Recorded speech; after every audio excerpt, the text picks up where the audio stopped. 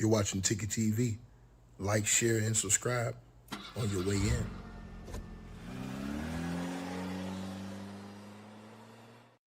All right, y'all. Like, share, subscribe as y'all tap on in. Appreciate everybody that's going to hop in the chat, man. Salute to everybody that's been supporting the channel, man. Appreciate all y'all, man. The Cash App, PayPal, Venmos, man. Salute. Appreciate all y'all for that yesterday. We'll shout y'all out during this stream today, man. But let's get into this report, man. Major report going on right now at the Tupac Shakur murder trial. According to TMZ, you guys, it has been a shootout outside of the Tupac Shakur murder trial. According to TMZ, it has been a shootout or a shooting outside of the courthouse. And man, this thing was getting tensions yesterday, but I told you guys that this thing is gonna get crazy in the next couple of days. They got some witnesses that's coming out here, bro. And I try to tell you guys, I think this is a way bigger thing that's going on, man.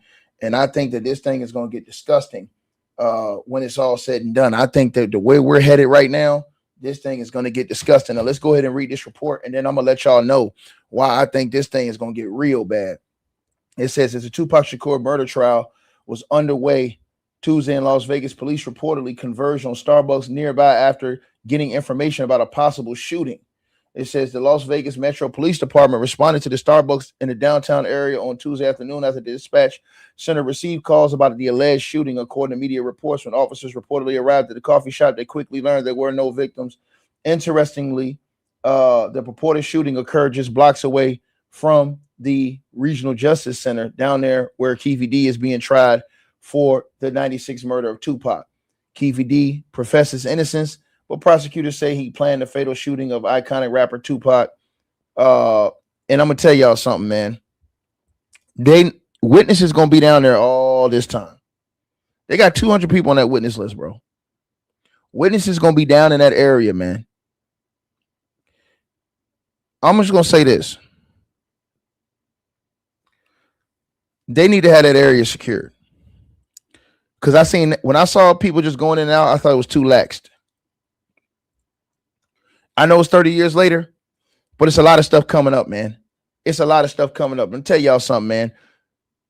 After what we heard yesterday, I try to tell people this is only a tip of the iceberg. What we heard yesterday. What we heard yesterday is only a tip of the iceberg. It's not even the whole thing. Because when you get to the whole thing, bro, let me tell y'all something, man. This thing, so they've been through what, 12 witnesses right now? You got 200 witnesses? They're talking about they got shook. They still supposed to be trying to force to come up. Other people that's coming up, I told y'all yesterday, Kirk Burroughs, all of these things. Bro, this thing is bad, man. This thing is bad, and this thing could reveal a whole lot of, and it's going to reveal a whole lot of stuff. I've been trying to tell people. I don't know why people don't want to listen. I got a bad feeling about, and I'm going to tell y'all something. That nigga, that nigga was mad. Yesterday, that nigga Keefe D was mad. That nigga, if you see how that nigga was looking at Mob James yesterday, let me tell y'all something. You had people that came in here that was questioning me last night when I did that live stream, and they were saying, Ticket, what are you talking about when I said that Mob James' testimony did Keefe D in? I think people got to understand where I'm coming from. When you're in a court of law and you're talking about a jury and you're trying to convince a jury that somebody's telling the truth and somebody's lying, right? Because this case was 30 years ago, when you bring a former gang member into a courthouse to testify, Mob James is 61 years old. People have to understand, when they went and got Mob James off his sofa to do this thing, Mob James was probably thinking like, what? Now, think like this. Do you think Mob James had money to go buy a lawyer? So when they came and subpoenaed Mob James, and they took it, they grand jury Mob James. Mob James said this on the stand. They grand juried him, forced him, told him, if you don't come, we're going to hold you in contempt of court and lock you up if you don't come testify. Mob James told him, I ain't got to say shit. He cussed them all out in the grand jury. They said, no, you going to come say something, because if you don't, we're going to hold you in contempt of court. And if you lie on the stand, we're going to charge you with lying on the stand. Mob James seen that. Mob James, 61 years old, health declining. He got grandkids. Mob James like, look, man, I'm not trying to put this dude in prison, bro. I don't want to do that, man. I don't want to put this dude in prison, man. Yo, tell your lawyer, stop asking me this shit, man. But I'm going to tell y'all something that happened in court yesterday that everybody missed. What happened in court yesterday, the prosecutor, he set it up. And I told y'all this. When the prosecutor questioned Mob James, he asked Mob James one specific question that changed everything in this case. He asked Mob James, yo, Mob, did Tupac, now, why, you ask yourself this question, why would the prosecutor ask Mob James this? Because their whole narrative against Keefe D is that Keefe D is a gang member, and that if somebody violated you as a gang member, retaliation is a must. Keefe D, what was his defense, y'all? I'm not a gang member. I ain't been a gang member since 88 or 89. I left that shit alone, right? What happened in court yesterday? Mob James, without knowing, he destroyed that whole narrative that Keefe D wasn't gang banging after 89. Keefe D said that in the interview. That destroyed Keefe D's whole defense that he wasn't gang banging after 88, 89. Because Mob James was talking in 96 like, yo, they were the targets and we had to go get them, right? Because Keefe D's lawyer kept pressing like a damn fool. But also, they got together a whole nother point that y'all missed. And I'm finna tell you right now. Are you ready for it? The prosecutor asked he asked Mob James an important question. He asked him an important question that everybody missed. The prosecutor asked Mob James, and when he did this, everybody who was listening, they missed the whole point of why he did this. When the prosecutor asked Mob James, yo, Mob, did Tupac punch you and knock you out? People was looking like, why are you asking him that? You know why he asked him that? He asked him that because he wanted to prove to the jury the narrative that in gangbanging, retaliation is a must. So when he asked Mob James, did Tupac punch you in the face? What did Mob James do? He instantly went back to his street mentality. Right there in front of everybody. You can't make this up. This is something that you cannot make up. He said if Tupac would have knocked me out, I'd have shot him, Suge, and Buntry. When he said that, the prosecutor smiled like, got him.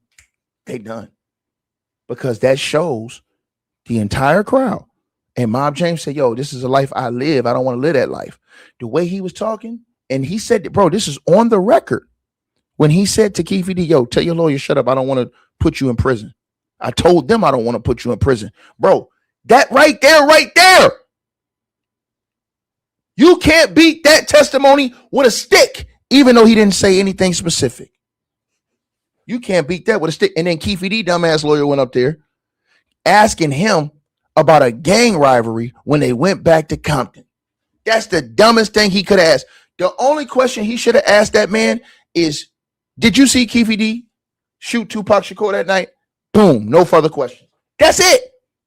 But because that lawyer did that dumbass shit, he put him in a dulo twist, and it's going to destroy Keefe D. Because I'm going to tell y'all why. I done told y'all this. And this is why when they talk about this going downtown, it is about to get very tense. People was trying to say, oh, it was boring the first couple of days. It is about to heat up today. Because when you look at the rest of this witness list and people that are coming up and people that we don't even know that's going to come up, What do you think they're going to do? Mob James called himself a hostile witness. Mob James probably thought, hey, man, if I plead the fifth, they still going to take me to prison because I refuse to cooperate. That's what Mob James was probably thinking. Even though Mob James was like, nah, I ain't trying to get no names, bro. I ain't trying to put this man in prison. So Mob James thought he didn't snitch on the dude, but you got a lot of people calling Mob James a rat because they said, oh, Mob James is talking too much. Man, don't y'all know that the mental capacity? See, this is the thing you got to learn about the streets, bro. It don't have no contingency plan. You can't just get out the streets later on in life and be a productive citizen and live and be a average human being and people respect you. You could have put in as much work as you wanted to put in and get all your respect. And these dudes will still never respect you. Even if you're 60-something years old, trying to move on with life, trying to do better things. Bro, I'm going to tell y'all right now, they need to up the security down there at this trial because what is about to come forward, bro, I try to tell y'all this. I can't lay it out better than when I can lay it out. All you have to do, and somebody said, well, Ticket, how do you know all this? Bro, listen, all you have to do is look at everything. It's right there in front of your face. If you can't see everything that I'm saying to you in front of your face, I don't know what's going on with you. I'm going to give you the laydown right now, right? I'm going to give you, as we get into this today's day, I'm going to give you guys the layout, right? Right here. There's a man.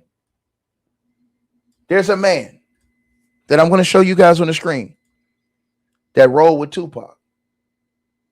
Now, this man who rolled with Tupac, everybody knows about him because it was Tupac's stepbrother, Tupac Shakur. What did Tupac do? Tupac filed a wrongful death lawsuit.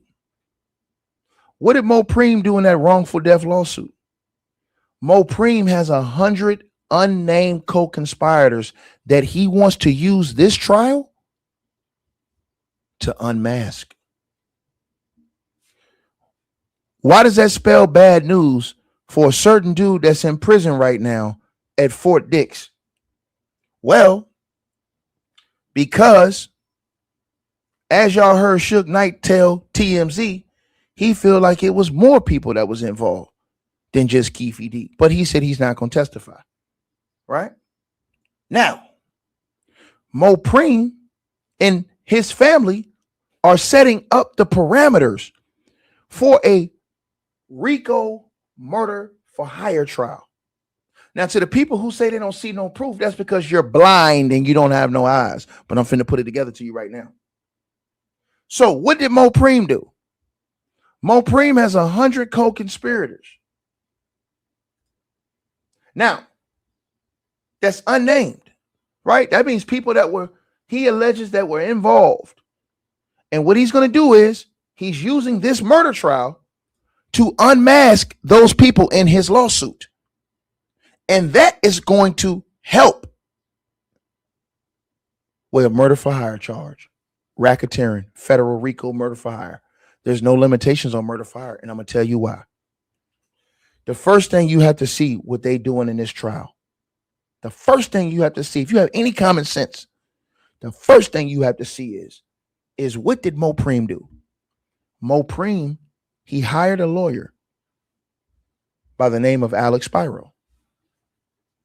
The lawyer that he hired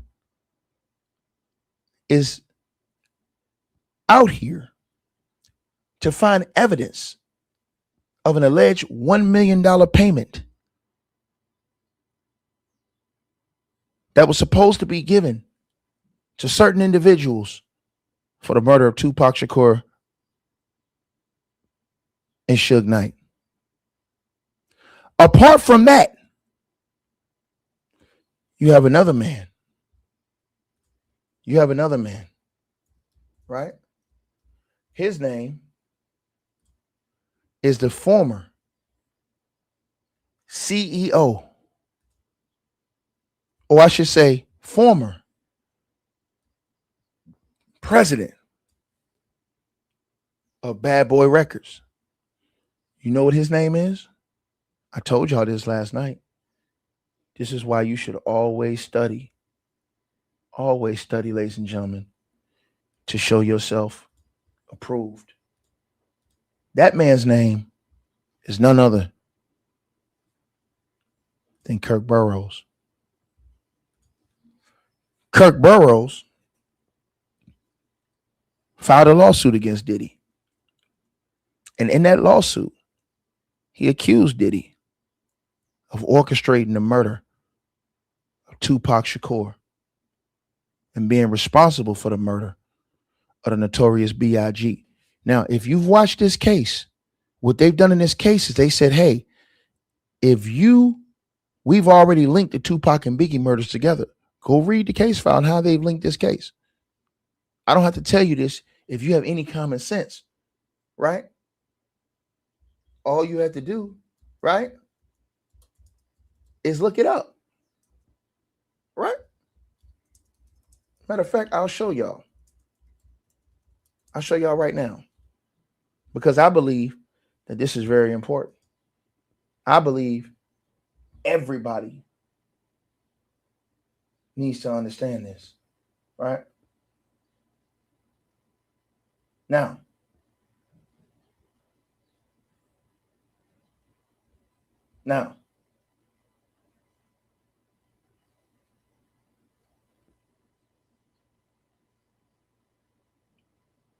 here's the problem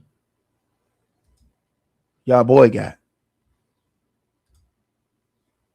Put this on the screen for y'all. And this is where Keefe D is going to get destroyed. Mob James testimony alongside, let me repeat myself again. Mob James testimony alongside Kirk Burroughs testimony alongside. They're using what Keefe D said. Remember this article in USA Today? Man charged in Tupac Shakur's death claimed that Diddy put out $1 million hit. Well, guess what? All they have to do is corroborate what Keefe D said. Read it right here. Davis, a leader of the Crips gang, wanted to help his nephew get revenge. But in a drug enforcement admission report detailing a secret police interview obtained by USA Today and filed in court earlier this year, Davis said he had another reason to go after Tupac Shakur and Suge Knight. Sean Diddy Combs had placed $1 million bounty on the two men head. Are you not listening to what I'm saying to you? They're going to use Keefe D's words along with Mob James testifying yesterday in court because Keefe D's lawyer didn't leave that shit alone. But what Mob James did was he linked that the gangs, the Southside Crips was linked to Diddy and the Mob Bloods was linked to Suge. He put that together yesterday in court. This is why people are missing the whole point. It ain't just about one piece, but damn it, Mob James a big piece. You know why? Because Mob James was a gang member. And Mob James said some shit on that stand that's going to cook Keefe D because Mob James said, hey, man, he was our number one target when we went back. We went back to Compton immediately. Why would he be the number one target if he wasn't involved in no way, shape, or form? Then when he said, yo, talk to your lawyer, man, I'm not trying to, and look how Keefe D was looking. And think about this. The jury had to have been looking at Keefe D, how he was ice grilling that nigga. See, you cannot take this emotion off the jury in a court of law. When the jury seeing this interaction in real life, though, so they use Mob James to link up that it was a gang affiliated situation. And Mob James told it all in court. He said, hey, man, look, that wasn't even our beef. We was doing this on the behalf of record companies. When he said that, boom, then it blow up. Spend the whole rest of your life stacking dough up.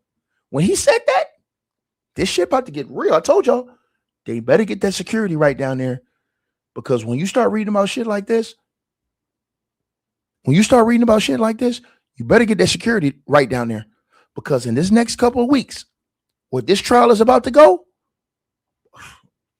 So let me get back to what I was saying.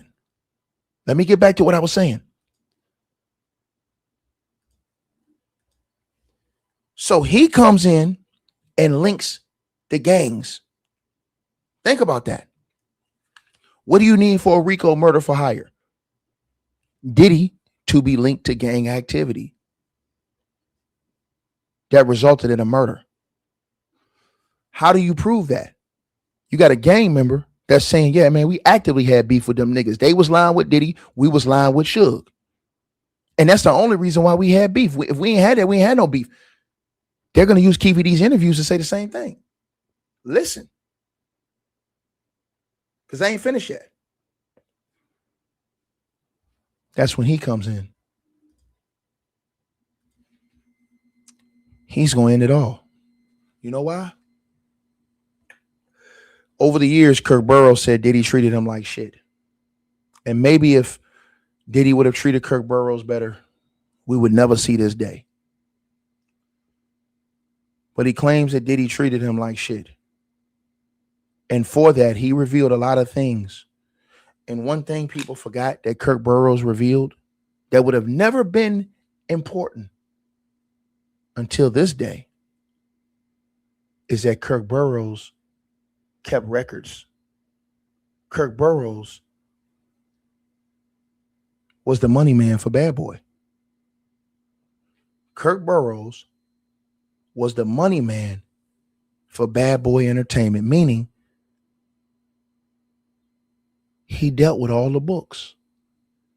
And what Kirk Burrows did for all those years, Kirk Burrows took notes meticulously every single day. And you know what Kirk Burrows took notes down on, according to him? The conspiracy to murder Tupac Shakur. So when Kirk Burrows walks into court and you already have Mob James that have linked the gangsters to either side, when Kirk Burrows walks in as the money man and as the president of Bad Boy and says that I helped orchestrate, fund, send this and that, and when he links Diddy to Keefe D, game over, because Kirk Burrows, he's not no just outside witness. Kirk Burrows was the president, CEO of Bad Boy Records. And this is why Gene Deal told y'all yesterday that the only reason why they wanted Gene Deal to testify in this trial is to link Puffy even further.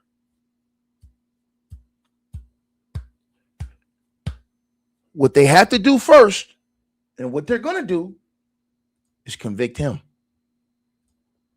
And after they convict him, because of his own words, and because there's enough corroboration that's going to be around there, because Mob James, he brought the broom yesterday.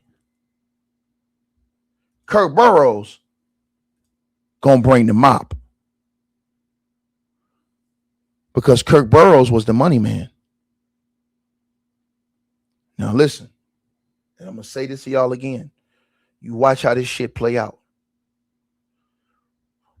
Once they convict him of murder, what they're gonna try to do is turn him on Diddy as well, to reduce his time in a RICO murder for hire charge. Once they have convicted Keefe D of murder, that is the biggest block, the biggest stepping stone to admitting that gang members were involved in the death of Tupac Shakur. And when Kirk Burrows goes up there and tells them that Diddy paid for this. Him being the former president, Bad Boy Records, with all of his meticulous notes that he kept over the years. They say this man got 30 boxes of notes.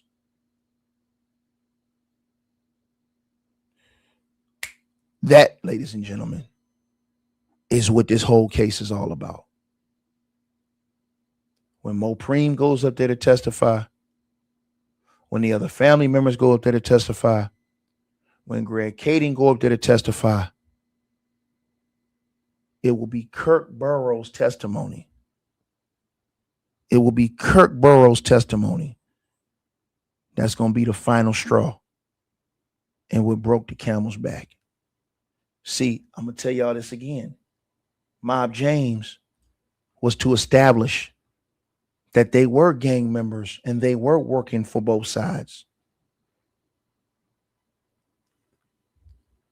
The other people are to further corroborate that. And when you have the money man that's going to come in, I'm telling you what they're going to do. They're going to pack Keefe D up and they're going to charge him with that murder. And then what they're going to do is they're going to tell Keefe, hey, look, we know you ain't trying to spend the rest of your life in prison. The guy we really want is over here. And they're going to go hit him with that murder for hire. And it's not going to be hard because you've already got a conviction in this murder and you already not have testimony that was found guilty in the court of law on podcasts, but you have that found in a court of law, which you can't beat that with a stick. But then there's something else. There's something else. There's something. There was a mistake that Keefe D made that he'll never be able to get back. And that mistake was this. When he went out and he talked this shit online about Mob James.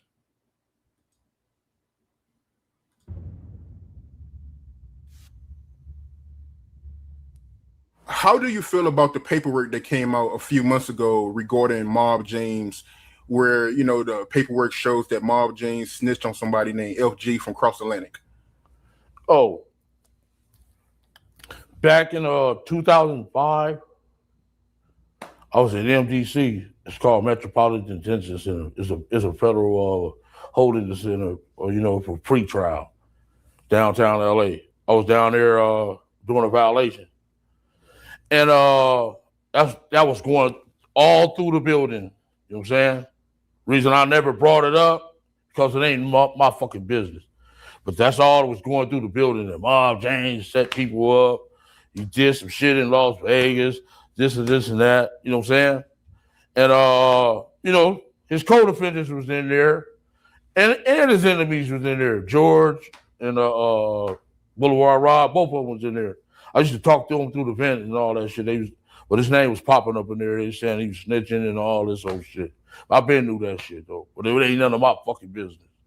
You know what I'm saying? I've been knew that I was in MDC when he did that shit. And as of him saying, I'm a buster, I was scared to come up there. The police was up there. Yeah, the police was up there because you was there, motherfucker. Yeah. God damn. And I'll never be scared of you, Mob James. Never in my life be scared of you. You're younger than me, dude. You know what I'm saying? You're not no fucking Bo Peep or no motherfucking Stanley Pitts and them, dude. You know what I'm saying? You're none of them, dude. You know what I'm saying? Matter of fact, your brother ain't even the motherfucking, the original motherfucking country, Buntry. You know what I'm saying? The original Buntry, I know him. He's 67 years old, nigga. He the one put in that work for that name, dude. I know him. You know what I'm saying? I know the history. I was over being in Compton way before you, dude. I know more about your hood than you know about your hood. Back in like 1971, I was coming from Mercedes and the Sears down there. We rolling up Long Beach Boulevard. Me and my brothers and little brothers and shit, and my homies. We little kids, 8, 9 years old. All your big homeboys, All the big pyro dudes from Ludus Park. The mob wasn't even out back then. It was Ludus Park and Am. Bartenders, Little George, Herman Jr., Willie T socked me in the nose, took my little bite. Shit. So I never liked the pyros. You know what I'm saying? They was bullies. They took my bite. I'm 8 years old. You know what I'm saying? Punk ass niggas took my bite. I never forgot that. You know what I'm saying? And your brother, the real Buntry, was there. This dude like 67 years old, dude. You know what I'm saying? I used to go to Ludus Park back in 68 before Pyro even came out, dude. My brother used to play Little League basketball up there and shit. I was 5 years old. They used to have a big slide. You know what I'm saying? That shit was still kind of Little League white. Ludus Park was, dude.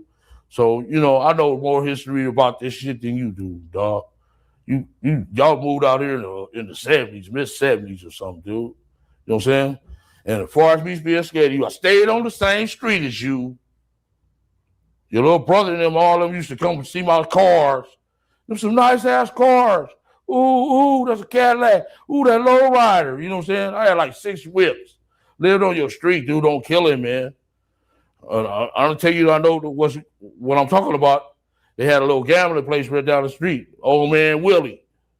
Then down on the fucking corner sack right there was a dude named Ken. He was balling, had a fixed up nice ass house.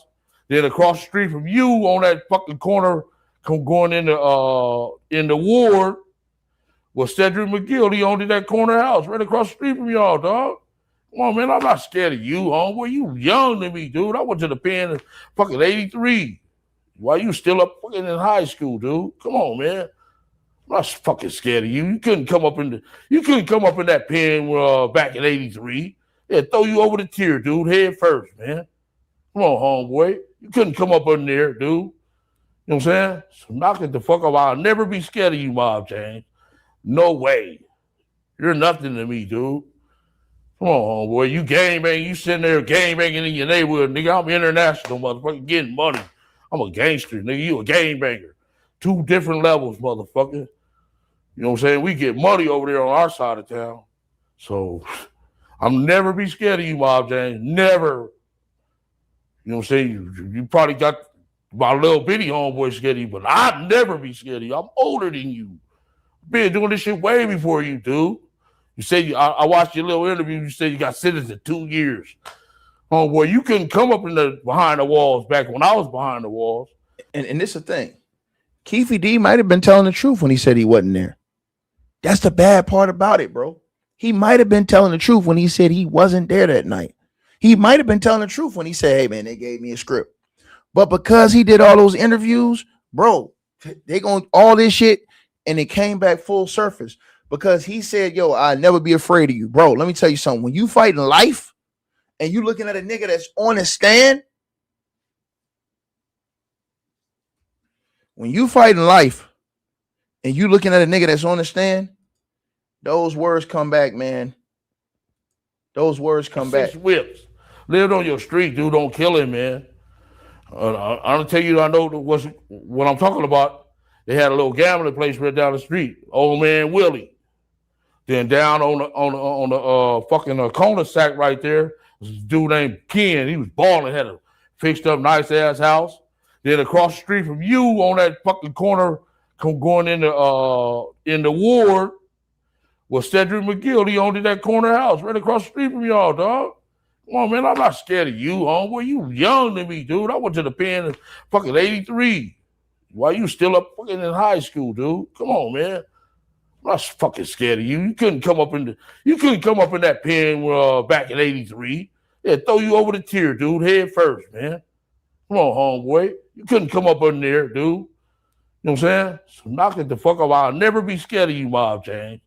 No way. You're nothing to me, dude. Come on, homeboy. You gang bang. You sitting there gang banging in your neighborhood, nigga. I'm international, motherfucker, getting money. I'm a gangster, nigga. You a gang banger.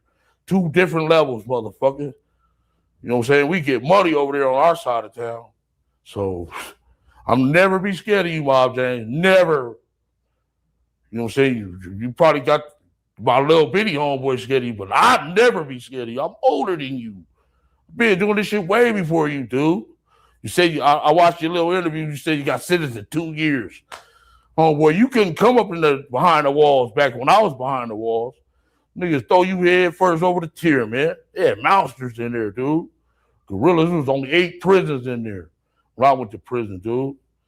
So knock that fuck off. I'll never be scared of you. So you can kill that shit. Yeah, but I knew about, but the whole building was lit up. MDC 2005. That Mob James snitching. Woo, woo, woo. Mob James snitching. I'm like, damn. They talking. One of your number one enemies, Boulevard Rod, talking me through the vent. Yeah. So man, knock it the fuck off, man. I'll never be scared of you, dude. You know, shit. You a kid to me, dude. This you and this me. 2 different levels, motherfucker. There's levels to this shit. Oh boy, you a gangbanger, you stay in your neighborhood, you said it yourself. And I heard another thing you said I need to correct you on. Y'all talking about y'all went up there press easy for this and this and that. Man, yeah, I ain't press no fucking easy, man. Not gonna fuck up. They offered easy to death row fucking CEO before anybody. He turned that shit down, dude. Harry O and them offered him that first. So that's, you can kill that shit that he scared of Suge and they took Dr. Dre and all that old bullshit. Man, knock the fuck off. They offered death row to Easy E first. And he turned it down. He said, I'm already established, Keefe D. I did the conference call for him. Easy E turned that shit down, dude. And you think Southside, Kelly Park, or fucking Ian Hood, or Atlantic Drive, or Nutty Block, they'll spook down them and let you do that shit, man. Let you and Suge them. Come on, man. Knock it the fuck off, man. We had gorillas and monsters over there where we live. Who? Lions, tigers, bad motherfuckers. So knock it off. Yeah. Back in the 70s, I'm gonna give y'all props. I think y'all weren't even living out there. Like 71, 72, 73. When the boys took my bike, yeah, y'all had a lot of big homeboys. And they was I was scared of them. Because I was 8 years old. Supposed to be scared of them, motherfucker. I know your homie Big Daddy Pitts. Because I was the ball boy for Compton College. He played basketball in 72. Being on the Pitt boys. You not the Pitt boys, man. I'm not scared of you, dude. Come on, homeboy. Knock it the fuck off. I lived on your street. Last time I'm saying this, dude. Yeah. So the rumor about Mob James being a snitch, that was going around since 2005. 2005 when I was in MDC. I never said nothing about it because it ain't none of my fucking business. But that was going around. You know what I'm saying? That was going around the whole fucking building, dude. And that shit go like a wildflower, dude. Man, that's crazy, man. And then now you hear all that, and this was all in them interviews. And now you would get to this. Like this is crazy, man. Like, you know what I'm saying? It's bro, that shit crazy, man. That shit is crazy for real, y'all. When I think about it, I'm like, damn, man. All right, here we go. Keefe D, happy to have you back on the platform, my man. Where's my man? Okay, first of all, I wanted to address the Mob James situation. Big dog, I'm not scared to go on the show with you, big dog. You know, you went with my homegirl. Then you said, I can't get 10 Southsides to say Keefe D was a gangster. Man, gangsters move in silence anyway. You know what I'm saying? And my homeboys ain't going to go with the ops against me for you. So you can knock that off. And back in 84, I went to the pen for emptying 2 clips in this dude's house, dude. And I was in jail when there was only 8 prisons in the state of California. You had to do something to go to prison. Now they just send anybody, drunk drivers, 40 prisons in there. It's a money-making business. But back when I went to prison, it was only 8 of them, and you had to do something to go to prison, dude. So you can kill that as I'm a buster or whatever. You know what I'm saying? I'm a buster even for addressing this situation anyway. Coming back for saying this. You know what I'm saying? But big dog, I lived on your street for 3 years on killing. Address 1815. You know, I can tell you everything. What's the name lived across the street from you? Cedric McGill from Gray Street. I lived it down the street from you.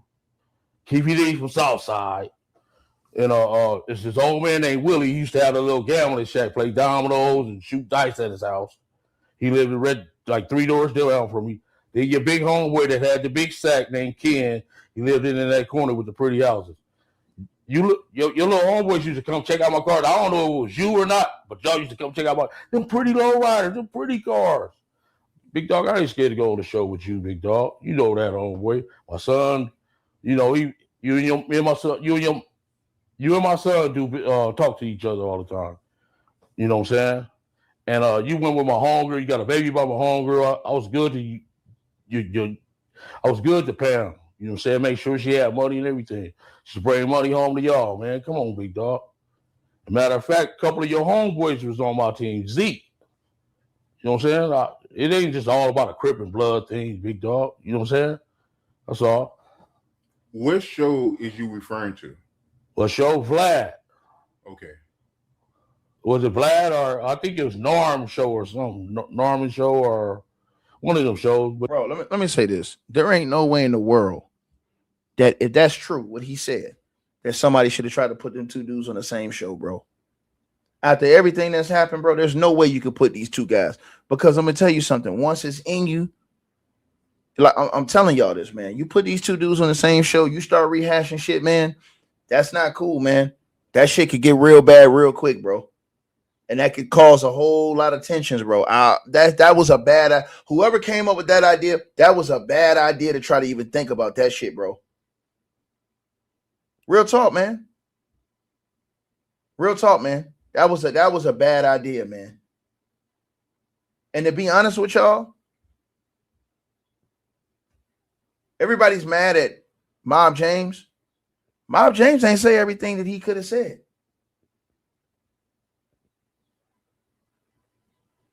Mob James ain't say everything that he could have said. As far as everything that he knew back then about that. Like, he really didn't want to be involved in all that. But I'm going to tell you something. You talking about putting these two type of guys on the same type of show? Bro, I'm telling y'all, wait till we get into this testimony today. I'm interested to see who they got coming. If they got Kirk Burrows coming today, it's going to be fireworks. They got 200 witnesses. Do you know how many witnesses they have, y'all? That they have. Let me say this to y'all. They have witnesses that are private right now until the trial starts. So they have unnamed witnesses that are coming in here. Unnamed witness. I didn't even know before yesterday that Mob James was on the list. When I saw Mob James, I fell off my seat. So just to think who else they may have, because Mob James said they forced me to go up there. By him saying they forced you to go up there, who else might they have forced to go up there? And what other testimony are they trying to get out of guys? Because what are they doing? Are they threatening these guys? Because, again,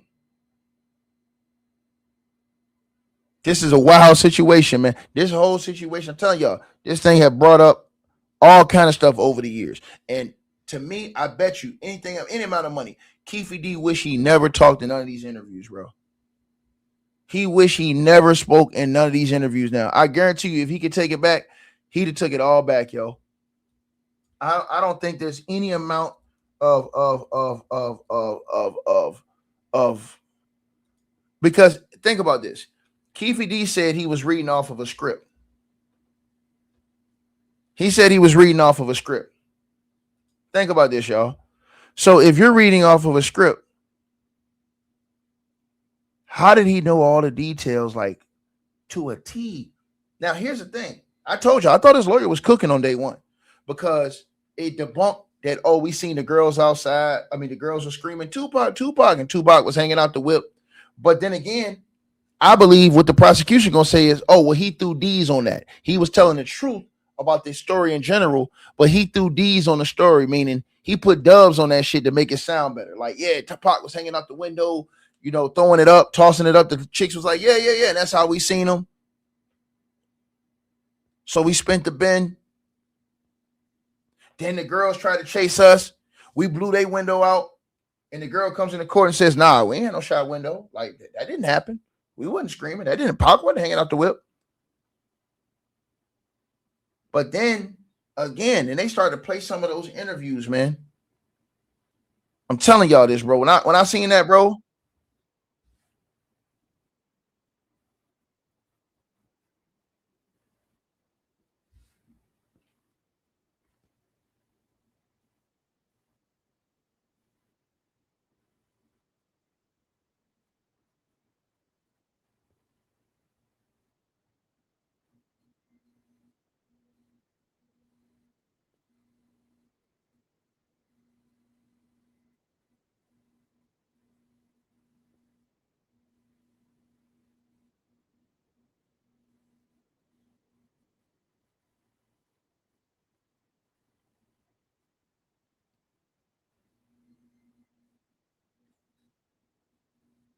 Y'all hear this, right? At the same time, boom.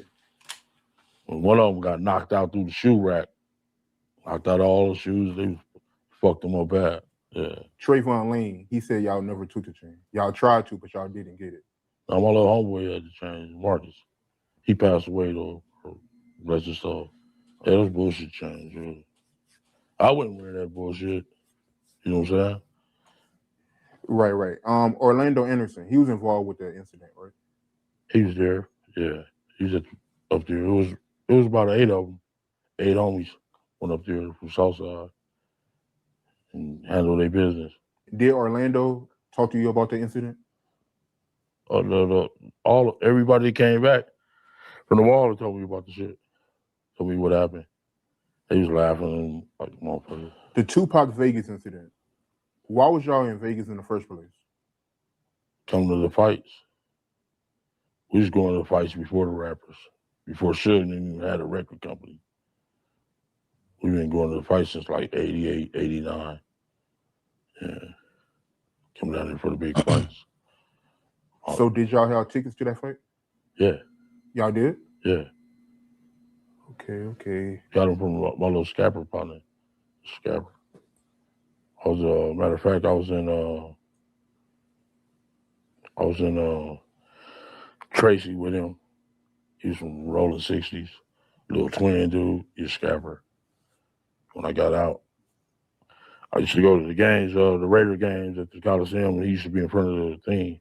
I found out he was a scapper, so we exchanged numbers. So any concert, sport event, I would call him ahead of time and get the tickets. What day did y'all show up to Vegas? I came on that Thursday. That Thursday? Yeah. And the fight was on a Saturday. Y'all showed up on a Thursday. And if I'm not mistaken, the day before the shooting, you spoke to Suge Knight and Tupac, right? A day prior? I didn't talk. Tupac don't know me. But Suge Knight, you had a Yeah, conversation with Suge Knight. We was waiting on our cars at the valet at the MGM, and they pulled up, and they Rolls Royces. And tell me about that, because that was a Friday. That was the day before. And he got out and came and shook my hand. What up, big dog? Suge Knight. Yeah, that's why I didn't understand why would they jump on my nephew the next day. I was stupid. Okay, so he came up to you, he shook his hand. And... shook my hand. What up, big dog? What you doing? You know. And all the bitches, because all the bras was around him, and so they was like, "Who the fuck is this dude? He must be powerful." You know what I'm saying? Everybody must have looked at it like that. Damn, he just came out of the crowd just to shake this dude in. Yeah. So just take me through that Saturday, everything leading up to the incident. We had got tickets from the scapper dude, and he had us placed all over. We was gonna meet at the cafe after the fight. That was all our plans. So everybody had was coming to the cafe and shit.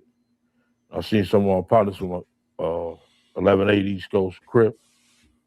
They like, hey, they just jumped on your nephew. Like, who? Said some death row niggas. Like, bullshit.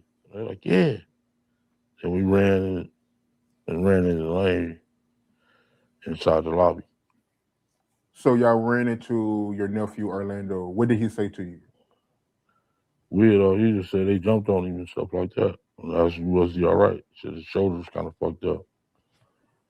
I guess from getting kicked in the shoulder or something, he said his shoulder was fucked up. How mad was he?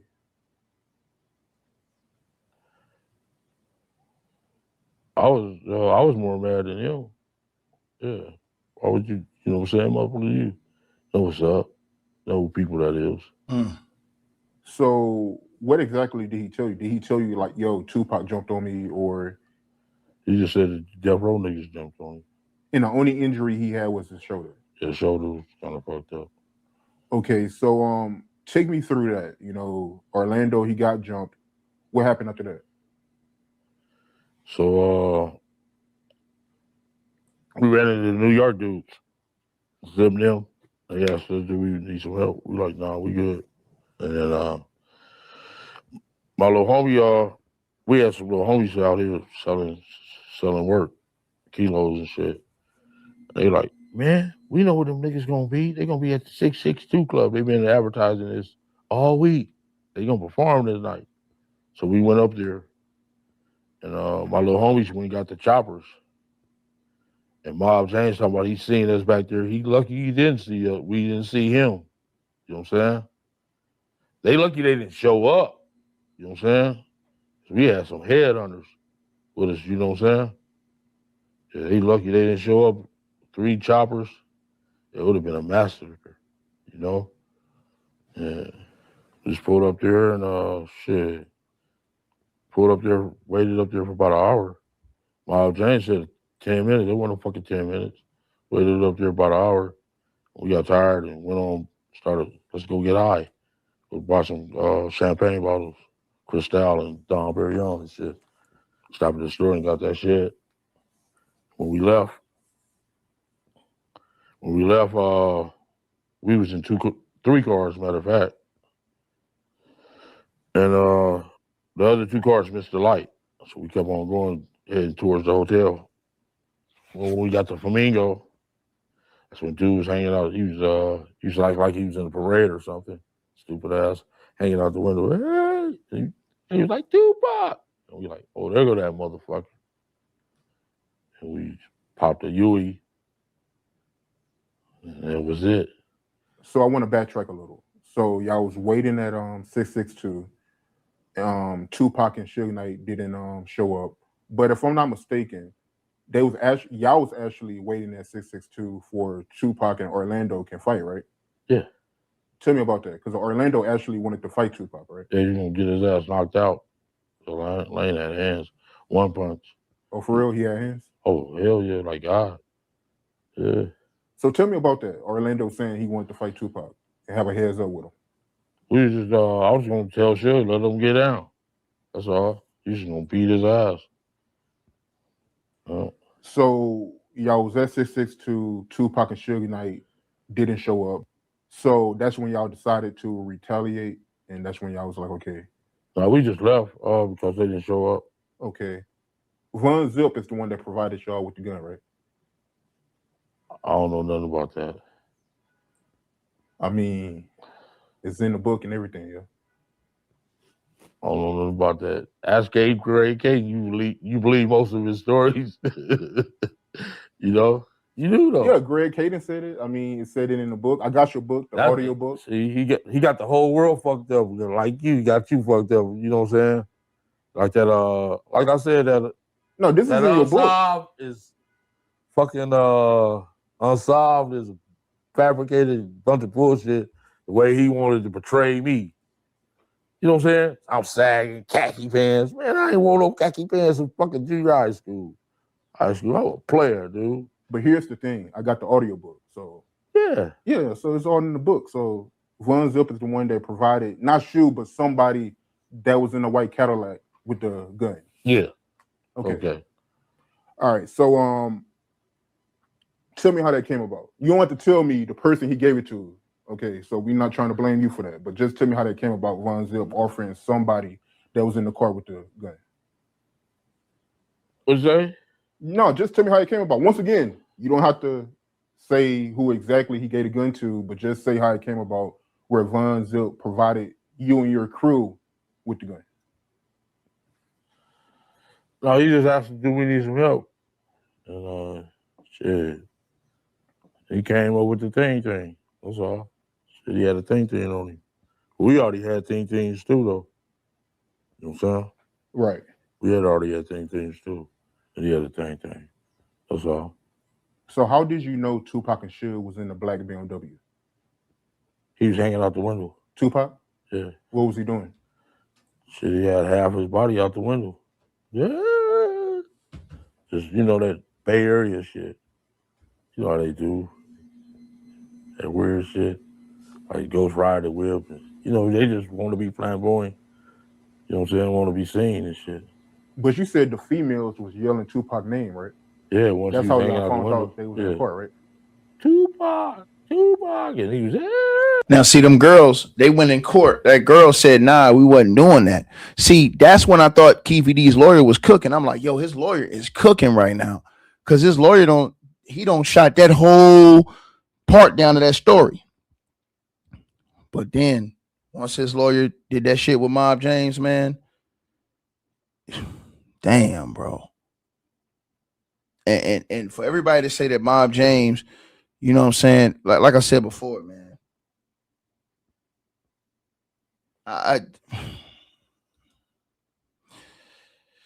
You just, again, over the years, man, it's crazy, man. All the stuff that you know what I'm saying? Here. Kicked James out the court and told him who he was. You know what I mean?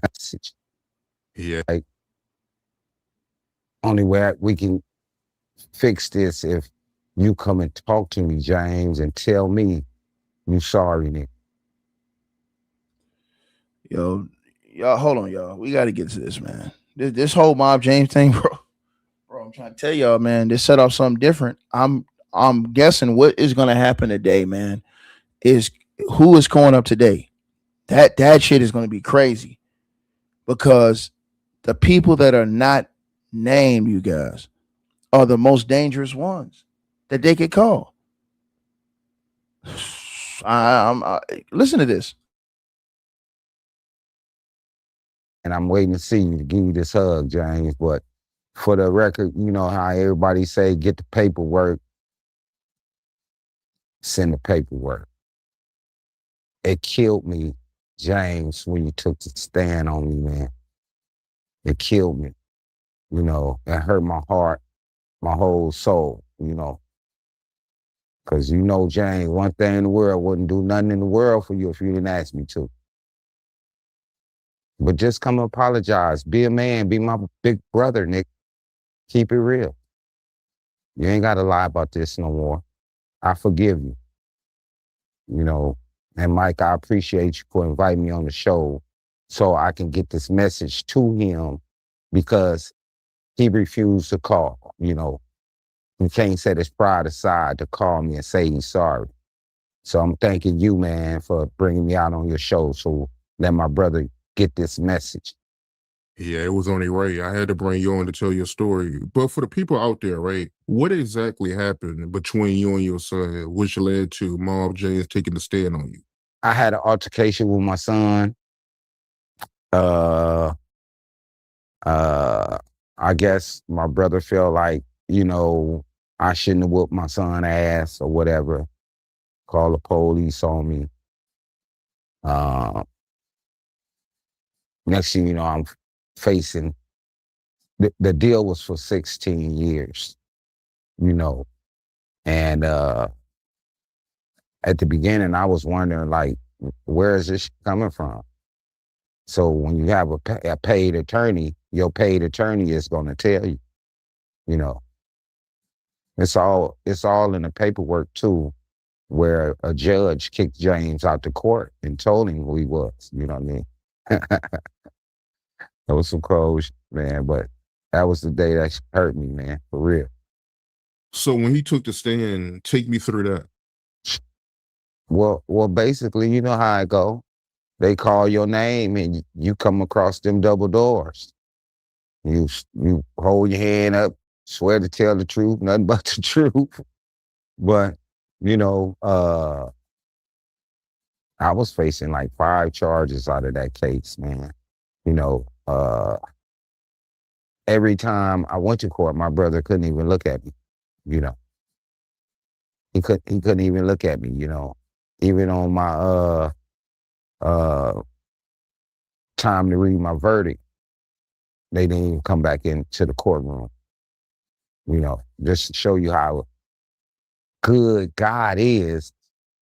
I pled guilty in that case. I pled guilty.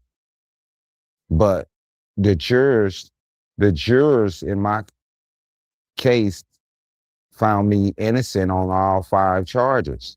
Now, how do that happen? That was God all day long. I told my attorney he wasn't, you know what I mean? It wasn't the attorney because he wasn't really working for me. He had a crush on the DA, you know, and she was after me. I guess she was going a little too hard on me, you know, for her to lose this case, you know, because all jurors said not guilty. Because, like, you know, my son, he was touched a little girl. The little girl told on him. He got suspended. I talked to him about it. And the following week, when I took him back to school, he did it again. So I had to tell him, man, we don't do this. You know, this will mess your whole record up. So I whooped him, and my brother called the police on him, you know what I mean? My son even said it in the courtroom, you know, that's him and her trying to turn me against my dad. So after that, I was stung. You know, I was like, okay, what do? I just kicked back and prayed on it. And sure enough, I have 5 not guilty. That's what I'm saying right now today, you know, to James, if he ever watched this video, you know, man, I still love you. You know, you my brother. But I can't deal with you until you apologize. You know what I'm saying? You know, my mother came to me in a dream and told me to give my brother a hug. So that's what I'm going to do, you know, whenever I do see him. Yeah, that's heartbreaking, man. So when he took the stand on you, he wouldn't even look at you. No, he wouldn't look at me not one time. Not through every court appearance I had, he could never look at me. You know, he was saying that he came to court because my mother asked him to. That's not true. That's not true at all.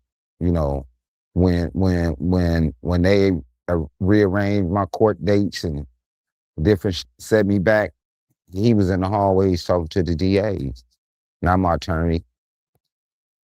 You know, so I had been knew where it was all coming from once my paid attorney told me, you know what I mean? Because I only appeared in court one time with a public defender, and that was the beginning. So when I came back to court, I had a private attorney. James, if you pay me back for this attorney, I'll be cool with you. Terrible, man. So where do you think his motivation came from for him to do something like that? I don't know where it come from. I don't know if it was animosity or jealousy. I'm not sure. It's just I could never figure it out because this is my brother, and I was wondering and wondering. You know, it was real confusing for us me trying to figure it out, and I don't know. I don't know if it was the ambition I had growing up, or you know, the females he liked me. I don't know what it was. You know, it was just me and my brother been through a whole lot. And at the age after I graduated 6th grade, my brother shot me. You know what I mean? He didn't mean it, you know, but at the same time, being older and call yourself being responsible. See what happened, me and my partner across the street, my brother had some guns and stashed in the yard in the bag. And I went back there, got the bag, and took the guns across the street. And my partner, his mom's had a gun that matched it. So we took the bullets out of her gun and put them in those guns. And was outside popping at the light. James came out screaming my name. Then we took off running. He chased My buddy called him, got the gun from him. Then he came looking for me. I was in some bushes. And as he was walking past me, I started laughing. And he said, freeze. And when I started to stand up out of the bushes, his gun went off, hit me in my nose, knocked my tooth out. And I jumped up and ran across the street, screaming for my mother. James ran off, you know. We've been through so much, man. I don't know why my brother turned out the way he was with me and Buntry, because ain't nothing in the world me and Buntry wouldn't do for James, Growing up, everybody used to be able to drink, but I couldn't drink really because I had to watch James because he drank too much and be in it, So I really didn't drink too much. But other than that, I don't know the reasons why he had all this animosity or just didn't like me for some strange reason. I don't know. Heartbreaking, man. And you said that he liked some of your baby moms? I know. That's why I was saying, I don't know if it was behind the females that he was liking, turn out liking me and having babies by me or whatever. I don't know what it was, because he used to tell on me with some of my chicks too. Like, oh, he just left. Or he might call one chick this other chick name or some they'd be like, who is this? Who is it?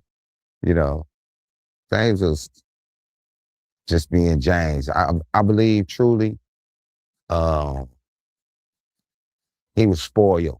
He was my mama baby. He was the boy in the family get away with everything, Just me sitting right here listening to you, man. You really sound hurt, man. Man, that's one of the coldest feelings ever. You know what I mean? That feeling. And then right after that, when I won the case, because I sat in jail for like 13 months fighting that case. And right when I got out, maybe a month and a half, 2 months, my mom's died. So it kind of rocked my world at that moment. You know what I mean? But I'm bouncing back, man. There was some real painful feelings. Something I never thought I would, encounter. And have you ever confronted him about it? Well, far as this last episode, I only seen him one time in Las Vegas. I seen him on a motorcycle run,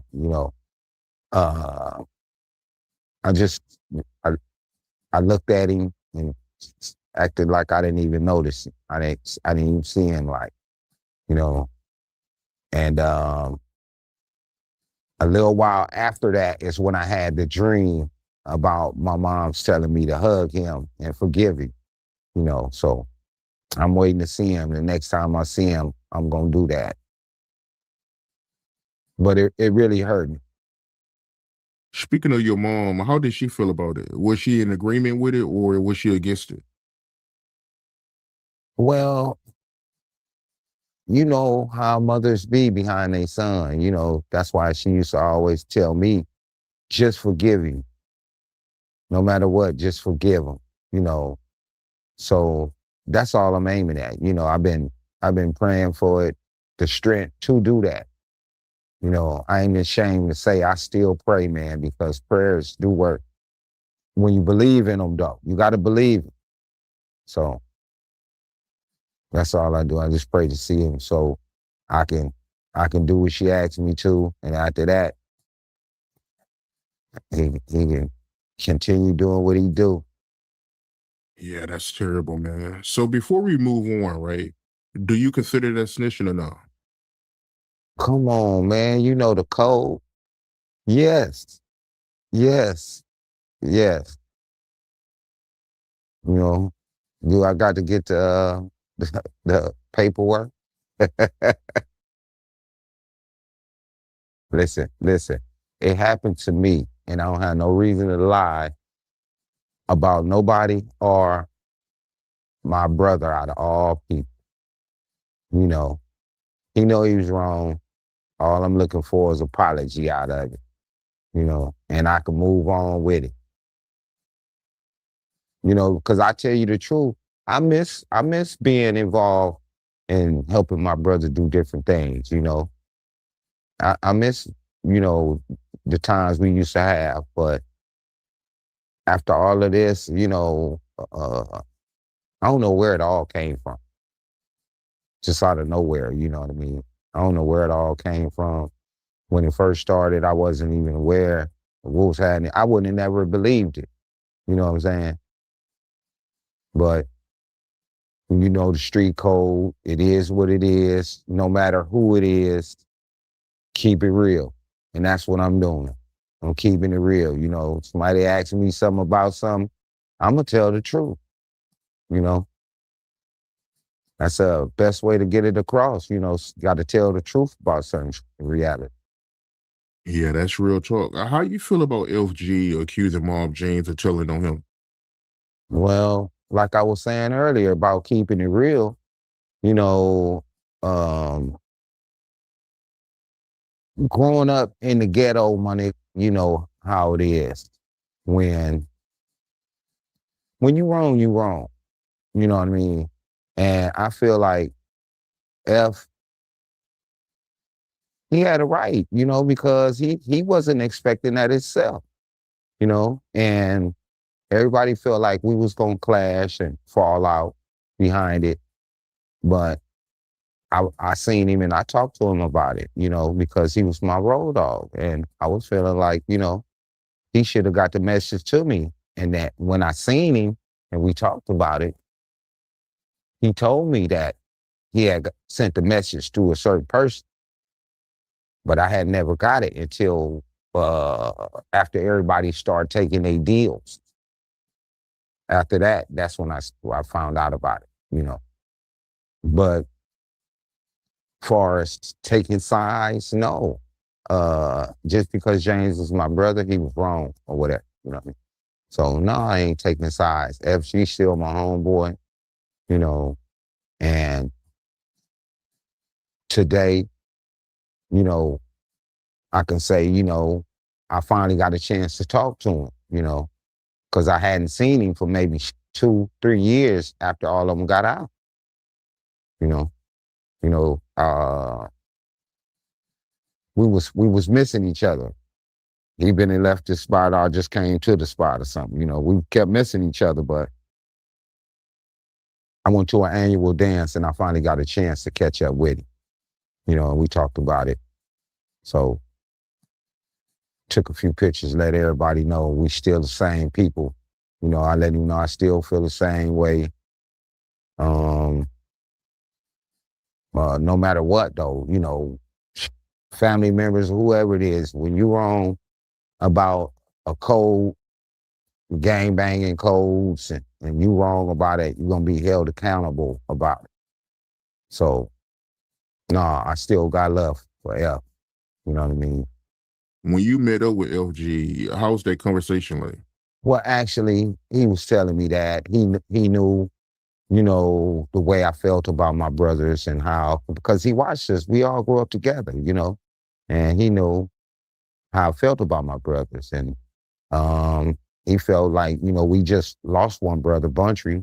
And so then this things happened with James, and he felt like I was going to automatically take sides with James on it no matter what tip, just because this my brother, you know what I mean? But no, I'm solid as a rock. You know, when you tell, you tell. It is what it is. You know, either you're going to stick around, deal with it, or you're going to move on, you know? So, hey, I'm just keeping it real on every aspect of street life.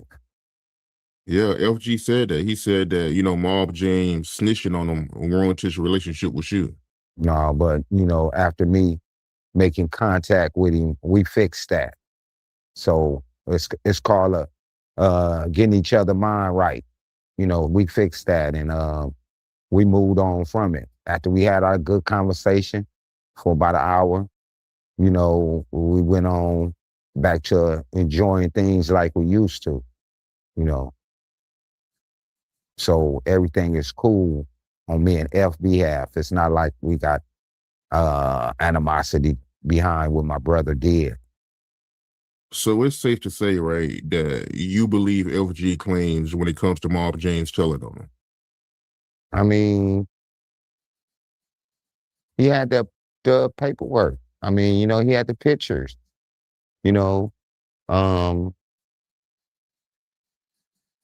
when you blame somebody for something, man, you know, it's a reason. It ain't just somebody you picked out of the crowd to blame. You know, you blaming the right person, whoever they letting you know told on you. So you know how the game go. When they got something, they share a little bit with you. Hey, that's what it be, and leak, and it leaked a little fast, I guess, for him. So he know what happened. For a long time, I didn't know what happened. You know, but it is what it is, man. And I hate it turning out like that because he had a reputation to, you would never expect that part of like snitching would come from a guy like James. You know what I mean? You would never would think James would be a nick that turned out to tell on you. Not the way we was growing up. You know what I mean? You know, it was time, you know, when we was growing up the 80s, he can hear about somebody telling and he was touching them up. You know what I mean? Now, years later, it turned out to be him doing it. Oh, yeah. It hurt my heart, though, man. It killed me. Yeah, LG said that. He said that, you know, he was shocked when he found out that Mob James told on him. You know, he said that he would have never believed that. Right, because back in those times, everybody was like real thugging. You couldn't be no buster running around in Compton. You know what I mean? Everybody was truly thugging just to survive. So you had to be with it, and everybody was making sure we didn't have niggas in the circle who was gonna tell. You know, no matter what, that's the number one rule. Don't never talk to the police. Don't tell. But some decades later, he turned out to be somebody that did it. Now, you know, he got to live with that. You know, I mean, I wish he would stop going on these podcasts that's talking about a bunch of different things that he doing, because he not really understanding what he doing. Right. And you being somebody that still hang around Compton, are you a little embarrassed when it comes to Mob James? You know, you being somebody that's still in the hood, knowing that your brother got that reputation? I am, but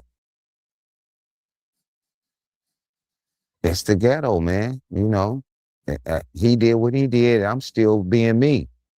You know, I still look over my shoulder just from the episode when we lost my brother. You know, it came from some people we knew. You know, but you know, far as being ashamed about it, you know, it touched my pride. You know, but being ashamed about it, nah. No, because we had different reputations, and we knew the same people, and a lot of different people I knew he didn't know. You know, like right now today, you know,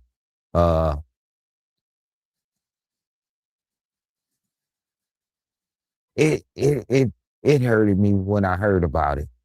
So yeah, to answer that question, yeah, it did. It hurted me when I first heard about it, and then it happened to me from him. So it really hurted me even more. You know what I mean? Like, this my big brother. This, and if I chastise myself, I never told on him when he chastised his kids. You know what I mean? And I really wasn't worried about it, because when they asked me, I told them. They asked me what happened. I said I whooped his ass. He did something he wasn't supposed to. So I whooped his ass. We talked about it before. He did it again. And my son told him even in court, I love my daddy and my grandma. That's all I got. He pointed at my brother and the DA. He said, that's him and her trying to get me to say these things about my daddy. So yeah. James took a chunk out of me through this lifestyle we live in. It hurt me for real. In different ways he hurt me, But by me setting it aside and I'm gonna forgive him, like my mother asked me to, I'm gonna do that and keep on moving. Yeah, and you brought it up earlier. What is some of the issues you have with Mob James going on platforms talking and telling stories and stuff like that? I mean, far as speaking on different episodes of different people, that some things he really don't know about. Why is he speaking on it? He need to stay out of people's business. That's not good.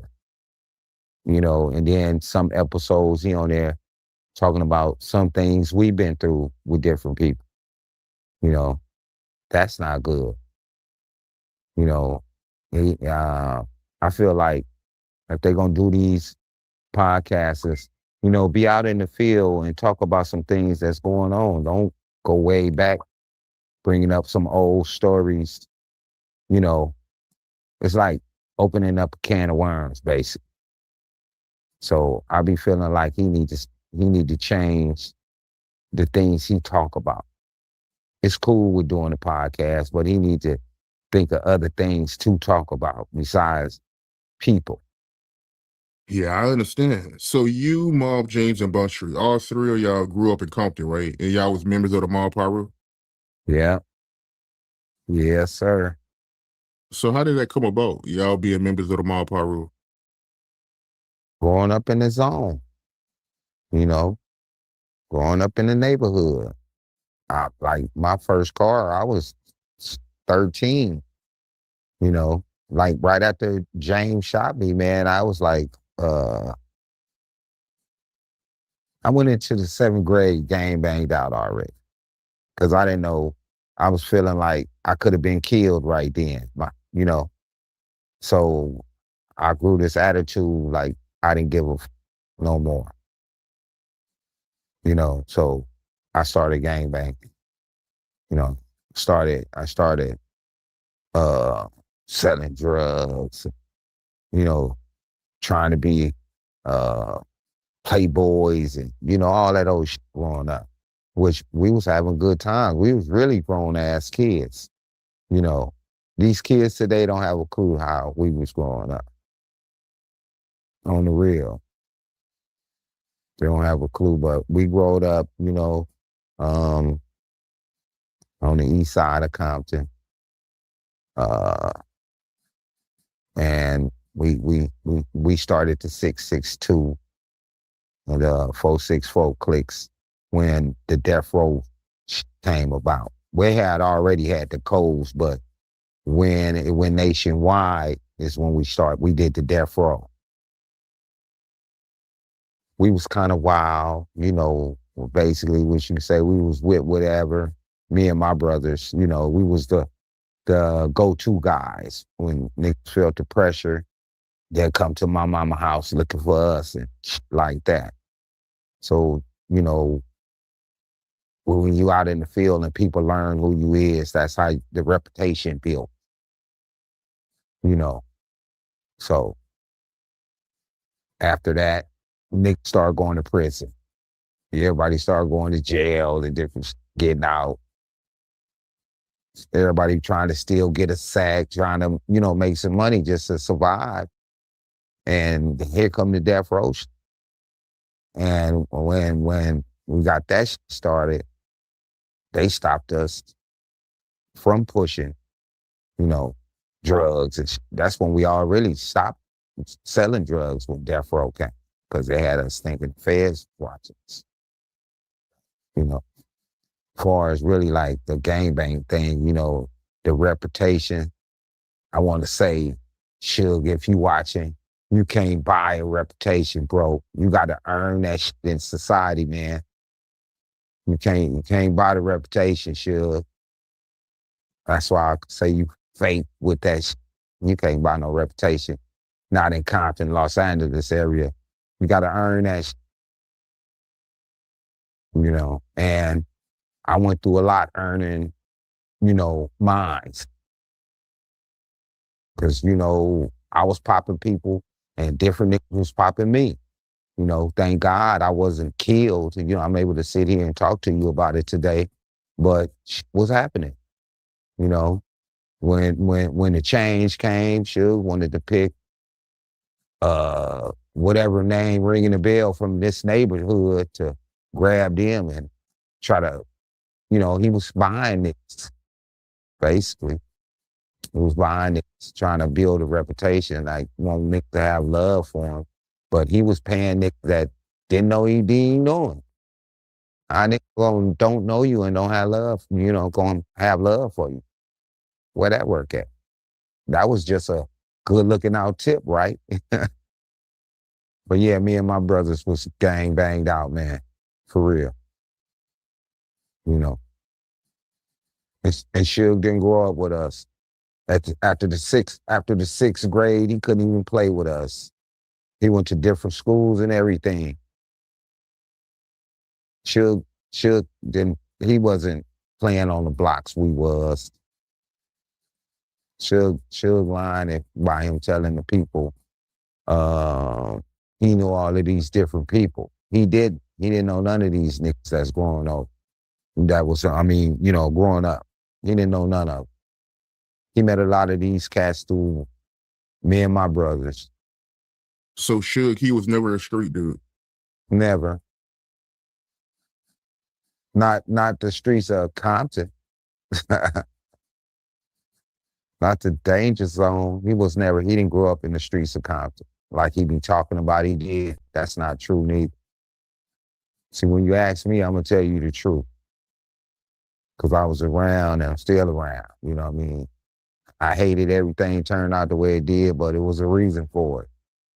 So was Suge a real Maparu or no? No, not, you know how the code go where you got to put your work in for your hood before you be official, all that. He ain't never, ever, not one time, experienced that kind of Never. He left a few years for college. He didn't make the football team. So he came back to the city and started trying to, you know, figure out a way how they can get some change going. So they started doing security. And after that, that's when the trying to be a producer came in. But Suge didn't grow up. He wasn't, you know, what's called jumped in. Nah, he never got jumped in and nothing. That's how much love Nick had from my brothers and us as homies in the neighborhood accepted it like that. You know, because originally you got to either go put some work in or you getting jumped in, you know, or pay your way in. But he didn't have no money at the time. So everybody running around doing security, helping him with this and that.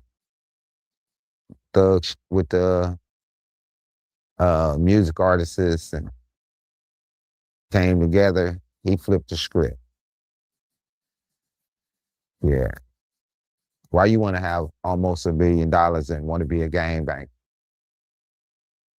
It don't add up. It don't make sense. That lets you know he wasn't no true thug out of the city. Because for one, a real nigga ain't finna just give a nigga some money to be friends with him. Not out of Compton. It don't work like that. Nigga ain't finna just give you nothing. When you don't even know you like that too, nah. Mm-mm. That's why I'm saying you can't buy friendships, not even relationships these days. You know, that's where he went all bad at looking out for the wrong people. So that whole image that Suge had was fake. With the red suits, the MOB ring, all that was fake. Wasn't real. I mean, he was running around with a real muscle crew, you know. So he was playing his image. He wanted to be uh like the TV shows. This real reality, you know. You can't live off of movies you done seen, act out like you this macho person and ain't. You know, that's TV. That was a movie made, man. You know what I mean? It is what it is, man. You know, me growing up, I learned the fake and the phony. And that was some phony shit he was pulling. That's not really no man to me. Right. So you was Suge Muscle, right? Basically, yeah, because it's been many a times he was cutting corners and you needed a real soldier to be with you. You know, he'll call me up, swoop me up. Come on, I'm gonna come and get you. I need you to go here with me. You know, so I knew what he was up to, but he was my homeboy, and I was rolling with him. You know, on the 100 tip. And when I started learning he wasn't 100 with us, when he could just meet somebody and do some certain shit for him. Hold up, Nick, we've been waiting for you to do this for us. You know, I mean, it was all bad. You know, I feel like greed played a big part of the death row system. You know what I mean? Um, Once he realized the kind of money was flowing, he forgot about everybody else, you know, that helped him get to that position, you know. And today he paying for it. You know, he paying for it.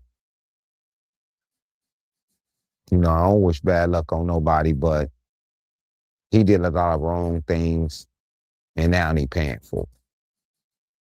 You know, So when you say that it was things that y'all wanted Suge to do that he wouldn't do for y'all, but when he'll meet somebody new, he'll do it for them. Can you give me an example? right. Far as, you know, we used to sit up, you know, basically we was running around and the different houses, they was his houses. We wanted our own houses too, you know. Uh Certain kind of cars that was just coming out. He didn't it, he didn't get them for us. He was getting them for certain niggas he didn't even know. You know what I mean? Just trying to be on some cool shit. Like, oh, that nigga looked out for me, but he wasn't looking out for us. So it started growing animosity. You know, everybody was in question. Like, when this nigga steady saying he was finna do this and he gonna do this when this come, but he never got around to it. If you don't mind me asking, how much was he paying y'all? I mean, we was getting some, you know, checks that, you know, basically if we worked a regular job, we could have been making more. You know, if we really worked a regular job, we could have been making more money. You know, it was chicken fees. You know, that shit really wasn't nothing. But, you know, as far as you just moving around the city, taking different trips and all kinds of other shit, wasn't paying for shit. I mean, it really wasn't tripping it because it was always in the meetings. In the meetings, it was things were supposed to be finna change, and it was just a bunch of lies. Niggas was selling niggas dreams, and you know what I'm saying? And like, far as me, my neighborhood, I was surprised niggas was going for it. You know what I mean? But it lasted for as long as it did, and when everybody got to seeing the light, it was too late. You know, shit was already falling apart when everybody really started saying, okay, this nigga foul and he ain't doing what he supposed to do. And then, you know, it was times certain people complained about certain things and was quitting the job, you know, was really upset with Suge. I'm surprised Suge lived through this. Keep it real with you, you know, because he was really dealing with some, you know, true thugs, man. You know, niggas like real respected in the streets. You know, you see as the crew faded away when Suge didn't have nobody that kind of people to roll around with started happening to him.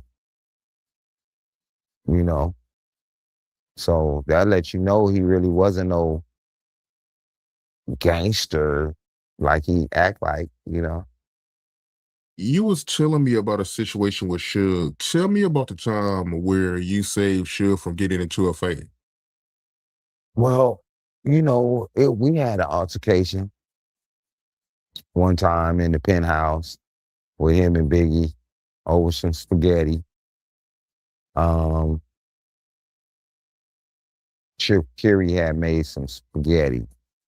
And you know how men be about women and they spaghetti. If they mama didn't make the spaghetti, niggas don't eat the spaghetti.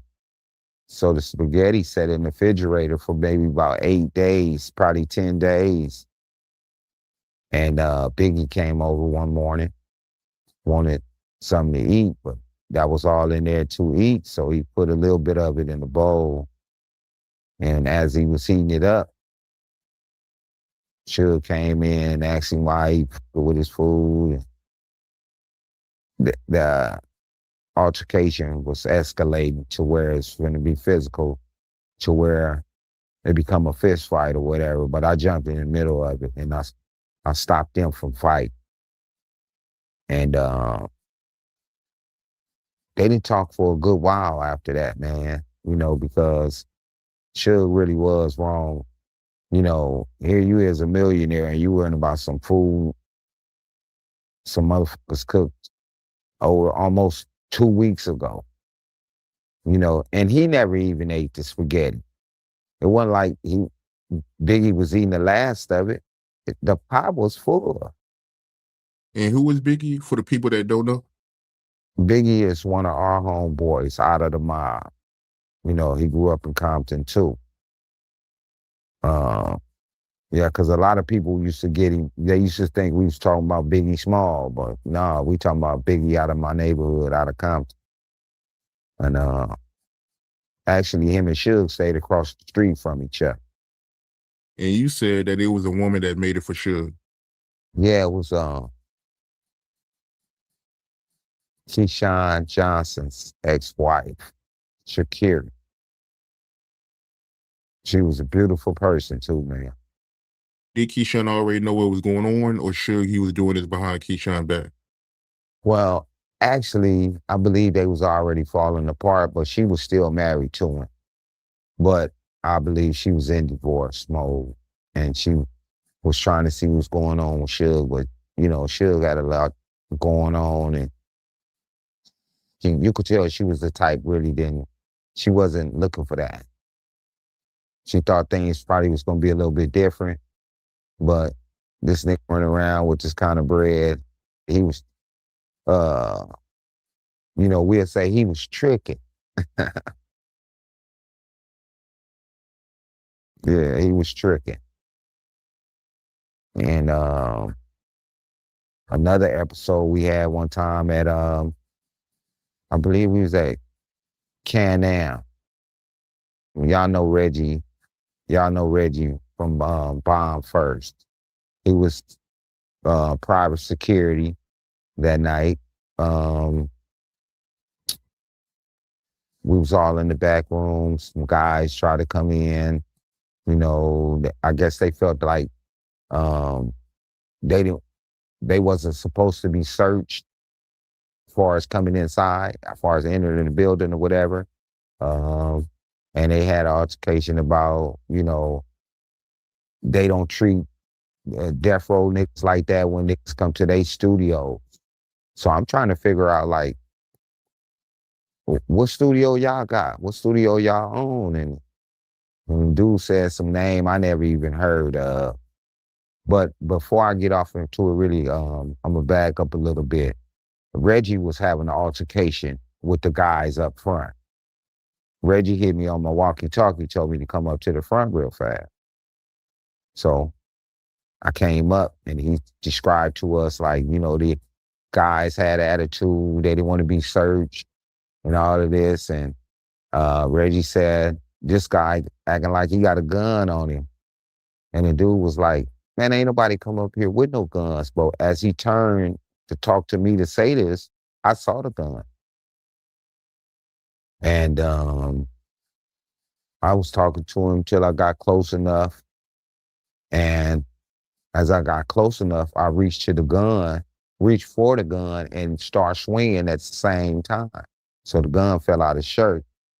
We got it. We roughed him and his buddy up real good. Got a gun off his buddy too. And, you know, street niggas gonna keep the guns. We after we get them situated and we trying to figure out where the guns is at now. Reggie then took the guns and already claimed he called the police. He turned the guns in with the niggas. We just gonna take the guns and let the niggas go, man. You know, that's how I go with street life. But Reggie called the police on him, you know, which I felt like that was fucked up because that's snitching too. But everybody got to realize Reggie was a cop. Reggie was a cop, man. Now he on these podcasts is acting like he just gangster guy. He was the reason for death row up and going. All that shit ain't true. Reggie came at the last minute. He came maybe just right after Tupac came. You know, he wasn't the reason why death row was making money. He was in control of the artists and different shit. Reggie is doing a lot of line on his podcasts too. You know.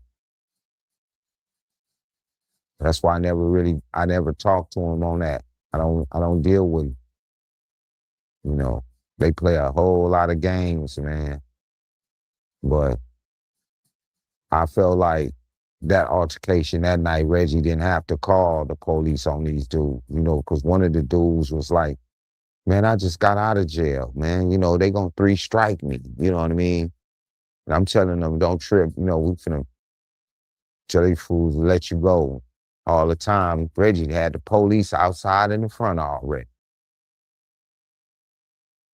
I didn't think that was cool at all, you know, because the lifestyle we live, we don't call the police. You gotta take it how it is in the street. You know, we didn't call no police on no street altercations. But Reggie did. What was the situation that Suge and Biggie had with the scooter? Tell me about that. Well, we was in Miami and we had scooters we had all rented, you know, to prevent us riding around in the cars, because you know Miami be traffic. The majority of everybody out there riding the scooter to get where they're going to prevent the traffic and all that. So we was on our way to lunch, and it's probably about maybe 10 of us. We had probably about 10 scooters we was riding, and Bingy was zigzagging in the middle of the traffic. And he swooped like right in front of Suge right the front brakes, and the whole scooter flipped over. And, you know, I think there was some Gucci glasses or something he had on. They went flying off.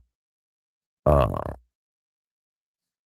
think his earring came out. And yeah, I know you probably saw it before, the big diamond earring he used to wear. And that came out. But the nigga still had his cigar in his mouth. And as we got up, you know, stopped the scooters and picked him up, He gave Biggie one of the coldest looks ever. If looks, you know, that old saying, if looks could kill, that's what kind of look he gave Biggie that day, you know. Gotta ask you, how was it like when Pop first came to Death Row? Well, you know, everything was up and going. And then when Pac came, you know,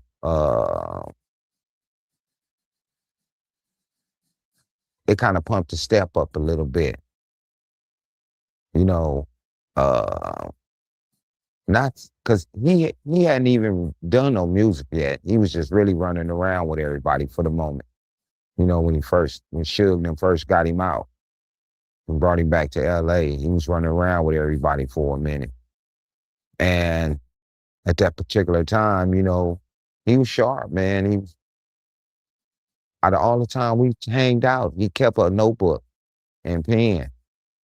And the different things we was going through during the days, you could tell he was writing certain shit down. He was writing shit down all day.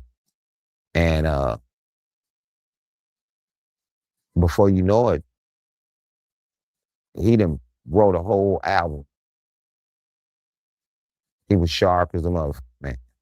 You know, he came with that album so fast. I think he owed his Suge like 2 albums. He hurry up did that. And I think he was finna start his own label. I believe he's about to start his own label. You know, he was finna shake Death Row. But he was gonna do a Death Row East, but Suge wanted his name to be on every thing, and Pac wasn't feeling that. He wasn't feeling that. He was finna do his own thing. But when he first came, though, you know, we was doing a whole lot already. We was having, you know, good times for real. You know, for me to say, for us not to really have that kind of money, we was living a lifestyle for us not to even really have that kind of money. But everybody wanted that kind of money. We was living like that, you know. And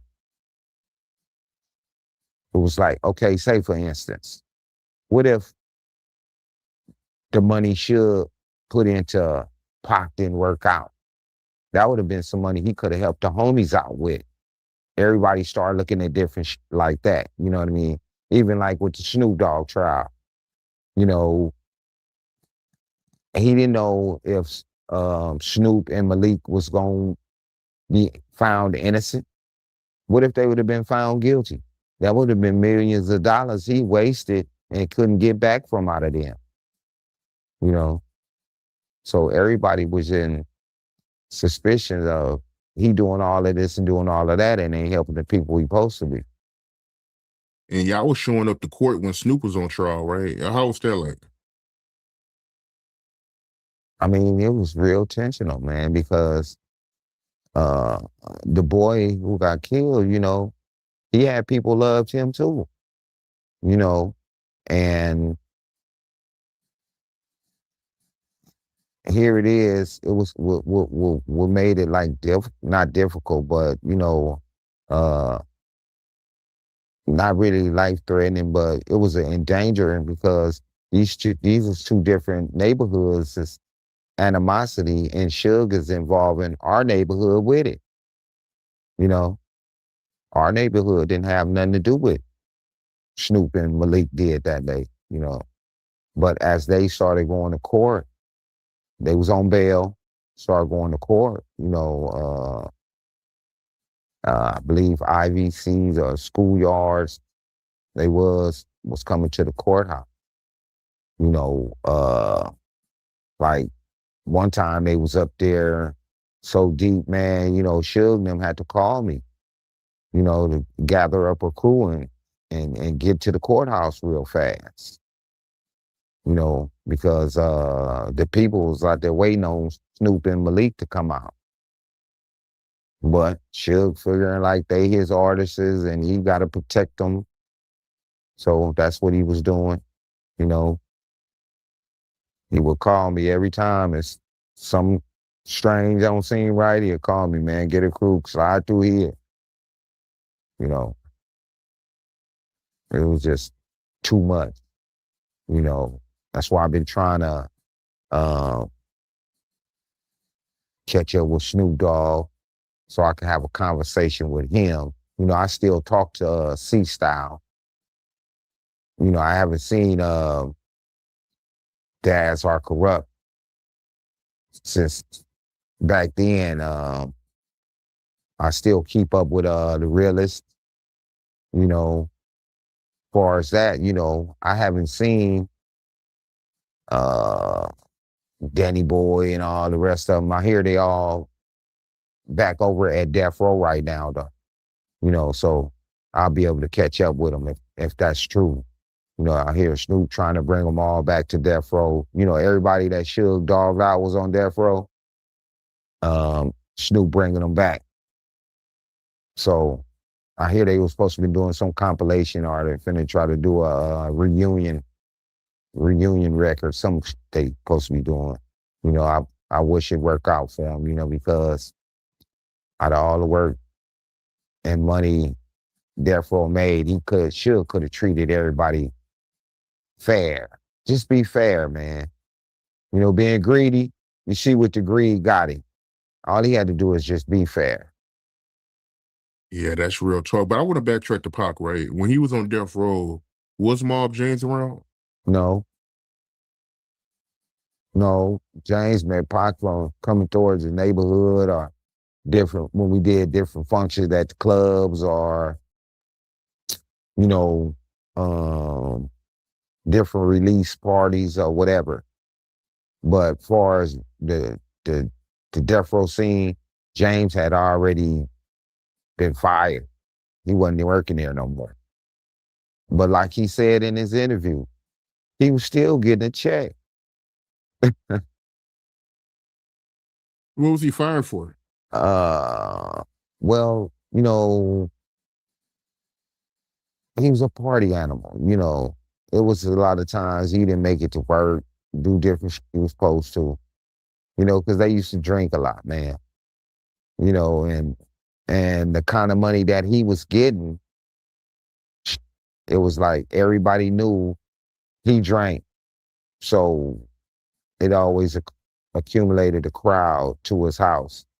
You know, they'd shoot by his house. And once they start drinking, he ain't finna make it to work. So they fired him. And a little bit after that, Tupac came. And things started growing. A lot of shit started changing. You know, when Tupac came, I feel like, me personally, my thoughts, I feel like Snoop Dogg might have been a little jealous the attention that Suge was giving Tupac. Because at the beginning, Snoop was getting that attention. But when Tupac came, it was like more of Suge and Pac rolling now and not Snoop and Suge. So they start fading back a little bit, man, and different rumors start coming out, and they was good for making one don't like the other. Suge them had that shit bad, you know. When they don't like you no more, they try to turn everybody else against you. So that kind of started happening. And Snoop stopped coming around for a minute, you know. So Suge, he was trying to turn people against Snoop. Well, to my knowledge, I feel like, you know,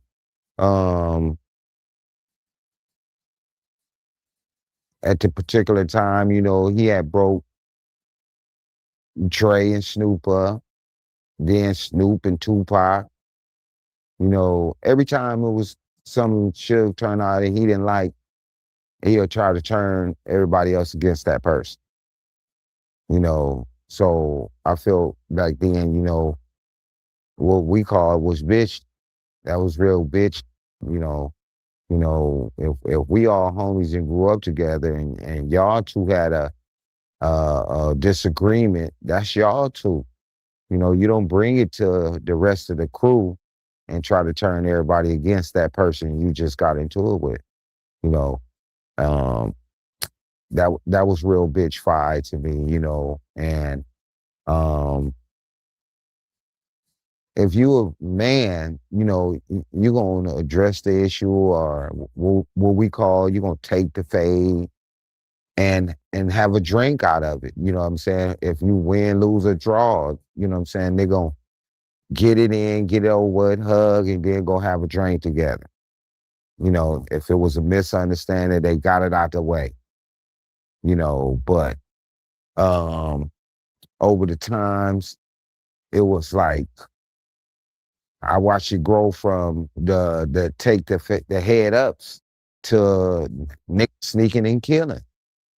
You know, that's what tore the whole east side up, and multi-million-dollar business industry up. You know, um, and first 5, 10 years, Death Row was the hottest thing on the chart. You know, it was too much money for Suge to really handle. You know, so that's what I believe. You know, it was too much money for him. He didn't know how to act. So after the money came, the true colors came too. You know, because ain't nowhere in the world I'm gonna try to talk one of my other friends into killing one of my other friends, or, you know, all of that. I ain't never been with that kind of shit. I believe that's why a lot of this turned out the way it did. You know, how they say God don't like ugly. Yeah. Did you see anything personally that showed that Snoop he was jealous of Pac? Well, I, you know, it was just not really me saying he was like just jealous, but the demeanor the demeanor of his character changed at that particular time, you know, because he used to be up and, you know, not say excited, but he was hyper more than what he was when Pac came.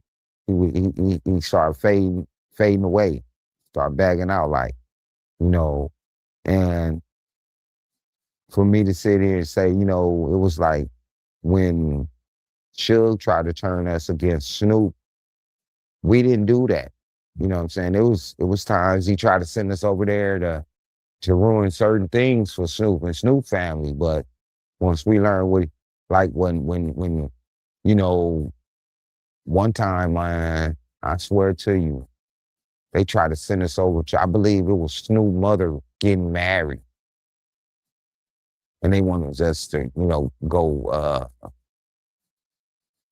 the wedding up, you know, some disturbances at the wedding. And I was like, you know what, man? We ain't finna do no shit like this, and we bound stop, you know. And that's what I say, you know, this nigga don't care about nobody, you know. Come on, man, why would you want to ruin somebody's special day in their life?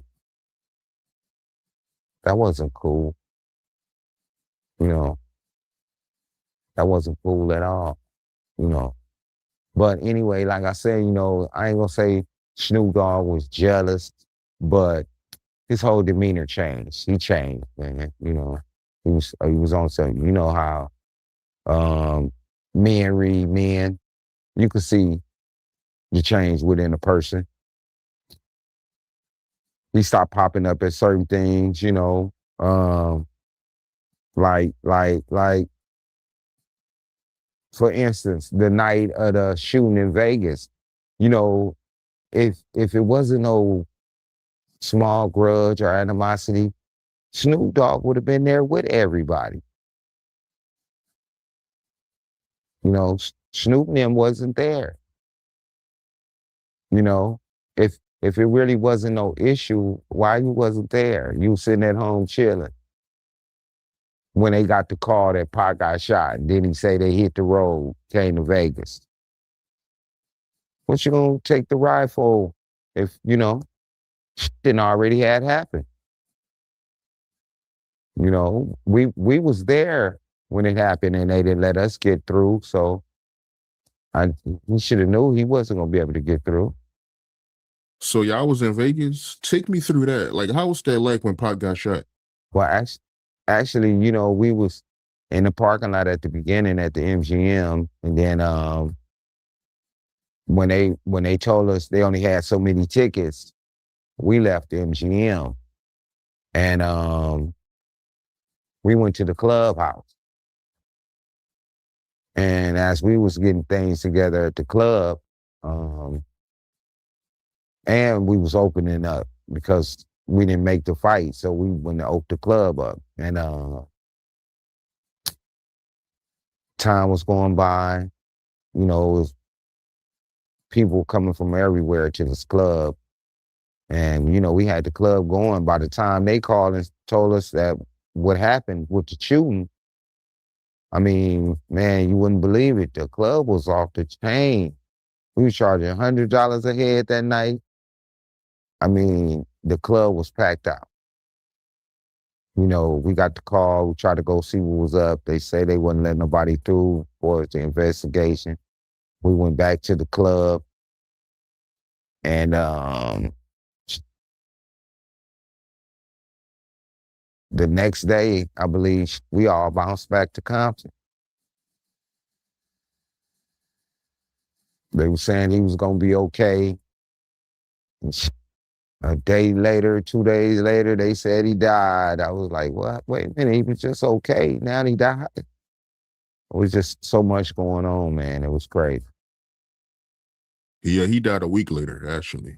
Yeah, that's what I'm saying. A couple of days later, it was over, you know. And that shocked the world right there, you know.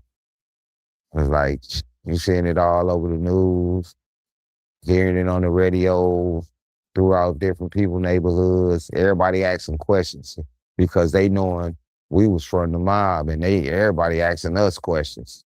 So I couldn't answer those questions because I wasn't in the entourage that night when they left the fight, coming to the club, you know. So I really couldn't say what kind of car it was, did the shooting. I wasn't, you know. We knew from the rumors. You know how fast rumors get around. We learned from the rumors what had happened. And then especially, you know, some gang banging, you know, that shit get around fast. So in real time when Pac got shot, what did y'all hear? In real time when it actually happened?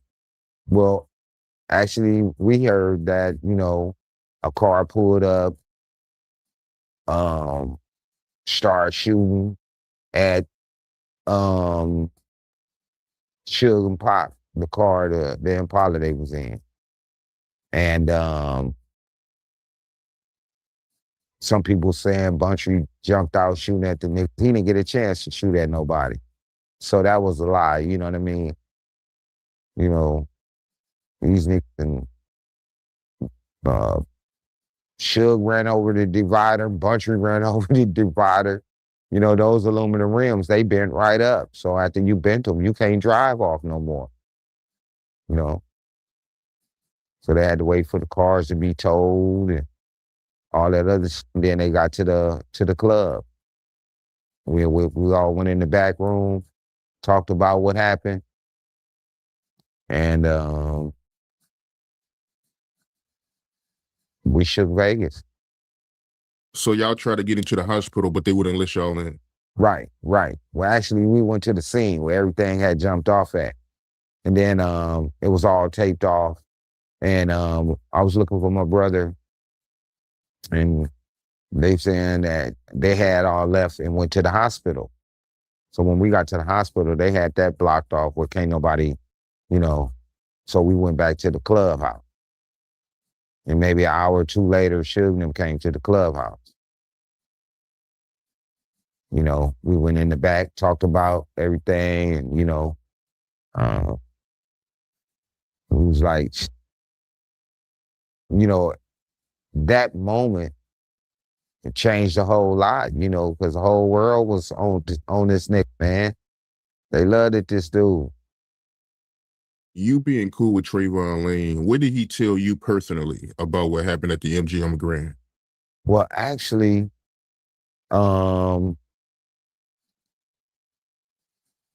Trey only mentioned, that's one of the niggas who, was with the niggas when they rushed him at the mall.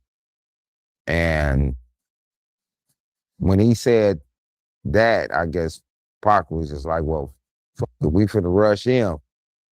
And that's why you see in the video, he walked off fast, that little stroll he had. And next thing you know, it was a fight in the casino. They stumped the boy out. And with niggas in Compton, you got to expect a nigga trying to get back at you, you know what I'm saying? You ain't got too many niggas gonna just accept you jumping on them, So I guess he went and got his uncle, Keefe D, and a few other niggas and came back, But I really believe they was there with them or just didn't help the boy or something, But they left, came back with a gun and popped on the niggas who rushed him. Did you know Orlando? Well, far as not, I had his homeboys, that I was cool with, Snake, Fink, Glencoe Cav, Dame. It was a lot of niggas that was from over Lil Avery. It was a lot of cats I knew from over out of South Side, growing up, that we didn't let gang banging come between our relationships. Everybody was still cool, and when it happened in Vegas, that separated everything, And you believe everything Trayvon Lane told you, right? Right. I mean, it wasn't like he really whispered nothing in his ear though.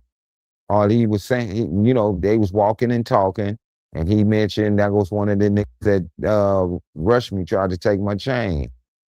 And Pac took the initiative to, I guess, feel like they rushed his homeboy, so they finna rush him, because at that particular time, with the crew he was running around with, he was mobbing himself. He started really mobbing, claiming our neighborhood, and so I guess those type of altercations probably made him feel like he would be more efficiently from the clique if he was putting work in with the clique, because he really didn't have to do that, because everybody had done accepted him too, and me, far as business wise, Suge should have never let him get involved in that type of altercation. It was, they was making more money than that, and look what happened. That one episode shut the whole down. It went bad for Pac, and went bad for Suge too. Yeah, you have a lot of people that blame Suge for that, for having Tupac around that environment. Yeah, man. I feel, um, if this is a multi-million-dollar artist, why put him in jeopardy or watch him try to prove himself, into gang activity at that particular time? If you business orientated and this is somebody that's making you that kind of money, you should never involve with some bullshit. That was all some bullshit. No matter how you look at it, it was some bullshit. But Tupac being Pac, he he trying to show he was down. He was with this. And picked some niggas that wasn't accepting, being jumped on. A lot of niggas out of Compton, we call it, they gonna ride for theirs. And that's what them niggas did that night. They rolled for Orlando getting stumped out, So you look at it as probably being loyal. Basically, he was just showing he was down, and then at the same time, he rolling around with a monster crew. I ain't gonna say untouchable. Everybody could be touched, but the entourage, the crew we had was strong and solid as a rock, my nigga. And it was like the people see the movement and was getting out the way, because you got a smashing crew with nothing but niggas been in prison 10 and 15 years already. They out running around, on swole. Come on, man. You see a bunch of niggas got over 18-inch arms, 21-inch arms, and motherfuckers was getting out the way, man. And Suge knew he had a strong entourage. So he went into that punk everybody mode, but it caught up with him. It all caught up with him, because by him allowing Pac to even act out like that, look what it cost him, everything. And it's crazy because all the niggas you dogged out got your studio, your business now,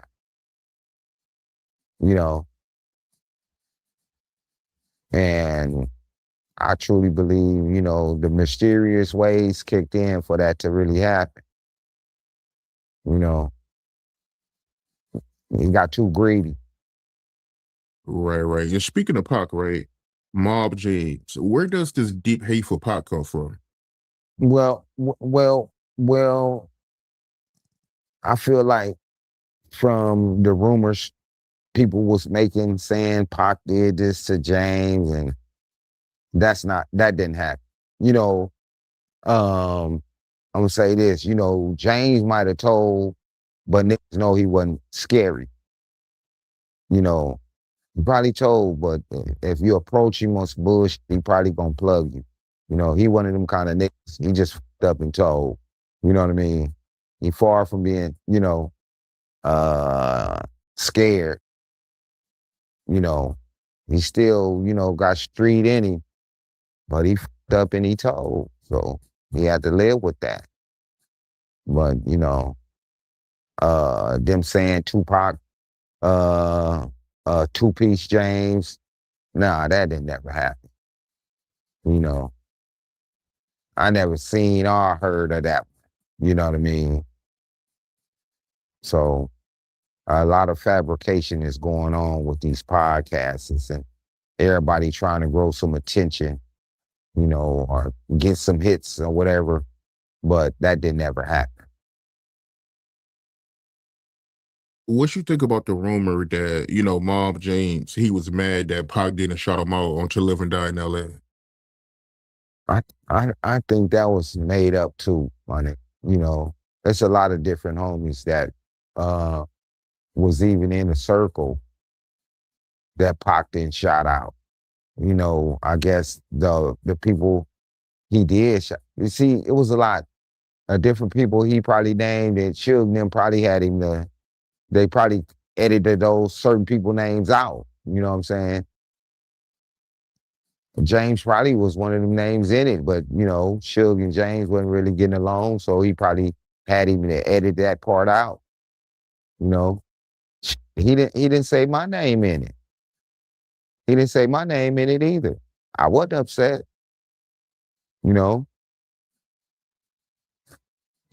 maybe maybe a month after they did that song, he asked me about doing a Black Jesus song. I didn't think they was gonna come up with it fast as they did, but they did. Him and Outlaws, you know, searching for Black Jesus. You know what I'm saying? I didn't feel like I'm better because Pac made a song about me instead of somebody else. Nah, we wasn't like that. You know, we had homeboys that rap. You know what I mean? I felt was rough, rougher than Snoop and them crew back then. You know, but Suge never put our homeboys' music out. You know, we had rappers, niggas come out of my neighborhood. We had niggas sang R&B. You know, Suge would have them in the studios, but never would put none of their music out. You know, a lot of our homies was upset about that too at the time. You know, he was like, he putting all these niggas music out and they ain't putting none of ours out. What's up? You know, they were spending time in the studio. But, you know, as far as with the Tupac thing, man, the nigga was sharp. He stayed in the studios when times you wouldn't think he'd be up in there.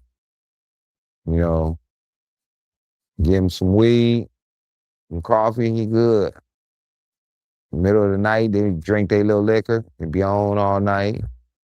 We leave 5, 6, 7 in the morning. He'd be right back in there, 10, 11 o'clock.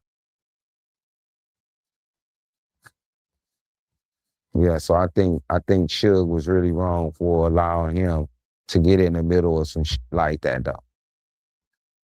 You know, because it cost him his life, man. Yeah. So Black Jesus, that was about you? Well, no, actually, when Pac,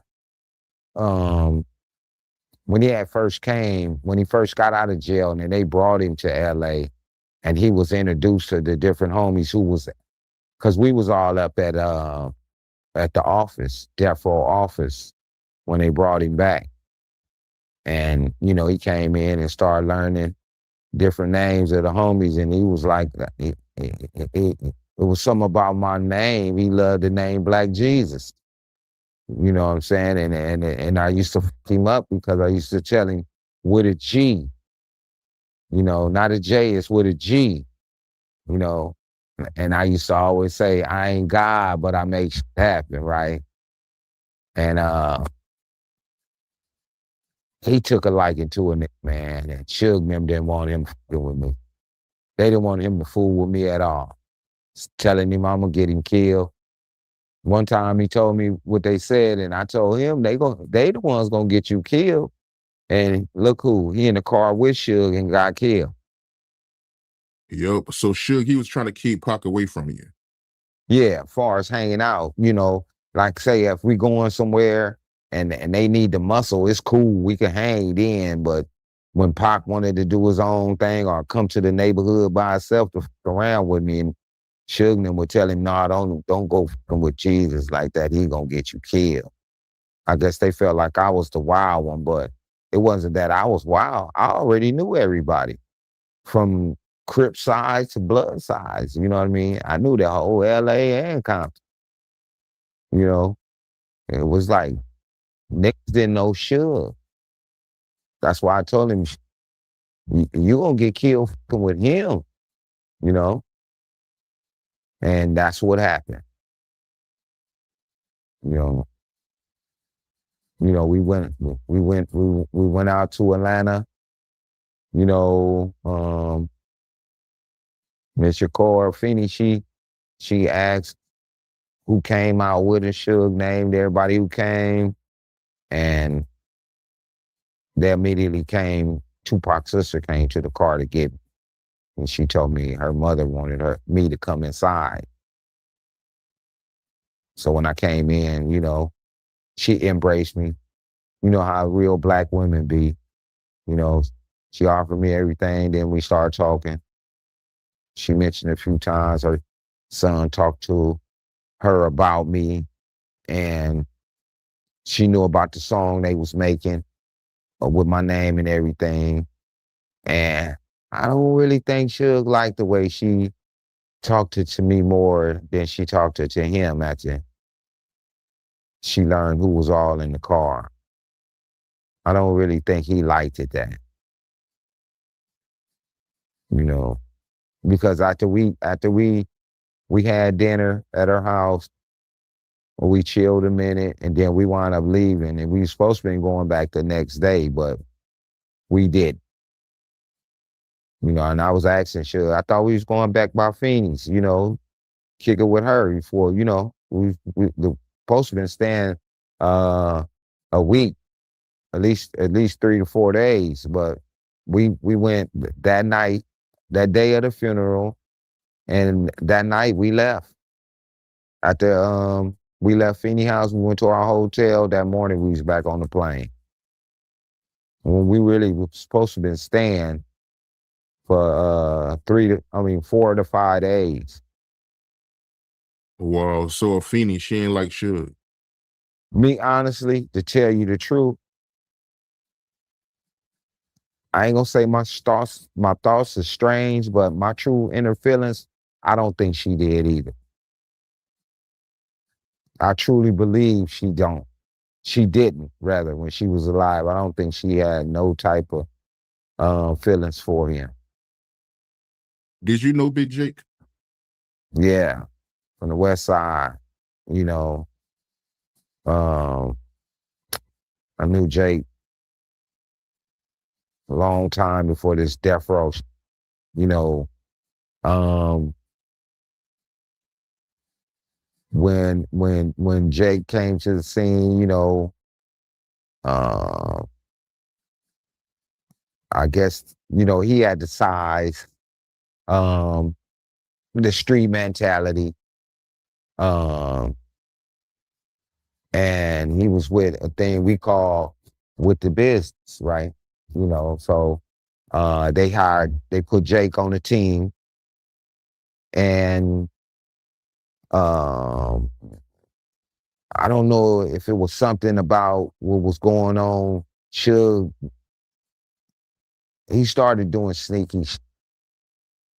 So this one particular time, it was crazy because him and Jake and I think the security went out of state somewhere. They went out of town, and that next morning we heard Jake got killed at a club or some, you know, and it was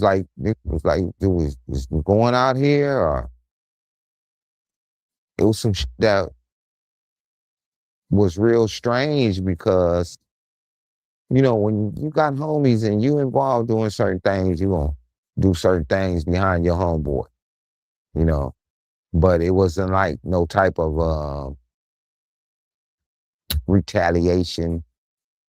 It was some just like pretty much seemed like to me swept under the carpet type, you know.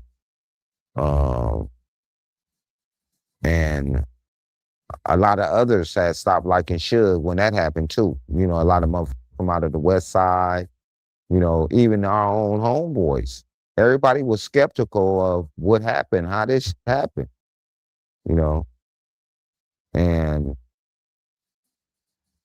they were saying that Suge got into it with somebody. If Suge was the one really into it with somebody, why, you know, Jake was the one got shot. You know, everybody was in question. So I don't know. No, I don't believe Suge got shot that night. He got shot on another altercation out of state somewhere. Because at first they was trying to say he had got shot that night too, but I don't think Suge got shot that night. Only Jake. But Jake was a real solid cat, man. You know, and he never changed. He never changed. He always was the same Nick, no matter what. You know what I mean? See, me watching my homeboys, my brothers, Suge, different niggas, like the majority of cats out of the circle was still solid. Suge really was the only one that changed. You know, when the money started coming, oh shit, it was like he really don't need niggas now. You know, he started doing different shit, wasn't paying niggas on time. Niggas had bills too. Niggas had kids, you know. I was telling him back then, you know, when at one point I had to tell the nigga the money I'm getting ain't enough. You know, probably at that time I might have had maybe probably 12. I probably had about 12 kids around that time. I got 17 now. You know what I mean? So I probably had about like 12 kids. And, you know, when I was working my real job and they pulled me from that to death row, I had to tell the nigga I wasn't making nothing. So he was giving me a little extra change on the side. You know what I mean? And I didn't really too much complain about it because it still really wasn't cutting it. It was, niggas still had like those certain hustles going on to make ends meet when we all the time waiting on Suge to fix it. And he never did, you know what I mean? So when niggas started looking at him to do better, start happening, you know, because we had the death row crew out of the different things we was learning, we started becoming aware of the sneaky shit we was doing. Suge had insurance on the whole employee system. And that was basically all of his homeboys. Allegedly, we was his homeboys. But he had insurance policies on everybody. So, yeah, different things started happening. And we used to wonder, okay, is this nigga cashing out on this nigga because he just got killed? Or he cash out on this nigga? He just got killed. You know, you probably seen it one time that James and Reggie had a little episode where they put a newspaper clipping with about 6 or 7 of our homeboys was killed. Everybody was killed within a certain period of time. You know,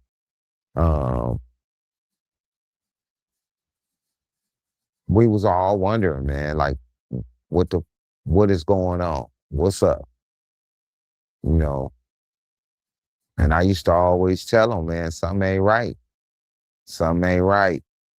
Because every time somebody he got into it with, he tried to turn everybody else against that person, you know, or it'd be some type of a rumor accumulate where this person heard about this person said this and that person, when it really wasn't like that. It was just a messy ass nigga starting. You know, that's why I say, you know, he wasn't never cut out to be gangster, man. Never. Yeah, that's crazy to hear, man. So Suge, he had everybody on life insurance, everybody, the artists in his muscle. Yeah, on all employees. The death row, you know what I mean? On artists too. They all was doing it, you know. Puff Daddy, Baby, they all was having back then was getting insurance on their artists, you know, because once upon a time it was like it was a rumor the artist is more important, more they making more with them being dead than alive, you know. Right, right. So I gotta ask you, how's the relationship between Mob James and Buntry? I mean, like I said, we was all brothers, you know, and it was nothing that Buntry or me wouldn't do for James. Like I say, James to me was the spoiled brother, you know. Um, he was the only one really can get away with a lot with my mother, you know. Because my mother, she really didn't play the games, period. But something about James was always he could get away with her, you know. But far as our relationships, we, you know, Buntry had his crew of homeboys he fucked with. I had my crew of homeboys I dealt with, and James had his. But we was all homies though. But throughout the days, I'm fucking with my partners, and Buntry dealing with his, James dealing with his. You know, I didn't really understand what the issue was with my brother. I guess feel like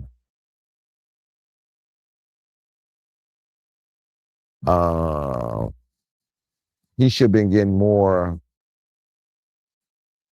respect out of the city that me and Buntry was or something. I'm not sure, but it was just something about every time we was in the same circle, it was a argument between them two about something,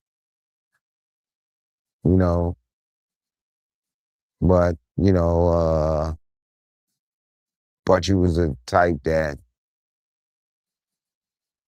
didn't want to be in them type of altercations with his brother. So when James started, he just gone down the other end of the block or stand across the street or something, going about his business, getting away, you know what I mean? But it wasn't really like um hatred, not that I thought, you know, because after what happened with me and James, I was used to wonder, like, damn, well, do this nigga really like hate us or what, you know? But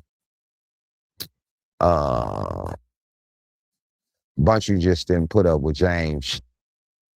You know, James wasn't able to treat bunch of you like he was treating different niggas, you know, and maybe that kind of grew on him a little bit. That, you know, I guess he feel like maybe just by him being older or whatever, niggas is supposed to look up to him. But it don't work like that in the city, you know. You is who you is, you know. And because like me growing up, the episodes, different altercations I got in, I never went home to get my brothers. No, it didn't go like that, you know. So I don't know why James had the animosity that he had toward us, you know. But you know, when you grow up with a person so long, you know how to deal with them. We just like don't even worry about what he going through. Let him be on what he on, you know. Respectfully, gotta ask you, Buntry getting killed. From your point of view, what happened? Well, it was real strange to me, you know, because that morning, me, Hen Dog, and I believe it was Steve-O, we just had left Buntry house. Buntry was in the house sleep from being out all night that night. And it was probably like 7:45, 8 o'clock in the morning when we left Buntry house. And he told me, you know, lock the front door, and he'll see us up at the office around afternoon time. Now, we leaving Compton, going to um, the death row office. When we got there, they called and said Buntry had got killed. I'm like, me personally, I'm saying that's some bullshit because I just left my brother. He at the house sleep. But all the time we had another homeboy that Buntry was fucking with named Tie Stick. I don't know what he said to Buntry or whatever to get him up, but he got him up and out the house. And then after Buntry got killed and we contact him, he was supposed to be coming by my mother's house, and never showed up. So we started thinking strange, like this nigga said he was coming, like what's going on, And the rumors had started from that, this nigga helped the niggas get Buntry. They used him to get Buntry out the house and all this old extra shit. And then a few years later, he got killed over in Colorado. Well, actually, he died. Some shit went on with him and he died. So it wasn't like no type of get back with him. I went to Colorado looking for him. I did. I can't lie to you. I did, but the nigga wind up, I think he overdosed or some shit. Wind up, I guess he probably started smoking dope because he knew he fucked up. Can't never come back to Compton, California no more, So whatever happened, he had the wrong shit to use or something. I think he overdosed. Wow, so that's what happened. That's what happened. They used the nigga to get Buntry out the house. And you was telling me that you seen Suge in pictures with the guy that killed Buntry. I seen him on the picture. The niggas, the far as from the rumors, you know how they saying, oh, such and such supposed to kill Woo. Okay, right after that, I seen Suge and Bobby and all of them on pictures together with Lil Reggie, all of them, with this one particular cat that the rumor was about, and everything started going like, once I knew about it, they stopped trusting me. Wasn't coming around me like that no more. Was getting real secretive. Didn't want me to know where they was going and what studio they might hit. All the studios started changing. They was in different then, But my mother, she had me to promise her I didn't lose my life by killing Suge, taking Suge life. So I promised her, I'm trying to respect my mom's, but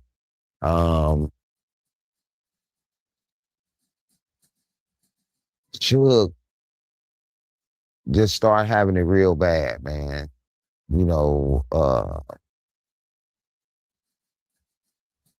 Like real bad. The karma started like just immediately catching up with him. The different people he was really so-called caring about and love was dying. Left Eye died, Suge moms died. You probably heard Whack 100 speaking on that. Somebody had to give Suge the money to bury his moms and all that. Yeah. So. Do you know the guy named that killed Buntry? Well, actually, I can't say the name because I don't really I didn't see it. I don't, like I was telling you, by us hearing the rumors, the rumors was leading to different people. If I knew exactly, I would not be on the show today. Because the love I had, me and my brother shared, you know what I mean? Because I know one thing, he'll do it for me. But God showed us a better way, So who was you looking for when you went to Colorado? The cat Tie Stick. His name was Tie Stick. He was a little dude Buntry was cool with, And he's the one that got him And out the house.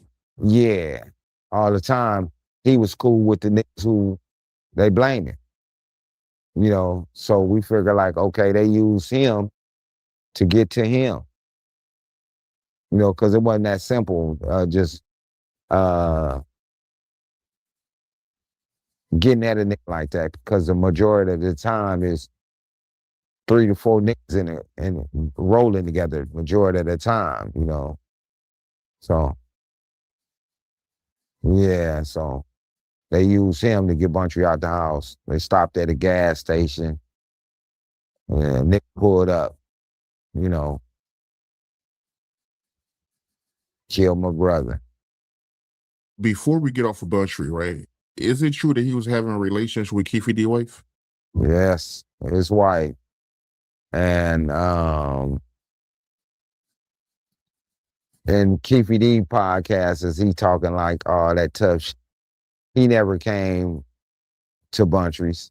Like I was telling you, when he heard about what was happening, and I guess he wanted to see for himself,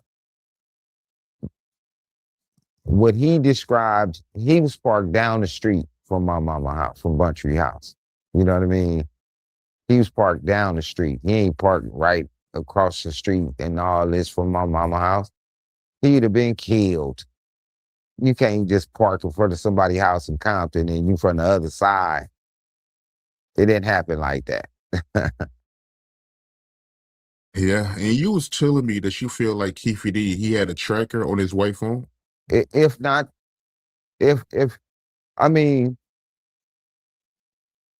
okay, well, when they first started coming, Keefe D wife first started coming around, we used to be at a different location. But then when she got involved with my brother and started, her and her little girlfriend started coming to my brother's house, I feel like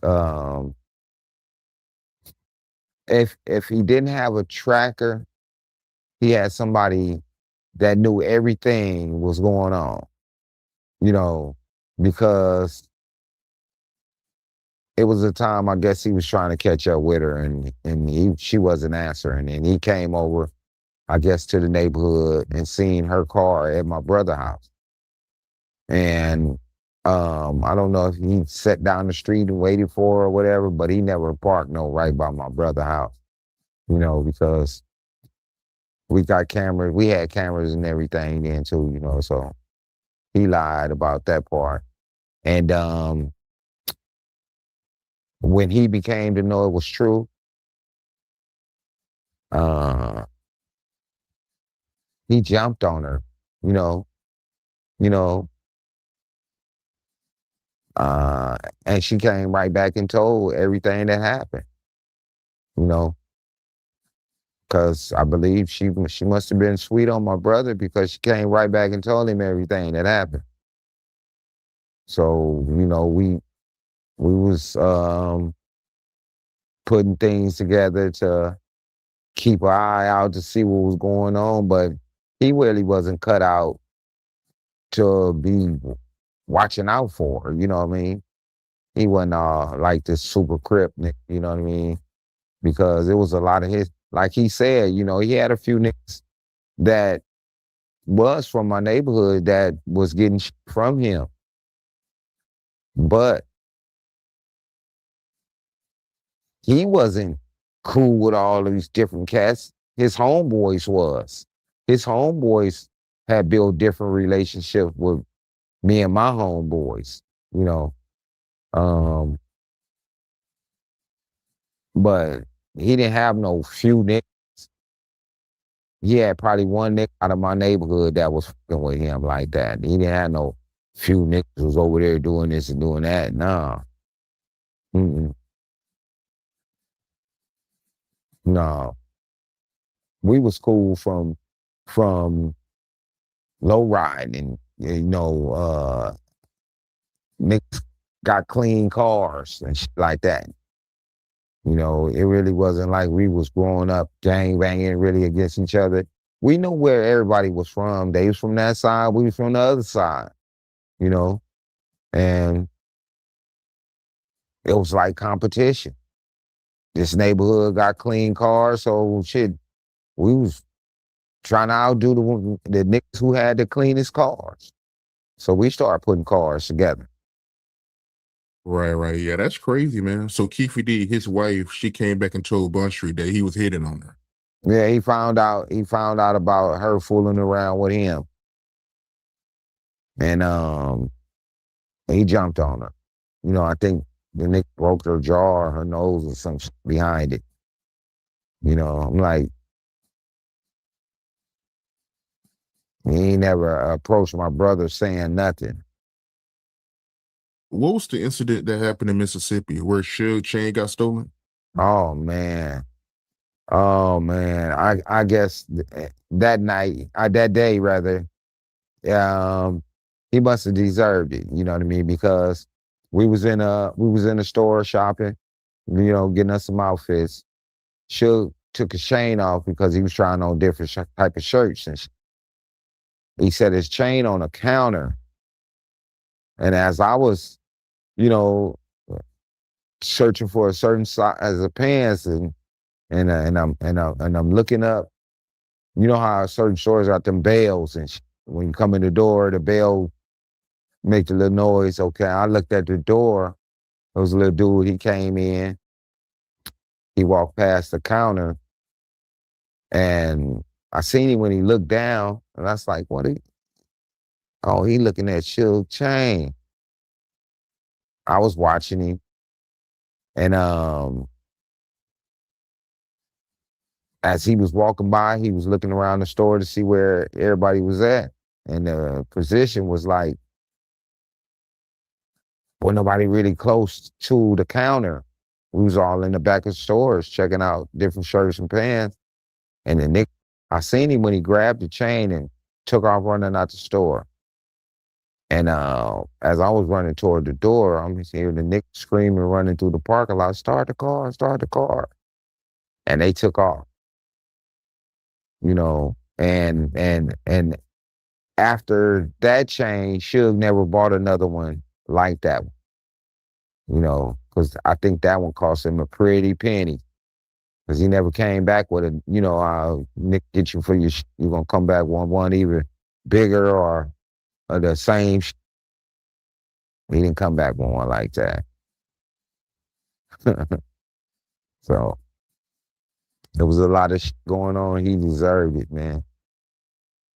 Why you say he deserved it, yo? I mean, far as, you know, being raised and having the type of parents that we had, you know, it was always about you got to treat people how you want to be treated. And Suge wasn't treating the people right, you know. So all the little side slick was happening to him. I feel like he really deserved it because he really wasn't fair with the right people. And everybody just wanted they share, you know what I mean? He could have gave Nick they share and everything could have probably been still going on today with Death Row. You know, but that greed kicked in. He was greedy, you know. And I guess he felt like if he gave niggas the money, then niggas gonna think of something else to do and stop fucking with him. But that's what wound up happening anyway. What was the situation between Terry Carter and Suge? Well, it was like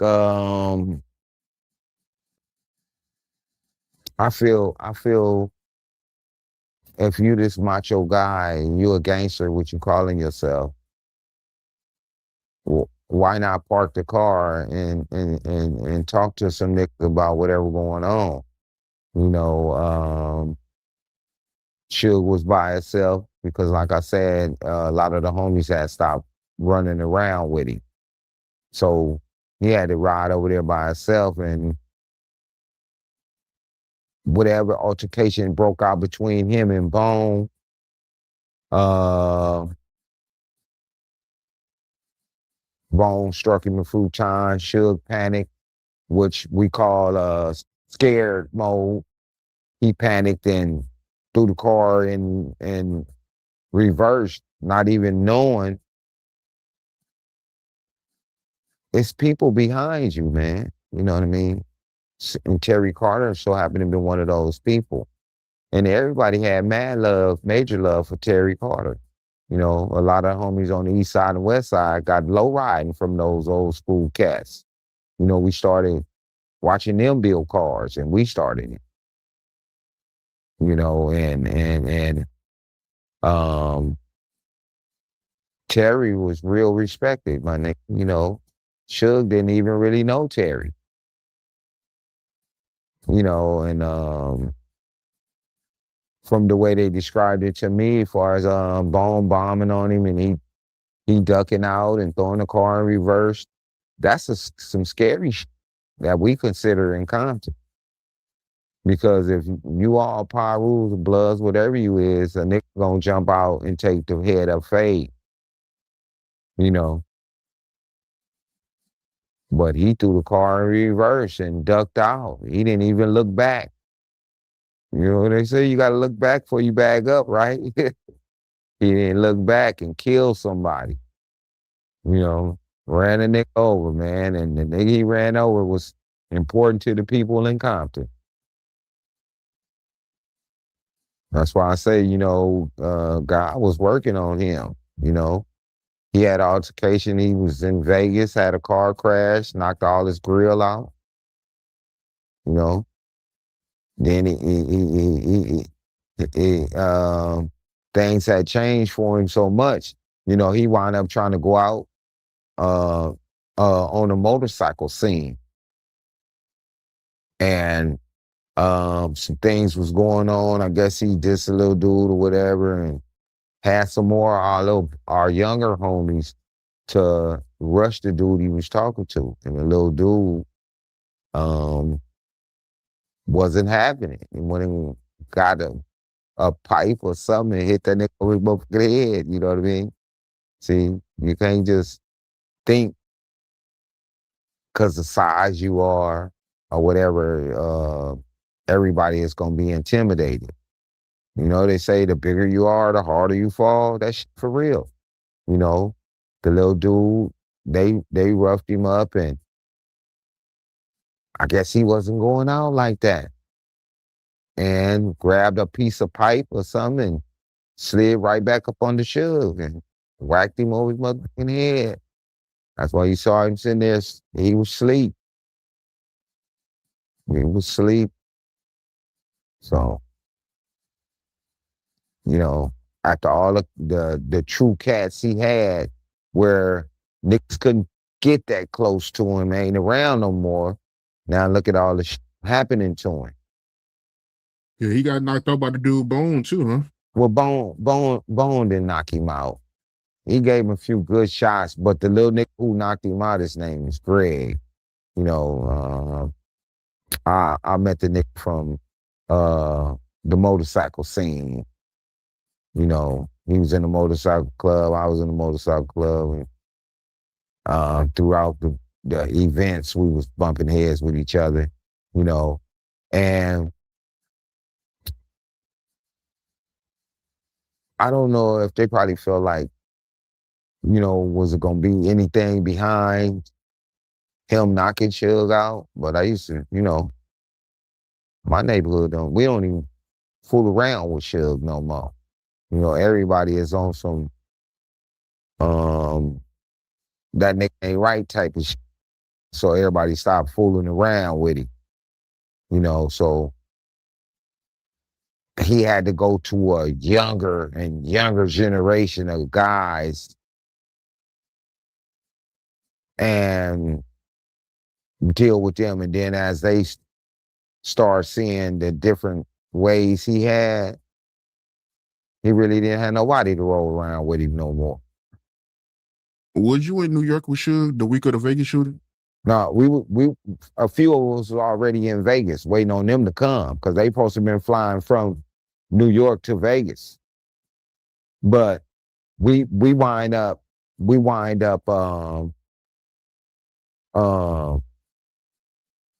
leaving death row office when they was in New York because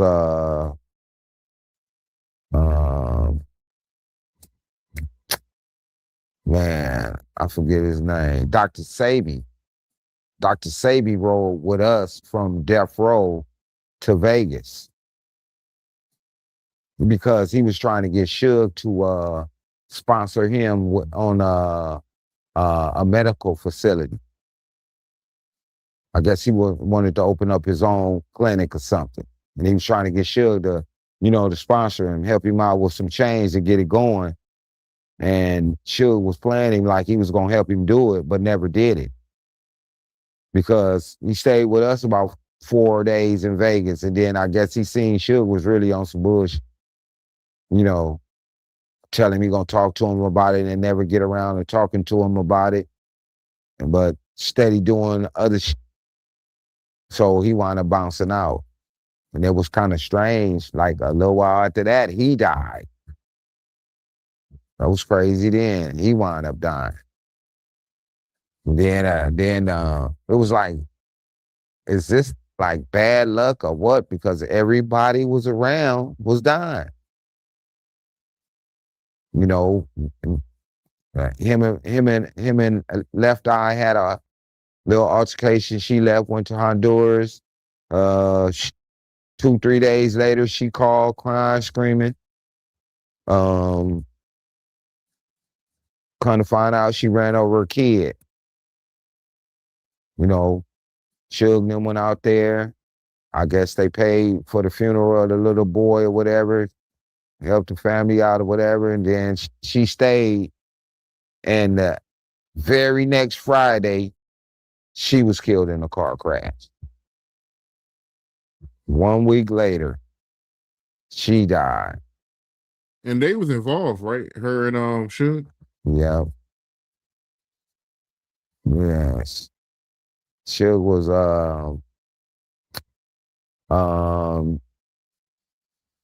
it was crazy because a lot of them really wasn't paying attention to what Suge was doing. A lot of them females had them diamond chains on with that SKG in them. That meant like Suge Knight Girl.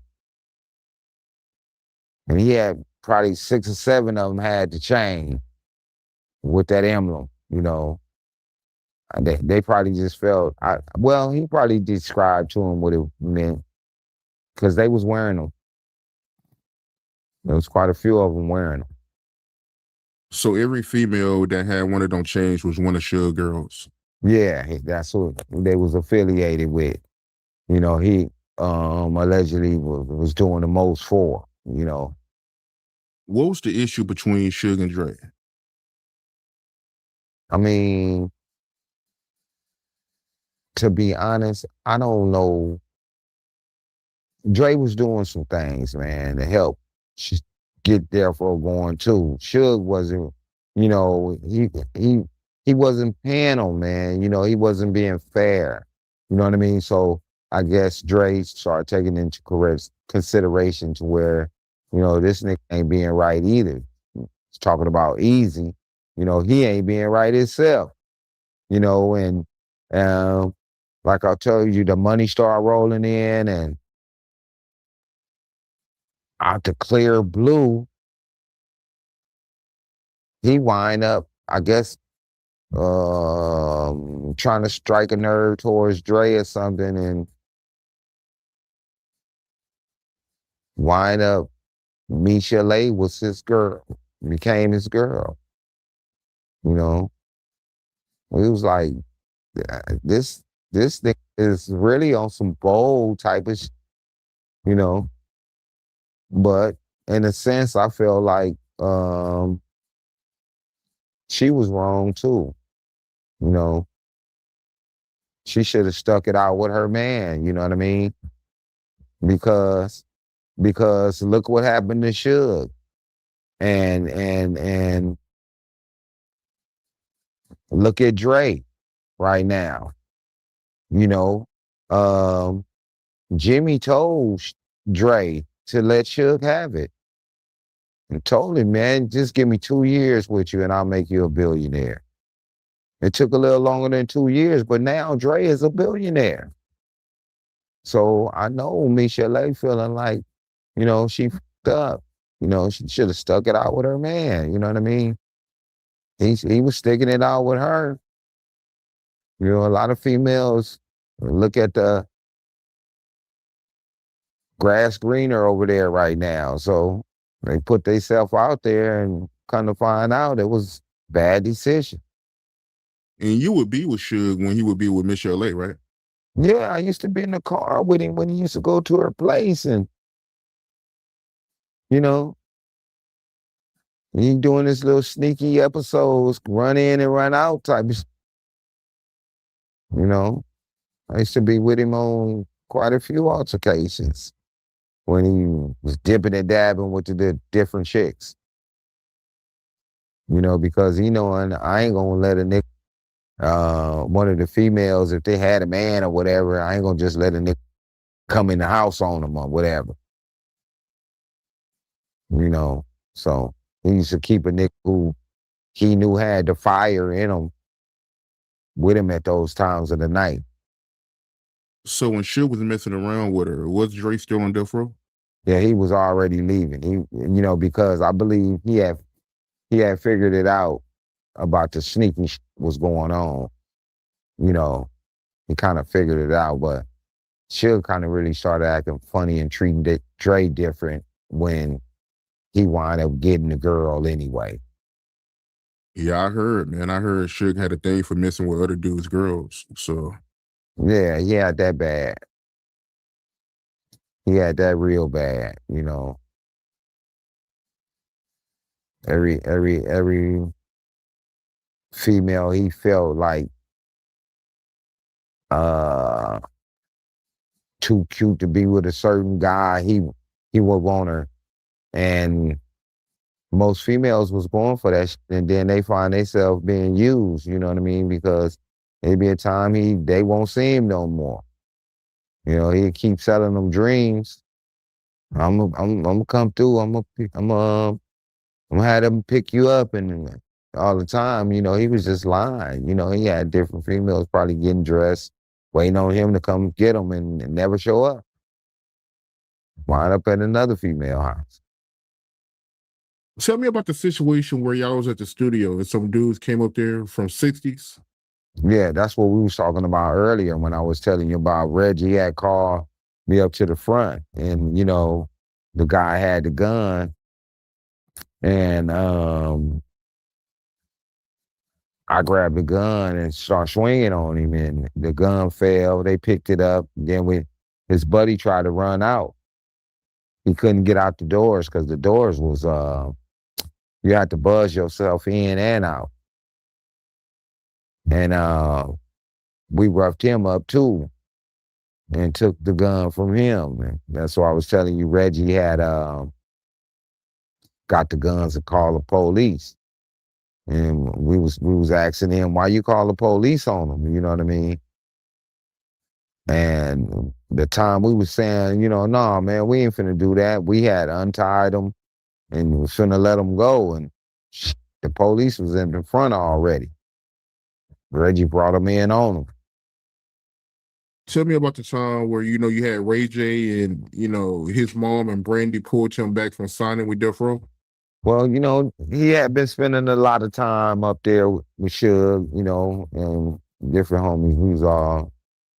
And I don't know if it was something about the contract. Brandy must have had somebody, or probably his mom maybe, probably had some attorneys go over the contract or something, and something wasn't right. And they came and got him and like, nah, this ain't finna happen. So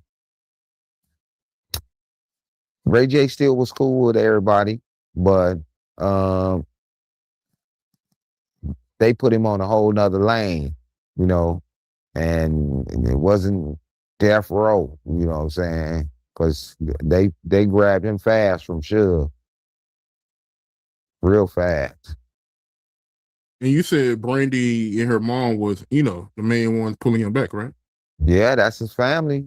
They was in control of everything, and I guess they wasn't finna see her little brother and her mom wasn't finna see her son be be manipulated by this what they call him a street thug at the time, a nigga from off the street, because Suge was a little smart to the game, but he was dumb at the same time. Because he was making a lot of bad decisions that shouldn't have never been made. Because once you growing up in a neighborhood, man, and when you got everybody that's homeboys that grew up together and love each other like brothers, you don't do nothing to throw curves or monkey wrenches in to turn these niggas against each other. He was turning the killers against the killers. How did Hen Dog pass away? Well, Hen Dog, man, he was a cat that drew the Death Row logo. Like I said, everybody started complaining about, they share the money or why this not being fair or whatever. As soon as he started talking about, he need his rights to this and he need that to do different things, he wound up getting killed. And that's what's strange. Because we was wondering why would he pull over at a phone booth and he got a phone already. He got a cell phone. And he had a walkie-talkie. We used to run around with the walkie-talkies. And what would lead him to stopping at Jim Dandy's? You know what I'm saying? He had his girl had just picked him up from the office. They got a brand new baby. Well, how he wound up by Jim Dandy's?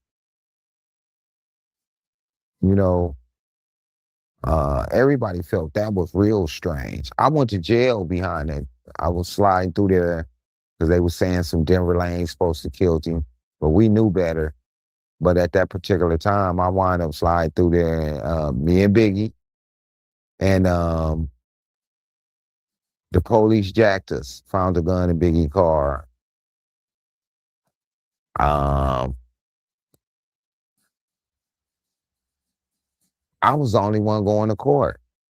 You know what I mean? There was some strange going on. Street code, you know how it go. Whoever driving the car, if they find something in the car, that's who get the case, right? Yeah, man, that's crazy. Bro, this whole situation, y'all, have got me off my rocker, man.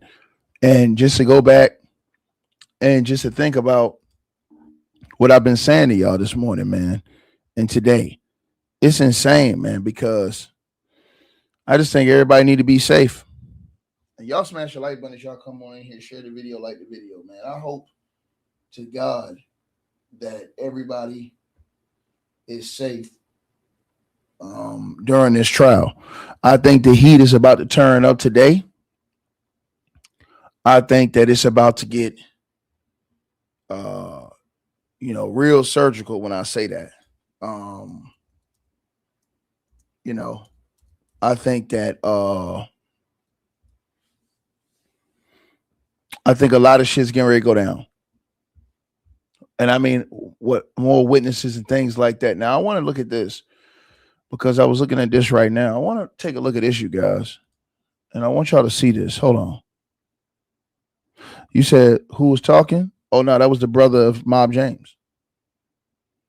That was Mob James' brother. Murder of Tupac Shakur has been the stuff of conspiracy theories. There's been fans trading rumors that the legendary rapper was even somehow still alive. But today, jurors were confronted by the grim reality of that 1996 drive-by shooting as the graphic autopsy photos of his body were shown in court. There was no doubt about it that he died.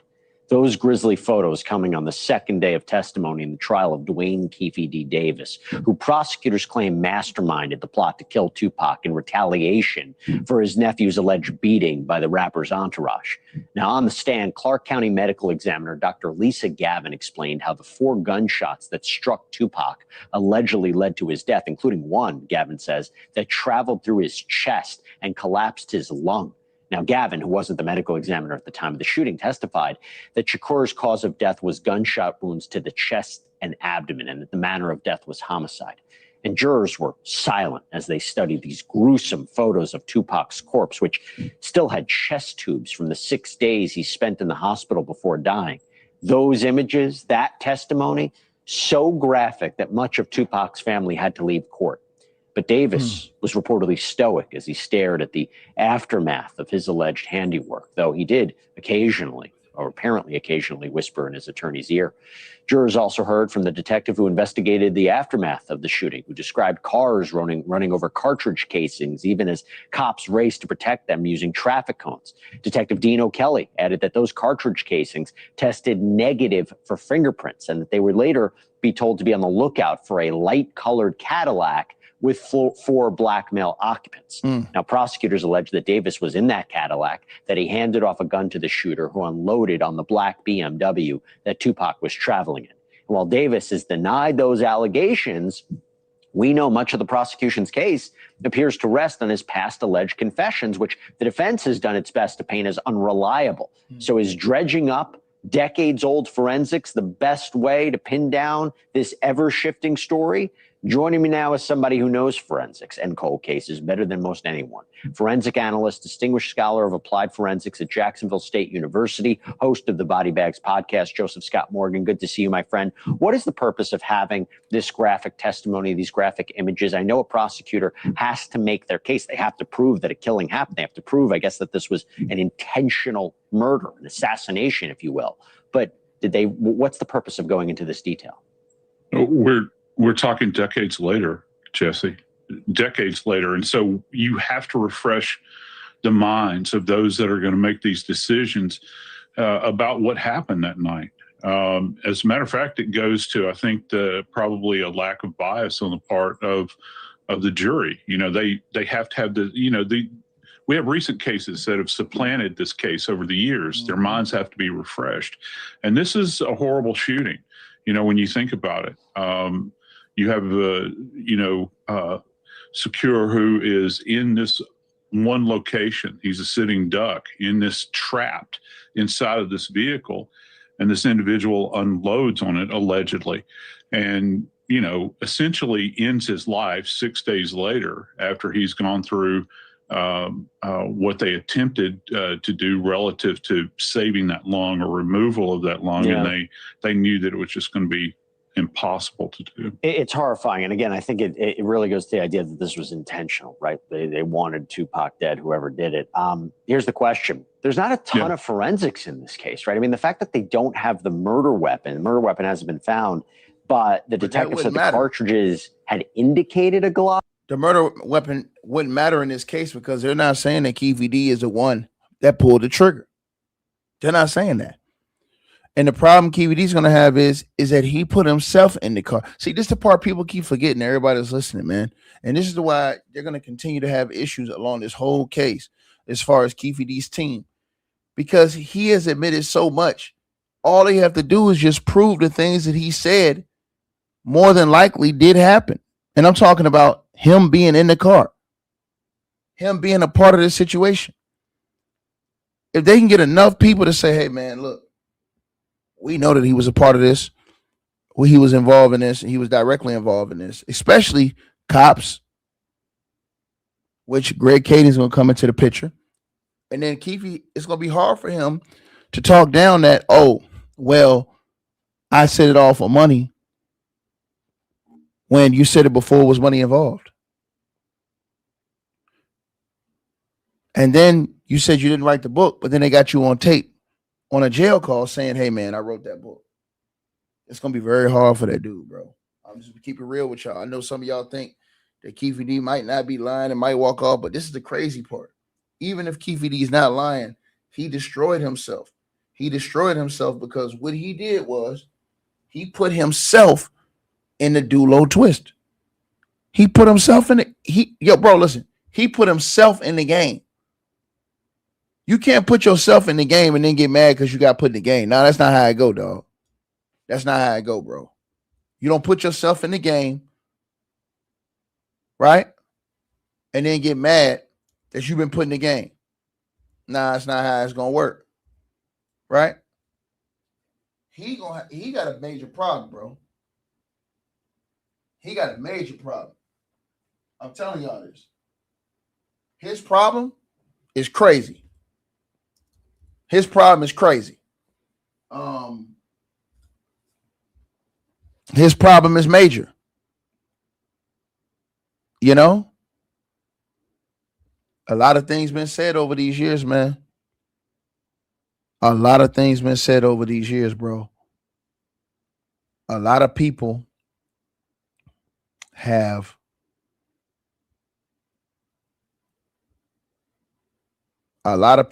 lost their life behind this stuff. You know what I'm saying? When this whole situation happened. You know, it's one of them things, man, where I believe he just said too much, man. He said enough to where they could say, okay, well, we can validate the main parts of what he said. And then when it's like that, then the rest of it is cake. When it's like that, the rest of it is cake, man.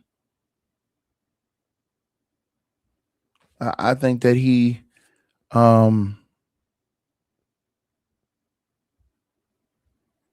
it's just bad, man. It's bad, bro. And I think it's gonna get worse, depending on who they running there today. Depending on who they running there today. I just don't see it getting no better, man. And then y'all gotta think, it should gonna go in there. It should gonna go in there.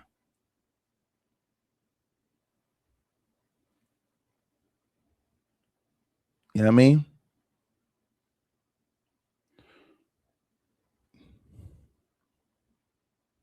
I mean, bro, it's if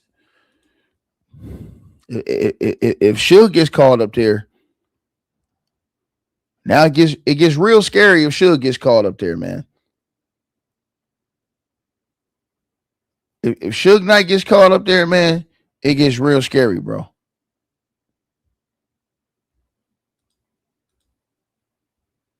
Because he said he ain't gonna testify, but he's gonna be a hostile witness. But what's gonna happen? What will they ask him? That's the real question. What will they ask him? For is what happened in Vegas. At that time, you know, I'm on. You know, we gotta, bro. That's some. Hey, y'all smash the like button as y'all come on in and share this video. To the people who say he won't, you gotta remember, Suge's in prison right now. So if they subpoena him, they can force Suge to go to the courthouse. They can force him. He just say, "Hey, I take the fifth," or he just get up there and say anything and say, "Oh, free Keefe D." You know what I'm saying? Straight up. You never know. He go up there and exonerate Keefe D. You just never. Suge is man. He's a wild card, bro. You never know how this thing gonna play out, bro. Suge's supposed to be getting out in what 2030 something, 2034, like in a few years. You think? I ain't gonna say nothing, man.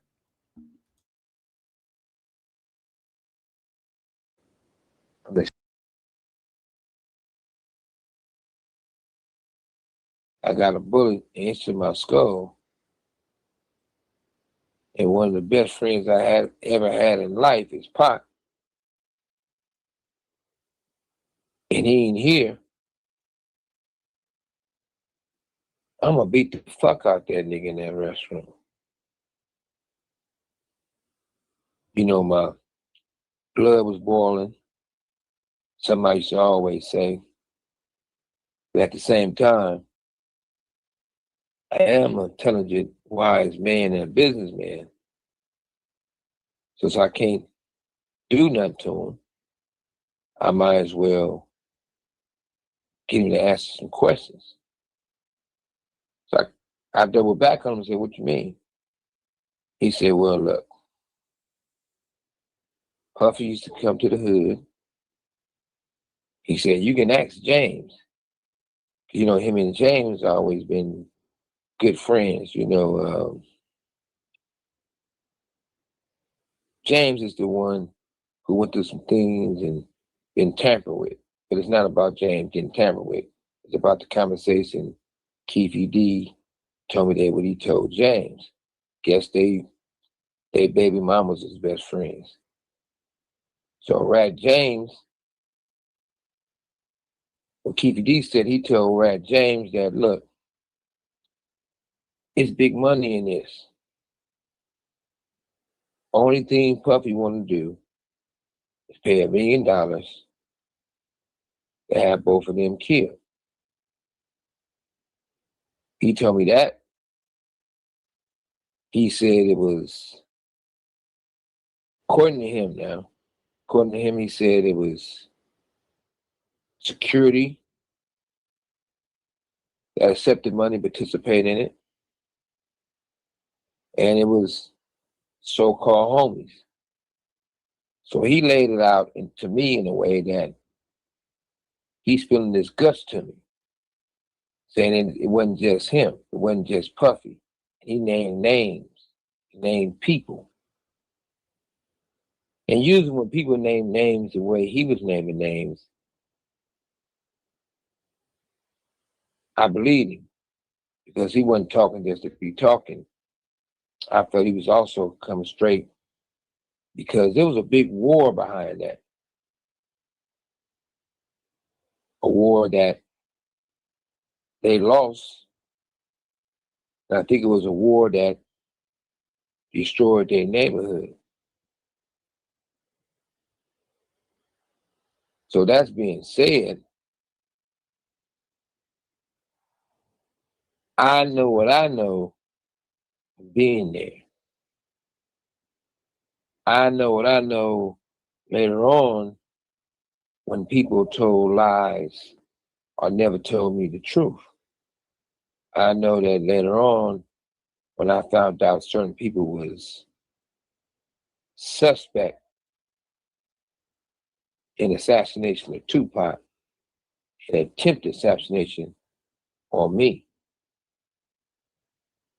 I know from conversations that if somebody was a suspect, one of the first things they should have did was told me.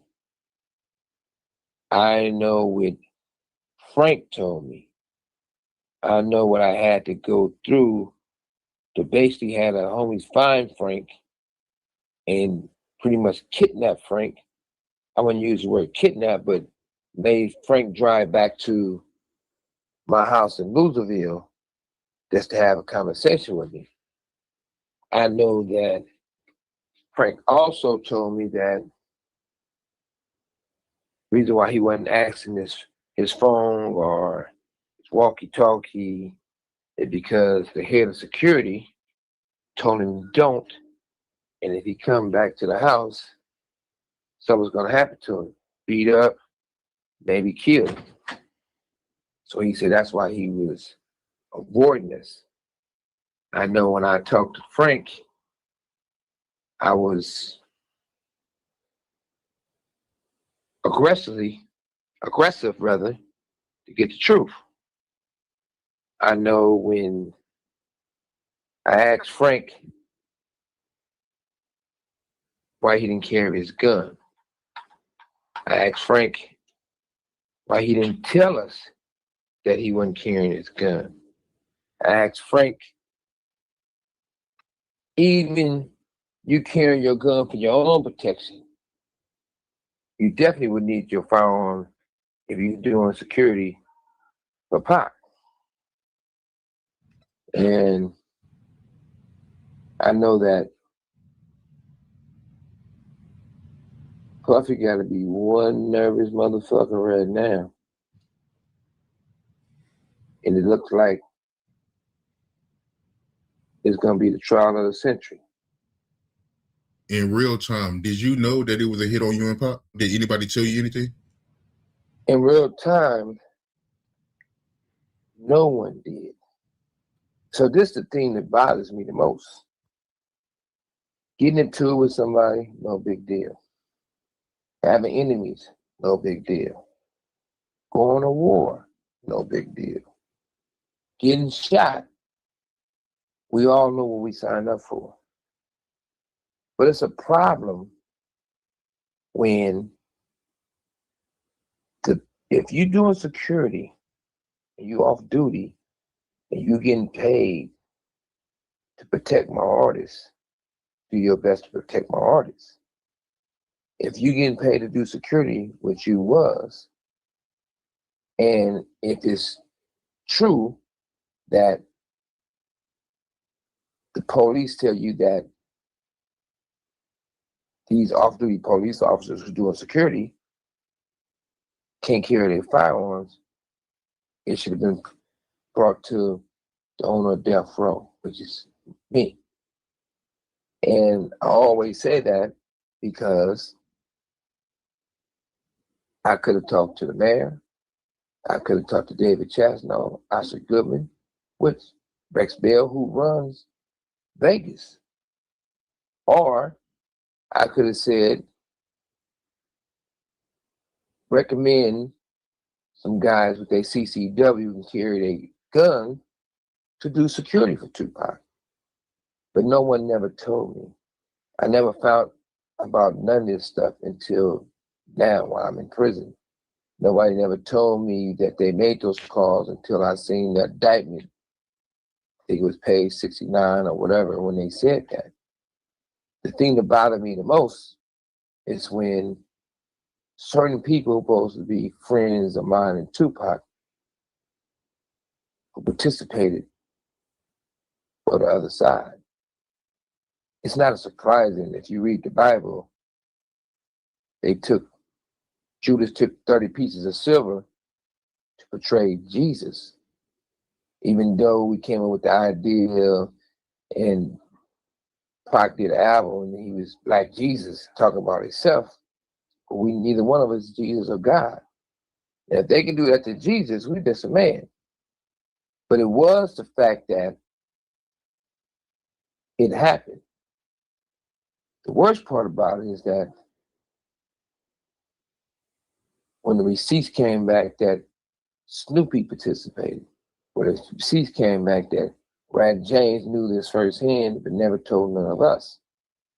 I found out something crazy too. When I was in the county jail, I don't know, it was the lawyer, the black lawyer, talked like, his name gonna come to me, but he talks like with overbite. Thor, we're calling for his mama. Oh yeah, Trump, that dude. So this dude goes in because he great friends with Puffy, really good friends with Puffy, and comes in and not only did he try to dirty the investigation of the case, he tried to make Tupac look bad. And I refused to talk to this idiot. He was about to interview a lawyer, this crackhead lawyer who turned out to be working for the police by the guy name was Thaddeus Culpepper. Since they was frat brothers, he gonna interview him. That he didn't know me or Tupac. He just met me in 2015, 16. So he didn't know us in the 90s. But since they were cute frat brothers, they talked. And it bothered me to the point where he even interviewed a homie. This dude, my little homie, this dude who I really have love for. And this dude told on himself. He basically told this Crump dude how he blocked us in or how he came to the car and smoke was out the car. Well, that part wasn't true. I damn sure was slumped over a motherfucking steering wheel. It was real active. It was a lot of active shooters. It wasn't just one shooter. And I got shot in the head because I grabbed Tupac and pulled him down. I was on top of him. He wasn't on top of me. But when we got ready to get ourselves together and did what we was going to deal with, it was more active shooting. But everybody did this for show and tell. Everybody told their stories for small change. Every person told his stories who never met Tupac and really been Tupac and really didn't know me. Everybody talk about Pac and myself, and most of these people who pound on their chest like they know everything, saying their name is not important because what they talking about is not important because they're not important. But they tell a story and they never met Pac in their whole life. They wasn't there. They didn't come around the death row in the 2001. Pac was already moved on. But at the same time, when you put all these pieces together, the paper trail is so deep because you'll see these group of people still cool with this group of people. You see this group of people really work with this group of people. And anytime you take a lieutenant of the sheriff's department to change the whole investigation up and in control of the whole investigation, you will never get the truth. But they use that incident of me losing my best friend, me losing almost my life, me getting sent to prison because of that, to bring down my life. I've been through a lot, but I know this. If God gives you a crown, man can't remove it. I know this. Tupac died, but still living. I know the bottom feeders, guppies as you should call them, did not die, but they never started living. Still today, they can't get noticed that they speak about Tupac and myself. That's a curse. I'm quite sure their karma is so deep that most people lost everything. They lost their self-dignity. They lost their respect. They lost their ugly ass bitch. Their kids became something that they never wanted them to be. They went from being a boy to a girl. Some of them can't even wipe their own ass. I think most people who cross us that day suffer every day. They probably wake up every morning and say, Lord, today will be a good day to die. It was an attorney that I helped out, paid for his children in college, paid for everything that he, who he is today, and live the life he did because of me and then Tupac. And all these years, I never knew he participated in the assassination of both of us. It was so sad about that. Tupac fired his attorney, and he fired another person. They took that, there was the perfect bait to get recruited to be against us.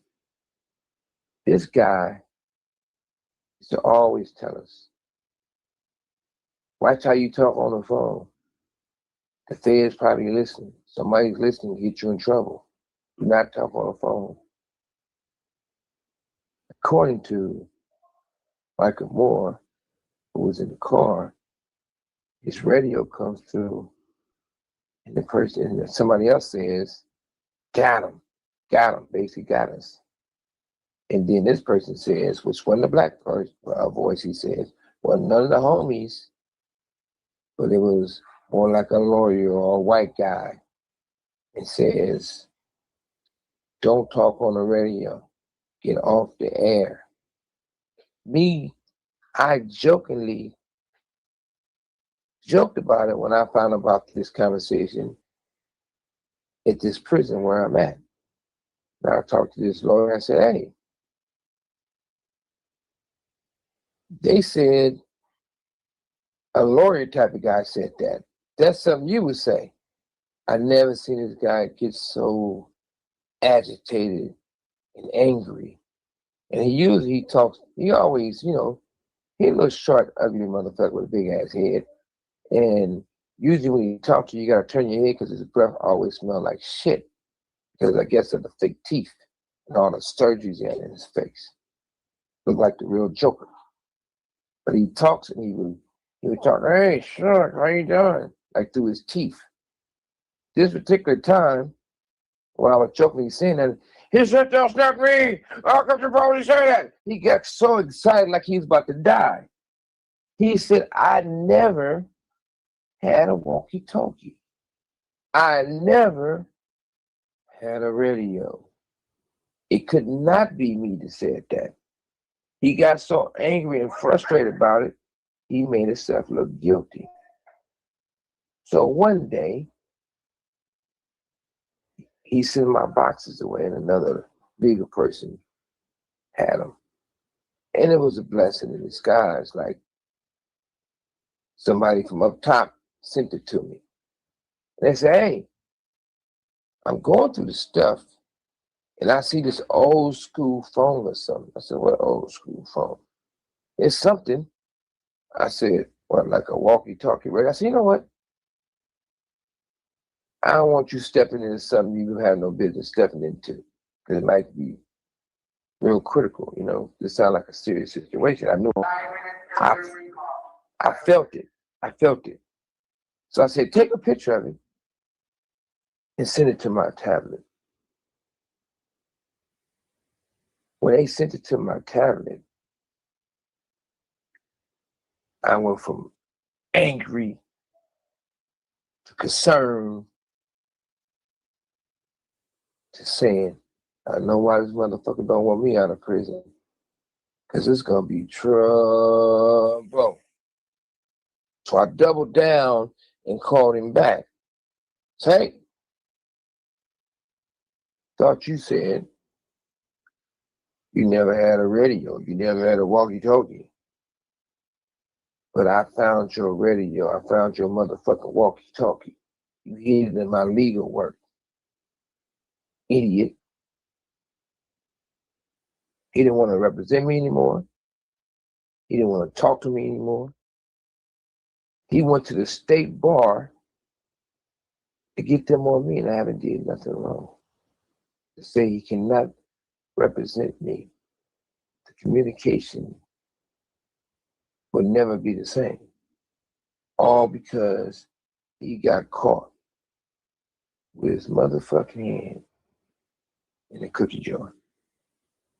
So you tell me, it seemed like Pocket's coming from the dead and laying all the facts out himself. You tell me, this gonna be the trial of the century. I mean, you gotta remember one thing. I remind you guys of something. Ray J, well, I'm not gonna even say names. This artist went to this other guy, supposed to be his manager or whatever he's supposed to be. And he put this here. Not Corey from the South Side, Corey from New York. Say, hey, Puffy, got to get this resolved. Keefe D is threatening to run his mouth. But I don't know why it's a big deal. Keefe D been running his mouth. And if don't nobody do anything to get him out, he got a lot to talk about. All of a sudden, another guy goes to bail Keefe D out. The excuses was, oh, I want to do a documentary on him. Oh, we want him out because we want to do maybe even a movie on him. Don't be stupid, stupid. The motherfucker already did a book, Keefe D. If you want to do a doc, anything he had to say, he said it already in the book. So you don't need him. You already have the book. The real reason why they wanted him out is because they didn't want him running his mouth. Then the lawyers tried to bully me. Now I know I said this before, but hey, they really tried to bully the bully. I ain't going for that shit. They tell me, hey, we know you don't like the county jail, but if you don't give a declaration saying he wasn't there, we bring you down to Las Vegas County Jail and fuck up your program. And you know, then they double down. They double down to the point where they offered me $1 million. Then what makes the facts so factual, because you'll take Rat James to bring on your show. Why?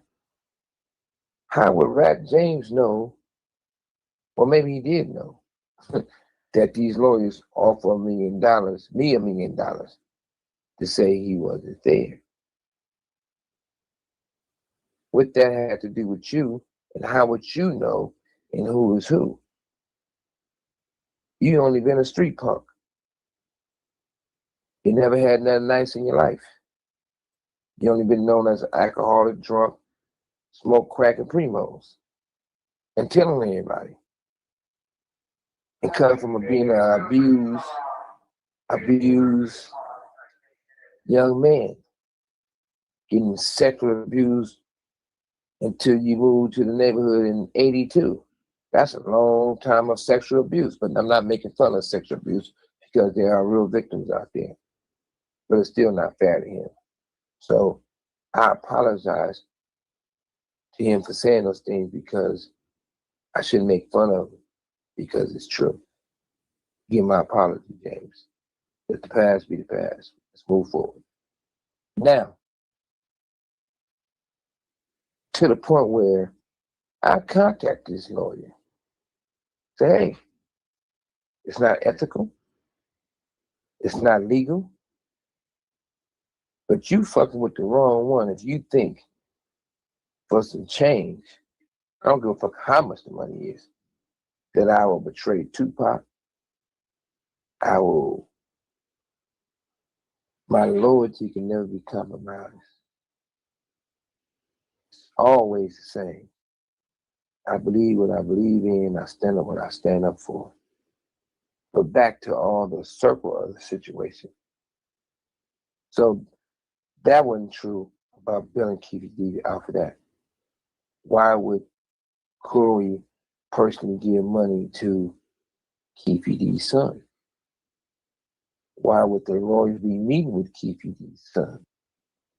After I told that lawyer, 702 lawyer, and got on the situation, and he knew I was reaching out to him, he got off the case. Why would someone who has nothing to do or didn't know Keefe D at the time, never met Tupac, never met myself, and they're gonna pay for Keefe D's lawyer? They're gonna always get involved in all this shit? Why is everybody behind the scenes trying to pay for this? Me personally, I put Puffy in my prayers. And you guys might think it's jokingly, but boy, if you allow those motherfuckers to do what they do, you're gonna be in trouble. Because at the end of the day, hopefully, if I was him, I'd rather tell the judge, you know what, let me go and get this 5 out the way. Let me get this 10-piece out the way. By then, Keefe D trial will be over and you'll be forgotten. But if you walk away scot-free, Keefe D and the rest of those guys gonna turn on you. And it's different when you go in front of a jury and you the guy that make people dance. You the guy that make people laugh. You the guy that twerk. Then now they want to attach you the guy who paid for Tupac to get killed. Don't play with these people, Puffy. All along, when you look at this, times have changed so much. I always felt that power is calm. Power is like the water, settled, loud and angry and all these things everybody do. That's a sign of fear. We're going through difficult times all around the United States. You know, I always say a lot of so-called men nowadays is their favorite position to sleep is on their stomach. Even if you got a bitch, I don't think it's sexy if your bitch coming out the shower drying off and pussy wet, and you naked laying on your stomach. There's nothing she can do to get you excited. Me, I'd be laying on my back, on my side, for letting know it's time to whatever they want to do. But now a lot of these guys is laying on their stomach and they waiting. But when it's all said and done, it was up to me. It's not up to me. I think this should be a real power learning experience for the culture of hip hop, for the culture of our people, especially ones in the inner city, in the ghetto. Everybody's making all these allegations. Everybody doing all these platforms to speak about. Either they speaking about stuff they wasn't there and they act like they was there, which is wrong, or they speaking about stuff to mess up the investigation. Let things play out the way they're supposed to play out. A lot of people have been trying to get a lot of views by going viral. All the people who've been involved have been trying to get these views by going viral, either lying on myself or talking about Pac who they never met, or if they did meet him, because a lot of people do know Pac, but they never had a real conversation with Tupac. However the case may be, watch what you really wish for. Some people say, God, I just want to be famous. Guess what? He answered your prayer. Now you can explain why you didn't want nobody to have guns. Now you can explain why you trying to build Keefe D out. Now you can explain why y'all gave Keefe D's son money. You can explain all this stuff. And you can smile and you know, a lot of you guys, I don't get to really see podcasts sitting in prison, but on my tablet, they have news clippings sometimes. And I see the ones men who photoshopping their face and putting up on makeup. Now you can be your own star. But one thing I would say, I am still not promoting for any of these people to go to prison and die in prison. I don't want to see Puffy die in prison. I don't want to see none of the others who's involved die in prison. But I do want justice for the name Tupac. I do want Snoopy motherfucking ass to admit his part.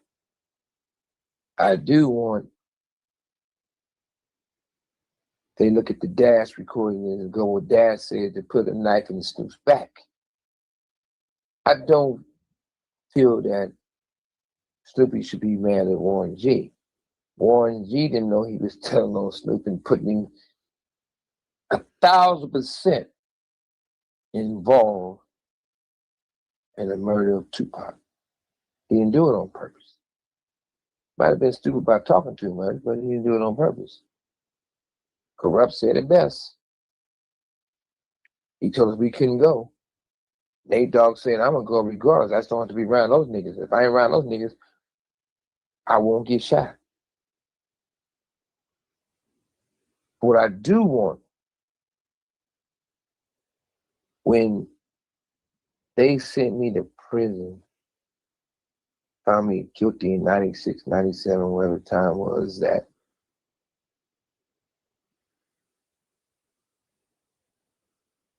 two security said I didn't do nothing but help save the people's life and then help the casino. A lady named Machuca, security guard, said I hit the guy 10 times and kicked him 10 times. And people played that on their platform and didn't play the rest. The rest of it was show us in the video where Mr. Knight doing the things you said he did.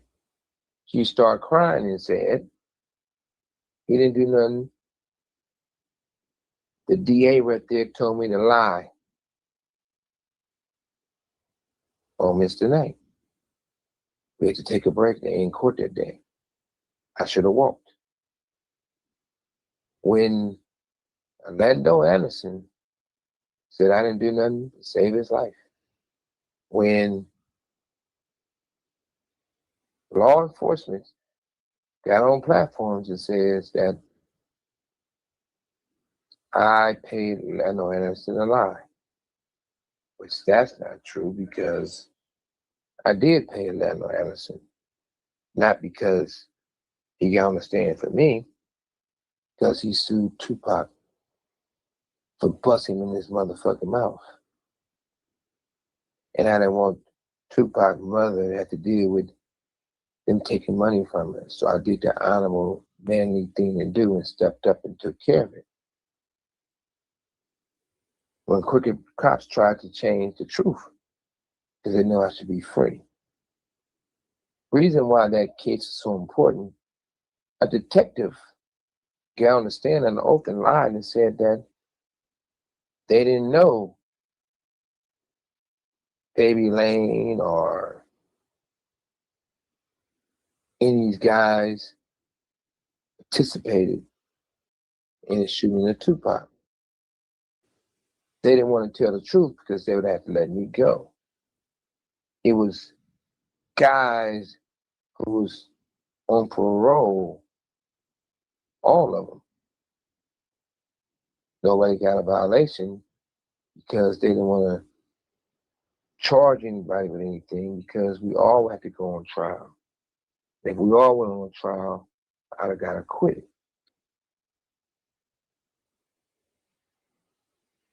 They got what they wanted out of it. When they couldn't kill me, but they was able to kill Tupac, they framed me. They blamed me. They said I'm the one to kill Tupac. 30 years. I never said anything different. Because I know the truth.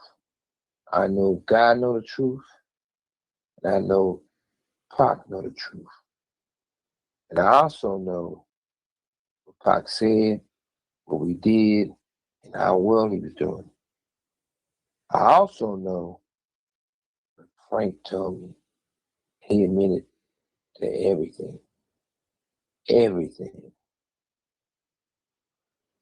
God bless his soul. Long live Tupac.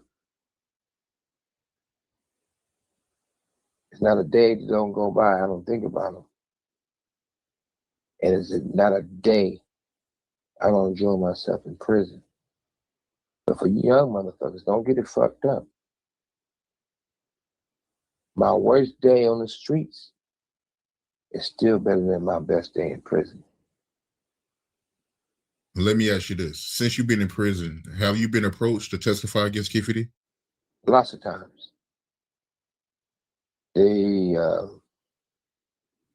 talked to my lawyers in Vegas, Richard Scheinfeld, David Chasnos, and they even reached out. But under no circumstances, no matter whatever the situation is, I don't have anything to do with that trial. Now, y'all hearing him say that, right? But they want to pull him up. Why do they want to pull him up? Because of some of the things that have been stated along this time. And, you know, I'm glad that TMZ reported on that report. Like I told y'all today, y'all smash the like button, share the videos, y'all come in here, because I really do think that they need to up their security another level around the trial. You know, I'm not sold on if I think the security is where it needs to be for this level of a trial. I know it's 30 years later, but I still think, once again, you know, when you're dealing with this type of level of a situation, I just believe that I just believe that the security level got to be at a whole different level. That's what I believe.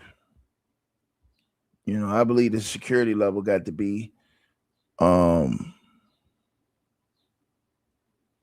up a whole nother notch in this trial. You dig? And I'm just telling y'all that, man. You know what I mean? And that's just me being honest with y'all. I don't think that everybody should. I think everybody should be on on P's and Q's, right? That's what I believe when looking at this whole situation. Um, Again, y'all might think something differently, but that's just how I feel about this case, man. Again, bro, I got a feeling, man. I got a feeling, bro.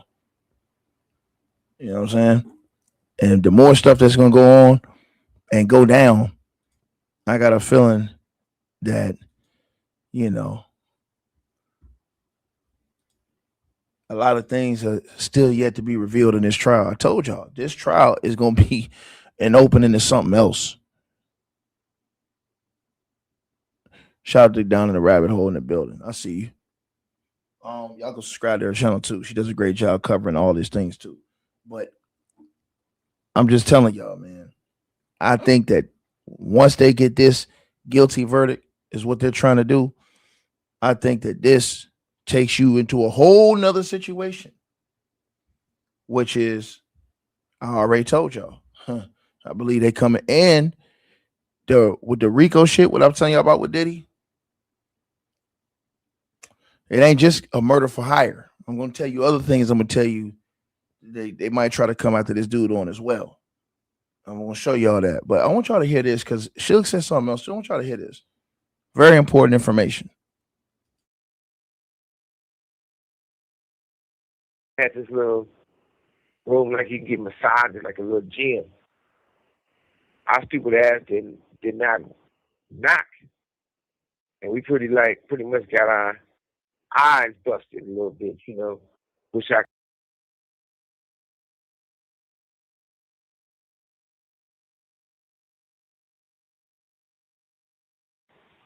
hell the fuck no. I ain't wishing bad on him at all, because I don't want to see nobody go to prison.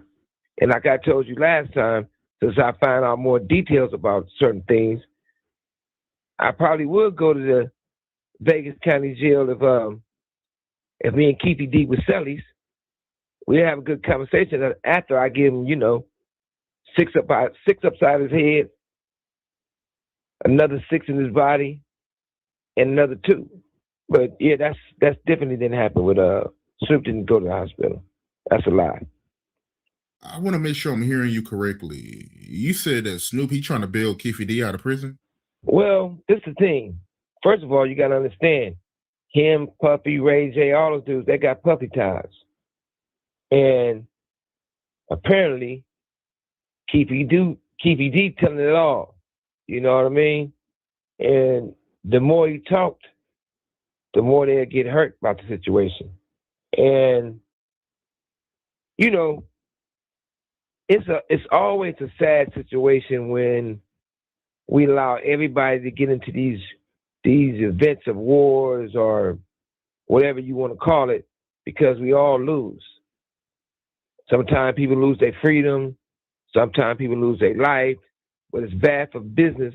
And it's terrible for the culture. You know, me personally, I take full responsibility of any actions I did, regardless if it was great things or bad things. And we got to learn that we should all be able to be friends and get along and be able to be allies and respect each other.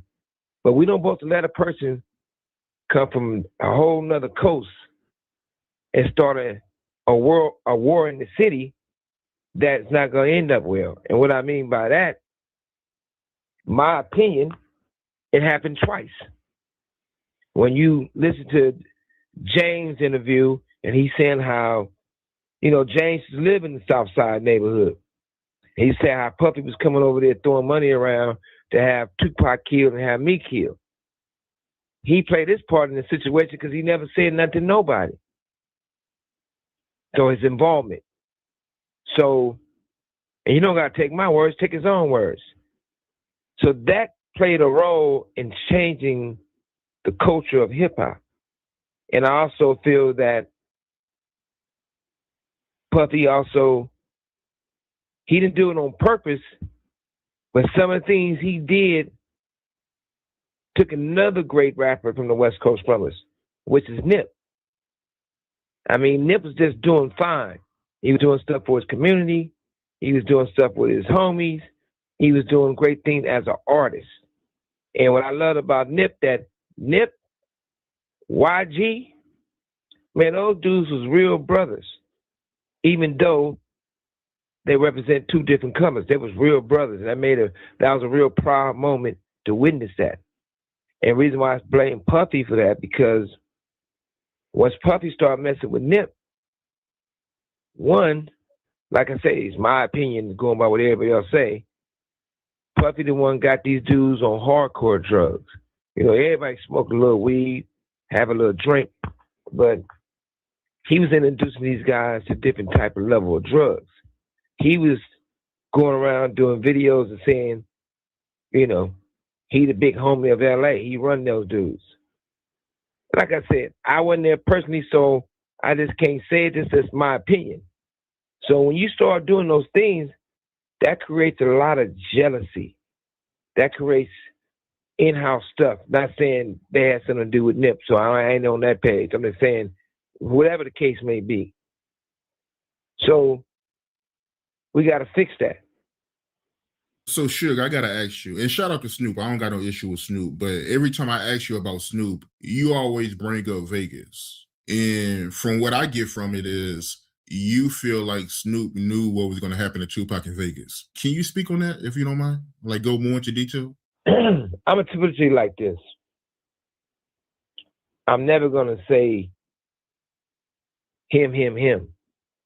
But the writing's on the wall. What I mean by that, I know they got into it in New York. I know Pac ain't turning nothing down. Pac, go. When it's time to go, he gonna go. And I know that the three of us, was close. After I called my mother, I'm gonna hit Pac, I'm gonna hit Snoop, make sure they straight. So all 3 of us communicated with each other always. He had a fight. He had a ticket for the fight a Tyson fight where we always go to a ringside ticket. They all knew that was an East Coast night and everybody was excited about it. I had Run DMC performing that night. When you look at it, Dad said that, hey, we weren't going. Snoop was on, fuck Death Row, basically fuck Tupac and everything above. And something gonna happen. This call and your telephone number will be monitored and recorded. Warren G says that Snoop was at his house watching the fight, and he had the walkie-talkie, the radio. Now, these walkie-talkies, the radios I had, it's not a Nextel. This is before all that. I had these radios that work on the whole West Coast. San Diego, Vegas, Oregon, the West Coast, Denver, right? So only time a person got one of those radios, it's like if they was going to a club or they was going to court or they was going to an event that they can communicate with their security. Whoever doing those security details, the security didn't keep them 24/7. So the radios were handed to, if two guys was going to be on Snoop, I would hand them two radios and Snoop would have one. After that's finished, they would turn them back in. So it wasn't no need for Snoop to have a radio. That was surprising. So when Warren says he heard the shots, he heard everything was going on, and when everybody said they heard him say it got him, that's not just a red flag. That's a fact that somebody involved with something they shouldn't have been in, and they had a radio they shouldn't have had. So that was the first thing. Then Corrupt, they interviewed Corrupt, and Corrupt says Snoop had the meeting and said, we're not going to Vegas. So they weren't going to Loserville, so that's basically saying like something's going to happen. And then Nate Dogg says, I'm going to Vegas. I don't got to be around those niggas. That's his exact words. I can be here, I can be there, long as I don't be around them. Basically saying if long as I'm not standing next to Tupac or me, he'll have to worry about a straight bullet getting him. No other way. And the fact that not only did he not come to the hospital, not one of those people, them people, whatever you want to call them, did not do a song with Tupac. We put out 2 albums after Tupac was gone. Snoop not on one. Snoop did his album. You probably guys don't remember. He did that album on his own. Where it was The Dogfather. It's not a Pac verse on that one. And he have lots of them to pick from. Not on one. When Tupac got a star on Hollywood Walk of Fame, not one of those individuals, them people, did not come. So you can go up there and accept an award for Pac, act like y'all was close, but y'all was enemies at that time.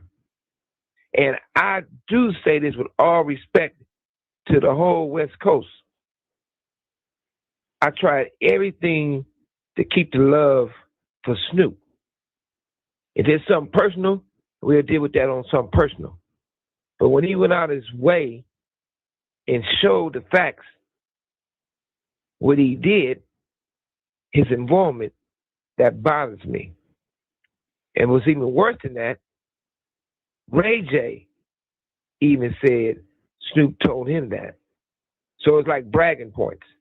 But it is what it is, Certain things that happen can't be changed. But shit, if you look, you're not going to smell the smoke. You're going to see that fire burning. That's that. You and Miss Chalet, what made you start messing around with her, knowing that she had a baby with Dr. Dre? Well, a couple of things. It's like this.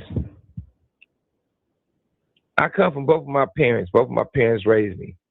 My mother showed me all the love in the world. My father taught me all the toughness in the world. But growing up, I used to do some things I should have been doing. That's like I heard when James was getting arrested. But I was always in grown people's business.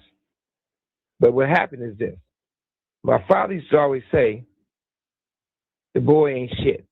He used to tell my mother, you know that boy ain't shit. Because every time I break something or do something, he used to say that, right? In those days, I believed that. So in those times, I really wasn't shit, you know? So it was like, that was my homegirl. And we was good friends, great friends. But at the same time, This call and your telephone number will be monitored and recorded. I always end up, I say this a lot, I never got cheated on because I always had somebody else bitch, somebody else wife, somebody else baby mama. So if you see me with somebody, they wasn't mine. I was born them for the time. So yeah, it got to the point where we was close friends and she was giving me information about when Andre and Jimmy would be talking and they'd be trying to figure out how to, you know, beat me out some bread or get him to do something else. And how he was telling me he wanted to be white. So when she started telling me that, I felt loyalty to her because that's when I went to Jimmy and Andre and we had a meeting. There ain't no fairy tale shit like Straight Outta Compton was, even though I didn't see it. Ain't no way nobody wear number 2 lip gloss or lipstick gonna tell me what they gonna do. So when we had this meeting, Jimmy, Andre, and myself, and I was on him because he wasn't doing anything. He did like 2 or 3 songs on the Chronic. Even though Daz want to not tell the truth, but the paperwork tells the truth. Daz did all the production on Doggy Style. He didn't do no songs personally on California Love. Jay Flex wrote his verse, and his other guy that the paperwork shows that I paid to do the beat and bring Roger in. So when it came to that conversation, I called Jimmy out on it. I said, man, you are having these meetings and you trying to plot. So I'm going to kick him off Death Row. Now, if Death Row was worth close to $700 million, or well, I don't give a fuck if it was worth $50 million, and you leave only with $2 million, is he the tough guy or I'm the tough guy? Because I shouldn't be in here for the case I'm in here on, and you should ask me about that. But I should have got 20 years because that's cold, flat out robbery to give that man $2 million to walk away from death row. And even still today, they can say it's much better. I can't see it because you don't have no respect about yourself. Everybody know how many times you be on your stomach. But besides that, and I'm not saying that's a bad thing. People can be who they are. But besides that, never happened. So I did show Mrs. Lady love. I did Senator Betty Ford to get it from being an alcoholic or whatever. And I did look out for her and put her on songs. And she did come visit me when I was in prison. But I never married her. I never really been married. Everybody say all these things, but one day I will. But and we have one of the best things in the world ever could happen in that relationship. I had Bailey, my daughter, which is all my kids is blessings to me, but you know, she's a real blessing. And I love her. But like I said, I love all my kids. Oh, by the way, hey, Ray J, my 15-year-old legend is taller than you and your whole crew. 15 years old, man.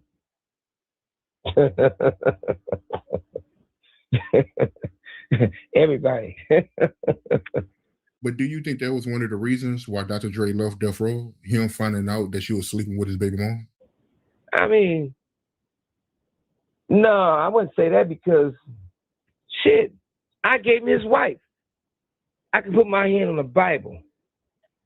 When everybody was going around and Easy and was coming out with the songs and everybody saying that, you know, back in those days, you couldn't be a gay rapper. So when everybody's saying he was gay and all this type of stuff from everybody, I went and had an emergency meeting with me and Andre at the place called the Black Whale in the Marina. Now we talking, and I told him straight up, I'm like, hey, everybody going around here, man, saying you mess with men. So I thought he was going to say, you know, fuck that. Whoever said that, he want to get down with him or something. He said the ultimate answer to me. Why they in my business? Why they worried about what I'm doing and who I'm sleeping with? So that made me know that, hey, he do get down. And Bruce know they get down. The guy he met at Chippendales and started living with him, right? Or David Ruffin Jr., right? So it wasn't about putting him on Front Street. Death Row, we're a family. I'm like, look, man, we got to do something about this. We got to do how they do the actors in Hollywood. You know, if Rock Hudson or any of those big-time actors was gay, the first thing they do is get them married. For people who won't believe the truth or rumors or whatever it may be. I said, man, you got to get married ASAP. Who you feel the best or you care about the best that you're married right now? Because we got to do this like Vegas marriage. He said, Miss Chalet. So he called Miss Chalet. He asked her to marry me right away. She declined. And my pager started blowing up, saying that, you know, she was paging me. I'm the one to plug in with my alleged buffer, Nicole. She already had a baby by Sadell 3. She's messing with AGM. You know, Nicole got around. Like Tupac say, I get around. So that was put together on my own doing. So it had nothing to do. That's where the marriage came in place. And once they was married, he whooped on her and she caught him in the bed with a guy. I made sure he had a prenup. Once that came about, I told him to let her know he had tear the prenup up, long as she don't tell on him. She didn't tell on him, move forward, the divorce. She won't have of the $200 million he had. She got, 100, whatever it was. And he couldn't fight the prenup because she would have called me in as a witness, and she would have spoke about the fact that she caught him with a man and he whooped ass. So that's why he didn't fight the prenup. But that had nothing to do with the fact that he didn't get mad about me sleeping with Miss Chalet. Because I'm probably think that at that time, like I said, it's nothing to be proud of. 90% of the women that look good, I had some time with them, you know? You do those things when you're young. So when you get somebody, when you get older, or old like me, you can appreciate somebody, you know? The Death Row party where y'all made a guy that was affiliated with Bad Boy Drake Urine. Can you give me the backstory behind it? I always have a big Christmas party for, you know, for Death Row. And it's hard to get like certain places because they don't, you know, they don't agree with the lifestyle we live. We about that life. So I rented this whole compound of property to have a Christmas party there. And, you know, we bring our parents and all that type of stuff. So I always want to have a nice, one of the best groups around, the oldie group. You know, I had the Isaac brothers do Mother's Day, but for the Christmas party, I had the Whispers. And what's better than the Whispers as the beat goes on for all our parents and the older people and us. So we're at this Christmas party, and, you know, I mean, Jody C there, pretty much everybody. So we, you know, everybody doing shots before we get to the party. Now we're at the party. Now Jewel's my homegirl. But Jewel's part of the Compton Get Downs. And it's nothing slicker than the Compton Get Downs. You know what I mean? They're going to play every side, upside, downside, whatever they want to do. This call and your telephone number will be monitored and recorded. So me and Pac is talking, and Jewel comes over and introduces her to this dude to say that's her boyfriend. So she walks away and she come back. Well, you know, they walking away, but she come back without the guy. And she said, "What's up, Pac?" She talking to me and Pac. And Pac said, "Damn, Jewel, who you with? Is he from the West Coast?" Jokingly, not thinking he's not from the West Coast. Jewel started laughing and said, "Shit, that motherfucker worked for Bad Boy. That's one of Puffy's people. So Pac was like, Jew, everybody say you're loyal, you're unloyal, you're not loyal, you don't have no loyalty. In other words, you're a curvy ass bitch. And we start laughing. So the guy looks back and he see we laughing. So I guess his motherfucking instincts was right. He takes off running. We take off running behind him. So when all the homies see me running, everybody runs behind him, including Andre, including Snoop. Because everybody want to know what's up. So this dude runs up the stairs, first mistake. Because once he got up the stairs and got in that room, it was some type of guest house. There's no way out. So when we all get up there, he getting his ass whooped. He getting the shit beat out of him. Every person who came up those stairs, except for me, of course, beat the shit out of him. So as he getting beat, one of the homies, and I can say his name because Colton ain't here. That's one of my closest friends from the West Side. Non-type business type of dude. He grabbed him and was throwing him out the window. Only thing was holding him up is shit, his belt, and a leg or so. I'm like, nah, don't throw him out the window, shit. Everybody saying that motherfucker gonna die. He pulled him back in. Every person in there got some licks in, even the bitches. So now everybody talking to him. The dude begging for his, for his safety. As they talk to him, that stupid motherfucker was like, yeah, I do work for Puffy, I do work for Bad Boy, and Pac got to smacking him again, smack, smack, smack. They're against me, they're my enemies. Everybody started smacking them because they wanted to prove, their loyalty. So, a lot of us still got champagne glasses in our hand, champagne bottle in our hand. We having a great time. So I said, oh, man, let him go. They ain't his fault he worked for the motherfucker, right? They were like, man, what are you talking about? You being nice to him? You done had motherfuckers, even some of the people in this room, drink piss before. So they start pissing in the motherfucking champagne cups. This dude probably drunk maybe, I don't know, I wasn't counting, but it had to have been over 30. It was so bad, as he's talking, I had to back up because he smelled like piss. So Pac and them got mad at Snoop because Snoop the only one, besides myself, when I said everybody, my bag, Snoop the only one didn't participate of beating the dude's ass. But Snoop was a good dude. He always had a good heart. He was like, nah, man, you know how he talked with that little Michael Jackson voice. He was like, nah, man, that because he worked for Bad Boy, we don't have to be doing all this. And this is the West Coast, but we don't got nothing against you. That's the conversation, basically. So from there, I did something probably wasn't the smartest thing to do. I said, well, he probably ain't going to tell the police that somebody have sex with him. As usually when something crazy happened, nobody don't want to give on the police report to them. Oh, they had sex with me. Oh, they did this with me, So I'm just thinking, no. So Andre, and it's real talk. I don't care who believe it, don't believe it. I have no reason to lie. Andre was like, shit, I fuck him. But believe me, it's not the first time that rodeo happened because we all seen certain things they did, if you know what I mean. So, believe it or not, Andre, Dr. Dre beat it up a little bit. To my surprising, he sued Pac, he sued Andre, he sued everybody. He didn't sue me because I didn't lay a hand on that dude, right? I paid everybody's fee. I told Andre, I'm gonna pay your part. I told Pac, I'm pay your. I told everybody who he sued, I paid. I said, but that's y'all motherfucking shit.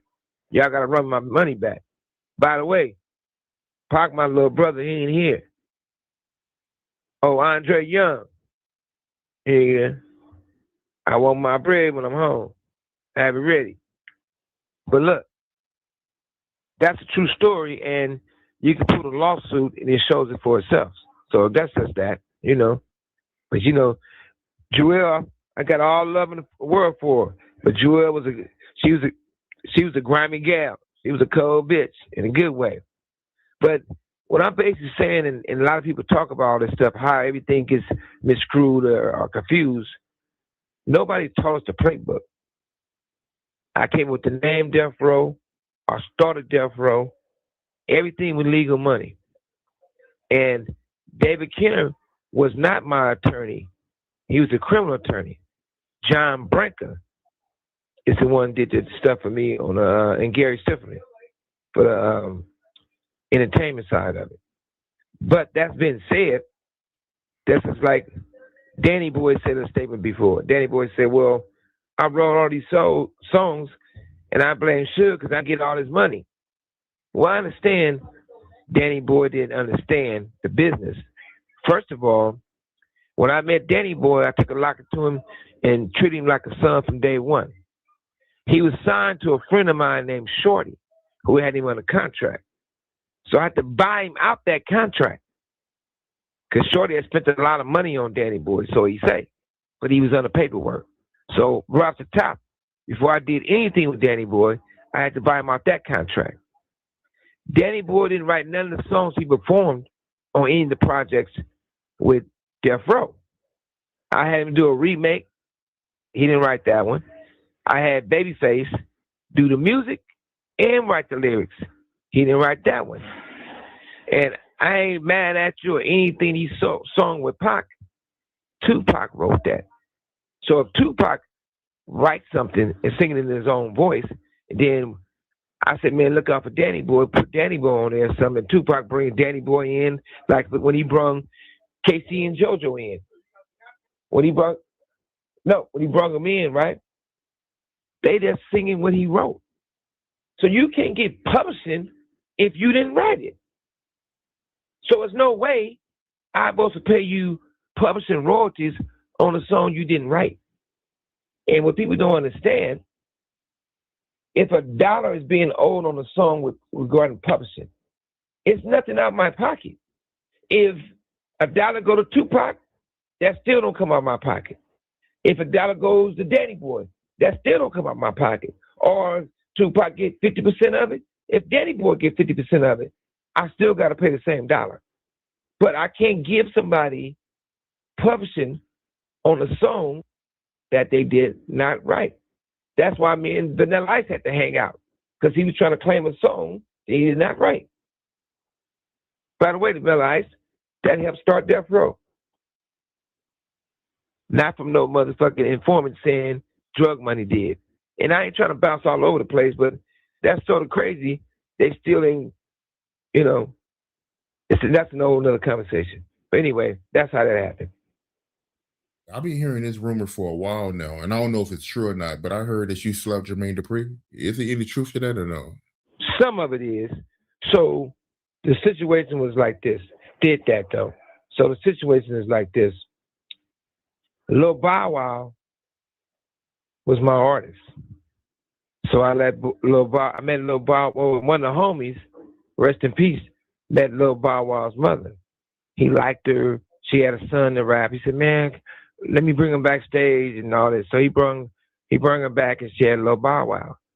Off the top, I seen Lil Bow Wow. I said, that little dude's a star, So I ended up moving Lil Bow Wow, his mother. Lil Bow Wow, at the time I thought it was his father, but it turned out to be his stepfather, to Brentwood. Yeah, where OJ lived at. So it's a nice neighborhood. So moved to Brentwood, had him home study the Ray J stuff, had him, took care of everything. I even had Lil Bow Wow on the Arsenio Hall. At the end, he rapped, and he dissed Easy. He talked about Eazy-E. Anyway, nevertheless, when I went to prison... This call and your telephone number will be monitored and recorded. Snoop took Lil Bow Wow to Jermaine Dupri. Jermaine Dupri signed him. But you can't sign him because he had a contract and I got money I paid already. But a lot of people don't know this. By the way, when everybody say they got to deal with me and they got my life right, they did something with me, which they don't. But if you ever do a deal, regardless of any type of deal, our money got to be changed. I don't care if it's $1, got to be some type of money. So Jermaine Dupri and them knew that he was signed to me and a lot of money was past hands. So, I didn't want to mess up the little dude's career and try to destroy his life. And his mother, I got a lot of respect for her. So I came home and I said, look, I didn't stop all this, but how is this happening? So I used to feel that suing people is like snitching on people, which is stupid. That cost me a lot of money by thinking that way, which is not. But anyway, it was up to Jermaine Dupri. I didn't want my motherfucking money from Lil Bow Wow or his mother. I want my bread from Jermaine or Snoop, whoever I catch first. So I got shot. I think that's the time I was shot in Miami. It's bad when you don't remember what time you got shot. Been shot so many times, So I get a ride up to. I used to go to the Subway and Fat Burgers, 2 or 3 o'clock in the morning, get something to eat, come back to the high rise. And the Lord delivered Jermaine Dupri to me. God did that. Now, I'm not saying in a bad way, because I believe in God, but he delivered him to me. So as I see Jermaine Dupri, he see me, his eyes big as a motherfucker. I say, hey, what's happening with my bread you owe me? For Lil Bow Wow, he signed to me. Still is. So he started getting around the bush. I said, man, I'm going to tell you one more time. What's bracket? And it wasn't one of those that somebody gets slapped so hard they slide down the street, but it was something that made you get your attention. But Jermaine Dupri is one of the smartest little motherfuckers around. He called Joe Jackson and put it on speaker. And he tells Joe Jackson, help, Sugar's right in front of me, mad. And Joe didn't know he was on speaker. And Joe, man, I know Sugar. Big Sugar's a friend of mine. I said, what's up, Mr. Jackson? He started laughing. He started talking. And then Jermaine Dupri was like, Sugar about to get me. And Joe was like, no, man, me and Sugar go way back. Sugar, give me your word right now that you're not going to beat the shit out of Jermaine Dupri. And I didn't want to be like, He like, man, he with Janet.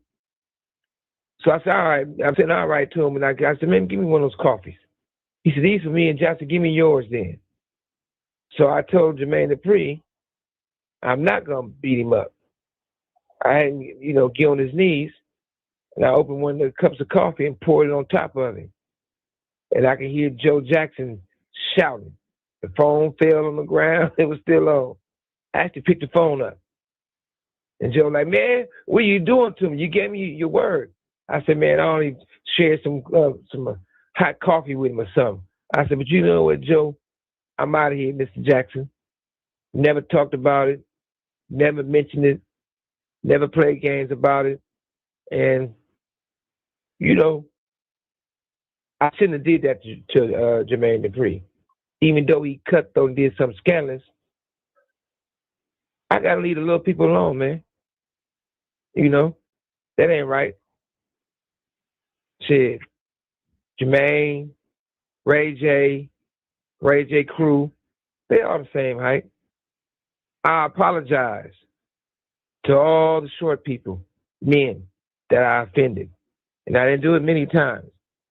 I want you guys, I never apologize to anybody, but I'm going to apologize to the short people, the men, Ray J, Jermaine Dupri, and your little, y'all little crew. Hope my apology is accepted.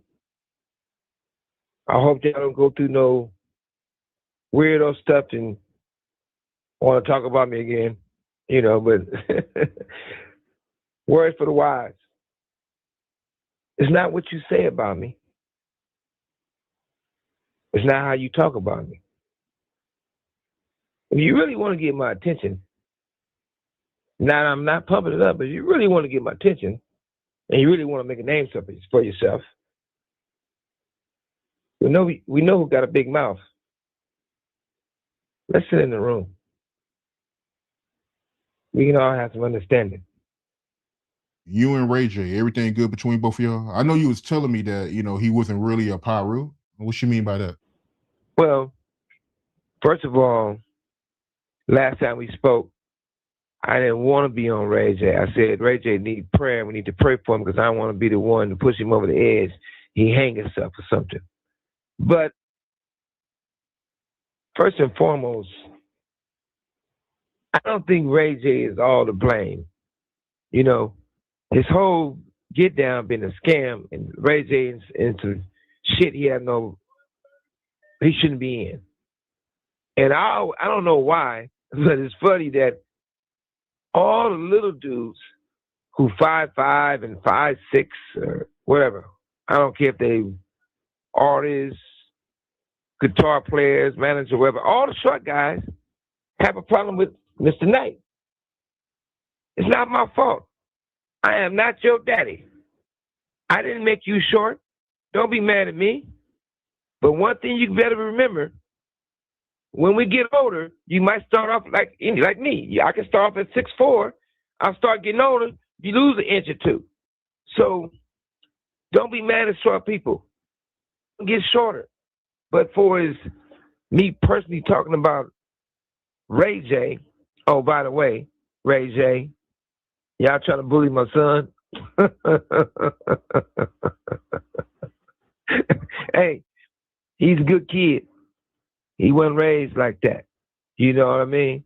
So when y'all call him and threaten him or say I'm not his father and put a picture of him and another nigga on there saying that's his father, I love all my kids. And I know that boy is my son.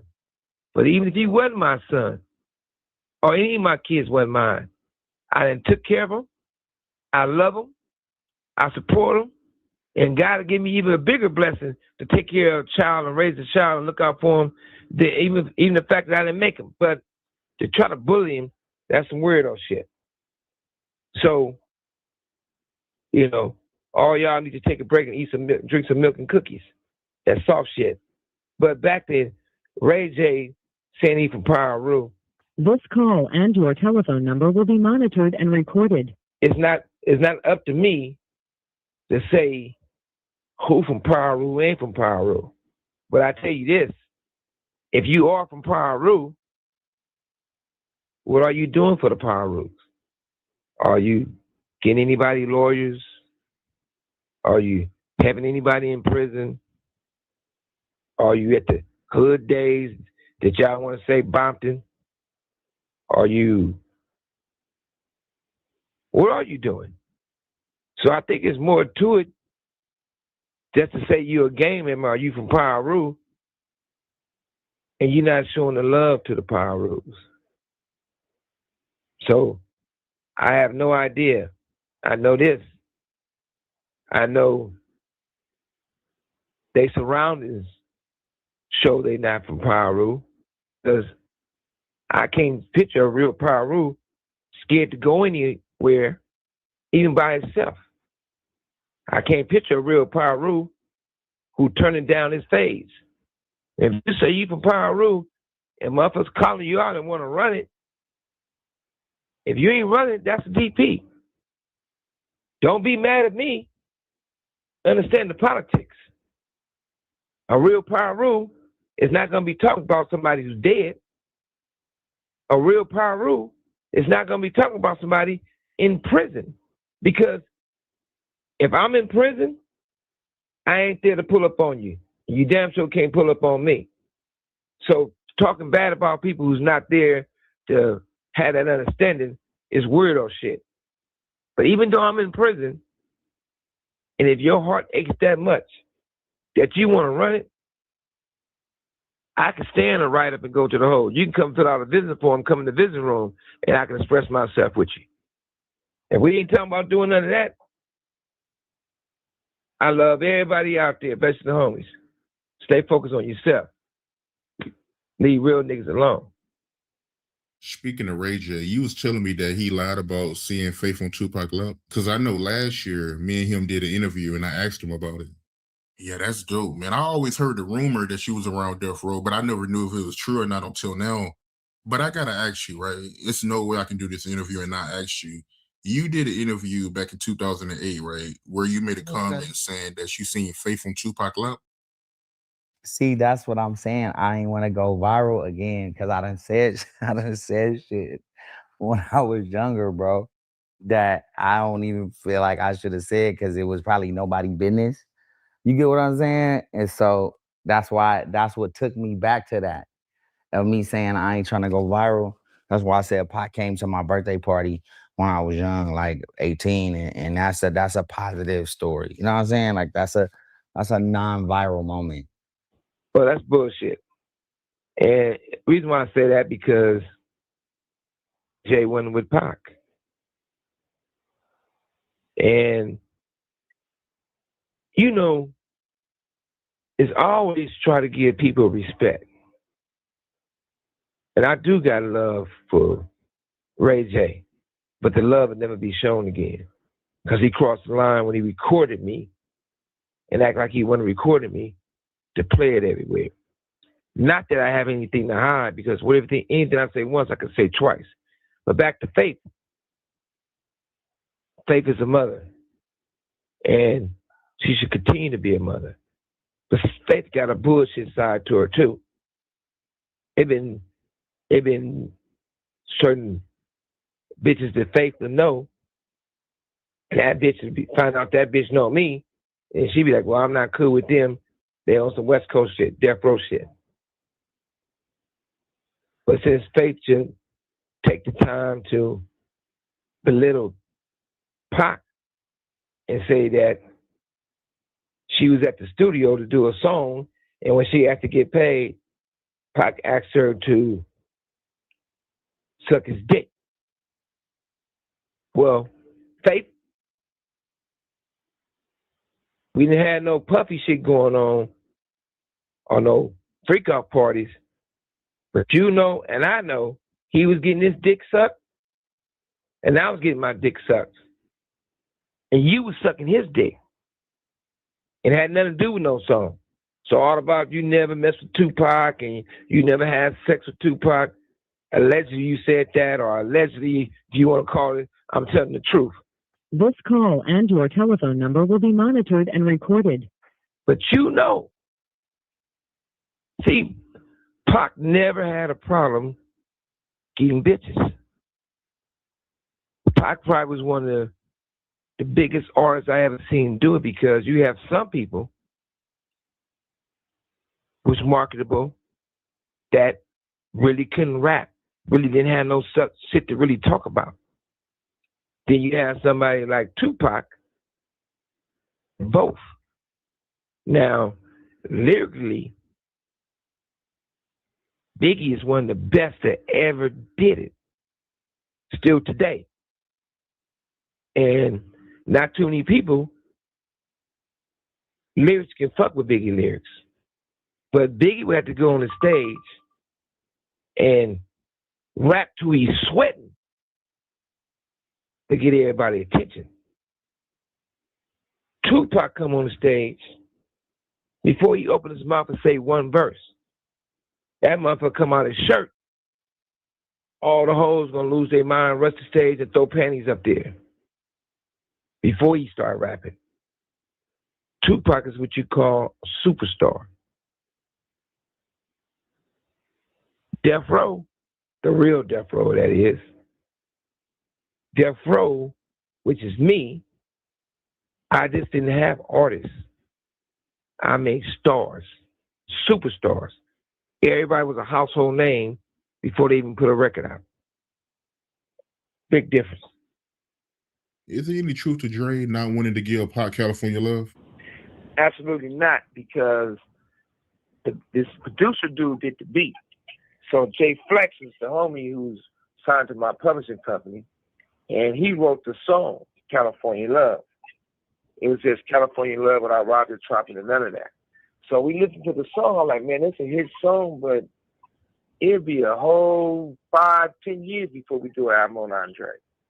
So me and Pac being so tight, I tell him, I said, look, take off the second verse and I'm gonna have Pac write to it. Put it on All Eyes on Me. So when Pac came to the studio, I said, I got something for you. It's a gift. And I said, the second verses I took off, so that's you to write to. So take it home and, write to it. He heard it, said, man, I don't got to take it home. I'm going to do it right now.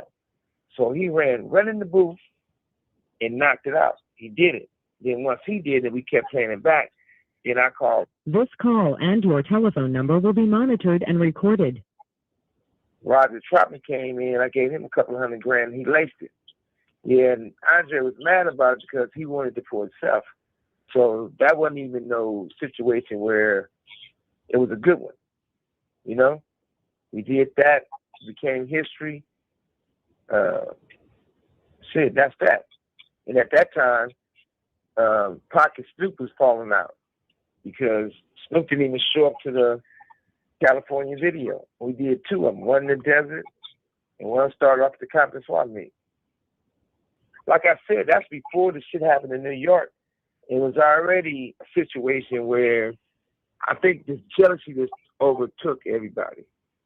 You know what I mean? Because it was a time where everybody was running them, and then Pac came and Pac shut the whole West Coast down. Not just Death Row took over. Pac came and did some things that nobody never did before. From my point of view, right, it always seemed like Pac and Dre never clicked. Why was that? Well, when he found out that he wasn't doing the production, he wasn't writing no lyrics, and he was like, man, why this dude getting credit for verses he not writing? And why he getting credit for tracks he not producing? And that was his question. But then the final thing was, when Snoop trial was going on, I needed Andre to go up there and be a character witness for him. And he didn't want to do it. So the lawyer's like, man, you gotta go. We need you. He said, man, he was like, you better cancel that. If it's up to me, he going to prison. So Pac was like hot about that because Pac had so much love for Snoop. That's another thing that bothers Pac so much. He was like, I'm riding for this dude, and he ain't riding for me. So that's how it all started going bad. And then they did a song called No Diggity, No Doubt with Teddy Riley. And at the beginning of it, Dre pretty much dissed Snoop about, even though he didn't write it, but it was like Pac thought he was dissing. He said a dog came, all fetch and all that type of shit. So Pac had wrote Snoop a verse. Snoop came and did his verse on Toss It Up. Even though he didn't do it, Pac went in on him, and said what he said and stood by it. But, Pac was just a different type of man, all Death Row. And a lot of people say a lot of things. A lot of people say there's truth on these platforms is because I'm mad about Death Row. That's crazy because we had moved from Death Row a long time ago. I started Death Row in 91. Death Row died in 2001. And I don't know why Snoop or anybody else, if they that good, they should make their own label. But they failed at their label. Or whatever Jay said, make another hoe, or whatever he called himself, another Jay-Z. And I feel the same way when everybody's, pounding on their chest that have nothing to do with nothing. I'm not mad. Nothing but blessings to everybody. Yeah, you referring to Lost Ones when Jay said that line about making another Hove? Yeah. Once again, I'm not a rapper. When Sam Snead got beat up, was you there?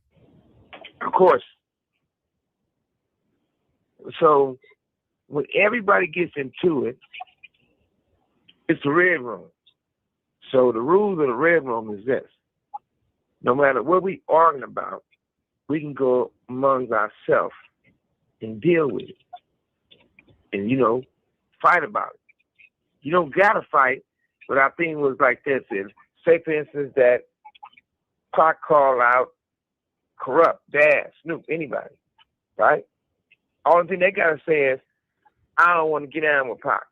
Then everybody say, you a bitch. And once everybody say you a bitch and you don't want to get down, it's over. You don't got to fight. You accepted that you're a bitch. And if you do choose to fight, win, lose, or draw, motherfucker, shake hands and it's over with. That's the rules of it. So it's been a couple of times it was a little crazy, but Sam Snead was there basically getting Andre's back. So Pac didn't want to do Saturday Night Live with Andre. And I'm like, man, what's up? He's like, man, you my big brother. If you gonna beat me up, if everybody gonna get me, let's get it out the way. I'm not doing no song with Andre because he a homosexual. Dre tell him, I'm not a homosexual, I'm a bisexual. So Pac jumps up shouting, I told you, he going around, fucking niggas in the ass. And Dre cool. Dre like, man, you silly. You a silly motherfucker. I can fuck a bitch in the ass. If I'm going to be a bisexual sometime, shit, I'm letting them drive me. They on top. Pac said, that's it. I'm not doing Saturday Night Live. So that's why we did half of California Love and All I Ain't Mad at You. That's been said. Now it comes back to if Andre ain't going to get down, somebody close to him got to get down. And Sam Snead used to be with Andre all the time. So it was his turn up. Man, Pac gave that boy so many ooh-wees and ooh-wees and ooh-wees that by the time we got to Monty's, he was transformed. You know what I mean? Pac gave him a good one. Beat the shit out of Sam Snead. Yeah, I remember doing an interview with Jay Phillips. He was talking about how Sam Snead got jumped, and he said that, after that happened, he'd never seen him around Death Row no more. Sam Snead was out of there. But, that ain't the only thing, because, a lot of people was mad because, like, it was a song Sam Snead did a couple of songs. Like, Keep the Heads Ringing. That was Sam Snead beat, Sam Snead lyrics for Sam Snead. Andre wanted it and changed the lyrics for him. So all that stuff started piling up because, a lot of times people was getting jacked for their songs, But I ain't never said jack them for their songs because I'm going to get the same amount of money. I'm going to have to pay the same amount of people. But every now and then, somebody had to do something. If Andre wanted it, they'd be standing up for their shit. And then Dre would take them on to dinner or they'd hang out. They might coming back being talking a little more timid. But they said, it always ends the same way. He can have it. He can say he produced it. I don't care. That goes from whoever did a lot of songs, regardless if it was on, on Snoop's album, soundtracks, on the other album, even the Chronic. Once somebody spend the night, they come back, it's a whole different story. They like, let him have it all. The song, the publishing, whatever. Welcome to Death Row. Shit. So, Suge, if you can you give me the backstory behind the run-in that you and Eminem had on the set of 50 in the Club video? All right. First of all, let's get to Eminem. Whatever I say once, I can say twice, and there's receipts to it. I don't know how you want to fight me when Eminem was at the awards, and when a guy named Gangsta Steve, I call him one of the best friends in life to have. He called Death Row. I happened to be on the phone. He said he needed to talk to me, and I was on the phone. He said Eminem was at the awards show. Eminem is in the lion's den. They about to eat Eminem ass up. They called. I talked to somebody. I said, hey, I ain't trying to put their business out there. They can tell their own story. I said, hey, tell them to leave that, I didn't even know no Eminem. Leave that white boy alone. Give him a pass. All right. Moving forward, I'm fresh home. We go to a video shoot. Once we go to this video shoot, it's probably like 10 of my homies, maybe 15. It's probably like 20 of my Mexican homies, you know? Some real live Southsiders with all that. So as we go to the set, one dude said where he was from, time we got in the vicinity. He got smacked. He gets up, runs, and tells them that, hey, I'm outside and we outside. And you can hear all these dudes talking. One, they open the door up. When they opened that door up, they didn't see nobody leaving or running. They seen bald-head brown, long-haired blacks, and bald-head blacks saying, come on. Next thing you know, they said they called the police. Next thing you know, you hear sirens. The helicopter shining the light. We barely got out of there. After I got out of there, I had a violation. 50 did an interview. This Newsweek, Entertainment Weekly or whatever. And they asked him about that. They said, hey, didn't they come up there to get y'all? And 50 was like, no. He came, he just wanted to know who the new kid on the block was. They came up there real deep with Mexican gang members, black gang members. He said, is that a violation of Suge Knight parole being around gang members? So, and I ended up getting violated on all that type of stuff. So for is Eminem checking me, that's a laughing matter, you know. I mean, it's ridiculous. But at the same time, Eminem, you know, I'm not a rapper. I'm quite sure you can out-rap me. I'm definitely too big to slap the shit out of you. But if that's something he really want to get it, I'm quite sure I could find a little homie in his class and run it, you know. I don't know why everybody got so many stories. For me to be a person who just living my life, why are you worried about me? I'm in prison. But at the same time, and I'm going to say this and I'm going to let you guys go, is that why is it so many stories can be said and so many questions can be asked? Where was all these conversations when I was on the streets? See, everybody all of a sudden tough. It makes no sense. I understand. I have wonderful kids. I'm being blessed. Got a woman. I got people that I love. And what's better than have a woman you can be in love with? What's better than have a situation where you can grow with my grandkids? I made it. I didn't supposed to get to be 18. Look at my age now. And I got grandkids. So at the end of the day, say what you need to say to make you find a place that you don't deserve. I don't gotta say shit, because I'm in my place. And I'm still on top. Only thing I need now is my freedom. The 04 Bible Wars. It's a story that's been going around for a while now that you and the guys you was with attacked Dre.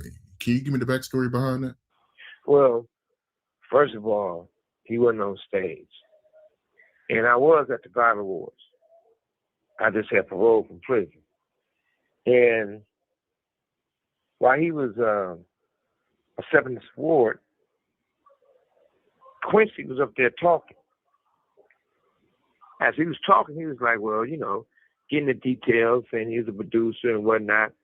And Andre was sitting there with his family, with his wife or whatnot. And somebody came up to him and when they shined the light on him, they was like, well, this person gonna get this award, and they, you know, shined the light on him and got everybody's attention.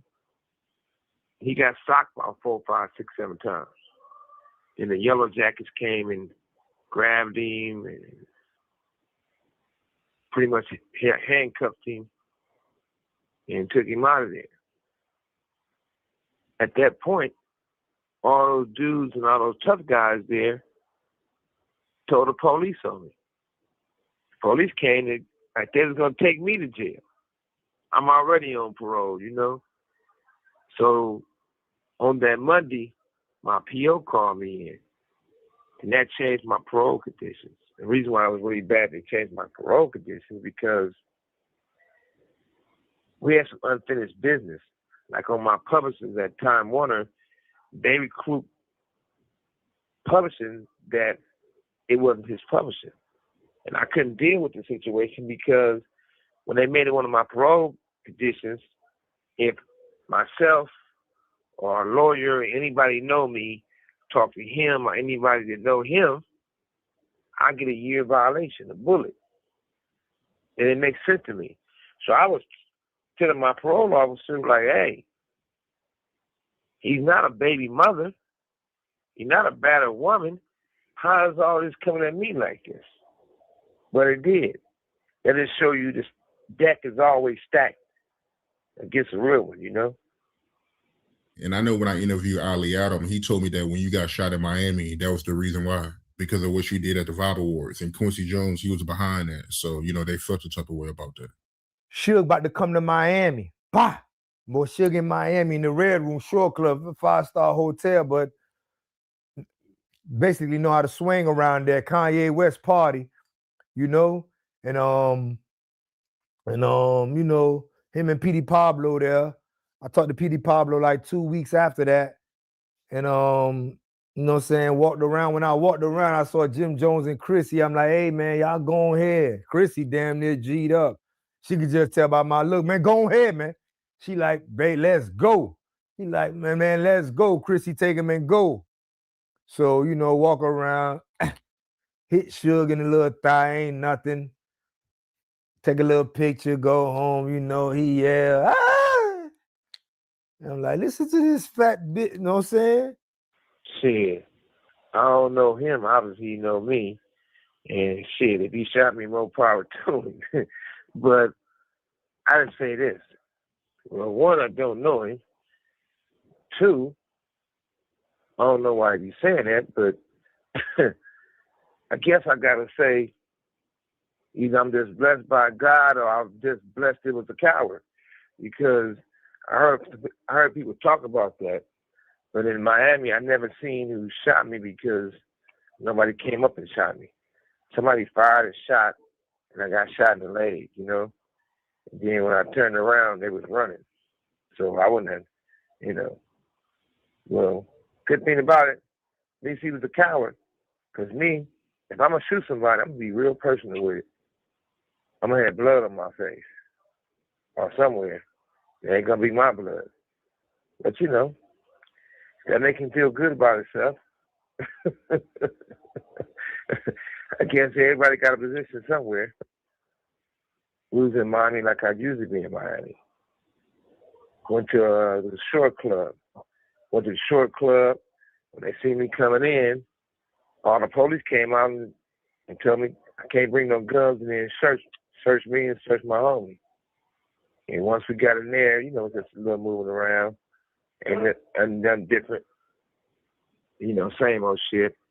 And shit, that's basically it.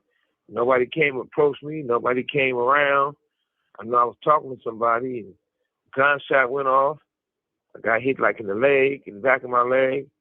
I turned around and everybody was running.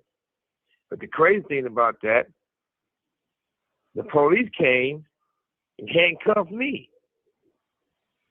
I was like, is that right? So it took like an hour.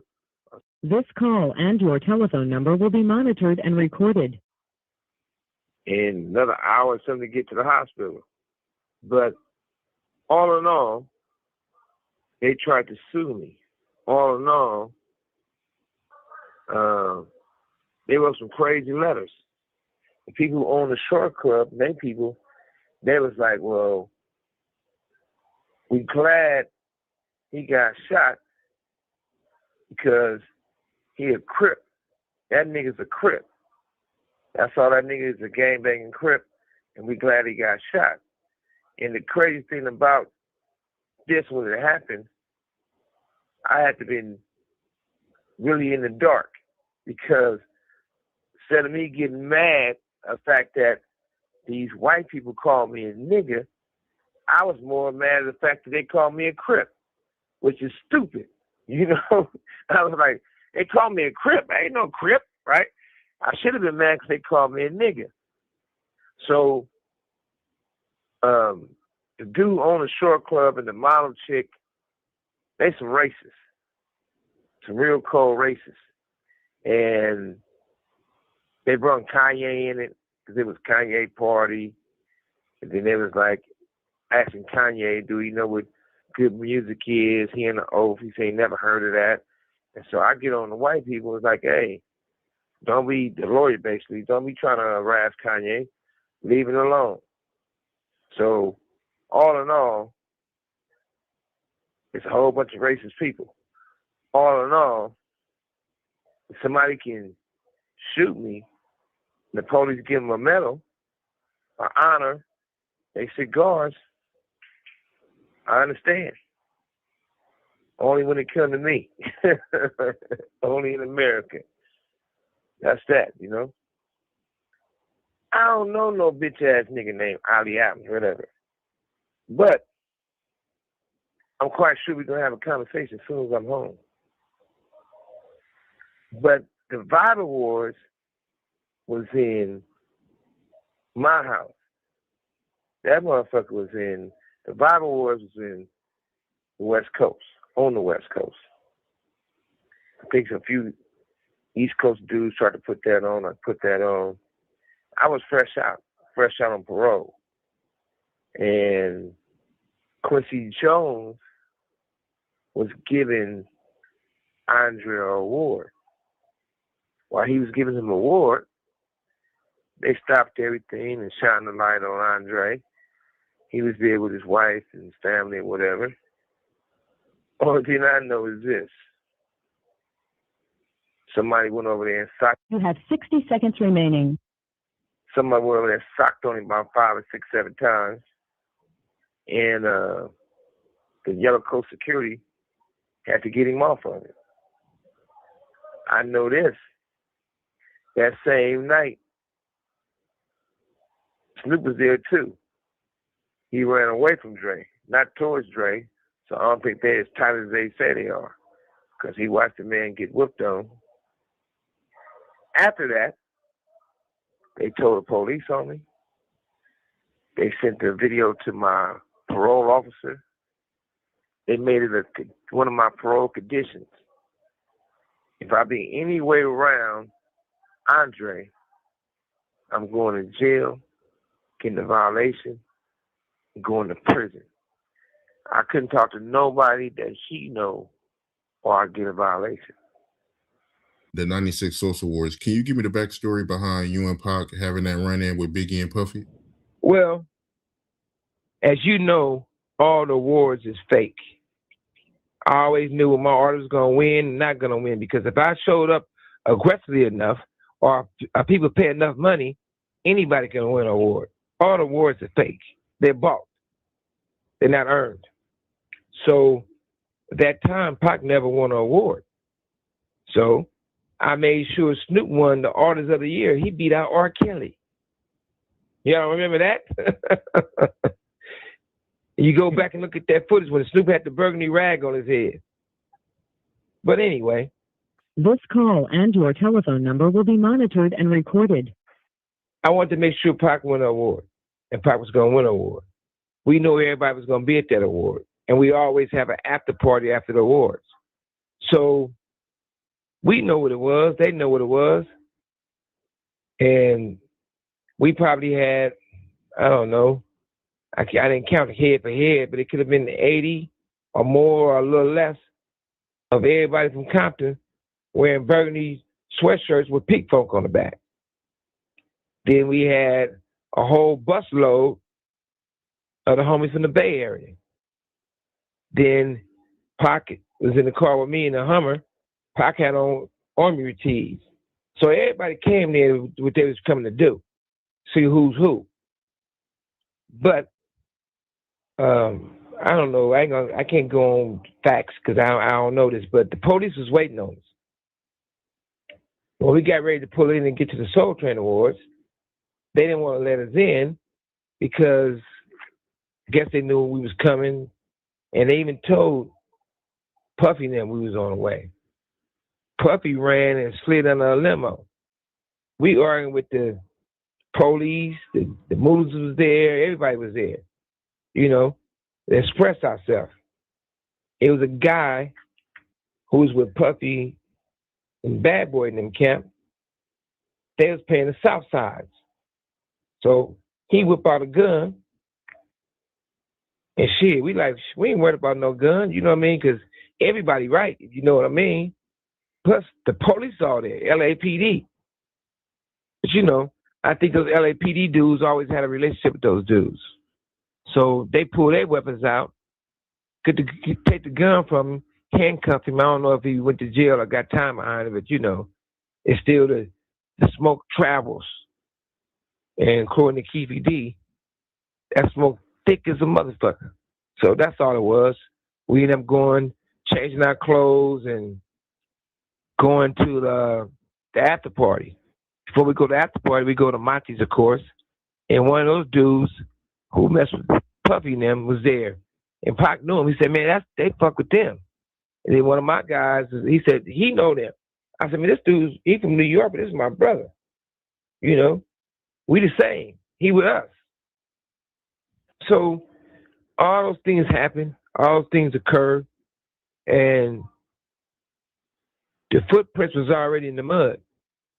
So I don't know why they act like it was surprising and blame me for killing Tupac. I don't know why it was surprising to send me to prison where they couldn't even give me a violation, to the fact that that same case come back and hunt me now. I'm in court right now. I'm not the Menendez brothers. I didn't kill my parents, but I'm in court right now because they violated my rights of me and go per. I ain't never had a public defender lawyer ever in my whole history. I had paid lawyers, and the judge on record says, I don't think your lawyer is experienced enough. And I paid her. He said, I'm firing her. She said, well, my partner has been practicing for 35 years. I don't care. He fired my paid attorney and said I had to get a guy named LeBlanc, who been his friend for 40 years, and he a public pretender. And they did not allow me to go to trial. They did not allow me to have a trial. Now, if A$AP Rocky can get off, I'd have been free like OJ all day, but I wasn't given that opportunity. They didn't even let my kids come to court. But my people ain't Rihanna. They can bring their children to court. So we got to get this right. Right now, the law don't supposed to be blind. So give everybody the fair chance. Yeah, that's crazy. But the backtrack. So Puffy, he ran when he seen you and Pop? Shit. When things start changing, majority of the time, I didn't really know how Puffy looked in the face no more. Because majority of the time I seen him, I seen the back of his head. You know, I was at the Roosevelt having dinner, you know, with me with a bitch or two, a couple of homies. And a guy came to our table and said, hey, Prince is doing this show right now. He wants you to come in right now and watch his show, and he got a table for you. So I'm like, I'll go in there. So I left everybody at the table. I went there solo, you know. Prince sat me down at a table where Puffy was there, Nas was there. There was a couple other people there. And when I sat at this table, Prince is the coldest gangster in the world. Don't let the motherfucking high heels fool y'all. He playing the guitar and said, what's up, Suge? And started laughing because he know he must have been mad at Puffy because he planted me at that table. I said two things to Puffy. He get up and leave, and when he got outside, they put coats over him and hid him so nobody could see who they was rushing out. right-handed guy. It actually happened. So we never had no reaction after that. And I can understand why the rumors or the facts or certain people, you know, one thing I want to tell these youngsters, it's okay for people to respect you. But when people fear you, they got to get rid of you. There's only two ways to get rid of a real ghetto motherfucker. Either you snitch on them and send them to prison forever, or you kill them. If somebody fear you that much, they're going to put dollars up to kill you. I'm in here right now where people tried to kill me twice. First time I got shot 7 times, they know who did it. I didn't say nothing. They make a song about it, but they got a relationship with the police. Doesn't get done. Second time, Andre gave these dudes personal checks. They know they got the checks. The people they gave the money to said he paid them to kill me. They had guns. They got the proof they had guns. I'm in prison. So all these things is so far-fetched and so the politics is crazy. The reason why the politics is so crazy because if a person have guns on me and trying to kill me, number one, it could be self-defense or it could be an accident. I'm 100% blind in one eye, so you know I can't see from that side. So that couldn't be the case of me trying to do something. But at the end of the day, they got the proof for the guns and they got the checks. So this call and your telephone number will be monitored and recorded. Don't let people fear you so much that the only solution is to kill you or send you to prison. That's my message to the day for the younger generations. Because I'm obligated to tell them the truth. Hey, you know what? I'm saying this and I'm not throwing no jabs at one motherfucker. I'm saying this to all you idiots, right?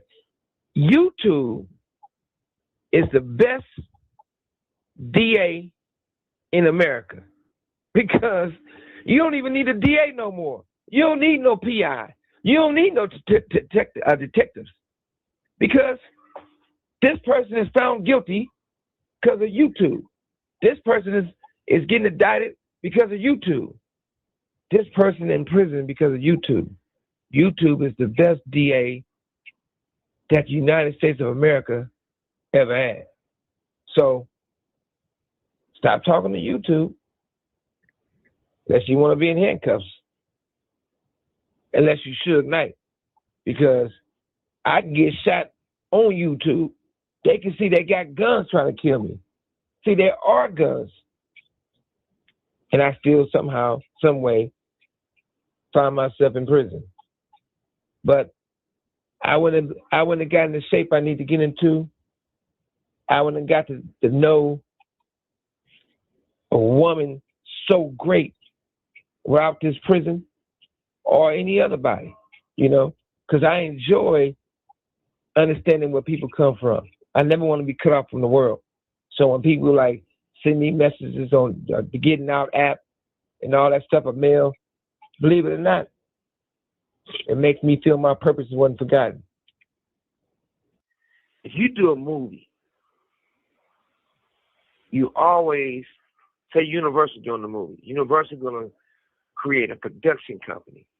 Reason why they create a dummy production company, in case they get sued, Universal don't get the hit, the production company get the hit.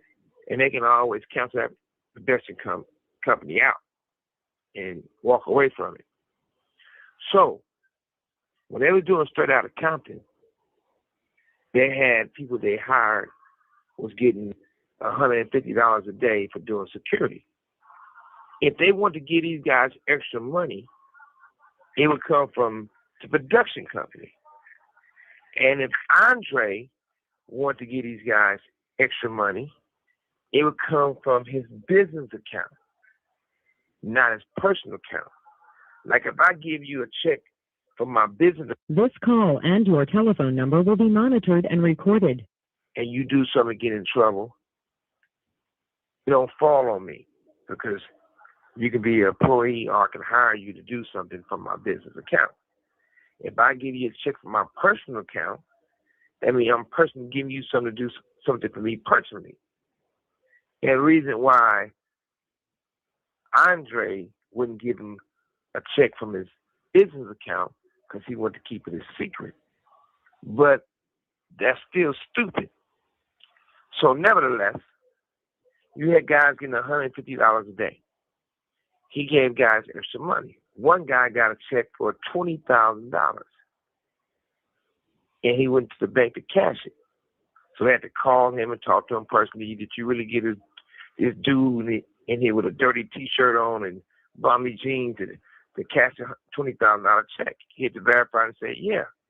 The problem with that, when they asked the guy, why did you get a $20,000 check? He said, because he gave me $20,000 to kill Suge Knight. And he told that to more than one guy. So, when they called me and I put up at Tams, they was paid to kill me. I'm not the one said that. The people who got the money said that. Because they brought the checks to me, and to the PI, and to the lawyers when I was in the county jail. I'm locked up. Remember, I can't even use the phone. I can't even write nobody. Can't nobody write me. But at the same time, these guys sent a copy of the check and say, hey, show him this. I'm like, okay, why are you showing me? He said, because he want to know that Andre paid us to kill you. The only problem with that is this. If somebody pays you to kill me, which is murder for hire, and you get spooked and can't do the job, and somebody get hurt, somebody even lose their life by accident, good friend of mine, but he wasn't with me. Still my homie, though. So do that mean I'm supposed to go to prison? If it was anybody else, they wouldn't be in prison. Then you got to remember one other thing. Right before that happened, I got shot 7 times. A sheriff gave some idiot a gun who started shooting. I didn't panic. Got shot one in my belly button, in my stomach, arm, back shoulder, right? I walks out the fucking club. The police was talking about shooting me. I get into the ambulance. They said, man, what's going on? Look, you fat motherfucker. Get me to the hospital. I get to the hospital. I don't know if all of them was doctors, but I know to me it looked like maybe 10 or more people looking down on me. First thing they tell me, see if you can move this one of your toes. If you can't, don't panic. That don't mean it's permanently. I said, man, I can move my legs. It's time for me to have surgery. Somebody looked at me and said, you know what? That's a miracle. I said, you know what? It's a blessing from God. So, you trying to tell me 90 days before they tried to kill me at Tams, I got shot 7 times. And I didn't die. The next time somebody tried to kill me again, and somebody else get hurt, somebody else die, and I'm in prison, when, for a fact, they already get on the stand and one of the guys told the truth. I can tell you what type of gun this is. That's me getting the gun, putting it in my back waistband, putting the shirt over it. This person had a gun. This person had a gun. The crazy thing about it, the guy who got ran over and all that shit, when he got on the stand, he came walking out with the judge. When they gave him immunity, it says he can't get in trouble. I thought he was gonna let me go. And if we had a problem, we could have dealt with it right then and there. Instead, he said when they first pulled a gun on me, he didn't tell me he pulled a gun on me. He just said, I said, you'll be dead by the night. He also stated that when they came to the hospital, they had him handcuffed to the bed. If you're a victim, you're not going to be handcuffed to the bed. He also stated and said the DA wanted him to say, it's a gun. No, he said it in writing. He said the DA said he wanted to say it's a gun. Scratch that. The DA said it was a gun. He said you could say it was your radio or walkie-talkie. This call and your telephone number will be monitored and recorded. Only problem with that is, in this car, that car never left camera view. His cell phone and his walkie-talkie was in the car. Only problem with that is, if a motherfucker get ran over, he all messed up, and I run over to help him, the last thing I'm thinking about is grabbing a radio or walkie-talkie. You have 60 seconds remaining. And a radio and a walkie-talkie is too big to put in your back waistband and pull your shirt over. And the person who he handed to said it was a gun. So how am I in prison? How the fact that you gave these people checks, and they said the reason why you gave them their checks to kill me. Now, I'm not saying nobody should be in prison, including me. Only thing they had to do is still today, they could have told the truth. Nobody was going to get in trouble. They got immunity. If I pulled up once, I'm going to pull up again. We don't have to go through all this bitch shit. We don't got to make up stories. Don't use the police to take me out the streets. If you want to kill me, you want to kill me. If you fail trying to kill me, I'm not putting you in prison. Why would you put me in prison?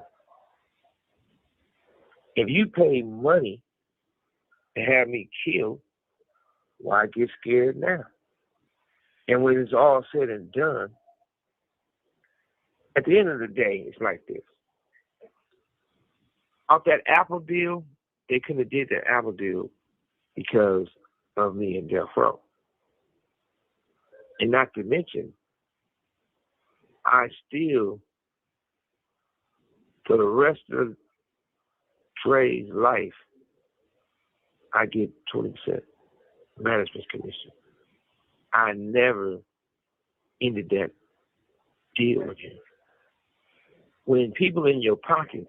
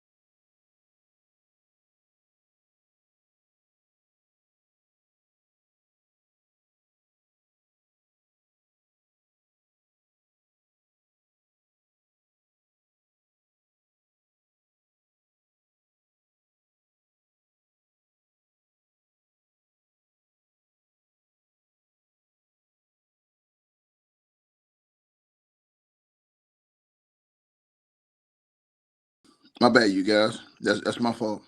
This whole situation is wild, man. That's my fault, you guys. This whole situation is wild, bro. Um, just telling y'all the truth, man. I really think a lot of people have misunderstood this entire case. I'm seeing a lot of people say things, and they don't know what they're talking about. People are saying, uh, "Oh well, they're not going to find Keefe D guilty because there was no murder weapon. There's no DNA, no forensic evidence." I don't think people understand that in this case, you don't need that. In this case, you don't need forensic evidence. You don't need DNA. You don't even need a murder weapon. That's the part I don't think people really understand. I think if people really knew what you needed to get a conviction in this case, they wouldn't even be talking. That's why I say it's important not to listen to a lot of people that's talking, right? Because for them to get a conviction in this case, all they need, right? All they need for them to get a conviction is a couple things, right? And that is this, okay? First of all,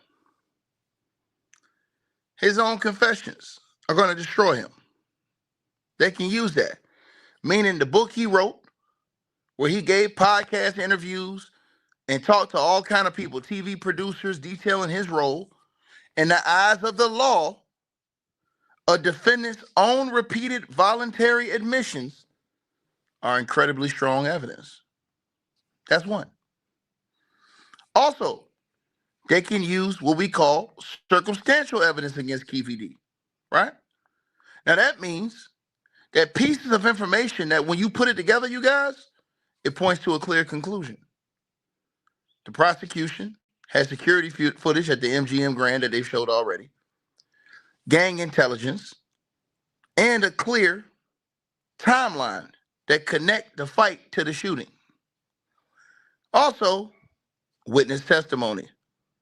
So the prosecutors, they can call people who talked to Keefe D before or after the crime, as well as investigators who can verify that details in his stories match the actual crime scene, right? So, to think of how this works, let me give y'all an example. Think about if this was a bank robbery, right? And the person who stays in the car, he never touched the bank vault. He never went in, he never did any of these things. He never held a bag of money. He never left fingerprints inside the bank. Yet, because he helped plan this robbery and he drove the car, he's just as guilty as a guy who robbed a bank, right? Under the state of Nevada's aiding and abetting law, Keefe D's being tried under that exact principle. So the state does not need to put a gun in his hand.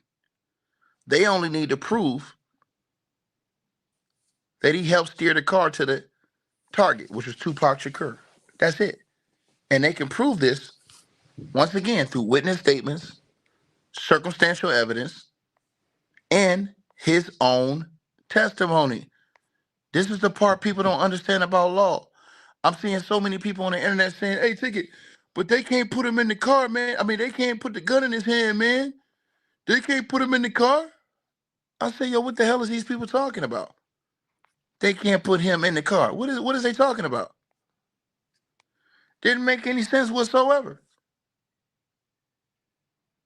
At all. Right? Didn't make any sense whatsoever. Right? Think about what I'm saying to all of y'all. Right? I want y'all to understand this. Right? Just so y'all know what I'm talking about. Okay? Just so y'all know what I'm talking about. Okay? So, again,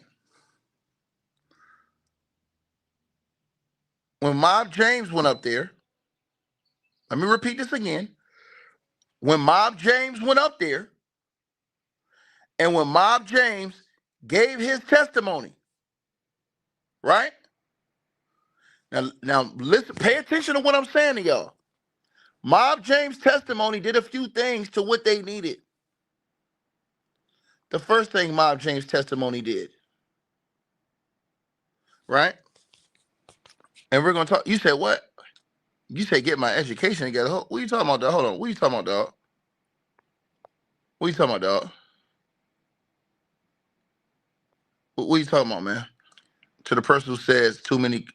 No, I ain't talking to you. My bad. I'm talking to the other person. He said get your education together. What are you talking about, dog? What are you talking about? I don't understand this.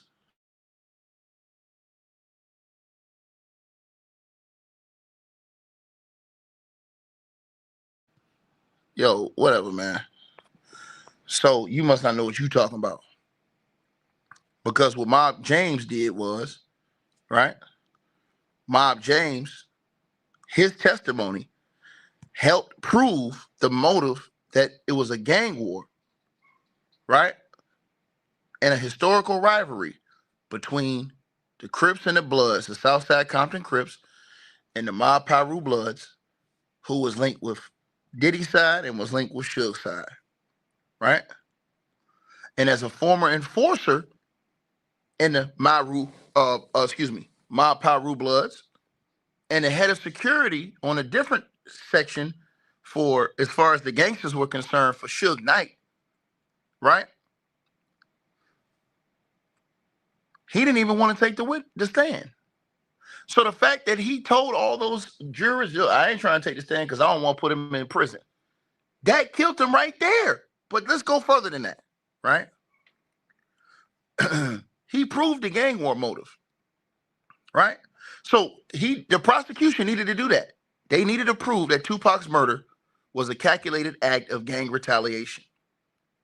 What Mob James did was he confirmed that as soon as the entourage returned from Las Vegas to Compton in 96, that an immediate gang war erupted between the Bloods and the Southside Compton Crips, Keefe D's Compton Crips. And that established that chaotic environment and a clear motive of revenge that the state has focused on this whole time. He also proved the code of silence, right? Backfire. What you mean, Ticket? Keefe D's arguing, his defense team is saying that Keefe D's just a liar who made up all this shit about the murder plot for fame and blah, blah, blah. However, when y'all saw yesterday Mob James going that mofo, his reluctance to answer those questions backfired on Keefe D's legal team. Why? Because Mob James, in front of the whole jury, said he wanted to honor the code of silence in the streets. Went off on the lawyers and showed that he basically showed the whole jury that the fear and reality of his 30-year-old gang war is still real today. You can't beat that with a stick. What he did in that courtroom yesterday. That's why I try. People don't understand law. Now let's keep going. Also, the warnings to the defense destroyed them. So when Keefe D's lawyer, who was a dumbass, kept aggressively pursuing this guy, Mob James, right, about what he knew, Mob James went off at him and warned him, hey, man, stop talking, man. He said, you asking me something that wouldn't be good for him. I don't want to send you to prison, is what he told Keefe D. That heavily implied to the jury who listened. None of this shit was struck in front of the record either. Who heard this? That McDonald knows that Keefe D is guilty, but simply refuses to be the person to put him away. The jury heard that. None of that was struck in front of the record. None of that was saying this is going to kill Keefe D because he can't even use this in an appeal because none of that was challenged by the lawyer. He didn't say objection. Strike that statement. He just let him go. And then the last part. Outside that courtroom, Mob James reinforced the prosecution's angle that Keefe D's own mouth is his biggest enemy. He noted that he used to tell Keefe D's own son, "Tell your daddy to shut the F up, you talk too much," confirming that Keefe D has been openly bragging about his involvement for years.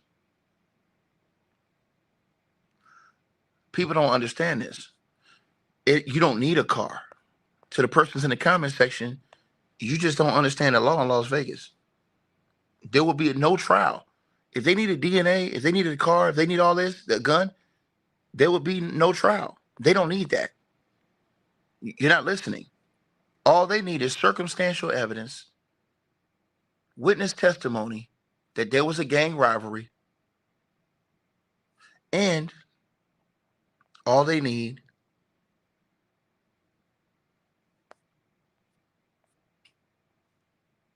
is Keefe D's own confessions. Keefe D's own confessions.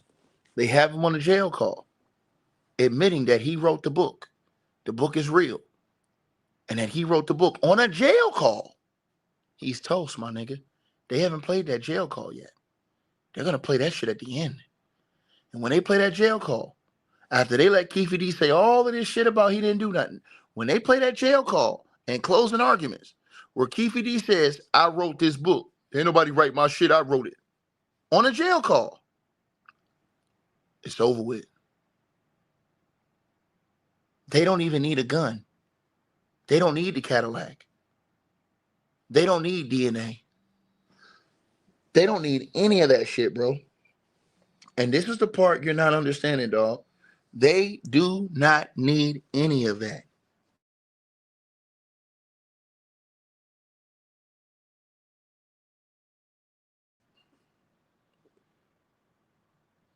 The only thing they need, right? And I'm going to say it again. The only thing they need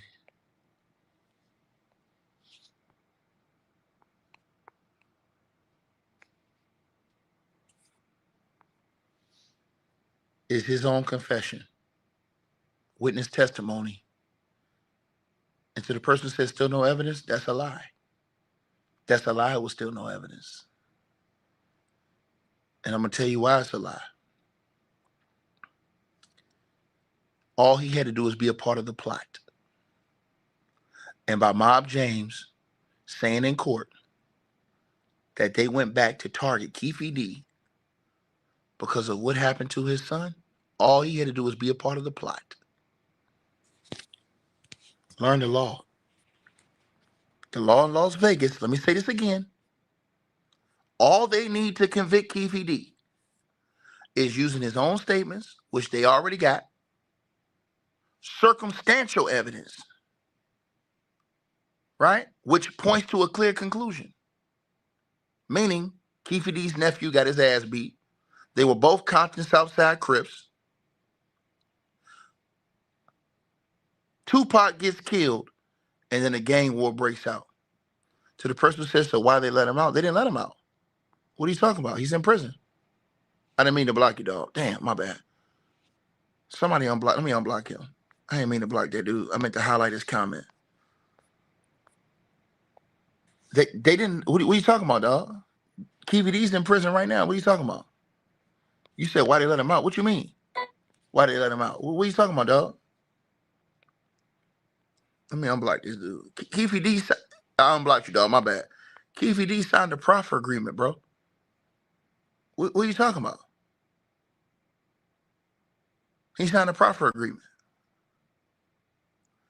The drug charge. You're not listening. They didn't want Keefe D. I told you who they really want. Who they really want is Sean Diddy Combs. And that's who they're going to get after they get Keefe D. See, in order for them to get Diddy on a murder for hire charge, they have to get Keefe D first. What do I mean? Once they get Keefe D convicted for the murder of Tupac Shakur, then they can go to a RICO charge with Diddy and line him up with Keefe D. That's the reason why you keep hearing Diddy's name brought up in this trial, son. Keefe D is only a pawn in this game. The guy who they really want is Sean Diddy Combs. You're not listening, brother. Once again, they will continue to let you be on the streets. I'm going to say it again. They will continue to let you as long as you get them who they really want. In the grand scheme of things, to them, in this situation, Keefe D was a small player. That he's not who they really wanted. Who they really want is the money man. That's who they really want. And this is truth and facts. So, them getting Keefe D, yeah, bro. He did it to himself. He shouldn't have said nothing else. He should let that shit go and just fade to black. We would never have a trial. But since he opened his mouth, he opened up a whole can of worms. Because guess what?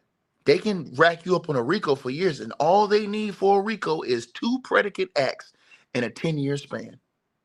That's it. And to the person who says fake trial, no, you got to understand, sir, the laws are different in different states. See, this is the thing ignorant people like this don't know about the law, y'all. An ignorant person like this right here on your screen, he doesn't know that the law is different in different states, you guys. For example, in certain states, the jury can ask questions. So just because you don't know, that's your fault.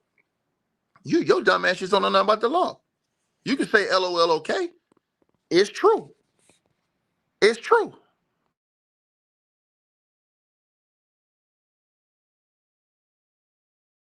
You just don't know what you're talking about, dog. Right? Nevada is one of several states that explicitly allows jurors and encourages them to ask witness questions while they're on the stand. You never saw it because you don't know about the law. That's why you never saw it. You're seeing it in this case. You don't really watch many cases. I can tell you don't. You don't watch court TV a lot. So you saying that, you just don't know what you're talking about, dog. In certain states, the juries are allowed to ask witnesses questions. The judge will give them time and ask them, do y'all have any questions? Right? Because they'll get a paper to the judge. And then what the judge does, you know what I'm saying? You said you don't know Keefe. I know Keefe's in prison right now. I know he's in jail right now. Get ready to head to prison. I know that. Period. I know he was dumb enough to get on tapes and talk. Mm-hmm. See, y'all want to blame everybody else except for Keefe D. To the person who said, I don't know what I'm talking about, then why is Keefe D locked up, brother?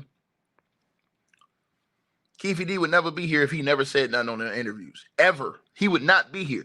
If Keefe D did not say anything on them interviews, he would not be here right now. The only reason why Keefe D is here is because he got on interviews and talked. That's it. The man went and did a sting operation. Think about this. The man wore a wire, bro. That's all we got to. That's all we know. He wore a wire to get somebody else jammed up. What else are we talking about, bro? We're not going to come in here and just make shit up, bro. the man telling on himself got him locked up. Didn't nobody else do this to him. He literally went on podcast talking about what he did.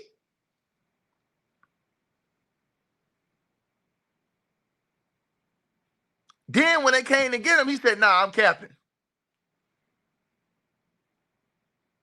Make it make sense. Make it make sense. I've never seen that before in my life, where somebody just went out on podcast and told everybody what they did. He literally went on podcast and told the whole world what he did. You can't make this shit up, bro. I couldn't believe he did it. So when he did that, he the reason why everybody up here at the courthouse Greg Caden couldn't make Keefe D go out there and do interviews.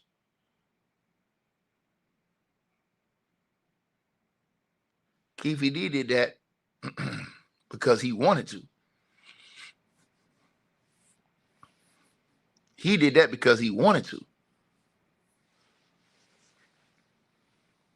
So he openly came down and talked about gang activity. And he wouldn't get off. I'm going to tell y'all why he wouldn't get off. Y'all don't understand how many witnesses they got.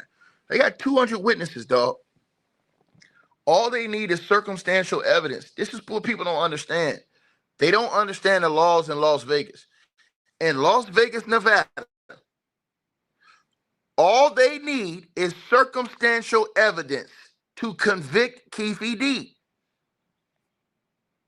Based on him telling on himself, what is circumstantial evidence? Circumstantial evidence means they don't need DNA. They don't need a gun. They don't need a Cadillac.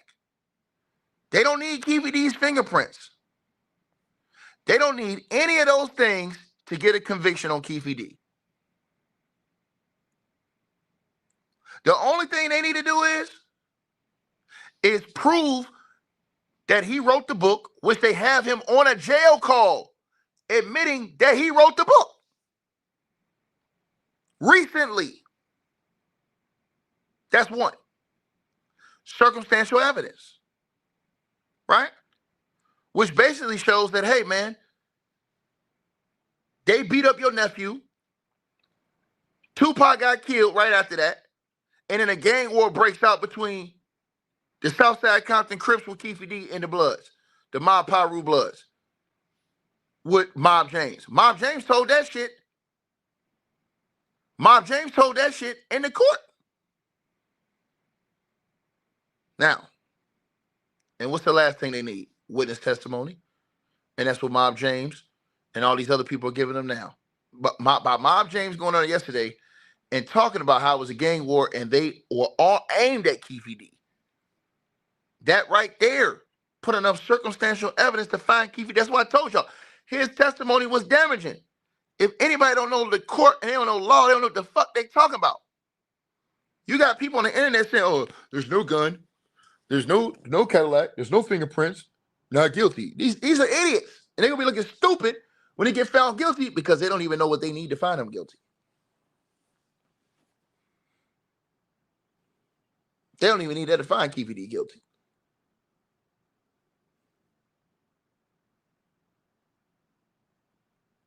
That's my point to y'all. Then once they find Keefe D guilty and they hit that nigga with life, he get the rest of his life in prison, which is probably gonna give him 20 years. They're gonna turn around and go to Keefe D and say, "Hey, dog, hey Keefe, we'll shave a lot of those years down. Maybe you do 5 years. We'll shave those years down if you roll on Diddy and help us 100% lock up Diddy on racketeering charges." That's how that works. That's how that works. So that's why you hear them now talking about Diddy all through this trial. That's why Gene Deal told all the dialogue yesterday, "Yo, the only reason why they want me to go up there is because they want me to link Diddy to this." That's why they continue to link Diddy in this entire situation. Because after this, after they get him convicted of murder, now that would have proved that they have a conviction of Tupac's murder through gang members who they will then link as contracted or hired by Diddy. Then for the RICO, all they need is 2 predicate acts in a 10-year span. That's it. 2 predicate acts in a 10-year span. I'm not talking about what Caden told me. I'm not even listening to what Greg Caden told me. I'm listening to what Keefe D said on tape, nigga. Keefe D is on jailhouse audio admitting he wrote the book, and that's his story. He's on jailhouse audio, nigga. You cannot make this shit up. Y'all can come in here and point y'all finger at everybody else. This nigga got on a jail phone. Let me repeat myself again. I don't know what the hell is wrong with people in the internet. Keefe D got on a jail phone and admitted to writing the book. You can't make that type of shit up. A nigga gets on a jail phone, right? A jail phone, and admits that. How do you get on a jail phone and admit that type of shit? While you're waiting for trial. Think about this, y'all. You're on a jail phone waiting for trial, and you admit you wrote the book. On a jail phone while you're being recorded.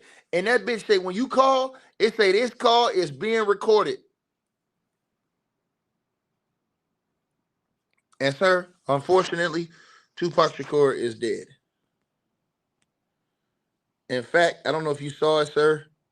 They showed the nigga's body bag with his name on it, brother. It was a very sad thing to see. They showed Tupac's body bag, brother. I don't know if you saw that or not. Very sad thing to see. To see Tupac's name on there. On that body bag, man. Right? Very sad thing. You know. But as I tell you, brother, those things that he said, those things that he said on tape, right? Are going to destroy him, man. They're going to destroy him, bro. That tape is going to destroy him, bro. As y'all see, for all these years, people have made up lies about this whole situation with Tupac, man. Oh, Pac ain't dead, he ain't dead. Man, they had this nigga in a body bag, nigga. Shit broke my heart, man. And they had his name, and I can blow it up for y'all. As y'all can see right there.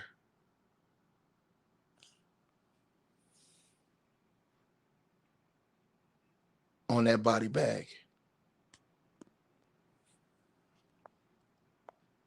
And that bothers me. But I try to tell these people. They don't want to listen. They don't understand evidence. They don't understand testimony. They don't understand a lot of these things, you guys. And they don't understand that all they need to lock Keefe D up is circumstantial evidence, his own confessions, and the witness testimonies that they're going to have in court. That's all they need. And when you tell the lawyers this, when they tell this to the jury, that's all they need to convict him, because when the jury gets their instructions, the jury instructions are going to be, hey, all they need is circumstantial evidence, is to believe that Keefe D has something to do with this. Period. These are the facts. You know, I know people don't like to hear that on the internet. They don't like to hear facts. They like to go off of lies and, you know, misinformation and innuendos. I like to go off facts. I like factual information. And so this is one of those situations where factual information, you know, talking on the internet comes back and bites you on the ass. Mm-hmm. Straight up.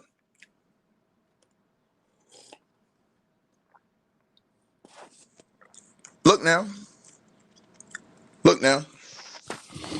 To the brother who said the new terms on YouTube, you don't even know what the new terms are. The new terms aren't for current YouTubers. The new terms are for people who are trying to get in the program. They doubling everything for people who don't already have what you call it. Monetization, brother. Learn what you're talking about, brother. See, this dude's just talking on the internet. He don't even know what he's talking about. They doubled the watch hours. They doubled everything pretty much except for the subscribers. So, like I said, you don't even know what you're talking about. You just running your mouth. You gotta know what you're talking about, dog. Right? And so, as I said to y'all, this is what you get when you get like these type of clowns that come on the internet and say stuff like this dude. He just clowning in the comment section, bro. He's a goofy. And he knows nothing about the law. Because if he knew anything about the law, he wouldn't say none of this dumb shit he's saying right now. None of it. He wouldn't be saying none of this dumb shit he's saying right now if he knew anything about the law. It's damn near embarrassing, to be honest with y'all. Just to be honest with y'all, it's embarrassing. Because if you just listen to Suge Knight, right? If you just listen to Suge Knight, right? Well, you wouldn't even, bro, what else are we talking about? Right? But this is what we talking about right here. Right? He said Puffy wouldn't pay nobody $1 million. Well, guess what? Too bad.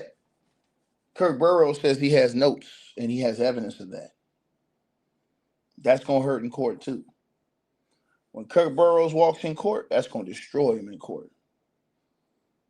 When Kirk Burroughs walks in court with those notes that he kept every day. He's got 30 boxes, dog. So you can say whatever you want to say. Those 30 boxes of notes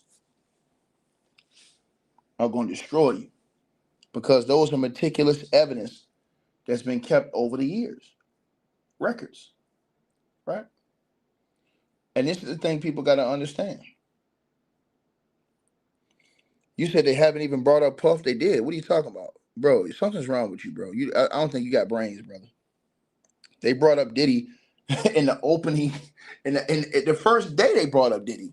They brought up Diddy yesterday. What are you talking about, dog? They literally brought up Diddy yesterday, bro. Diddy's been brought up all throughout this case. What the hell is wrong with this guy? Mob James brought up Diddy yesterday. What was this dude talking about? He said that. He said the government made it alone. No, well, guess what? There's too much evidence to say they made it alone. Because Mob James, as I told you, dog, he already came out and confirmed it's true. Right? I mean, not Mob James, excuse me. Keefe D. Right?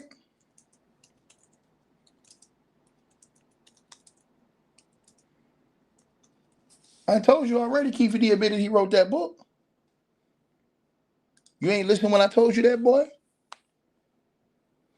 Huh?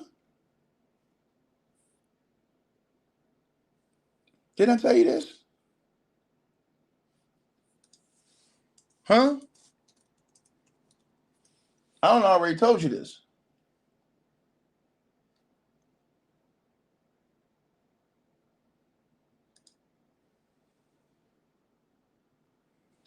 His lawyer ain't got to destroy him. He's already destroyed by his own words. Bro, I don't know what's wrong with people in our world, bro. I don't think these people are listening, bro. I really think these people got some serious, like, issues going on, man. It's called being hearing impaired. That's what we call it. Or just not being able to comprehend information. Because if you were able to comprehend information, you would know this. And I'm going to show you this right now. You would know. You would know this right here. Here, Tupac's alleged killer make incriminating jail call about unsolved murder on the eve of the trial. The gangbanger who allegedly ordered the murder of Tupac Shakur undermined his own defense in a braggadocious phone call to his mistress. The Post can exclusively reveal. Duane Keefe D. Davis contradicted his own stance that he lied about orchestrating the rapper Shakur's Vegas 96 drive-by shooting. Right? Read this now. I hope you can read, dog. I hope you can read, bro. Right?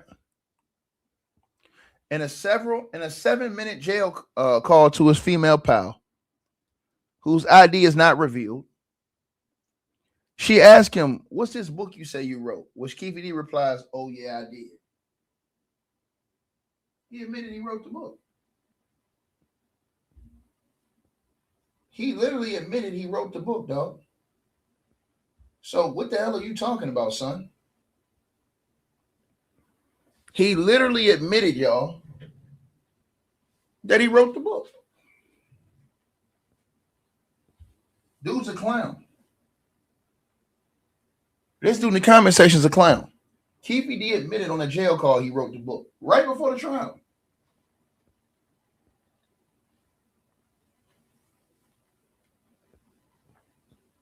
Period. And this man says, learn something. You're going to learn something real soon.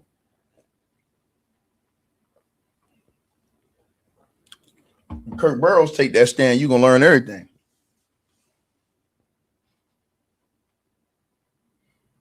Because Kirk Burrows, the thing with Kirk Burrows, y'all, Kirk Burrows' situation is the worst. Kirk Burrows, whenever he got his testimony, that's going to be the most damning.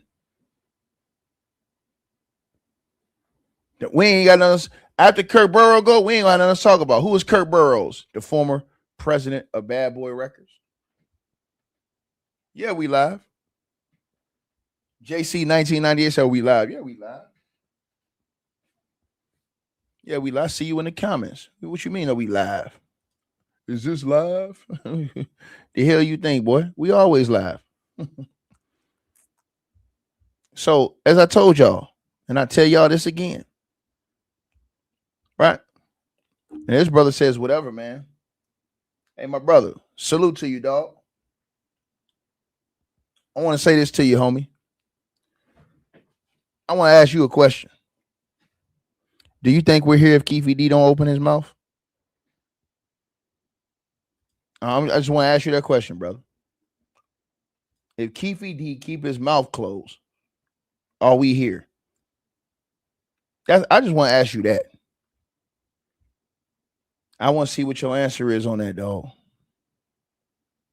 If Keefe D kept his mouth shut, right? That means he don't talk. Are we here?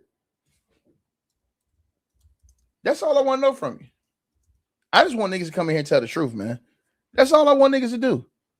Because I know sometimes niggas have a hard time telling the truth. So I just want niggas to tell the truth.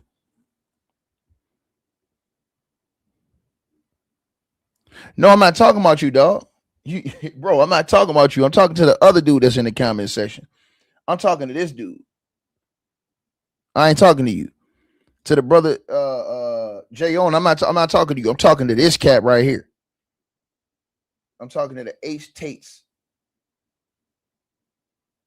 I'm talking to him. Right? So this dude put himself in the mix, bro. He ain't got nobody to blame but himself. Bro, when you go on tape and you say this type of shit, man, I'm telling y'all this. Right? I'm telling y'all this, bro. What happened in court, bro? What happened in court, bro? That was crazy. What happened in court? What happened in court was crazy, y'all. That's crazy. Right? That's crazy what happened in court. I want y'all to understand this. Hold on. I want y'all to all understand this. Crazy. Right? The man literally went into court.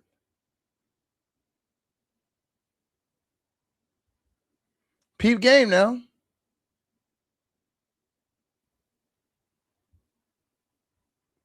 Then he was going off on everybody.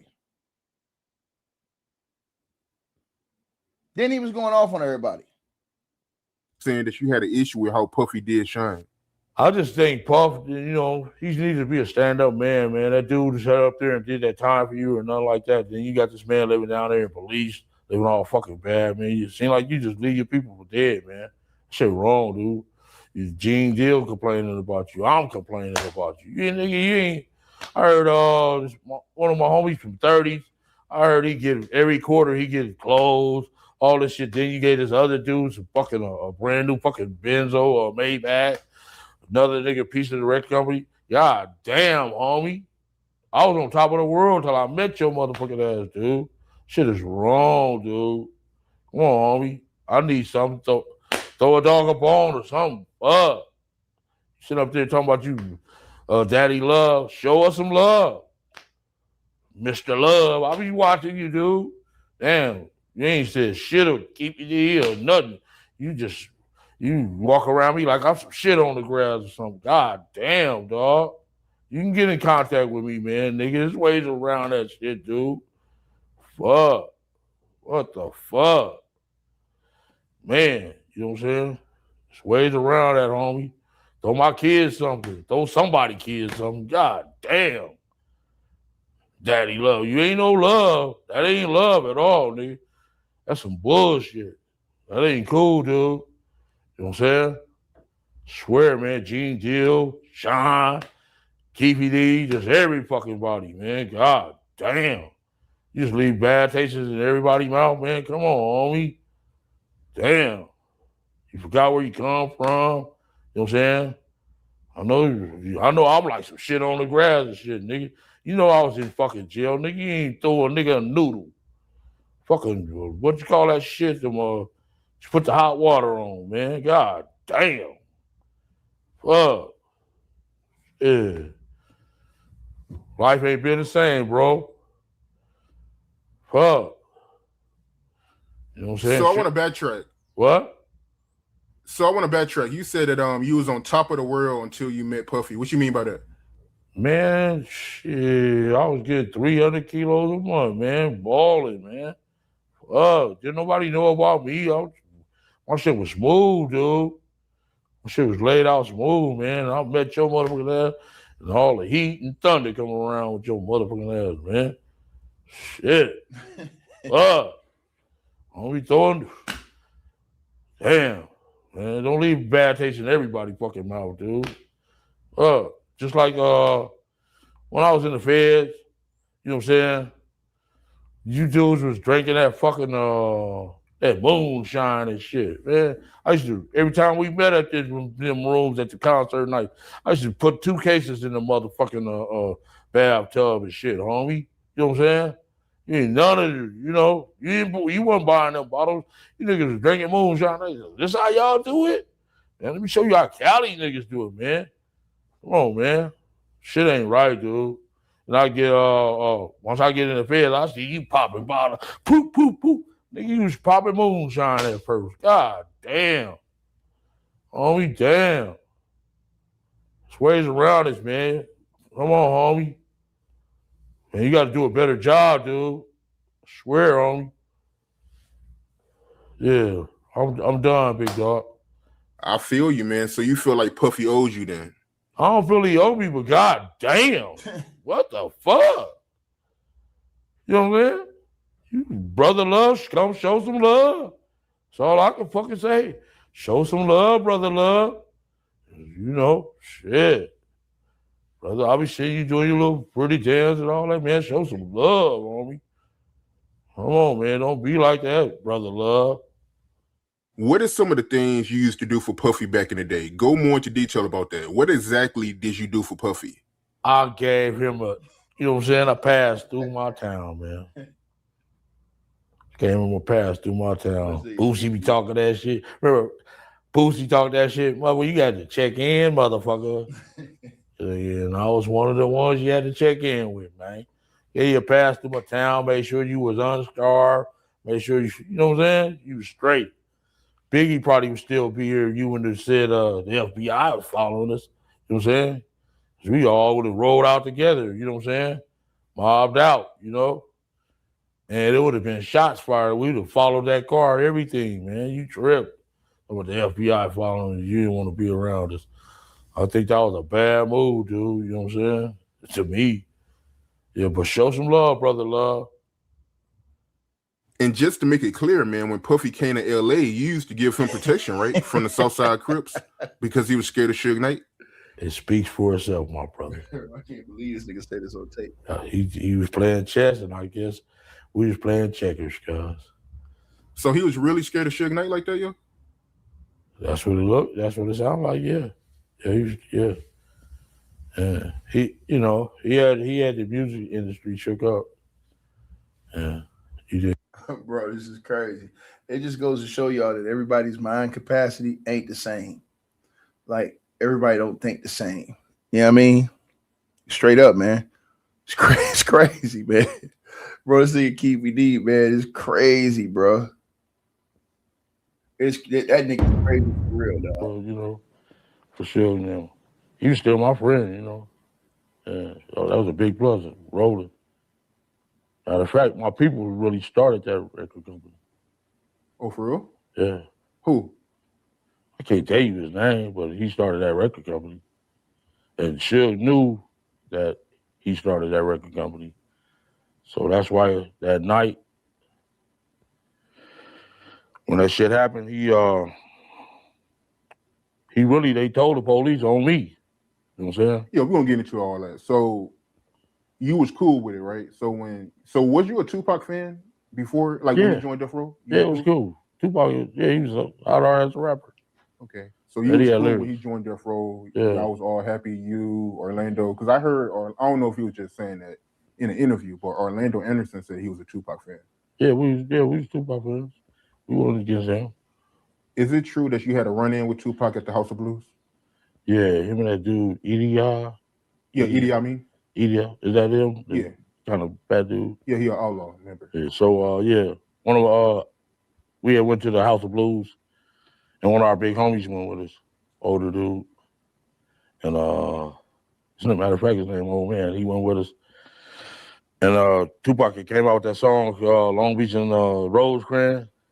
Yeah, California Love. Yeah, and the big homie like, motherfucker, you know what the fuck that shit stand for? And he like kind of snatched him up at him, collared him, and then Edie got like, man, no, that's just a song they wrote it. He don't know what's going on in these neighborhoods. Oh, okay. So y'all had an issue with the line Tupac said in California Love, the Rosecrans line. Yeah, that's what the big homie did. Yeah. And what was Tupac's reaction when y'all confronted him? Shit, he was scared. Shit, that's really he didn't know nothing about no Long Beach and Rosecrans when he got out of jail. What was your reaction when Tupac dropped "Hit 'Em Up"? He at that last verse, I think he was like, what he said, like, fuck whoever hang with him. You know what I'm saying? I guess he was meant that for us. But shit, he ain't ready. They wasn't ready for us though. You know what I'm saying? Because they rappers and they was in that music shit. We street dudes. You know what I'm saying? They weren't ready for us. Period. So you felt like Tupac was talking about you at the end of the song when he made that rant? Talking about our hood, yeah. When did Puffy first approach you about being his security when he came to LA? He never approached me about no shit. He just asked, was it cool to come out there for concerts? Because they had that conflict in Atlanta with Big Jake, shit like that. So you was hanging out with Von Zip and Puff Daddy called, right? Yeah, this was like maybe like 95, Mm-hmm. you know, 95. And he was doing that tour. I think it was the BET tour. He had Naughty by Nature on there, Craig Mack, what's them bros' name? Total, Mary J. Blige, and Jodeci, then Junior Mafia, and then Biggie. That was that tour. And we so one night me and Zip was rolling in his van, had a little nice ass luxury van, and the phone rang. And he has to speak to me, and I talked to him. And he said, "Is it cool to come out there for concerts?" Shit. So why not? He He called the Suge CEO, big CEO. And I was like, man, just give us like 50 tickets to every concert, and we'd be there. And we went to the San Diego one in Anaheim, the Irvine shit, one out here in Vegas. Most of it, yeah. But he didn't have no problem with that. Puffy, if I'm not mistaken, Puffy, he approached you on 3 different occasions, right? About pitting the hit on Tupac and Suge. No. He never approached me about that. That's Greg Caden. He want to make just like he had me a little fat dude, sagging, little gang member, you know what I'm saying? Wearing khakis and shit. Never was dressed like that. You wouldn't even know we was gang members if you seen us, you know what I'm saying? He stereotyped our ass. To me, all that show was a bunch of bullshit. It's like the dog with the gun in the mouth. That was a bunch of bullshit, all that. You know? That show was bullshit. If they want a real show, they need to come and get me and they can get a real show. You know what I'm saying? Really, really what happened. You believe everything he say, you know what I'm saying? He just put it the way he wanted it to be. The white man way. You know what I'm saying? Stereotyped us bad. To me. Yeah, but some of the stuff, I mean, with Greg Caden, because like you just said, he recorded you and you didn't know. But yeah, some of this stuff you actually told him in a recording, right? Some of the stuff, yeah. I didn't tell him. Right. I was telling the people that was in charge of this shit. Right. Yeah. So you told him this stuff, right? Yeah. Yeah, so Puff Daddy, he put a hit. Maybe. Have you ever heard that on the recording? Maybe, okay, here's the thing, right? Maybe he didn't directly say, yo, put a hit out on Tupac and Suge, but he did make comments about it. Maybe he wasn't serious about it, but he did when he was around you saying that, yo, I'll put $1 million if somebody can handle Tupac and Suge. Even if he wasn't serious about it, but he did say that around you. It was floating in there. I'll just say that. Yeah. So before we get off of that, you and Puffy was hanging out one day, and he wasn't serious about it, but it was floating in the air. He made a comment. You just gonna keep on trying to get that. I keep saying it was floating in the air, dog. Okay, gotcha. Let's move past that. Okay, so the 1996 Soul Train Awards, was you there? Yeah. Tell me about that. I never pulled no gun on nobody. I wasn't even with Biggie and them. I said it, I had some tickets for my little scapper dude, me and my homie Win. We wasn't never with Puff and them. I never pulled no gun on them dudes. If I pull a gun on you, motherfucker, you would have been dead. You know what I'm saying? That's just the law. You pull a gun, you use it. You know what I'm saying? I'm from the old school, homie.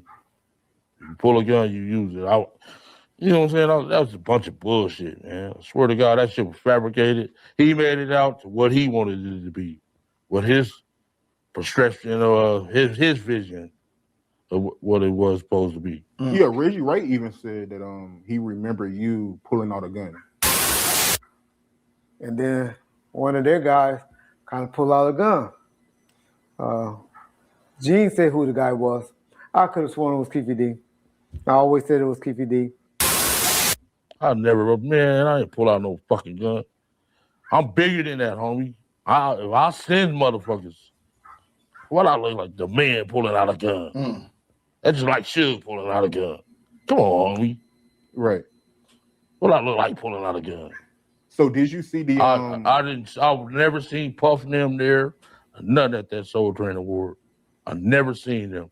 I wasn't backstage or nothing. I was in the audience. Sat next to the fucking Boys and the Man dude. And they ain't even complimented my suit. Brother, you clean as a motherfucker. I sat next to Boys and the Man at that fucking award show. I was never backstage or nothing. So Reggie Wright, he lying about that. That's a lie. Did you see the TV show Unsolved? Yeah. And you see how they portrayed you? A bunch of bullshit. I wasn't sagging, little fat dude. Come on, man. I only weighed about 160 pounds back then. If that would have fucking happened, I would have been on the news for murders. If I would have pulled a gun on the motherfucker, Suge would have been dead, Tupac would have been dead, Reggie Wright would have been dead, a whole lot of motherfuckers would have been dead. I would have emptied the clip.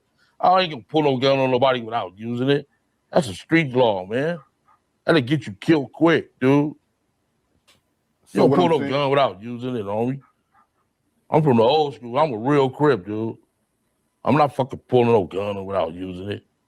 I would have been on the news, homie. I would have been in custody if I would have pulled a gun on them at the fucking Soldier in the Water. I wasn't fucking with them. Puff never seen me that day. Biggie never seen me. Suge them never seen me that day or nothing. I was sitting in the fucking audience, sitting next to the Boys the Men. What's that dude name? Wayne and some whatever they fucking name is. Yeah. so what did you hear about it? Because you wasn't there, but it did happen. So what story did you hear about that? I heard they just had a little class. I didn't hear about no gun being pulled or none of that bullshit. I heard they had a little class. Who told you that? But they told me later on that night at a party. Okay, we getting somewhere now. Okay, you wasn't involved in the incident. Okay, we get that. So what I'm telling you is, tell me what they told you about what happened at the Soul Train Awards after the incident. They just say dude just tried to throw a fake ass nutty. Tupac tried to throw a fake nutty on him. That's all. And they said Puff Daddy ran, right? Hell no, man. They didn't run. They had hitters there too, dude. You know what I'm saying? They had hitters there too. I wasn't there. I never pulled no gun. I told you we can end that shit. You just keep on trying to get it out. No. I'm just saying. I wasn't there. They didn't see me at no fucking thing. No, I get it. You wasn't God there. can strike me down right fucking now. If I pull a gun on a motherfucker, I would have been in for San Quentin right now on death row. If I pulled a gun on a motherfucker, come on, man. Yeah, I got you. No, I'm not saying I've you been was shooting there. motherfuckers, man. Come on, homie. Oh my God, bro. This is crazy, man. Crazy stuff, man. Trying to tell y'all, man. This whole situation is just wow, bro. Man, bro. Crazy work, man. And again, you know what I'm saying? Keefe D, you know, it's on him, man. Go into detail about it. So if you don't mind, can you give me a detailed account of the incident? I didn't really say they got knocked out. I said they got fucked up by him. The dude, he knew karate and stuff. Bad motherfucker. And they got into it. And he got on Suge. Fucked Suge up. You know, the barber wasn't the first dude. Hold on. Now, are y'all hearing all this stuff? Because all this stuff, you guys are seeing, man. This shit, like, it's a lot over the years, bro. That's what I'm telling y'all. It's hard for somebody to just come say, hey, Ticket, all this shit is made up. Bro, to make up all this stuff, to memorize a story this damn detailed to where you're going to say, yeah, man, all that shit is made up, man. All of it's made up. Bro, I'm sorry, bro. Ain't nobody buying that shit, bro. Nobody's buying that, bro. Nobody's buying that all of this is made up. Nobody. No, in the world, Craig. In the whole world. Anybody that's in the world that's buying that is a fool. You a fool. If you're buying that, you a damn fool. That's all there is to it. There's no other way around it. So when people say that and they act like they buy, man, come on, man, cut it out, bro. Ain't nobody buying that shit, man. First dude to whoop Suge ass. You know what I'm saying? So tell me about the incident. What club it was at? It was at Bar One out there in I think it was at Hollywood, close to Beverly Hills, right there. It's a club, Bar One. What year? I was like 90, 95, 94. Yeah. Okay. And you said Buntry and Suge both got beat up by Bruce? Dude was a bad motherfucker, you know what I'm saying? He whooped on Suge first and Cuz went to help. And dude knew karate, man. You know what I'm saying? Like I told Miles James, man. I ain't the baddest motherfucker. He ain't the baddest motherfucker. And your brother ain't the baddest motherfucker. Somebody always gonna be better than you. Just like Mike Tyson ain't the baddest motherfucker no more. It's always somebody gonna take your crown, dude. Too many people out there, 7 billion people on Earth. You're not the toughest motherfucker on Earth, dude. So yeah, dude was a bad motherfucker. What was they fighting over? I don't really know. It wasn't none of my business, but I seen the incident, what happened. Yeah. So let the people know a little bit about Bruce Richardson. He owned like a little car wash on like 74th and Western. You know what I'm saying? He was getting money. top-notch dude, real motherfucker and everything. And he wound up dead, the next day or something like that. Shit was weird. So after Bruce beat up Suge Knight and Bun Street, the next day he ended up dead. That looked weird. Yeah, wound up dead. Yeah, it's a trip. Yeah, that's a trip. Like how they got the 60 dude, then they got the neighborhood car first, like beat him up, kill the dude on the dance floor. Then they get the moving and grooving. Yeah, bro. Like when you listen to this, you say to yourself, yo, how does a person make all that up? How does somebody make all that up? That's a real question. Moving and grooving car with the Bruce. Then they try to do the hub of the Dove car. I seen all this shit escalate. I like, damn, they try to whoop every Crip car. And we wasn't having that with us. So what was Suge Knight and Bun Street reaction after they got beat up? They just kept it moving and took the L, or? Yeah, they was pretty mad. Dude was a bad motherfucker, man. I ain't gonna lie to you. The dude was a bad motherfucker. Yeah. Your nephew, Orlando Anderson, he was a street dude, Southside Crip, and people were saying that, he was a street dude. He was following the street code. And, you got some people out here that wonder, if he was a street dude, why did he sue the Tupac estate in Afeni? But he wasn't supposed to. His lawyer told him to do that. And you think Johnny Cochran bad out here. Our boy Edie Fall a bad motherfucker too. You know what I'm saying? Our lawyer told us to do it. He kept me out. You know what I'm saying? It's like about a month before I got out of prison, he like, man, if Chuck Phillips released this story, you will never get out. Like, what? He said, I'm gonna make you sign this thing where he can't release the story, but he need to talk to you. I said, all right. Well, we had a smart ass attorney, dude. And he was up on game, dude. Who is them the people that name street code? Who are them to make street code? Who make the codes? A guy on the internet make the codes? Come on, man. Shouldn't they want to keep anybody the street code? He send the police to bring us the fucking money. The dude that joke. I'm quite sure he said this. The dude that I'm gonna get the money to, them the dudes that did that. And he did it on an interview one day. He said he was in had on a little red and white checkers shirt. Like, y'all had the right people. Like, damn. You know what I'm saying?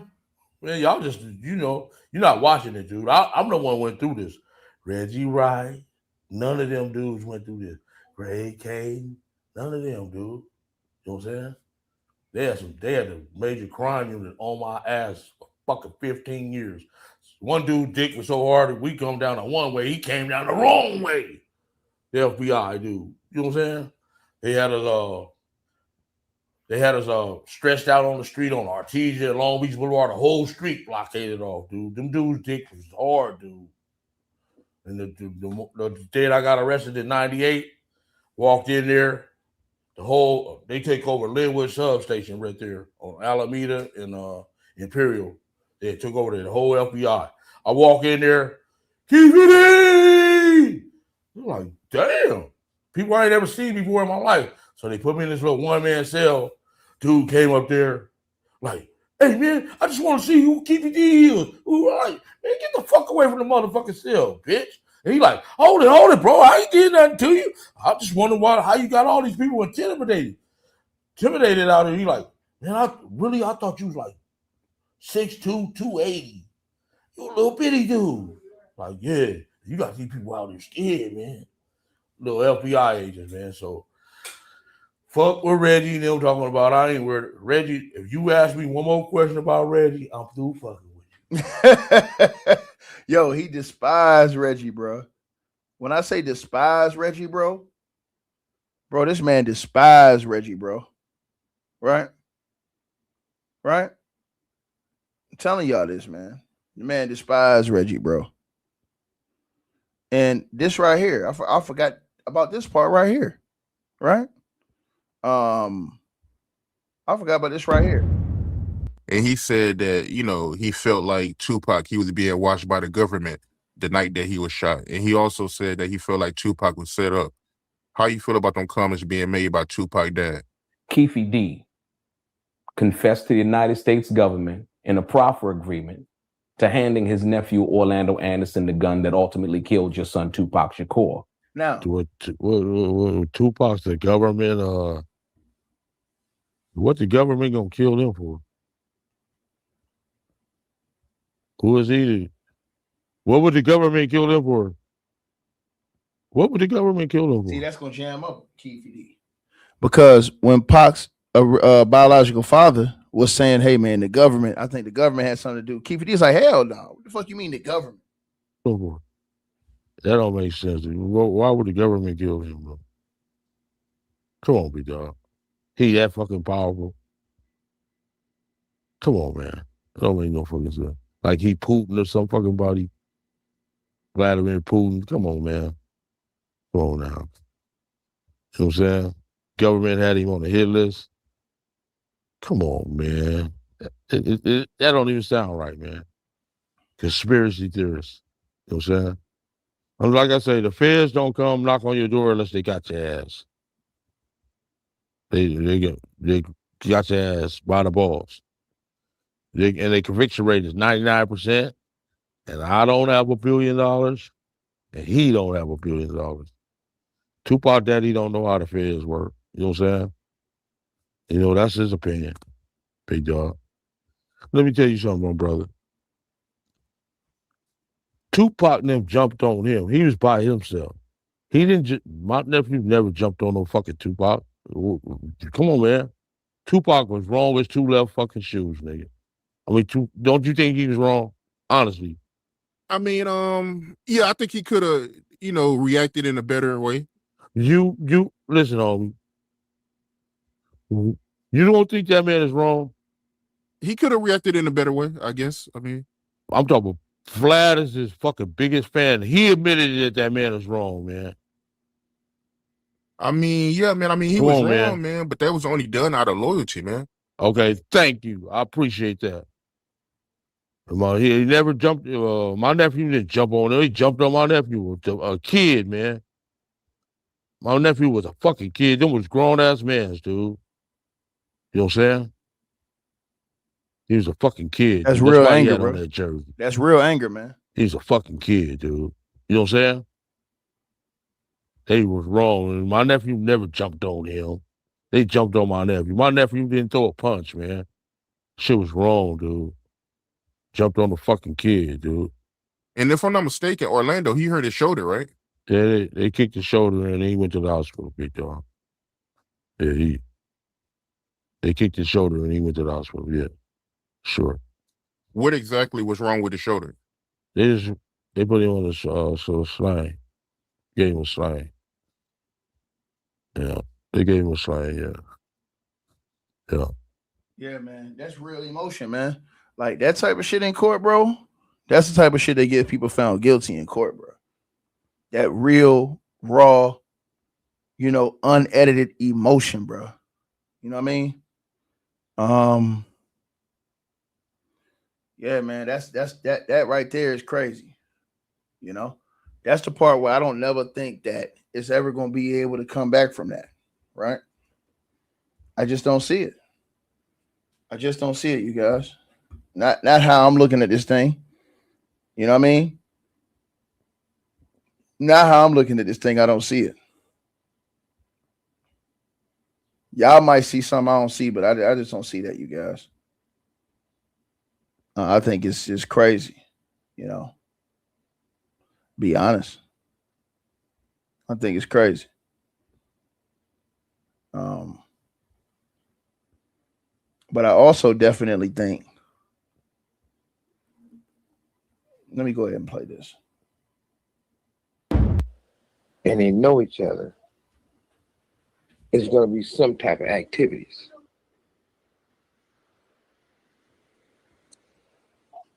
Now, y'all listen up very closely to what's said right here. Smash the like button too. The death row chain have nothing to do with no activities. That was straight gang banging. A real gang member not gonna see the enemy and you young and not handle your business. It's not a smart way to gang bang. It's only one way to gang bang. You ain't giving a fuck. So that's like two pit bulls. They don't know each other. When they see each other, they locking up. They was locking up like pit bulls, but it went behind death row. Went behind no death row chain. And it went behind Tupac. Out the three niggas there, the three homies there, it was only one person have a death row chain. Now, it might be somebody have a death row chain now. They got that death row chain, one of those fake chains that came from Snoop and Duper. Because you got to remember one thing. Everybody didn't get a death row chain, and everybody didn't get an MOB ring. But it was only one person who had that. And like I said, the other person who was really close to Snoopy then is really close to Snoopy now, like really, really close. 30 years later, he finally got a death row chain. But it's not a real one. It's from Snoopy. So, hope that truth never come out about that day, that road trip, and what happened. Bottom line is this. Ain't no coincidence. Ain't no story in real life. This not no comic book scene where they say, oh, we all gonna be in here, and guess what? You got a chain and we don't like the chain, and guess what? You got into it at the mall with one of the homies, and guess what? Hot, go get them. Didn't happen like that. Never happened like that. But what did happen? The situation was already understood, paid for, and a lot of motherfuckers was bought. That's like everybody said, well, it can't be. People love Pac. People love me. Think about one thing. 30 pieces of silver, Judas took to sell out Jesus, to torture him on the cross. It took. Normally I wouldn't speak on this shit, but they already spoke on this shit. They already said this shit, and you already know this shit. At the end of the day, when you take Puffy in Compton with the Southside Crips saying they want to give him $1 million to kill me and Pop.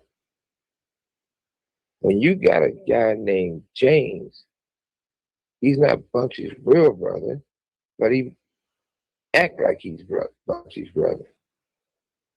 Living in the Southside Crip neighborhood, you ain't doing no mobbing, no Paru, living in the Southside Crip neighborhood.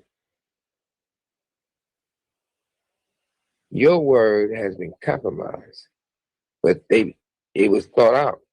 They picked the right person. This person started off as little Mackie-ass kitchen crip. This person, bitch, his baby mama is a Southside Crip. This person knew. They all told on him later. He told on himself later. He admitted, I seen Puffy telling Keefe D and them he'd give him $1 million to kill us. That's James' words. Rat James, that's his words. Now, he didn't tell not one of us. He claims he worked for me, never worked for me. But he never had a death row chain. He never had an MOB ring. He never went anywhere with us. But he knew this. And you say Bunchy's your brother? You know where I'm at. Bunchy at. You've been jealous of Bunchy for a long time. It shows because you didn't even tell him. You should at least say, they got $1 million to kill Suge and Tupac. You're going to be with Suge and Tupac no matter what. Watch your back. They're going to be shooting. You never said that to no one. Okay. Now, a certain older officer and a younger officer, they doing security. Their worries is that they wanted to talk to me about me bringing them on for security. I never said I wanted to do security. I had Danny Sneed. He brought them on. But their words is that they had me meet them in a place they was comfortable with, in the Southside Crip neighborhood. That what both of the police said. Once again, Southside Crips and them. If LAPD there, sheriff's off-duty police officer there,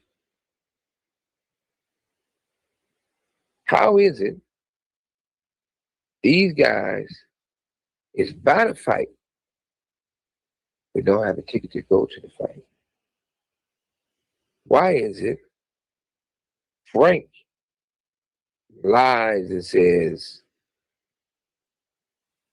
Baby Lane, who is Lando Anderson, tried to take Tupac chain when he was walking through the MGM to go to the fight? So he come back the next day, even though it's been said before, but he comes back the next day and says, I got to tell you guys something before we start. They said, you know you sworn in the office? Yes. Yesterday I lied when I said that guy tried to take Tupac's chain. They said, well, why would you lie? He said, because the head security told him to lie. Now, when you look at all the boxes to be checked, he ends up on Puffy's desk, security desk, Brad James' desk, some of the homies who were bought out desks. It wasn't no fight over a chain. Matter of fact, I didn't never find all the real pieces until I paroled from prison and had a conversation with Keefe D face to face. I kept a skybox. At that time, it was the Staples Center. I'm at the game. I smoke cigars. I'm smoking in my skybox. I walk out. I got bitches in my skybox. I'm getting sexual activities in my skybox. But there's no restroom in your skybox. I walk out, wash my dick in the sink, come back out. I see Keefe D. Keefe D eyes lit up like he was a deer. Been knowing Keefe D. We did play on the same Pop Warner football team. But I never had nothing bad against Keefe D. I never had bad intentions towards Keefe D. Truth be told, and I'm not even motherfucking clowning, I always thought Keefe D was slow.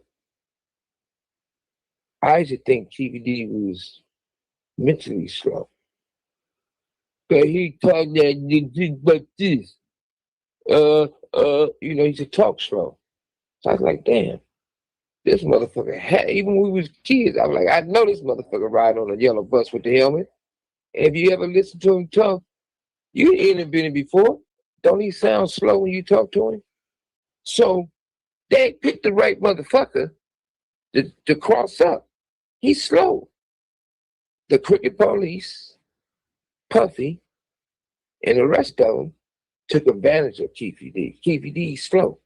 If his lawyer has any sense, they'll be having that motherfucker as a mental patient, EOP, on the stand, right? So Keefe D is slow. So when I talked to Keefe D, he said, good. Like, you know, I'm like, what? He said, man, I didn't have nothing. He said, we did not have nothing to do with Buntry. He said, I know that's your raw dog. We didn't have nothing to do with Buntry getting killed. That ain't on us. I tell Keefe D, I'm like, shit. If I thought you had something to do with Buntry, I'll be on you right now. It wouldn't be no conversation to be talking about. Yeah, I know. Right? So I said, but you know, now I felt like I could drag him and be handcuffs and get a parole violation, or I can have a better conversation in the restroom with him. But he said, I ain't going to the restroom. We talk about her. All right. So I felt that's the opportunity that I would never get in life to hear from his mouth. So I just straight up asked him, shit, you know, I'm arrogant and cocky. He might be slow, but he's still from Compton. Compton niggas is cocky. So I'm like, well, shit, what's up with all this? Right?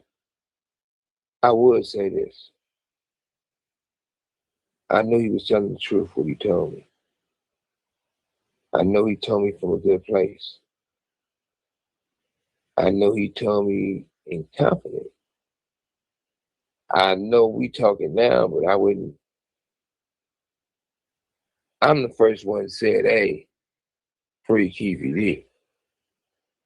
They took advantage of that motherfucker. Keefe D words to my ears was this. The involvement, he said straight up, the dancing boy gave them the bread. They almost had a meeting, and they all participated. He said he needed the bread. He said everybody needs the bread. He said, man, you know I wasn't broke with it. That's a lot of motherfucking money. He seen I was getting, my blood was boiling. That's what I say when, you know, a motherfucker on that page and losing it. My motherfucking blood was boiling. And he said, look, man, just let me finish telling you before you start tripping. I respect that. His words was this. Dancer boy wanted me in pot. He said who introduced the dancing boy to him. He said, man, he was a rat. In other words, the dude who did the introduction, which I'm not gonna say his name, was a Crip. South Central. I'm like, why would they want a motherfucker from South Central to come to you?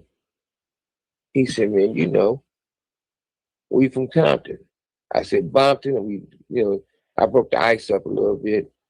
He got a laugh out of it. We laughed about it because I wanted to hear more. He said, you know what I mean? And we started laughing again. He said, he was like, well, Compton Crips is way down in the South Central Crips. I ain't here to argue that, even though there's Crip business, but shit, I'm from Compton too, so all right. So he said he plugged in with the dancing boy. The dancing boy said he had the $1 million. He said he didn't have the cash, so he must have been shooting to an old motherfucker, then to another motherfucker to break it all down. He said they used to meet on the situation. They used to talk about the situation. So I can only go by his words. I'm not going to say names, but he said he named the crooked cops who was Compton sheriffs who was involved. He spoke on a crooked cop who was some LAPD was crooked, who was involved. He spoke on certain people who were supposed to be on our side who took the bread, who was involved. Now, everything he ever told me, I believe it at first. I always knew he was slow. But when he talking to me, saying this really happened, this really happened, I knew by his body language, the water in his eyes, that motherfucker was telling the motherfucking truth. All the shit he said, all the dots matches. Since I've been in this penitentiary right here, you brought up a guy, your partner, the guy Gene. He spoke on shit that he knows some shit. This person spoke on shit. They know some shit. When Gene said that they security, which I thought Gene was cute, tight with our head of security. Come to find out of Gene's mouth said no, it was the dancing boy head of security. I guess the dude's name was Paul or whatever his name was, who was tight with our head of security. At the end of the day, it was a great plan.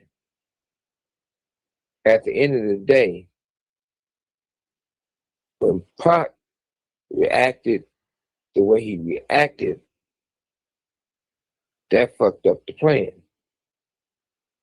When we left the MGM and you see us all walking out, before we get to my house, we go across the street to the Lexor. It was a gang of Crip motherfuckers standing in front of the Lexor. Keefe D basically said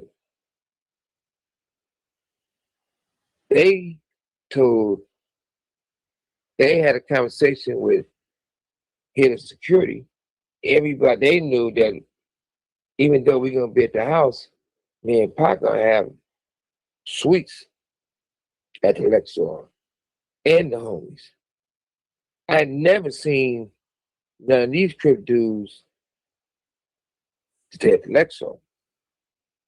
So we went over there and was getting at them like shit. After the shit happened inside the MGM, we went straight to the Lexor, not straight to my house. We went straight to the Lexor because as we passing by, we see all these Crip dudes over there. So what's better the way to deal with the situation now than later? We all was aggressive and we was more aggressive. But the burden was on them. They homies just got beat up. So if anybody want to do something and get back, it was right then and there. And what that's one group of Crips, there's a lot of group of Crips. they didn't want to deal with the situation. So you can't say they happen to see us, then they want to deal with the situation when you had a better opportunity to deal with that situation in front of the Lexar. According to him, everybody knew he was going to be at the Lexar because of Crooked Cop. Nevertheless, according to Frank, when we leaving my house, they know the first thing I tell Frank bitch ass, do you need an extra one? Because it's going to be some activities tonight. That's like I told Pop. I said, hey, motherfucker, you didn't beat up a real game ever. He knew that. That's why we went to Lexar and we popped out. Like, shit, the challenge is on. Let's get this shit out the way. Nobody wanted to get it out the way. So when we at the house, I said, hey, Pop was pumped up. He's like, yeah, all those pictures out there, we ain't even that deep. We on some mob shit. They didn't want to do nothing. I said, hey, don't think they're not going to want to strike. I said, but the strike has already been paid for. Because we already knew what the play was. At least we heard what the play was. So I tell Frank, motherfucker, you got your burner on you? He said, yeah, we got another one for you. Pop's like, man, why don't you grab one of the K's? He didn't grab no K. He didn't take the extra burner. He didn't even have his burner.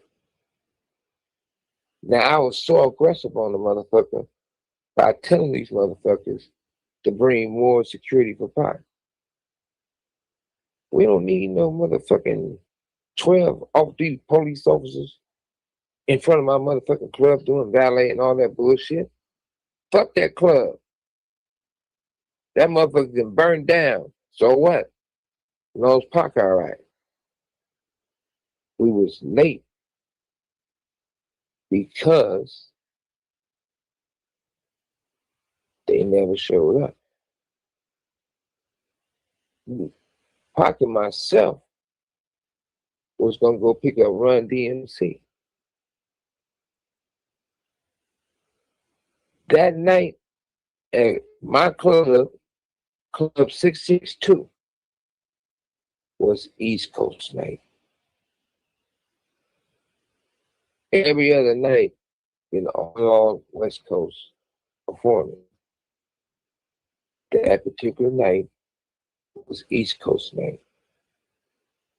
And who can get the club going, perform all their motherfucking hits in Run DMC.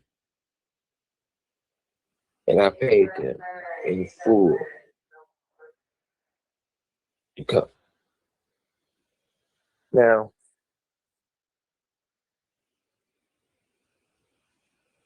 Pac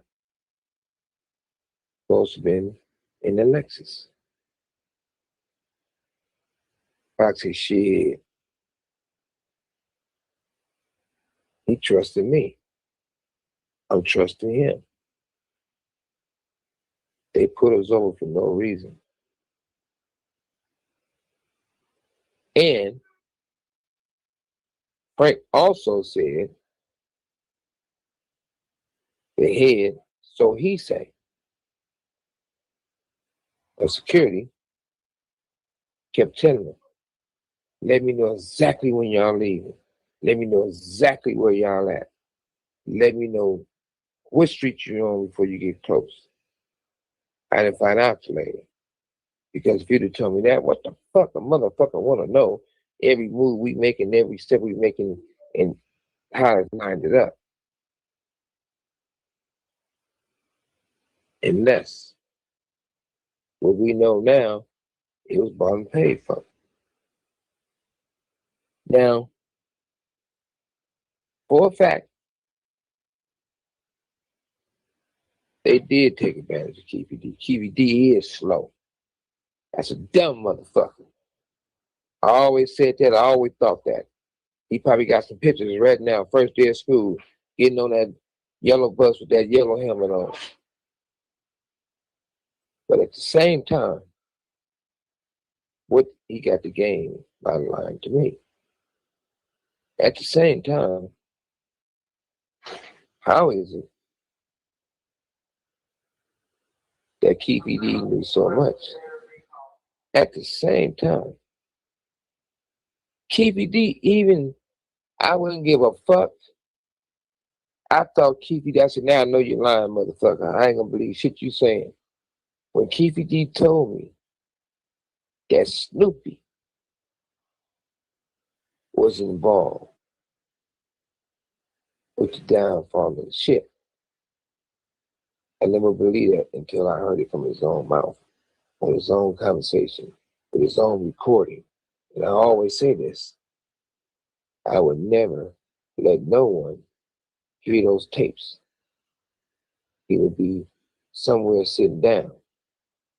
I know a lot of times, and you said you was gonna ask me before, you was like, hey,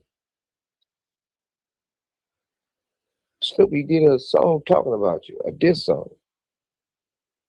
And I gave you a cool, positive answer. Because I felt I've been loyal to him. I still owe some loyalty to him. And I really want to know why. When I ain't getting in trouble, why would you cross us? Then one day, Legend, which is my son, asked me. And it was like similar to what you was talking about. And this one I know that I'm definitely fucking up, going backwards. He said, Dad, that motherfucker Snoop did a song talking about you, dissing you. So you know what, son? People can say what they want to say. I said, but power is calm. It's not like water. It's not calm. I said, fear is loud and talking and crazy. I feel Snoop is showing out fear. I said, but whenever the opportunity comes and when I'm home and we're in the same room, because we're going to be in the same room sooner or later. I said, I'm just going to ask you, hey, rap that song for me that you was talking about. And I said, as he rapping it to me, I'll be doing the beat. My son was like, that's just like, Dad, you really gonna let him rap for you? And he diss you? And you gonna do the beat? See, I'm gonna do the beat. So I'm gonna beat his motherfucking ass. That's what I'm gonna do. And getting back to the conversation with Keefe D, I actually have a lot of respect for Keefe D for telling me that. Now, okay, I said Keefe D wrong. Yeah, he still got that coming when time presents itself. But I don't want to see him wash away and end up in prison where somebody somewhere gonna make him a pin cushion, right? But he didn't have to tell me what he told me. I also had the opportunity.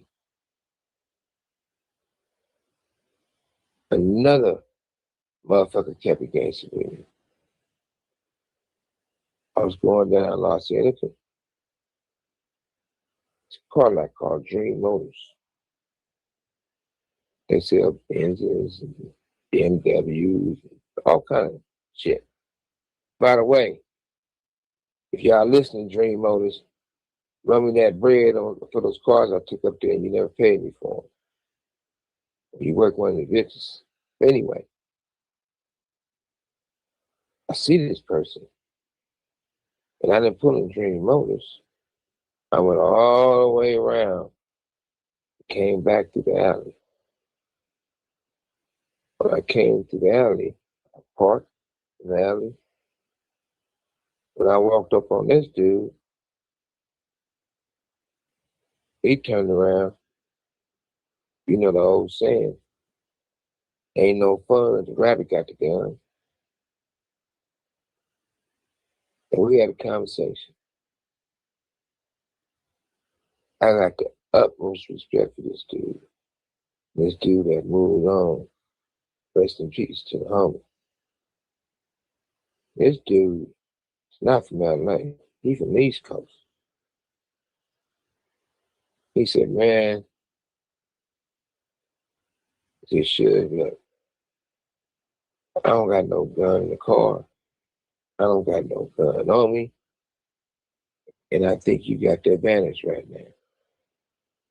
He said, man, I'm sick. I got cancer. I'm here buying my son a Mercedes when he was finding. And I ain't gonna lie. That one little thing he said, besides the cancer, is that he buying his son a Mercedes.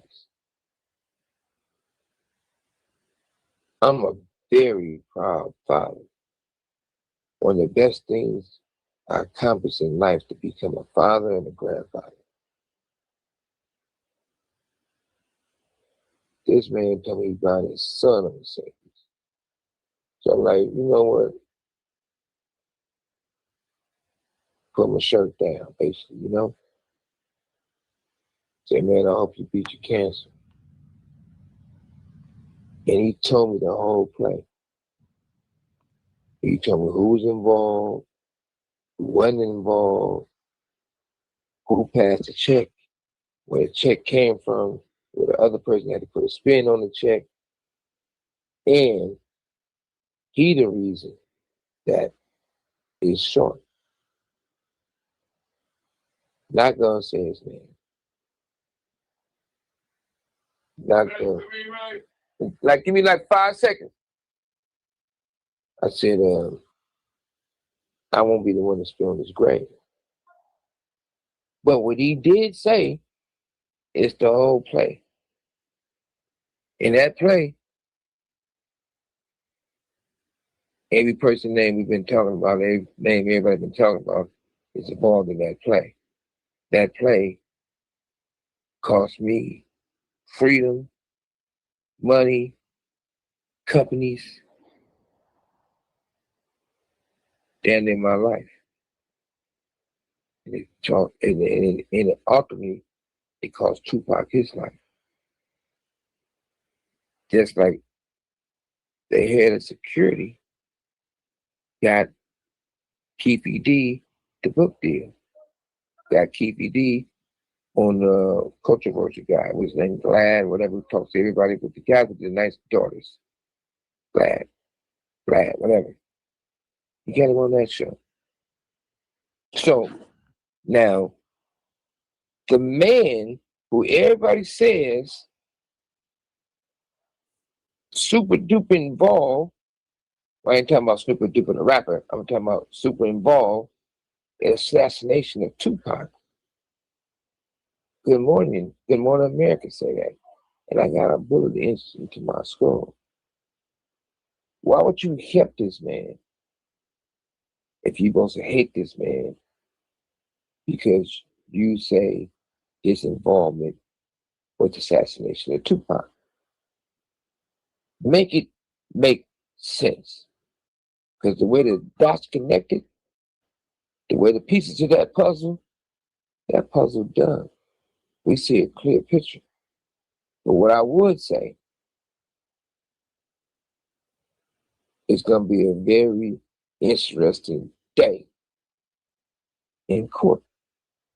What I would say, Keefe D fell back for a little bit because he was being greedy. He thought he was going to get out of prison, get out of jail and charge those niggas money for the rest of their life. He said he was going to always make sure Puffy break bread. But now I guess the walls are closing in. He know he ain't getting out. He gonna fight with the truth. Or we'll be in handcuffs. Who's going to prison? Who's gonna survive in prison? I never rolled it up. And I can say that with the truth. Let's see. How many of you security motherfuckers, how many of you fat, lazy motherfuckers roll the fuck up when you going to sit somewhere for the murder of Tupac? Don't you know? Motherfuckers clap their hands and they think they see Pac. Pac got soldiers all over the world. High places, low places, prison cells, prison yards. Pac said, how long will you mourn me? I said, how long would y'all last? Don't be stupid, stupid.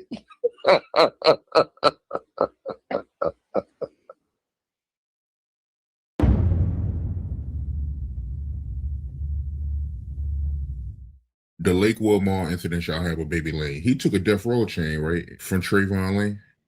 You know, it's so many people say that story. A lot of people tell that story who was actually there in real time of that story. But they also put lies in that story to try to be viral off that story. The reality of it is this.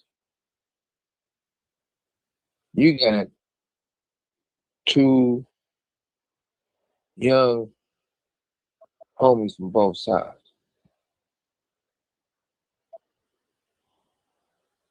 Anytime they see each other and they know each other, it's going to be some type of activities.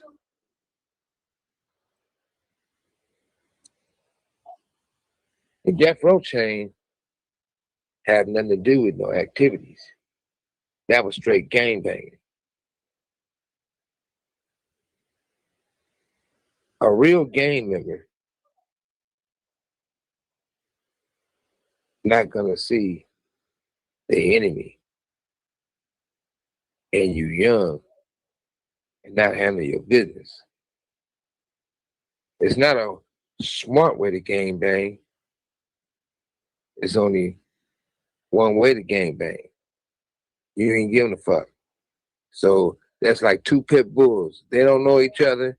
When they see each other, they locking up. They was locking up like pit bulls, but it went behind death row, went behind no death row chain, and it went behind Tupac. Out the three niggas there, the three homies there, it was only one person have a death row chain. Now it might be somebody have a death row chain now. They got that death row chain, one of those fake chains that came from Snoop and Duper. Because you got to remember one thing. Everybody didn't get a death row chain, and everybody didn't get an MOB ring. But it was only one person who had that. And like I said, the other person who was really close to Snoopy then is really close to Snoopy now, like really, really close. 30 years later, he finally got a death row chain. But it's not a real one. It's from Snoopy. So hope that truth never come out about that day, that road trip, and what happened. Bottom line is this. Ain't no coincidence. Ain't no story in real life. This not no comic book scene where they say, oh, we all gonna be in here, and guess what? You got a chain and we don't like the chain, and guess what? You got into it at the mall with one of the homies, and guess what? Pac, go get them. Didn't happen like that. So yeah, y'all smash the like button, share, and subscribe, man. And we're gonna see, man, because as I told you guys, and I'll say it again, man, today is a big day. I want to see who in the hell they got packed up for the day, you guys, in this situation. I want to see who they're bringing in today as far as this case is concerned. I believe that this is a major case. I believe that, you know, and y'all smash the like button, share the videos, y'all come on in here, man. I believe that this is gonna be one of the trial of the centuries when it's all said and done. And I think that as we get down this witness list, I believe that a lot more things are going to be revealed that stick out to the whole world. Right. Salute to everybody who be supporting the channel too, man. I appreciate all of you guys who are tapped into the content. Y'all already know what's up, man. Y'all know how we moving on this thing, man. You know what I mean? You know. Right? So yeah. That's how we rolling with this thing today, man. That's how we rolling with this thing.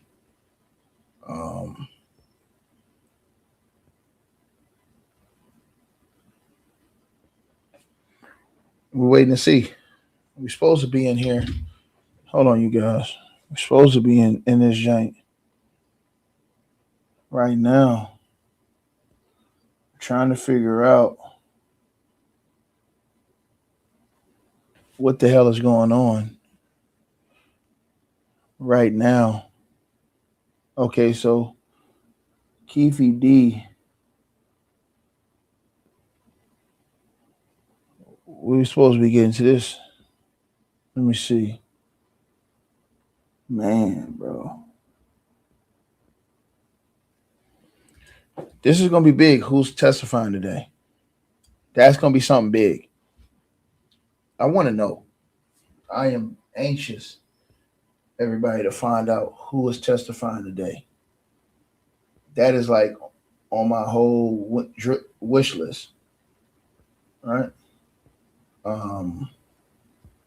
Who is testifying today? That's going to be the biggest thing out of everybody. Who is testifying today? We're going to find out. Hold on. Oh, I definitely want to get this for you guys. Let me see. Yeah. Yep. Most deaf. Yeah. We're going to get to it in just a second, you guys. Y'all smash the like button, man. Today's testimony, to see who's testifying today, I want to see if it's Kirk Burrows.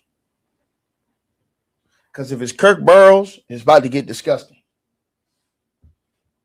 They shorten the day today. And I'm wondering why they shorten this day today, you guys. They shorten this day today of this testimony.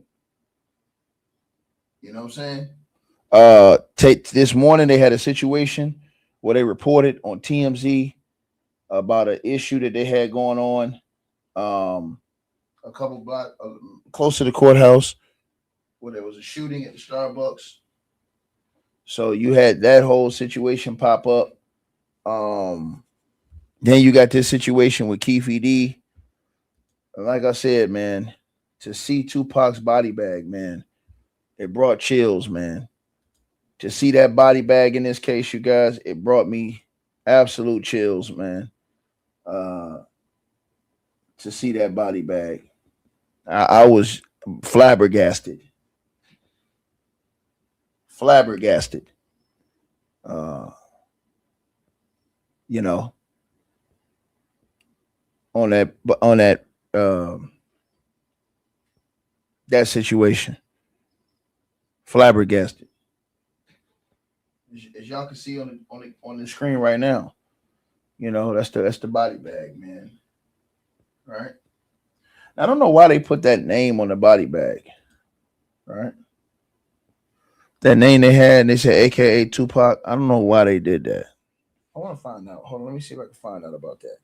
That's something I did want to find out, you guys. I wanted to find out for everybody who doesn't know. Oh my God. For everybody who doesn't know, I wanted to find out why did they have an alias on Tupac's body bag? Right. That's what I want to know. So basically, they're saying that Lassane Crooks. Y'all not understanding this? They're saying that was Tupac's actual birth name, right? She originally named him Lassane Parish Crooks. When he was over a year old, his mother changed his name to Tupac Amaru Shakur. Wow. Right? After a famous Peruvian revolutionary who had led the indigenous uprising against the Spanish colonial rule. That's crazy. Right? So, man, y'all can see that right there. Wow, bro. Saddening. That hits different.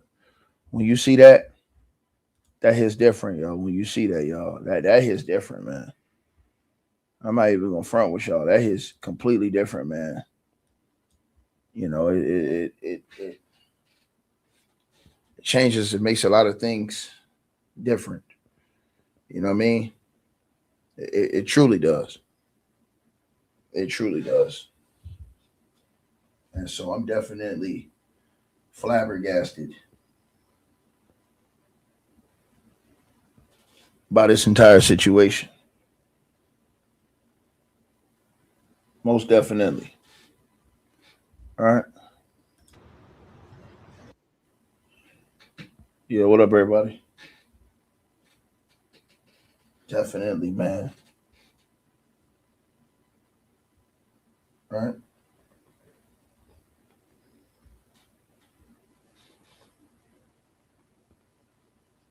You said what? Yeah, man. That's kind of spooky though, a little bit, ain't it?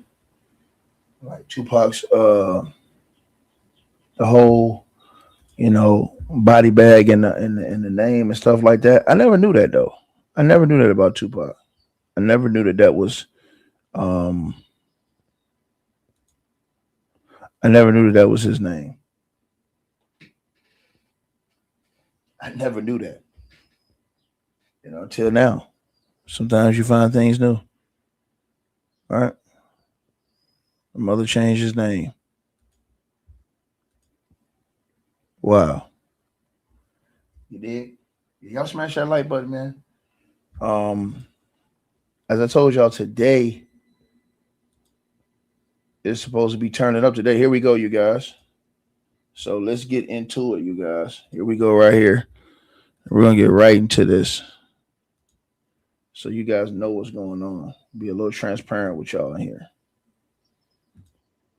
Hold on.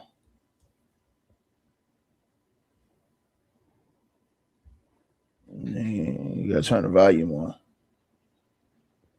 It might be saying something that we don't know, we don't hear, you guys. So that might be what it is right there. I know he got to be ticked. Now, the way he's looking, it seems like it might be a witness up here that is going to do him some real trouble. The way Keefe D is looking. The way Keefe D is looking, man. You see the judge in here and they're getting ready to get their stuff ready. Hey, how much money y'all got Keefe D cussed that lawyer out last night? How much money y'all got that Keefe D cussed that lawyer out? How much money y'all got on it? Look how he looking. And to know, he got to know that all these people in the background, I mean, look at the people that's in the background, family members. Look how they looking at him. They just, bro, he know, man. You get in this type of environment, and you get in there with all those people, man, where it's been a beef like this for all these years, and these people in the same room, man. That's got to be intense. That's got to be intense, you guys. Very intense situation, right? As y'all see it, right?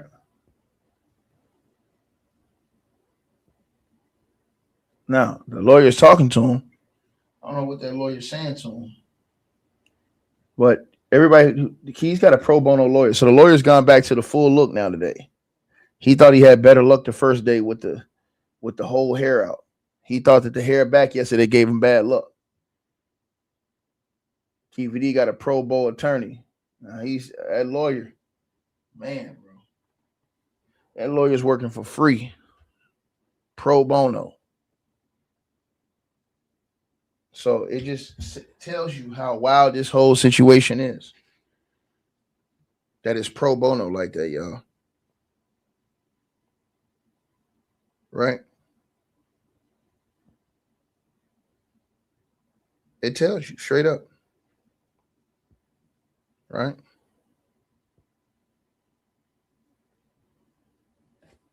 Salute to everybody. Y'all smash the like button, share, and subscribe as y'all come on in. You said that what? Nah, he's not the last one alive. Diddy's bigger than him.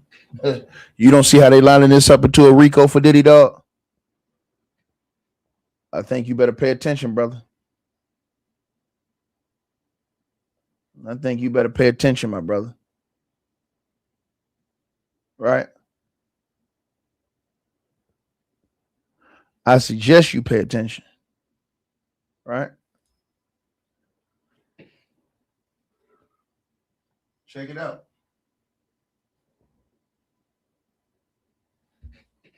So y'all see how Keefe D looks? Keefe D got to be feeling the way too, bro. When you think about this, man, that nigga, he got to be knowing yesterday was a bad day. He don't want to have 2 bad days in a row, bro. But yesterday was a very bad day for Keefe D. You said Diddy don't have nothing to do with it. Oh, yes, he do. His name is all in it. You didn't hear them in the intro? You didn't hear them all throughout yesterday? Shit, to the girl who said Diddy ain't got nothing to do with it, shit. You don't lost your damn mind. You didn't hear that testimony yesterday?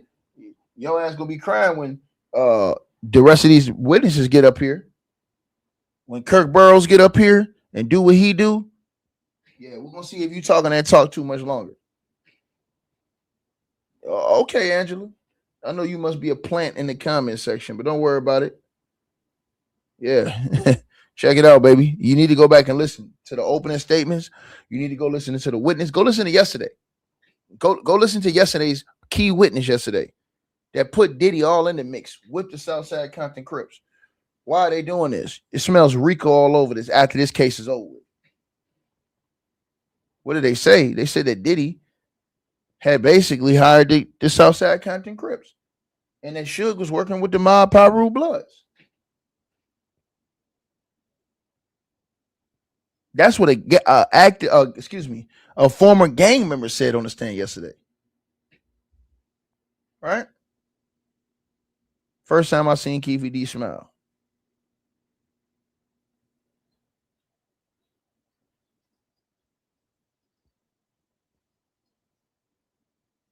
So y'all see Keefe D.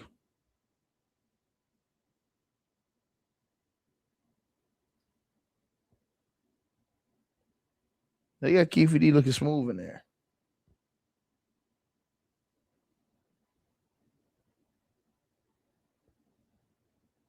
Right? Keefe D lawyer in there looking like a wrestler. Yeah, well, Gene said it in the interview. They said it in court. Gene was like, that's the reason why they want to call me, because they want me to link Diddy. Gene said that in the interview with our dialogue. They brought this up in the court yesterday, though. All right. So we get ready to get off right now. Let's see who I want to see who the witness is, bro. Who is the witness? That's the major part to me, is who is the first witness today? And again, y'all smash the like button, share it, and subscribe to the channel. We have to find out who is the first witness today. Right, you guys? That's very important. Who is this? Who is it they calling over there? It's very important to find out who's a witness. All right. You see them family members over there on the other side.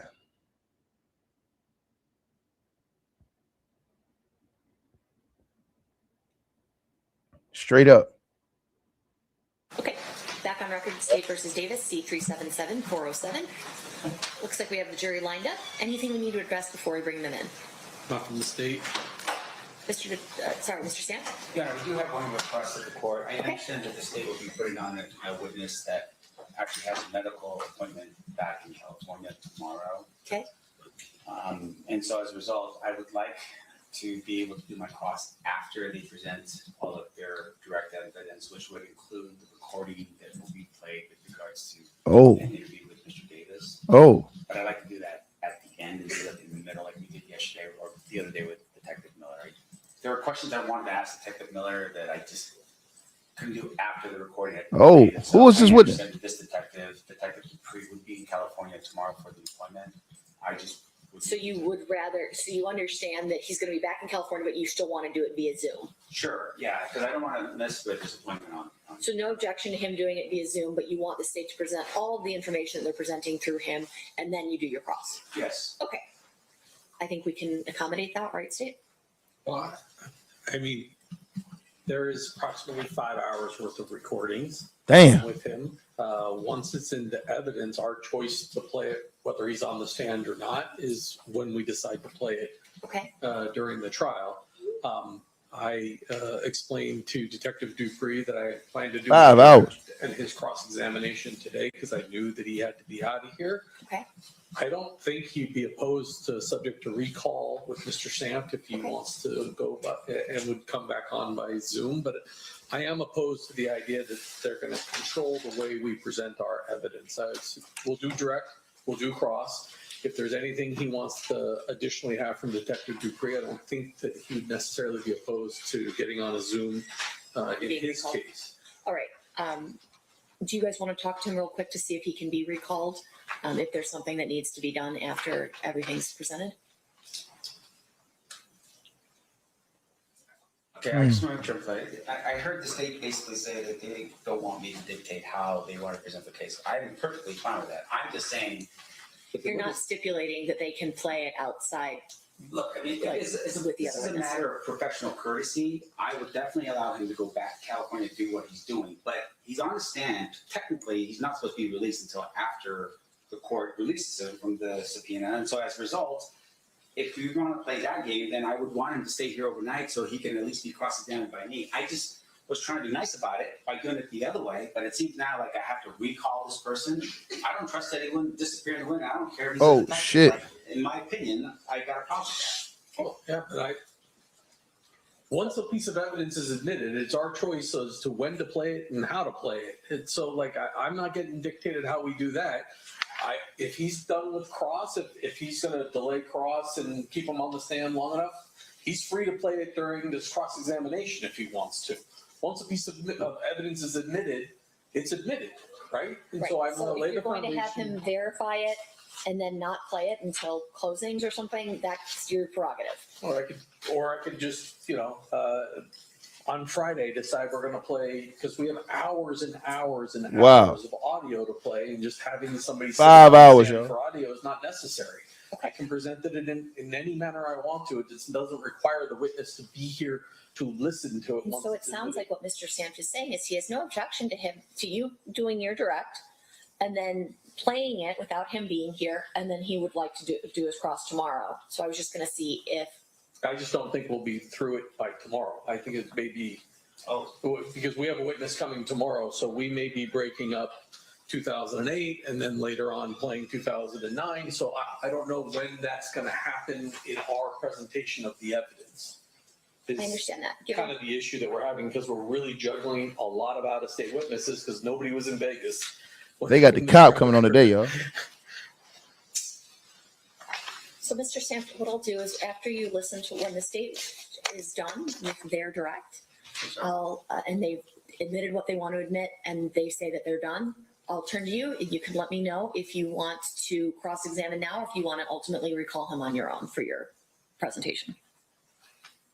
And if, well, there's a little bit of a regret with regards to Detective Miller, and I do understand there were some audio-visual problems with his connection, right? In terms of his, there were questions that I look back and listening to this video or this audio that I should have asked him that I didn't ask him. I do not want to fall into that same regret with regards to Detective Dupree. So I just know that there will be questions. do you want me to ask then? I guess I was just trying to get somebody to figure out if he would be available at a later time for recall. That's all I'm trying to do at this point so that I can see what my options are. I'd be happy to go out and talk. I think he's in the back. So if you guys want to talk to him and see if he has a time afterwards, I understand your concern. I understand your point that we can just admit it and play it at closings, essentially. We don't, once something's admitted, you can play it whenever you want. That is true. You also may have questions that get formulated after the item is presented. So let's see if there's a possibility for him to be recalled at all at any point. I have no problem with doing that, but I don't know if he's available. Yes. So go check with him and then we can come up with a plan.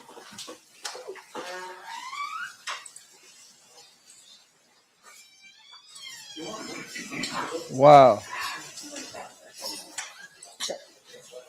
Wow. So this is hey, y'all, hold on. This is a very important witness right here, y'all. The way they're talking right now, this is a very important witness. Whoever this witness is, whatever he got to say, this shit is very important, y'all. I'm going to say it again. Whoever this witness is, and whatever he has to say is extremely important.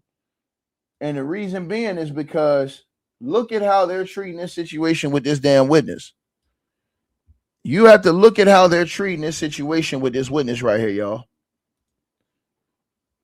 They square business about this witness, bro. Whoever this witness is, they square business about that shit.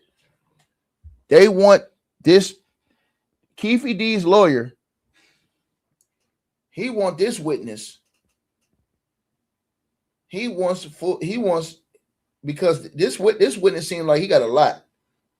They're talking about they got 5 hours of recordings that they got to play. Man, I'll be damned. I'll be damned.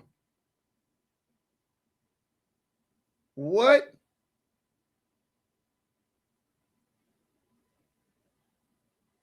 Crazy.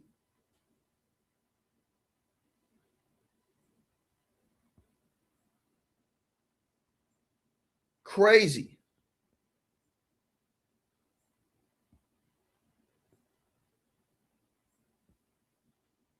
We got everything in this trial right here, man.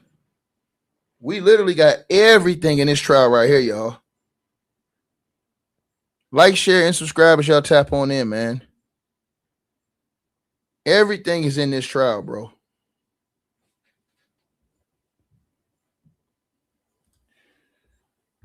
Damn. Yeah, man. It's something going on with the witness, man. Like, Keefe D's lawyer is serious about this particular witness. Right? Right?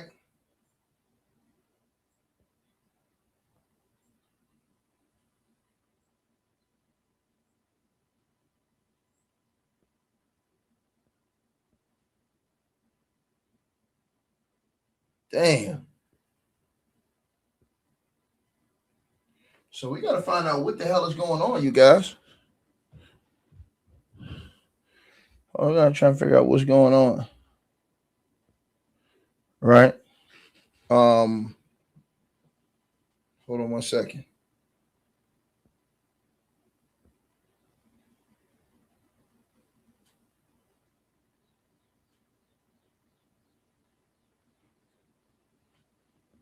Just give me 1 second, you guys.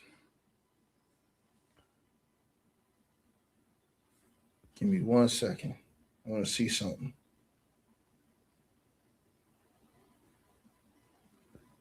Hold on. Hold on, you guys. 1 second, y'all. Let me see something. What?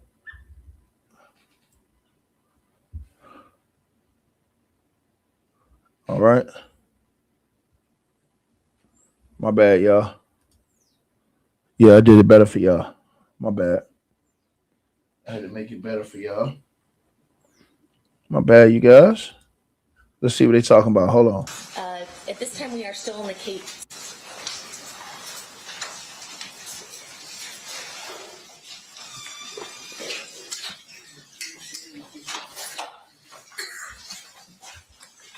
You do solemnly swear the testimony you're about to give in this section shall be the truth, the whole truth, and nothing but the truth, so help you God? Yes, sir. You may be seated. Who is this? May I please have you state and spell your first and last name for the record? My name is Wade Lee, Wagelee. Thank you, Mr. Lee, for being here. Mr. DeJockel, whenever you're ready, you may proceed. Thank you. Get the clerk the next three in order.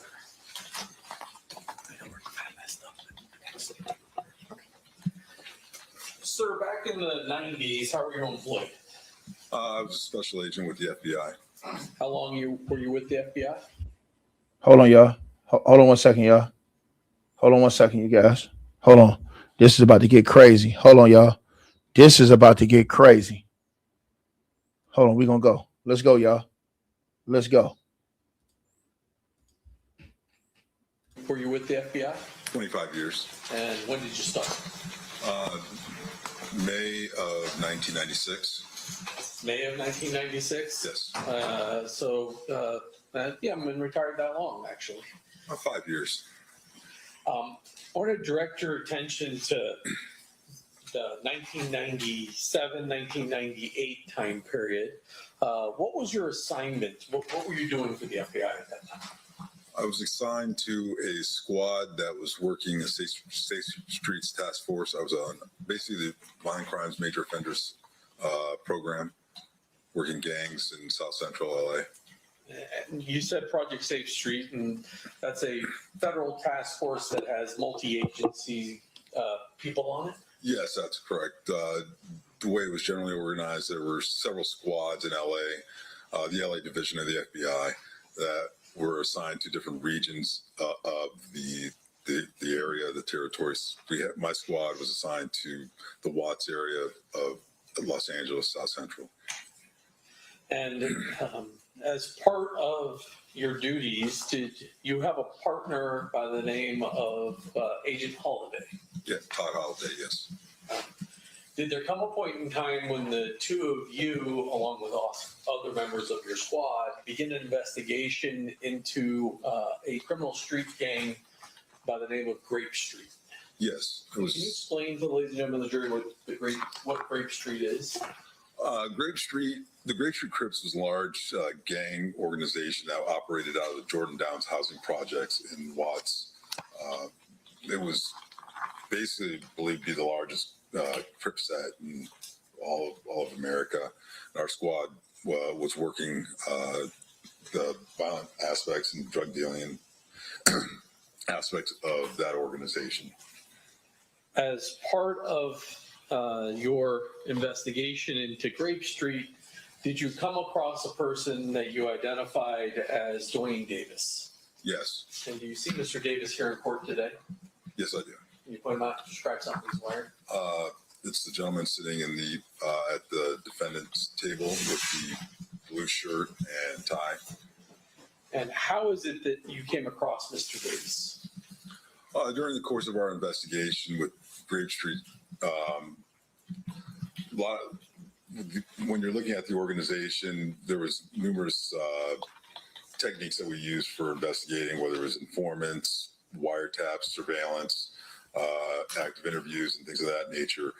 During the course of that interview, Mr. Davis kind of came under the umbrella under the course of our investigation of one of his associate family members by the individual of the name Rodney Blackman. And did Rodney have a nickname? Speedy. During the time period that you're doing this investigation, well, let me ask you this. As part of Project Safe Streets, as well as being assigned to the Watts area, were you aware of the various gang sets and their Yeah, I mean, while our squad was working that investigation on Grape Street, you always would have crossover in other areas. For example, in Watts, there were 3 main housing project areas. Each of them, you had fairly prominent gang organizations, as well as gangs that came up from the Compton area and other parts of South Central Los Angeles. So there was usually crossover, whether it's from drug activity or other sort of gang violence, things like that. And you mentioned one of them, the Jordan Downs. Yes. What type of housing, what type of gang activity was going on in the Jordan Downs? So Grape Street Crips operated out of Jordan Downs housing projects, and they basically controlled that whole housing projects as far as the drug trafficking, violent activity, and things of that nature. If somebody were hiding out from blood gang members hunting him, and he was a Crip, obviously, would it be safe for him to be inside the Jordan Downs? Yeah, from other rival gangs and things of that nature, yes, generally speaking. And you mentioned that Mr. Davis had a cousin, I'm going to call Speedy. At some point, do you wind up learning information that allows you to arrest Mr. Davis for some criminal offenses? Yes, we were part of our investigation while we were up on Mr. Blackman. There was a period of time when Mr. Davis actually was staying with Blackman. It was actually after the Tupac Shakur murder. Now, hey, y'all smash the like button. This is very important testimony because this guy's going to expose a lot of stuff that we never saw behind the scenes with this whole gang activity. Smash the like button. Her murder. During the course of our investigation of the Grape Street Crips and the Blackman and things like that, we were able to obtain information and evidence to develop a case against Mr. Davis. And can you just describe the general allegations of the case? It was drug trafficking, 2 kilos. He was indicted and arrested for selling 2 kilos of cocaine. And the type of evidence you had against Mr. Davis, what was it? Most of it was telephone conversation intercepts from wiretaps, court authorized wiretaps. And based upon the charges, ultimately, do you indict Mr. Davis for some crimes related to drug trafficking? Yes, he was indicted, arrested, and then eventually pled guilty. The type of sentence Mr. Davis was facing when he was indicted, what kind of ranges are we talking for those kind of charges? I believe it was around somewhere in the nature of 10 years and initially, but it varies depending on, individuals' prior criminal history, whether they were felony convictions, drug trafficking offenses, and things of that nature. It also varies depending on the type of drug that the individual might have been accused of trafficking. Back then, and at that time period, the federal sentencing guidelines, there was a difference in sentencing for rock cocaine, crack cocaine versus regular powder cocaine and things of that nature. And he was indicted for trafficking 2 kilos of powder cocaine. As part of that investigation, does there come a point in time when you do what's known as a proffer with Mr. Davis? Yes, we did. And describe for ladies and gentlemen of the jury what a proffer is. So a proffer interview session would be, it's usually considered, it's a fairly common practice, particularly in the federal criminal justice system, where we have an individual who's been indicted and arrested, and it sort of is the beginning of a negotiation for a plea agreement, if you will. What we do is the U.S. Attorney's Office, the defendant's attorney, they all agree that to conducting an interview with the FBI. The terms of that agreement are such that the defendant has to be open and candor, tell the truth regarding the questions that we ask him.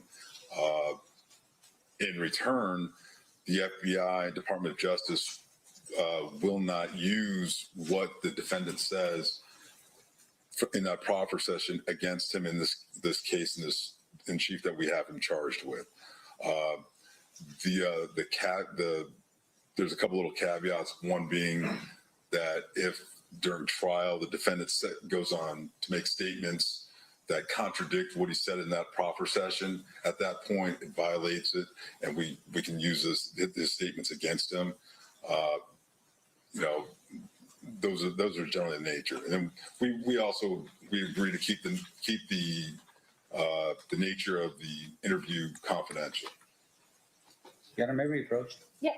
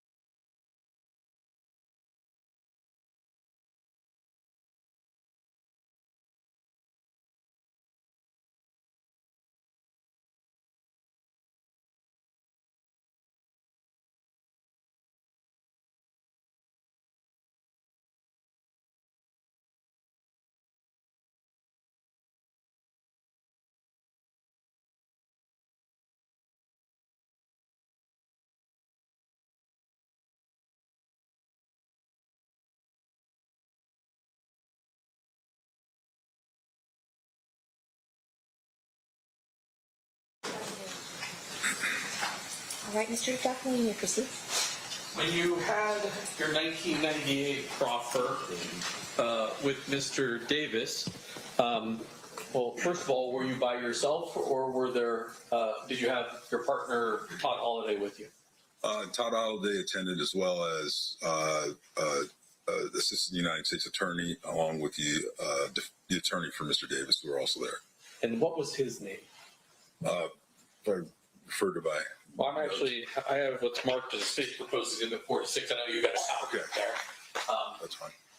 How about we use the one that I have marked, and I'll take these back from you. If reviewing those notes, refresh your recollection as to the name of his attorney.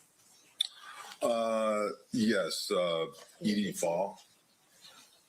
Okay, after reviewing that, has your recollection been refreshed? Oh, yes. Okay. And it's E.D. Fall? Yes. Understood. You may proceed.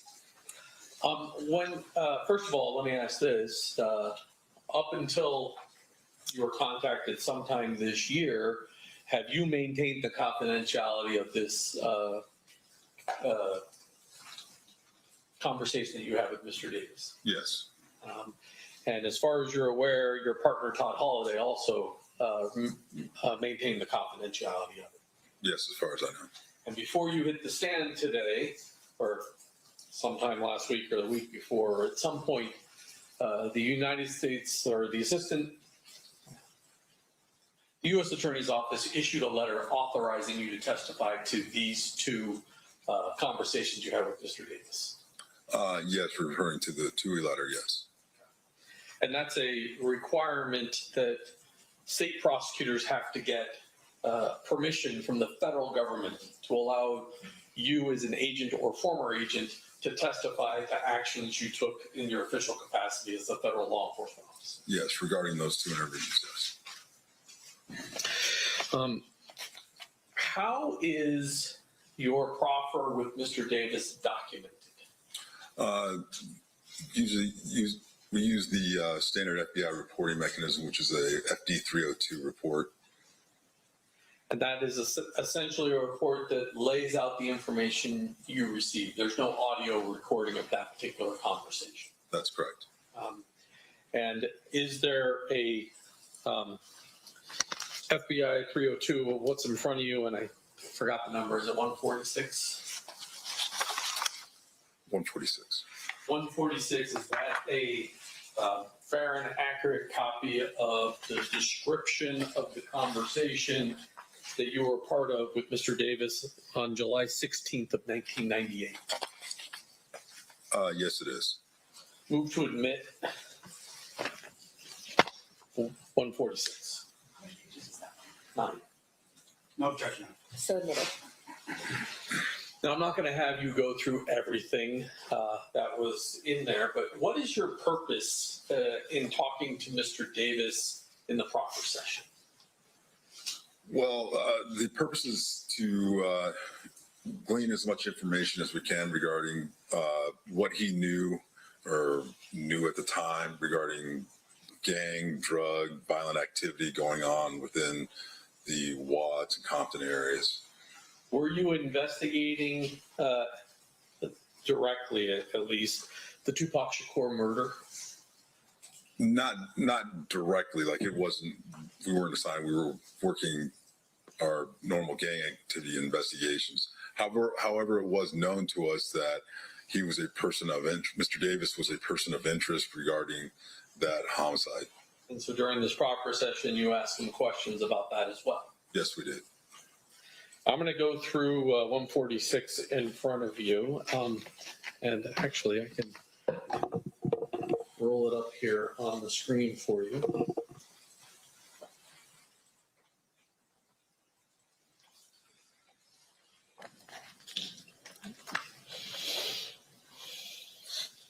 Oh, it would help if I plugged the computer in.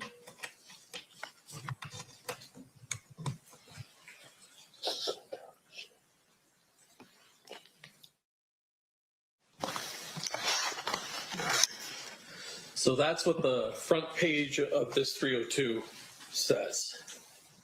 Is confidential and has the date and a description of who the people that are present for this particular proffer are. That's correct. The very first part of the interview, and let's close that. There, you have a discussion with Mr. Davis about an individual called Zip. Tell us what he tells you about this individual Zip initially. Initially, that Zip was an individual from New York who was a pimp who controlled girls, numerous girls, sold marijuana.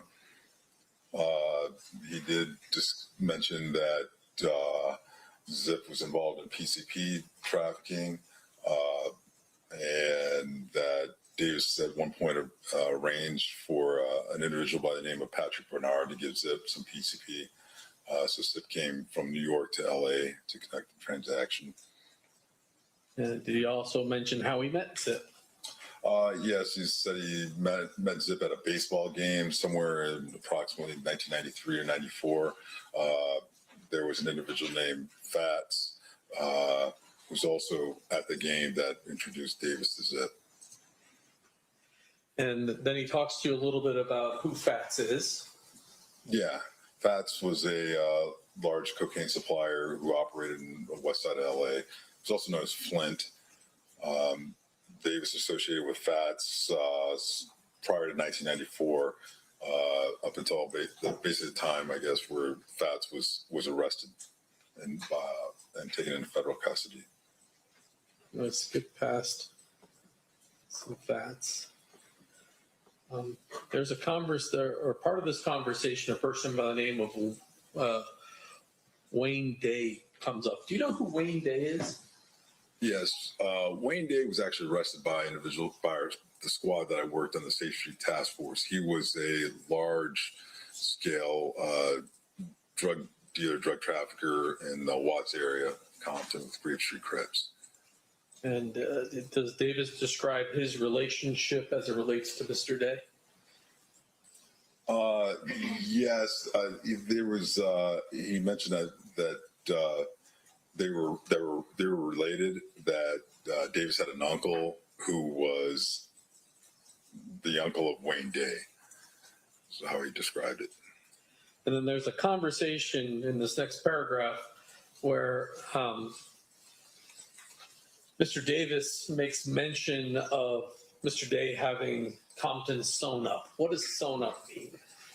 Well, in terms of having control of all the drug trafficking in that specific area, and actually, there was agents mentioned to him and said that Wayne Day had Compton sewn up, and Mr.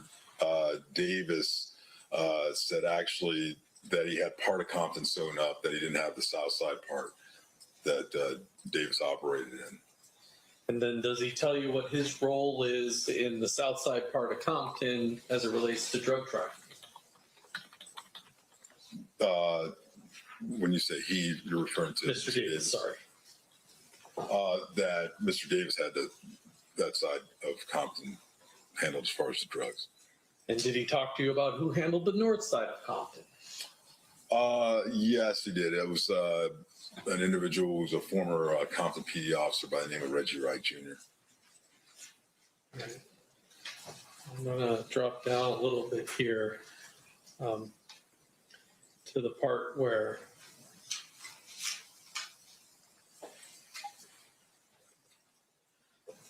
he talks to you about both him and Mr. Blackman being major suppliers in the Jordan Downs housing project in Watts. That's correct. And then he begins to talk to you about the start of Death Row Records. Yeah, again, that was all part of the, overall investigations that we're looking at as far as the gang activity and things of that nature. And he mentioned there was an individual by the name of Harry O that provided money to start the Death Row Records. Also, what's his name? I believe Patrick Johnson provided approximately $80,000. Actually told Davis to give $80,000 that money that Davis owed to Johnson from previous gang transactions to Johnson's girlfriend, so that money could be used to start Death Row Records. And he also explains Marion Suge Knight's role and his connection to the Blood gang members. Yes, he did. He said that Marion Knight had gained control of the North Compton drug trade, and that he was associated with a bunch of the Blood Street gang members, like the Mob Pyrus and such. And they were, the Knight was getting them in and out, getting them out of jail, bailing them out, and they would cooperate with Knight. And basically, when Knight goes to prison, he tells you Reggie Wright kind of takes over. Yeah, Reggie Wright Jr. took over the organization after Suge Knight was arrested.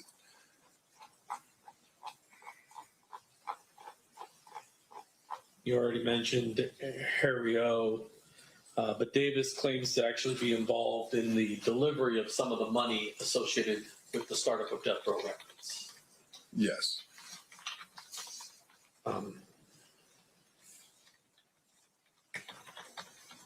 Down. I'm going to start. You see at the top there, you asked him about his prior relationship with Mr. Knight prior to the murder of Tupac Shakur. You see that paragraph there?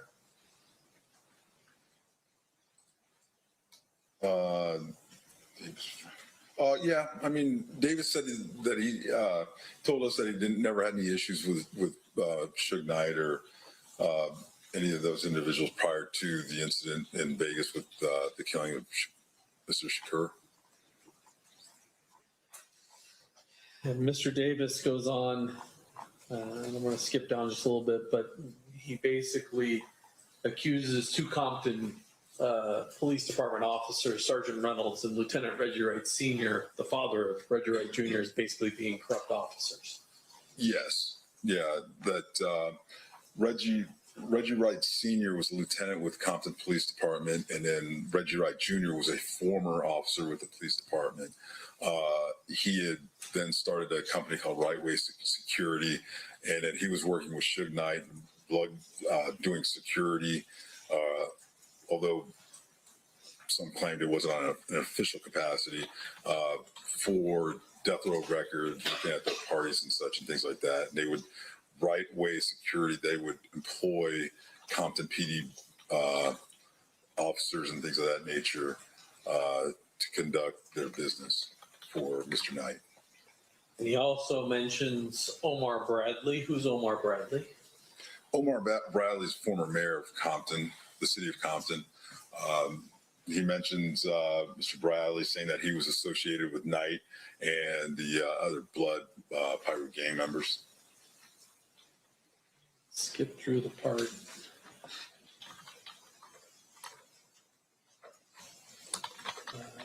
Top of page 4, he provides information, or at least asserts that Reggie Wright Jr. is distributing drugs out of a particular location, and even names some people that are helping with that. Yes, he stated that Reggie Wright Jr. Had a drug distribution location, an auto body shop called Untouchables that was located at the corner of Alondra and Washington in the city of Compton. There was the shop was owned by an individual by the name of Melvin Hurd, and then Hurd, a guy by the name of G. Ray and Jim helped distribute cocaine from the shop. He also mentions some people that work for Reggie Wright Jr. assisting in the cocaine distribution. Yes, he stated that Reggie Wright Jr. had an individual by the name of Mob James, who was a member of the Mob Piru street gang, individual named Flip, who distributed out of a shop location on Compton Boulevard, and Harris. There was an individual known as Buntree. But we at the time we wrote it out as Bumptree, but we believe that actually was an individual known as Montreal or Alton McDonald. Yes, Buntree, Buntry. Yes, Alton McDonald, who was the brother of Mob James, which is James McDonald. Also another individual named Trayvon Lane, who was a Mob Pirate gang member, and then Kevin Woods. And then they can kind of read this themselves, but at some point he talks about an incident that occurs at a neighborhood mall involving a person named Marcus. What does he tell you about that? Yeah, this is a few weeks before the murder of Tupac Shakur. This individual, Marcus, who was a Southside Crip, was at a mall by himself. Several Blood street gang members attacked him and started beating him up. Then an individual, Mr. Orlando Anderson, who was the cousin or nephew of Mr. Davis, observed what was happening and went in to help Marcus. And they beat up and fended off the other gang members. And then he moves on to describe the incident at the MGM casino the night of Mr. Shakur's murder. Yes, he did. And what did he tell you? He told us the day of the murder of Tupac Shakur that the Blood Street members, some Blood Street gang members saw at night, they saw Orlando Anderson they attacked him because of the previous incident at the mall. After the attack, Mr. Davis, Orlando Anderson, and their girlfriends went back up to their hotel room at the Excalibur Hotel, and he said that was it. They didn't have any involvement. They stayed in the room the rest of the night. He tells you that the room was in Anderson's name. Yeah, the room was in Anderson's name. That they had driven up to Vegas from the LA area in a Land Cruiser, and that they had some other associates: Corey Edwards, Kevin Davis, Terry Brown, aka Bubble Up, Big Dre, and Wynn also traveled to Las Vegas. They stayed at the MGM. And he repeatedly denies to you knowing who killed Tupac Shakur. Yeah, he said they didn't have any knowledge of what happened, that they weren't involved. He did later speculate that maybe it was some Compton police officers that were working for Suge Knight, and that maybe it was because he had heard that Tupac was talking about possibly leaving Death Row Records or something to that effect. But his suggestion was that perhaps Knight, who's driving the car, had Compton police officers shoot Tupac in the car Suge's driving. yes, something to that effect. Okay. I'm going to keep rolling down here.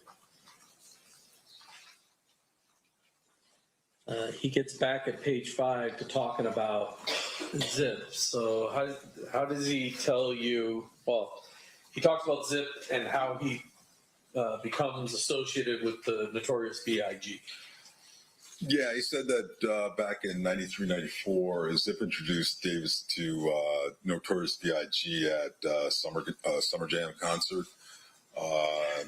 And Davis would associate with Notorious B.I.G. when he was in LA area, but they never had any like drug connections or anything like that.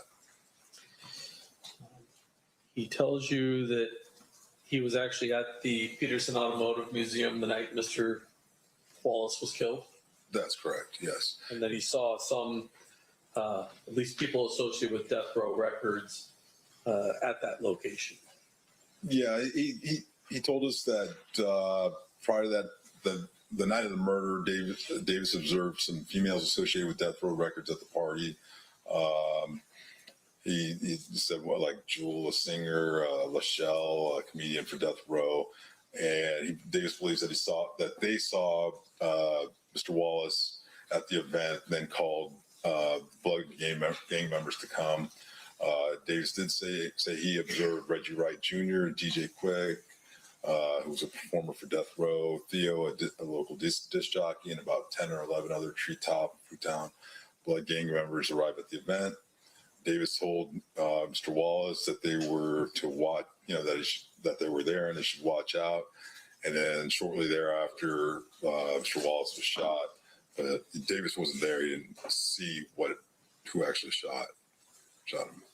But once again, he tells you that he believes that Reggie Wright Jr. and Blood gang members are the people that killed Mr. Wallace.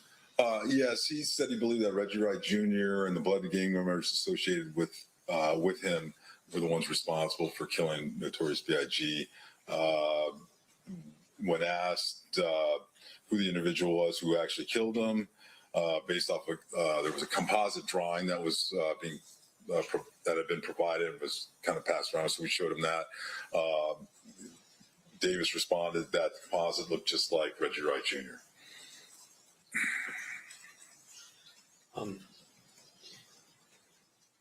Do you remember the day that you arrested Mr. Davis on the indictment? Yes. What day was that? I believe it was May 28th, 1998. Was it the day before the Orlando Anderson's killed in his own shootout Yes. in California? Yes. And Mr. Davis talks to you a little bit about that without going into the specifics, but he talks to you a little bit about how Mr. Anderson wound up dying. Yes, he did.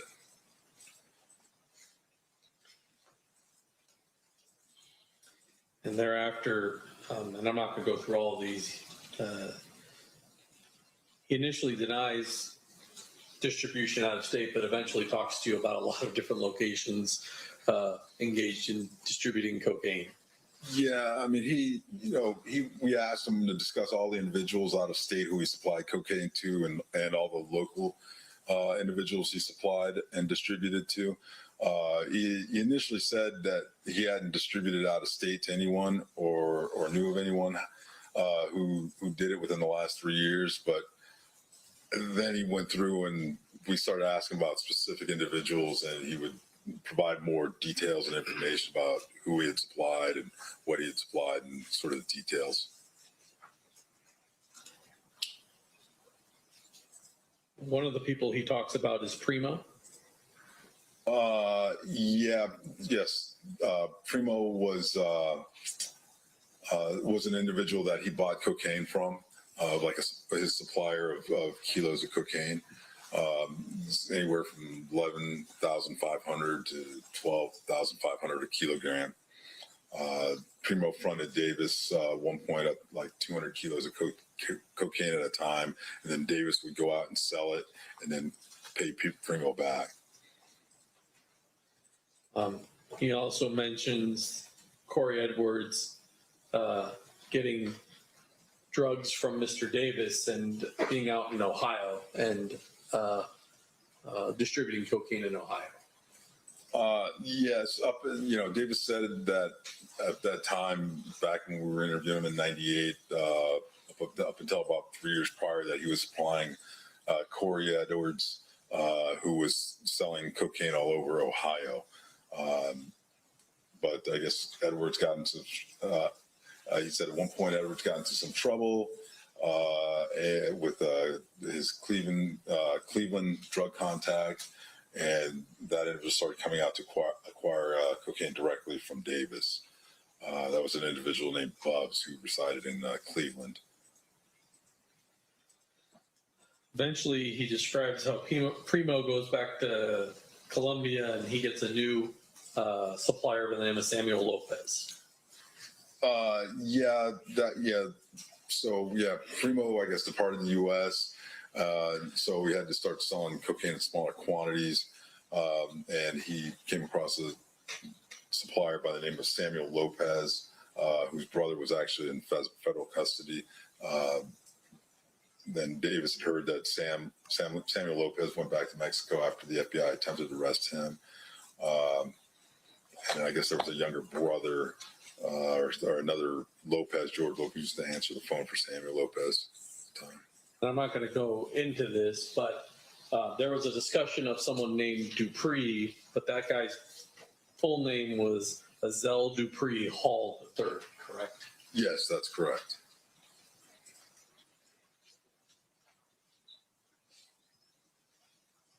He talks specifically about the phone calls that you were playing for him, that you had captured him on the wire. That's correct.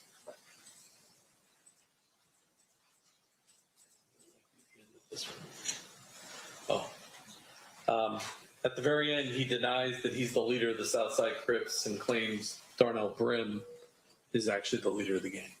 Yes, he's even though he had said that he was large scale, basically a drug trafficker on that south side of Compton, that Darnell Brim was actually the head of the gang, if you will. Okay. Now I want to move on. Shortly after that conversation that you had with Mr. Davis, did he enter a guilty plea to some charges and get sentenced to 70 months in federal prison? Yes, he did.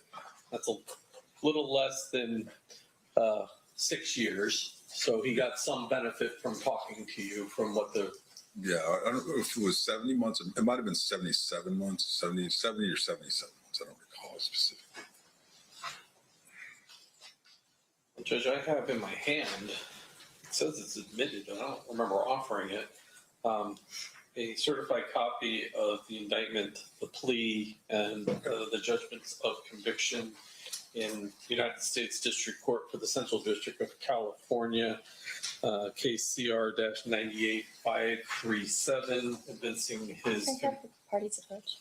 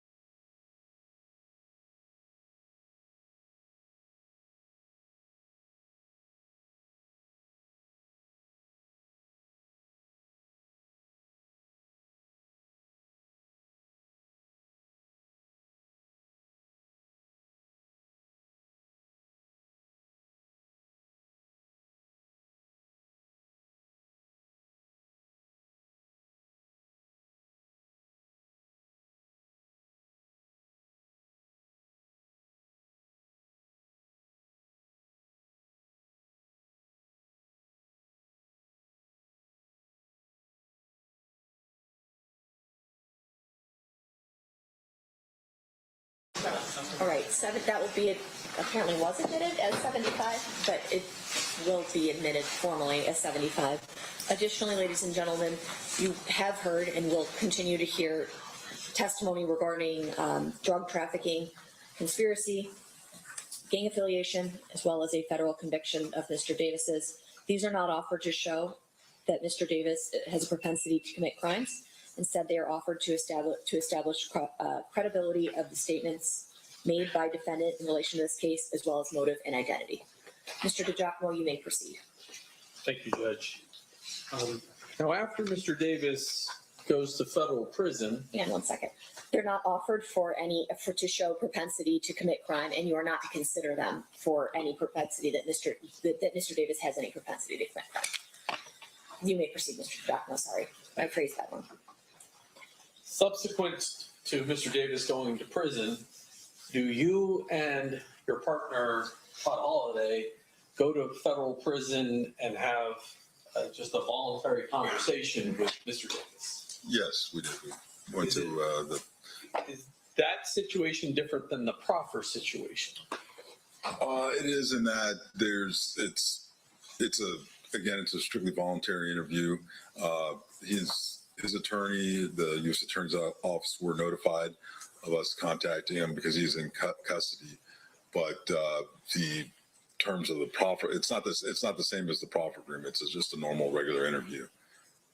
But once again, you do promise him confidentiality during that conversation. Yes, we did. And up until the U.S. Attorney authorized you, you maintain that confidentiality. That's correct.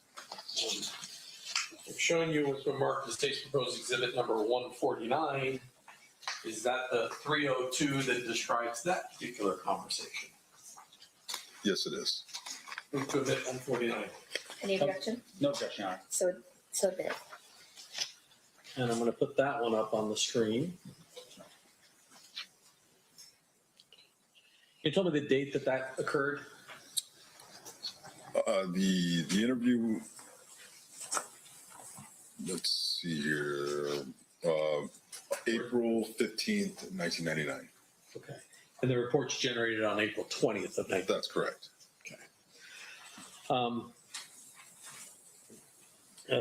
You begin the conversation with him talking about Mr. Anderson and his death. Is that fair? Yes, that's correct. And then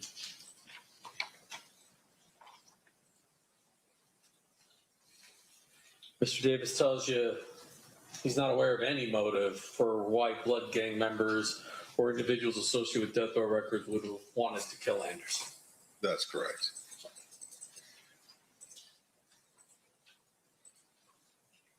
And then he repeats that he had nothing to do with either Tupac Shakur or Christopher Wallace's murder. Yes, he actually, he said that himself and Mr. Orlando Anderson were not involved in the shooting death of Tupac Shakur, and as well as anybody else that he was associated with, and with Tupac or Mr. Christopher Wallace, Notorious B.I.G. Does he speculate again as to who would have been involved in these two murders? Well, he said, he told us he didn't know who killed the two rap stars, but that he believed individuals from New York associated with Puffy Combs or individuals associated with Death Row Records could have killed Shakur, and that individuals associated with Death Row Records killed Mr. Wallace. And then he talks a little bit of the gang war that occurs shortly after the murder of Tupac Shakur. Yes. Basically, he said that there was a conflict between Davis and Mr. Marion Knight that resulted, as a result of the shootings, that the conflict, there was basically a war going on between Southside Compton Crips and Compton Blood Pirate gang members, stemming from the altercation with Marcus Nunn and Orlando Anderson, other members of Southside Compton Crips, along with the Compton Blood gang members. And he claims the reason that people believe that Orlando Anderson is the killer is that he asserts the Compton police is telling people that. That's correct. He made comments that he believed that Compton PD members were putting out rumors that Orlando Anderson and them were involved. Do you confront him about Mr. Anderson, the attack, and him being upset about that particular attack? Well, I mean, we asked him about that, about the whole escalation of incidents because of the gang activity, the incident at the mall, then at the MGM Grand, then obviously the shooting of Tupac and things of that nature. Mr. Davis said that Davis and Anderson were upset after the casino's attack on Anderson, but they weren't going to strike back with so many police officers around that they would have struck back once they returned to Compton. So he indicates to you that he's angry enough to do it. It's just he planned on doing it back in Compton, which instead of in Las Vegas. Yeah, if they were, apparently it was because of police presence in the area, something of that nature. I'm not going to go through all the rest of this. The jury can read sort of the rest of this. Let me just check the very bottom.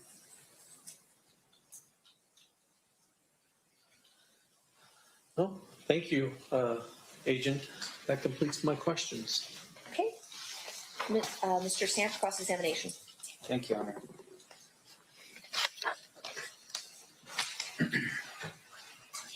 It's no longer special agent, or it's still special agent? Either way is fine. All right.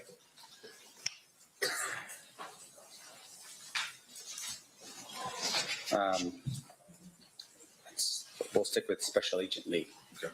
All right. Now, sir, fair to say, working for the FBI would have been something of an honor, I would imagine, working for an organization like that. Yes.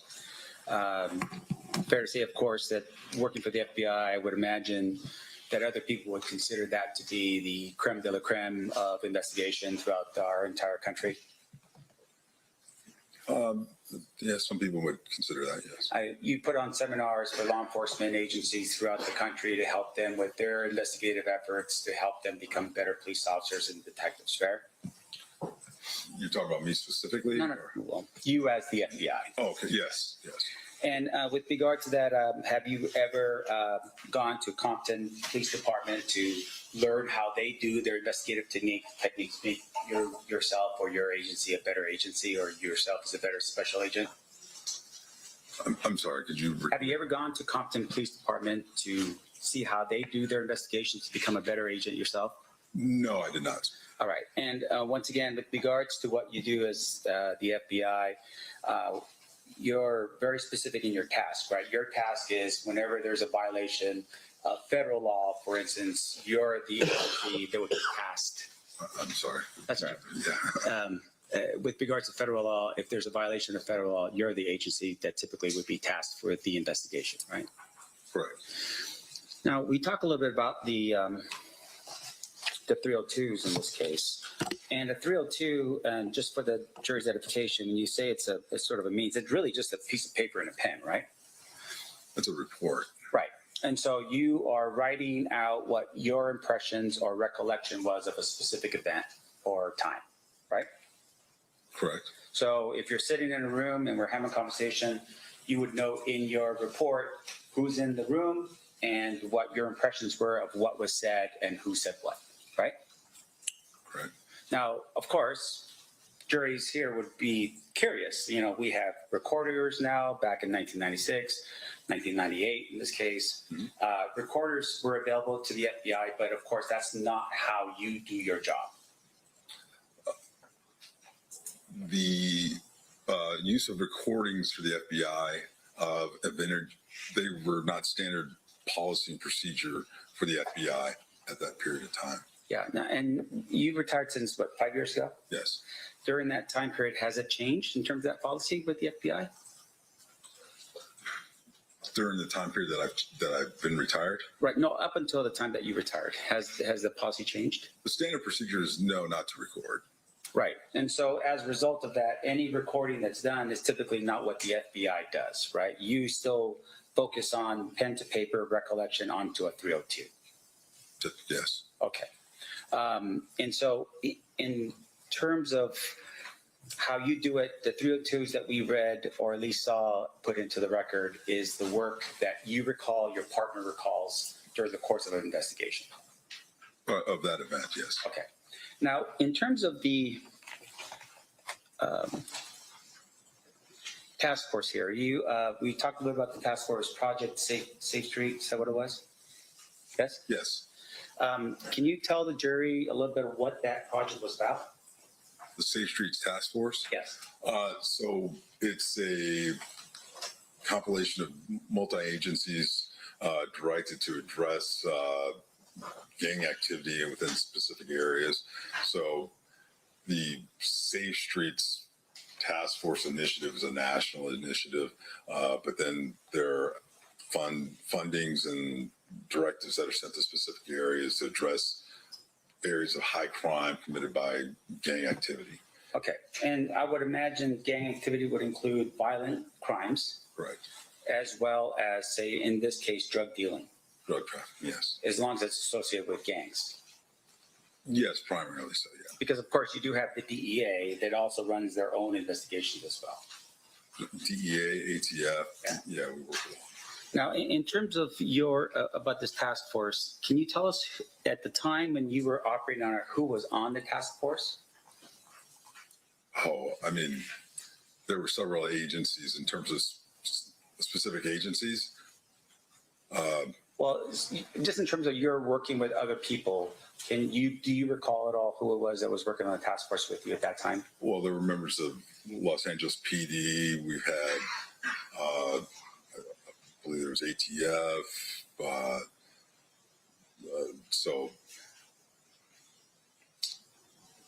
So there was multiple aspects of the task force. So different squads had different elements working depending on what cities they were in. So we would have Inglewood PD, Compton PD, LA County Sheriffs, LAPD, DEA, ATF. I believe we even had postal inspectors that might be involved. This is a myriad of different agencies. Sure. Can you tell us who from the Compton Police Department was part of your task force? Our specific task force, the squad that I was on with Mr. Holiday, we did not have an element from Compton PD. Why was that? Because we were working in an area that was in Watts, in South Central Los Angeles. So we had LAPD elements, LA County Sheriffs. So one of the things that we saw today was that one of the individuals that potentially was somebody of interest, I would imagine to you, was a police officer from Compton by the name of Reggie Wright Jr. Well, he was a former police officer. There was Reggie Wright Sr., who was his father. Okay, so your work in Inglewood and this other area, I would assume that information with regards to Reggie Wright Jr. would have been sent to whoever it is that was working that particular area of LA? Or of Compton. There was a different squad that was working Compton, yes. Can you tell us who that squad was? What do you, who was in that squad? Yeah, the agents or, to be honest, I don't, well, I mean, some of the agents I recall. Do you know who that you can recall that was there?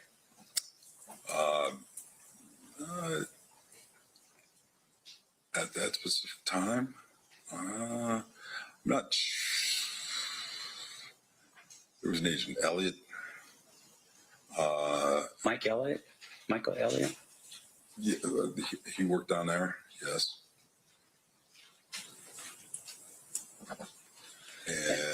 And I don't want to strain you a little bit here. Yeah, I mean, yeah. So, for clarification, because over that time period, agents will change squads and things of that nature. Like I left the gang task force in 2003, and squads would move and change objectives. So who was working at that specific time?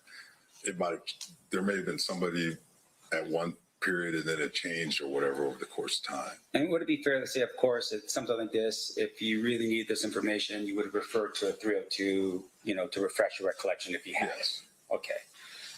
Now, in addition to that, though, in terms of your role here, there was a proffer session that was conducted with my client, with Mr. Davis. Yes. And that proffer was set for July 16, 1998. That's the exhibit, I don't know, I think it's that one right there. That's correct. Up in the top right-hand corner, do you see the date? That was the date of the report. Right, so you dated It was July actually 16th. July 14th. Oh, July.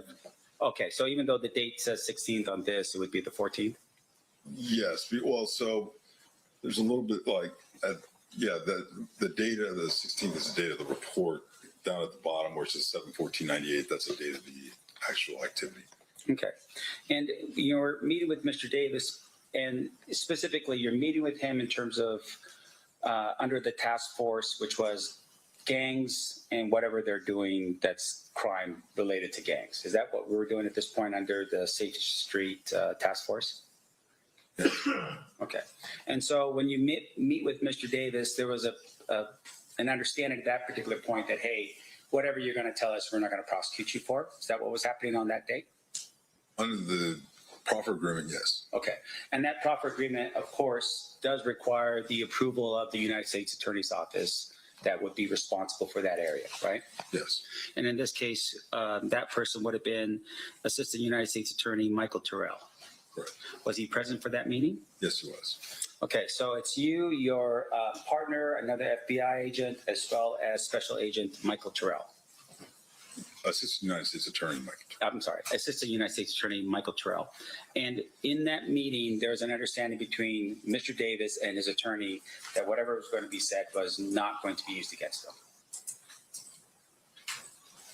Unless he came out and testified and said something that was contradictory to what he said in the proffer agreement, yes. Sure. Now, once again, we're talking about the federal government here, right? So was there an actual proffer that was signed by the parties indicating the understanding that you're telling us right now in terms of what was the terms of the agreement?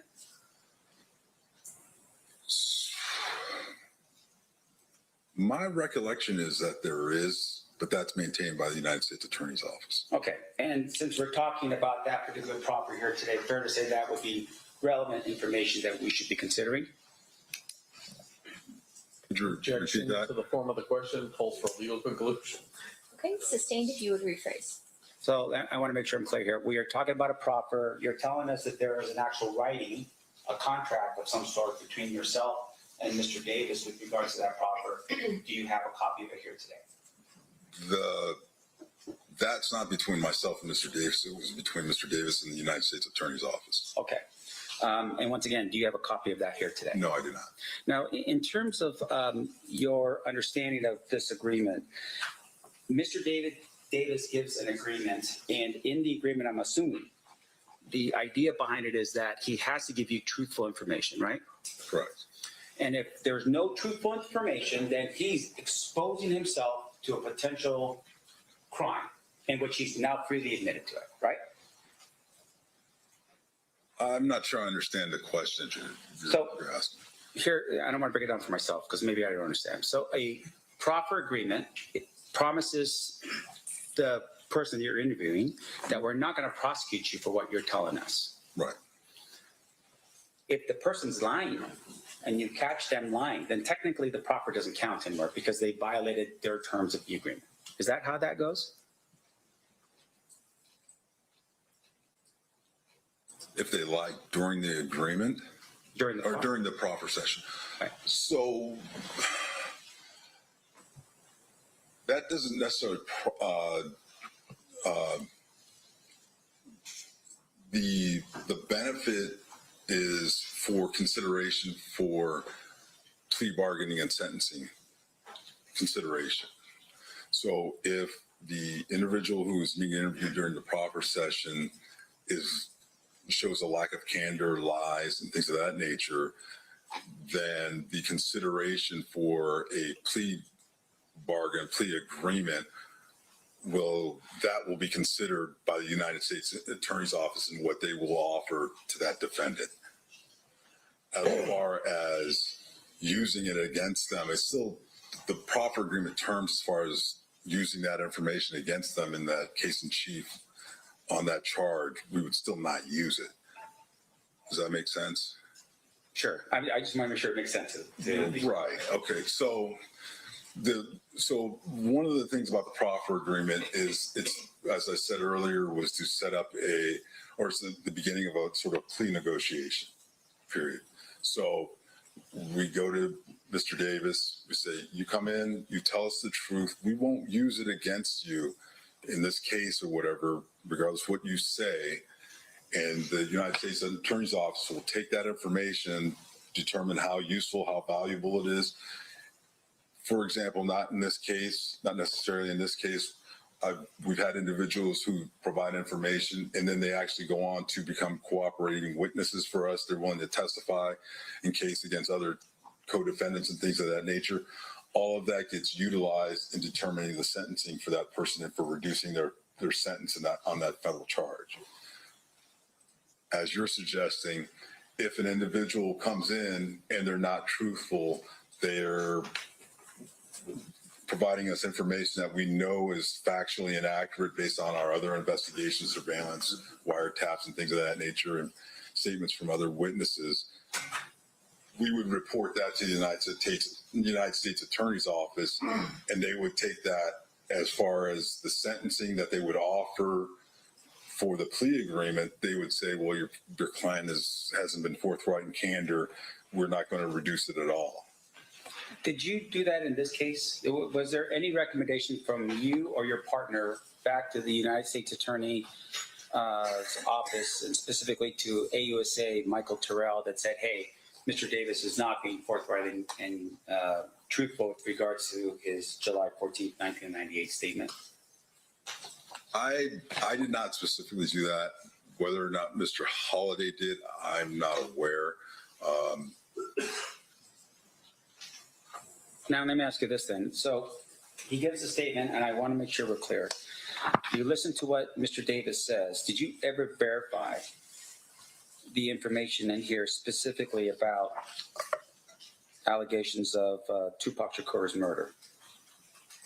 Verify in terms of what? Well, for instance, in the document that would have been the year 302 that's dated as of July 14, 1998, there's an indication here, for instance, that at the Las Vegas casino, Davis's girlfriend, and Anderson's girlfriend went up to their hotel room at the Excalibur Casino. Now, once again, this is 1998. The death of Tupac Shakur was in September of 1996. Right. Did you ever verify that information with Las Vegas to see if either, and in this case, what the 302 indicates is that the room was in Anderson's name. Did you verify that to be true? I did not specifically, no. Okay. And then with regards to the way in which he describes, meaning Mr. Davis, how they got to Las Vegas, he says in here that they drove to Las Vegas in a Land Cruiser. Any particular reason? Did he have a Land Cruiser? Was there any verification of that information? I did not verify that. Now, in addition to that, he indicated that Corey Edwards, Kevin Davis, Terry Brown, and Big Dre, or AKA Big Dre, and Wynn had also traveled to Las Vegas. Did you ever verify if any of those individuals went to Las Vegas? No, I did not. And whether or not they stayed at the MGM Casino? No, I did not. Okay, so once again, for the jury's edification, shooting takes place in September of 1996. You're getting this information from Mr. Davis on July 1998, right? Yes. About a year and, right. 8 months, 9 months, something like that. Now, in addition to that, he had made mention, at least with that first interview, that he believed that Compton police officers had been the ones to have committed that particular act, the crime in Las Vegas, in terms of the shooting of Tupac Shakur. Mm-hmm. Is that a yes? Yes. And once again, that's just for the I'm sorry. record. Yeah, Okay. I'm sorry. And with regards to that, though, sir, did you ever look into the possibility that Compton police officers may have been involved in the shooting of Tupac Shakur? I did not specifically know. Okay, and when you say I did not specifically, do you have any personal knowledge as to who in the FBI was responsible for following up with that information? I was unaware that there were numerous investigations going on. There was Las Vegas PD had an investigation. There were Compton PD, LAPD. There were numerous elements of investigation going on regarding the murder of Tupac Shakur, regarding Mr. Davis, our squad, and what we were investigating regarding the gang activity and the drug trafficking and the charge that he was on. I was not specifically tasked to follow up and track that down. Who did? I'm not aware of. Now, fair to say, though, of course, if you become aware of a crime like that, you would report the information that you have to whoever the responsible investigative agency would be, right? Correct. You're not just going to hold on to that information and just keep it to yourself, correct? Or ignore it. Correct. So in this case, for instance, you share with us that there were wiretaps that were being done of Mr. Davis's phone during the time period you were investigating. You recall that line of questioning? Yes. Now, a wiretap is not the same as a pen register, right? Correct. And just for the ladies and gentlemen of the jury, pen register is just numbers that you just that you keep recording in terms of what number is calling out, what number is being received. Correct. And then an actual wiretap is when you listen to phone calls where people are talking on the phone without you telling them that you're doing so, right? Correct. So with regards to the information that you received and the phone calls that you had, were there any phone calls at all in which this guy over here, Mr. Davis, somehow admitted or said anything along the lines of that he was either involved in the murder of Tupac Shakur or that he was even in Las Vegas on the day it happened?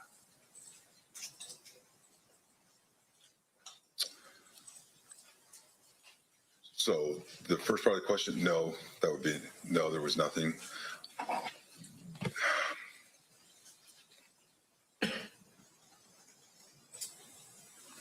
Regarding the second part, being in Las Vegas, I believe my recollection is that there was conversation about being in Vegas and coming back to Vegas after the incident, the incident being the murder of Tupac Shakur, but that was it. Okay, and once again, I don't want to put any real pressure on you. This is 30 years ago. Right. So in terms of that kind of information, that would have been at least given to somebody that would have been interested in knowing whether or not, Duane Davis was in Las Vegas at the time of the shooting of Tupac Shakur, fair? Yes. And as far as you can recall, without looking at any notes to refresh your recollection here, that was never done. Can you repeat that? Sure. Did you personally ever make any calls to either Las Vegas Metro, LAPD, or Compton PD specifically about, hey, there's information here that Keefe was in Las Vegas at the time of the shooting? Was there anything like that? So you asked the question and then you said something, then you asked a different. Could you please? Is that the FBI answer to the question? Let me break it up. Did you ever make any calls to Las Vegas Metropolitan Police to say, hey, we've got some information here that Duane Davis, no. Did you ever make any calls specifically to LAPD to say, hey, I've got this guy on the phone, or he's making some discussions here that he was in Las Vegas at the time of the shooting of Tupac Shakur? No, I didn't make any calls like that. And then I'm assuming with regards to Compton PD, did you ever call Compton to talk to somebody like, I don't know, Reggie Wright Sr., the gang guy over there, to say, hey, by the way, one of the guys from your community is saying that he was in Las Vegas at the time of the shooting of Tupac Shakur? No, I did not. And I appreciate you breaking that down because I didn't want the jury as well to be confused. Now, in addition to that, you had made mention about the type of volume here, or what the type of volume that Mr. Davis was moving in terms of drugs. I want to make sure I'm clear. What kind of drugs are we talking about? Cocaine. Okay. And can you tell us, just in volume, what kind of volume that Mr. Davis was moving at that time? I can't. I mean, it would be total speculation. I'll based off of what was said in his statements to us. Yeah. I mean, there was one where he said something, I believe, to the effect of like 70 kilos at one time, or that he was fronted large amount. I'd have to look. May I refer back to the report? Sure. Let's see here.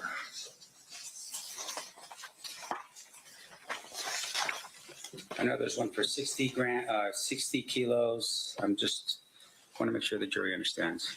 Oh, I'm sorry. Primo Fine Davis, 200 kilos at one time. Okay. So fairly large scale. Did you ever prove, was that ever proven to be true? That he received that quantity of cocaine at that time? Yeah, sure. I mean, confidential informants show up on scene, undercover police officers are there. No, sir. Anything like that? No. So it's literally what he's just telling you, right? In your 302 for this particular time. But no verification whether or not that was true or not. Regarding that specific transaction, no. Sure. Or let me make sure I'm clear here. That specific transaction of 200 kilos is what we're talking about? Yes. Okay. Did you ever see or have any understanding of whether he was moving 300 kilos of cocaine every month as a drug dealer? Did you ever get any information indicating that he was moving 300 kilograms of cocaine every month? I did not have that kind of specific information, no.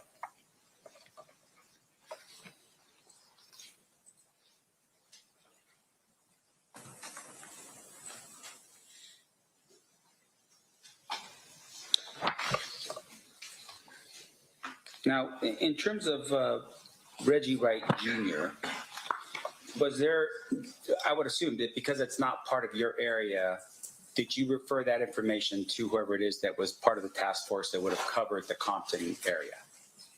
That would be most likely, yes. Okay. And in terms of the Compton Police Department, fair to say that at some point they actually disbanded or they were shut down? Yes, that's accurate. And that would have been at what year? Roughly? I don't remember specifically. It was somewhere in the late 90s, I believe, or early 2000. Okay. And why did they get disbanded? I don't know these specifics. I know there was numerous allegations of corruption and such and things like that in the department. Organizational, structural problem deficiencies. Okay.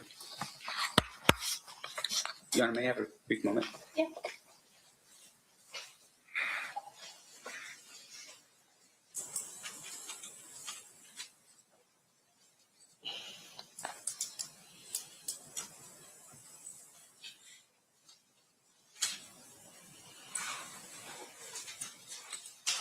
So you shared a little bit about the next time that you meet Mr. Davis, and that was at the prison. Correct. And it's you and your partner still, Special Agent Holiday? Yes. And you go to that meeting, and he's sitting down and having a conversation with you, right? Mr. Davis, yes. Yeah. And I want to make sure I'm clear. How much did you actually arrest him with in terms of the cocaine that he had? I mean, I'm assuming at some point he gets caught with cocaine, right? That's incorrect. No. Okay, so what happens? So are you specific the specific case that we had him charged with? Yes. And arrested? Actually, no, he was not caught with any actual cocaine. We intercepted conversations between him and another individual where they discussed the transaction before, the price, quantity, and then there were discussions after the delivery, and then there was even discussion. What kind of prompted more of the discussion? There was the two individuals had Mr. Davis and the other individual had a discrepancy over the quantity, the actual volume of the amount of cocaine. Okay. And outside of that, nothing to your recollection that was more specific about anything to do with the cocaine. Like, he never actually got caught with it. He was just having conversations about it? Yes, that's correct. Now, in addition to that, when you're part of the task force, you are looking for potential issues with regards to violence. Is that correct? Yes. And in this particular case, had you ever come across any information in your wiretaps or anything like that of Mr. Davis putting out a hit on someone or green lighting some type of violent act to be caused against somebody? No. No, and that would have been part of it would have been maybe an enhancement under the sentencing guidelines in terms of if you're looking at increasing his amount of time, is that, hey, he's also doing something in furtherance of, his self. Violent activity and things of that nature, we would definitely be looking for, yes. Right, and in this particular case, you don't have any proof of that at all. No facts to that. Of him being violent? Yeah. That's correct. Now, there's a discussion here that Darnell Brim was identified as potentially the leader of the Southside Crips. You recall that? It should be at the end of the second 302 that you have. Yes. Now, in terms of that, did you ever verify that information as to whether or not Mr. Davis was lying or not about that? No, I did not personally verify that. And so as of this particular moment, as you're sitting here right now, do you have any facts at all that establishes that Mr. Davis was a shot caller or the leader of the Southside Crips? Could you repeat that the way you phrased it? Meaning, do you have any facts? Do you have something that says he said out on the phone, I don't know what they do. They attended a meeting. I mean, it's like... No, so I mean, with these gang organizations, there's not like membership cards and things of that nature. It's not like they've got a organized org chart of who is the president, vice president, and this and that nature for the most part. A lot of times it is just word on the street, who runs this area, who's in charge. And it was the way we assessed that Mr. Davis was one of the leaders of the Southside Compton Crips was the totality of information we'd received from numerous informants, witness statements, and things of that nature. And so, wiretaps and things like that. I'm sorry to interrupt. Go ahead. You done? Yeah. And I would imagine that because Mr. Davis was a drug dealer, that the money that he was bringing in was probably the reason why he was considered to be a leader in the Southside Crips. Because of the money that he was bringing in. Well, I mean the drugs, right? I mean that's the really volume of drugs. Yeah, I mean, the leader, the guys who are moving the most weight, the high volume drug sales are going to be generally speaking, the leaders. Right. They're the ones that the other guys are going to go to get their quantities and things like that for sales. Sure. And in this particular case, that's the presumption, right? It's because Mr. Davis was a drug dealer, he would be considered with some status within the Southside Crips. Well, I wouldn't call it a presumption. Again, it's a totality of statements from other individuals and the information that we got. I mean, it wasn't the fact that he was a drug dealer that all of a sudden alerted us and said he must be a high-level Southside Compton Crip. It was a totality of information from our investigation. Sure. Now, the word presumption, what does that mean, by the way? Presumption that you presume, you're making an assumption. But it's a little bit better than that, right? It's the idea there are some facts that support whatever it is that you are throwing out there as the... That can be the case, yes. Now, in this particular regard, you talk a little bit about the Lakewood incident, right? It's in your report, I think, and I want to make sure under 302, this would be... And, so if you run across it before I do, this would be page 4 of your 302, the date 7/14/98. You see where I'm at? It would be maybe the third, the 1, 2, 3, 4th paragraph down.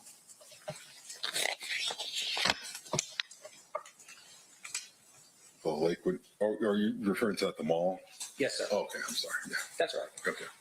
In terms of your presumption, the idea of the presumption, you're telling us that there is some facts that help you to have that presumption, right? Some facts. Can you tell us what facts you have to support that there was even a Lakewood incident that occurred? I'm sorry.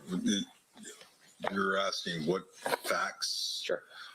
We have several witness statements. Okay, so you have several witness statements. You are aware that those allegedly, and according to what you write yourself, This was a couple weeks before the murder of Tupac Shakur. Marcus, who lived at the Southside Crip neighborhood, was in a mall by himself. A number of Flood Street gang members attacked Marcus and began beating him. Orlando Anderson and others approached the situation, observed what was happening, and went to the aid of Marcus. They beat up the Blood gang members. That's what you wrote in your 302, right? That's for true, man. Yeah. Now, in terms of that information, did you ever go to the mall to verify that there was this thing that happened a couple weeks before the murder of Tupac Shakur, which would have been sometime in August of 1996? Did you ever do that? No, I did not. Now, in fairness to you, sir, Lakewood Mall and that area is governed by a police department. I don't know, is it Compton or is it the next one over? I'm not sure. Yeah, it wouldn't have been Compton. Okay. So whoever's the next one, did you ever at any point reach out to that police department to say, hey, can you get us the information on this so we can verify it before we put it into our 302 that a couple of weeks before the murder of Tupac Shakur, there was a beating that took place? Did you ever do that? Okay, so your statement regarding doing it before we put in that was information that was provided to us by Mr. Davis. So at that time, we were just recording what Mr. Davis is telling us. Sure. So this is a follow-up investigation on that. Sure, but the state has now introduced this document in as an exhibit for the jury to consider. You're telling us that you can't verify the information in it? I'm telling you what Mr. Davis told us. Okay, but you cannot verify that information. You're telling us right now you didn't verify the information that he told you. I didn't verify that specific event. Okay.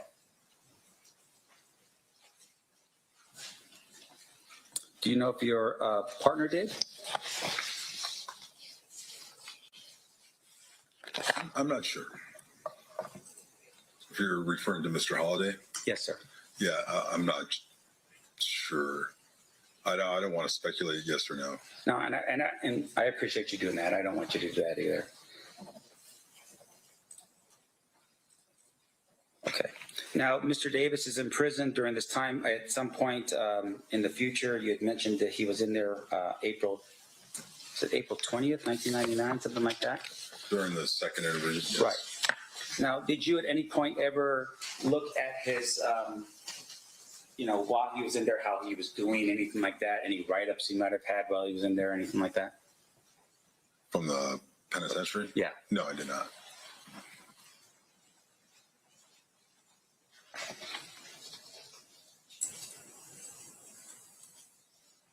And then finally, just one final thing here. There was some mention in your 302, and I apologize for bouncing you back, but I'm taking you back to the July 14th, 1998 302. But in that 302, there was an allegation, or at least some information that you documented in that stated that Reggie Wright Jr. Was dealing drugs out of a auto shop called the Untouchables Auto Shop, owned by Melvin Hurd. Do you recall that? That's actually on the top of page 4. Yes. Do you know why that's important and why you included that in your 302?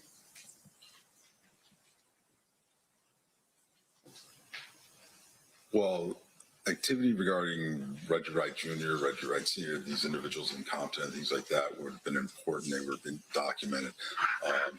Mr. Davis provided us that information. So again, this is also information that would be utilized for for consideration by the U.S. Attorney's Office and things like that. So all of the information is important. I have no further questions, Your Honor. Thank you, sir. I Okay. appreciate it. Any redirect, Mr. Strupka? Just briefly, you have both of those. Yes. 302s, Of course I do. right? So let's start with the July 14th, 98 one. It specifically says in the first paragraph, also, it was understood that the information provided by Davis during the interview would not be used by the FBI in a way which would disclose to individuals outside the FBI that the information came from Davis. Correct. So other FBI personnel may have learned about this, but certainly you wouldn't be calling Las Vegas Metropolitan Police Department and telling them, hey, guess what Duane Davis just told me? That's correct. Yeah, there's a confidentiality portion of the proffer agreement that this is it's offered in a way to elicit information, is saying, hey, what you tell us here is not going to be told to anybody. and we won't divulge that you're the one providing this information and things of that nature. And you're there talking to him in your case is about a drug case. It's not about Tupac Shakur. That just happens to be a subject that comes up in the conversation. That's correct. It's not your responsibility. Well, let me ask you this. Tupac Shakur is killed in the state of Nevada, the county of Clark. Who prosecutes murder cases usually for street level shootings in Clark County? That would be like Las Vegas Metro PD, the DA's office here in Las Vegas. The state of Nevada. It's not a federal crime to commit a murder in Las Vegas in most situations. That's correct. And so you're just gathering this information, and you did what you promised, which was keep it confidential until such time as you were authorized by the U.S. Attorney to talk about it. The only other thing I want to ask you about is Mr. Samt, there is a difference between proffer and immunity. Is that correct? That is correct. What Mr. Davis was telling you, you wouldn't use against him, correct? Correct. There wasn't any sort of immunity for any crimes that he disclosed. You just couldn't use the statements that he made to you to prosecute him for those particular crimes. That's correct. And that it was an agreement between the United States Attorney's Office and Mr. Davis. That's correct. At no point in here did the state of Nevada, the Clark County District Attorney's Office, or any agency other than the U.S. Attorney's Office make an agreement with Mr. Davis about these 302s. That's correct. Nothing further. Any recross based on that, Mr. Samt? I'm sorry, what was that last question again? I'm trying to figure that out. Hey, so you're telling us, you're giving us information right now about your knowledge of what the other law enforcement agencies had agreements on or not? How do you know that? I didn't give that information. I didn't say that. So can we repeat that last question? We don't have All right, that capability. We can pause and show you. No, that's all right. I just want to get to the point.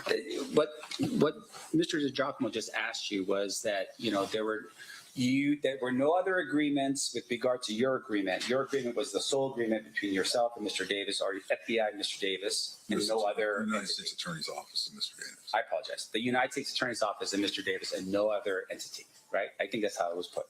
Yes. Right? Yes. You don't know that, though. Did you, when you, what?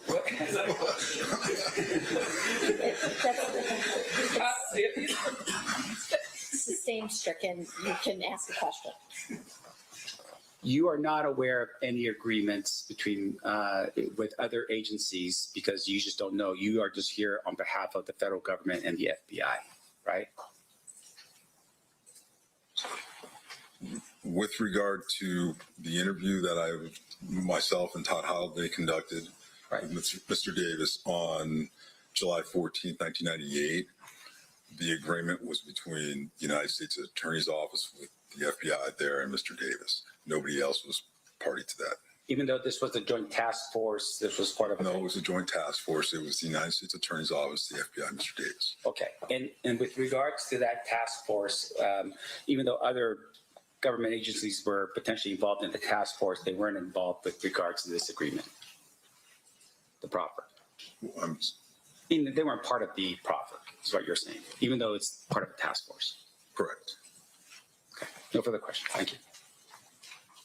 Anything further, Mr. DiGiacomo? No. Ladies and gentlemen of the jury, any questions for this witness? We do have some. Okay.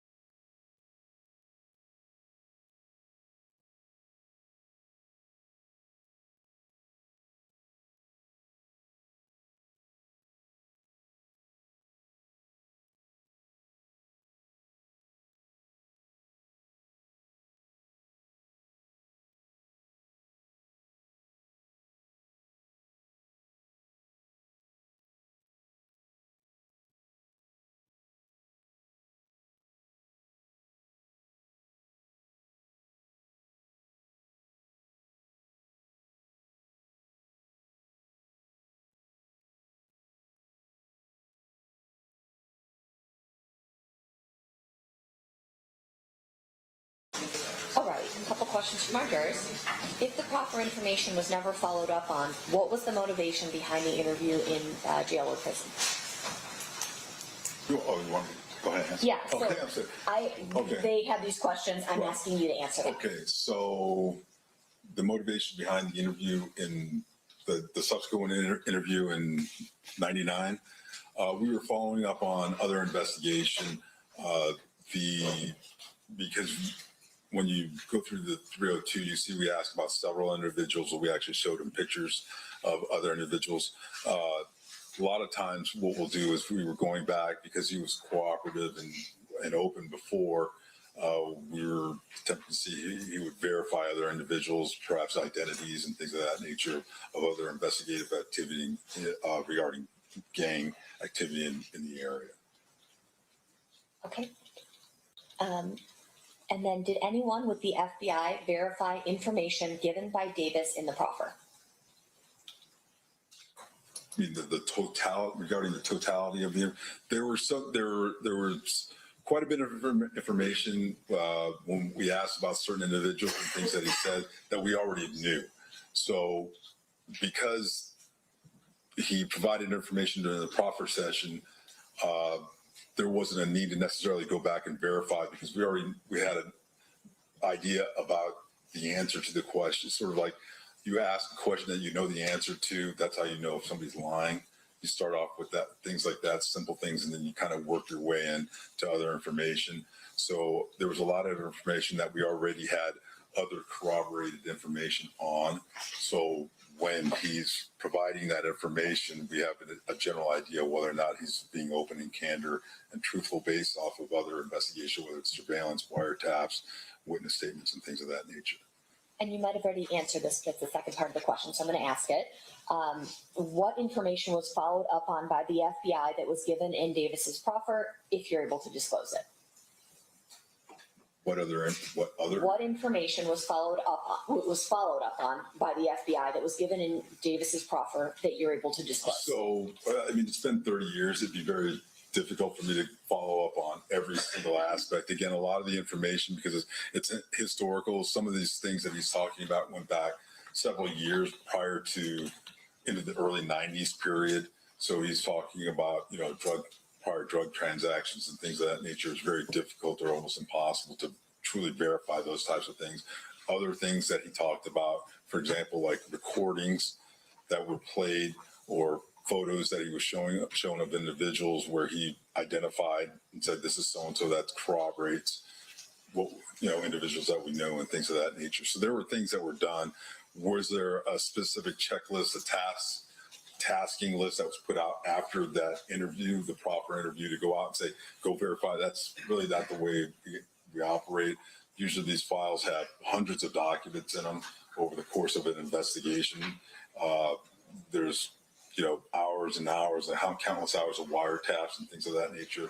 So we've got a very voluminous amount of information to go back and check and things that along the way. So at this point, he was already indicted, arrested, and basically going towards either trial or sentencing. The proffer agreement really was an opportunity for him to help himself on sentencing. And then for us to maybe, if he wanted to cooperate and things like that, to possibly open up further avenues of investigation for other individuals who weren't in custody or that were still under investigation. All right, Mr. DiGiacomo, any follow-up based on those answers and those questions? Mr. Stampt? No, Your Honor. Okay, all right. You are free to go. Thank you so much. Sorry. Just leave them right there. Mr. DiGiacomo will pick them up. I'll grab them from you. Thank you. Are those our exhibits? Yeah. Okay, perfect. Yeah, for sure. All right, statement call the next witness. Darren Dupree. Your Honor, before we do that, maybe a question. Sure.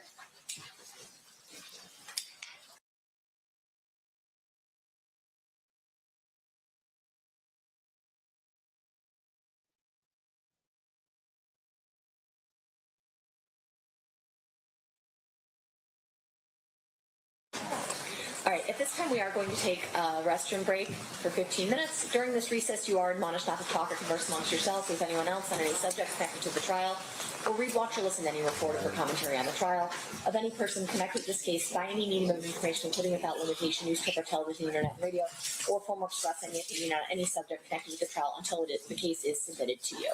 We'll have you guys back here at 3:15. Please rise for the jury.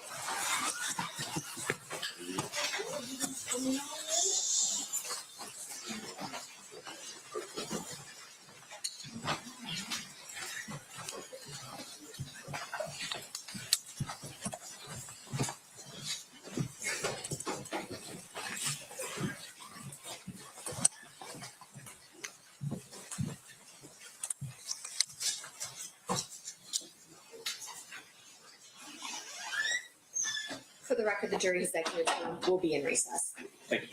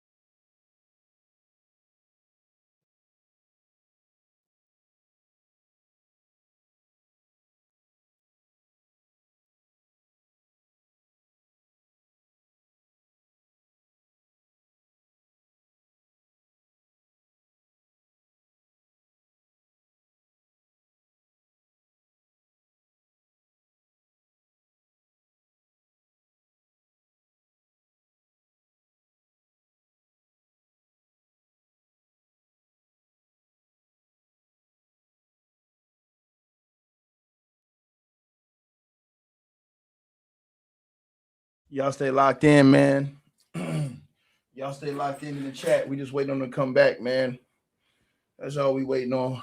We waiting on them to come back and pretty much get it going. Again, you guys. That's all we waiting on right now. The next witness to step up. So they do have another witness that's coming. You know what I mean? And we're gonna see that. Whatever the next witness is, we're gonna see that. You heard me? And that's for sure, right? So, yeah, most deaf,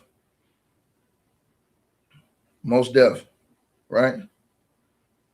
Yeah, but I thought, listen, Keefe D's lawyer, he tried to do a good job of trying to clap back right then, but I don't think it was enough. The reason why I don't think it was enough is because of the comeback from the actual prosecutor and that last witness, right? If those aren't Las Vegas cops, they're not the ones that are investigating Tupac's murder. They can only pass information. That's on a different department. That's on the Las Vegas Police Department. This guy's from California. So the Las Vegas Police Department is the one who is leading the investigation on Tupac's murder, not California. So I think that was important that they made that clear because his lawyer tried to make it seem like it was California's. They're doing gang work. If they can get any information off Keefe D off of anything else, they're going to get it and send it to somebody else. So that's basically what it was with that. Let's get back into this, though, man. Hold on. If it's quiet for a second, it's just because we're waiting for the next witness.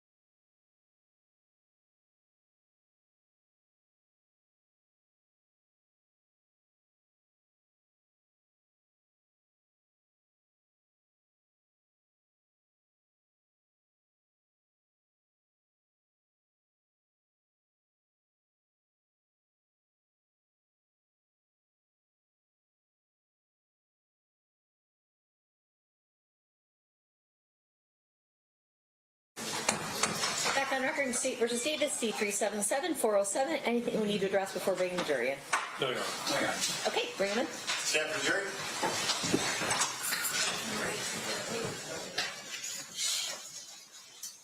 Did you line them up? We're waiting for them. Okay.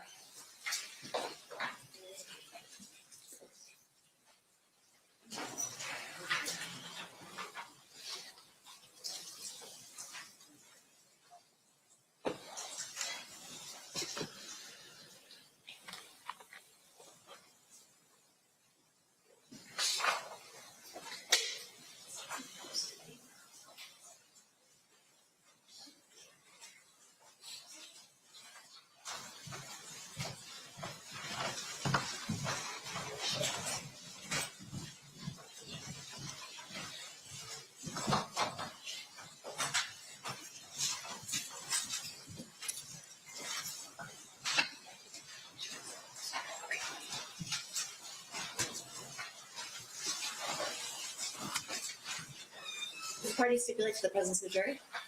Yes, Your Honor. Yes, Your Honor. You may be seated. All right, now the state can call their next witness. Yeah.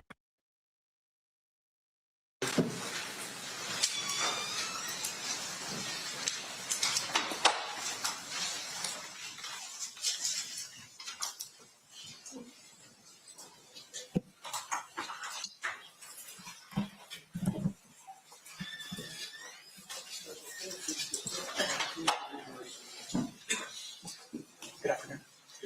You solemnly swear or affirm the testimony you're about to give in this action shall be the truth, the whole truth, and nothing but the truth, so help you God? I do. Thank you, sir. You may be seated. And if you please state your full name and then spell it for the record. Daryn, D-A-R-Y-N, Dupree, D-U-P-R-E-E. Thank you, sir. Whenever you're ready to state, you may proceed. Thank you. Sir, how did you used to be employed?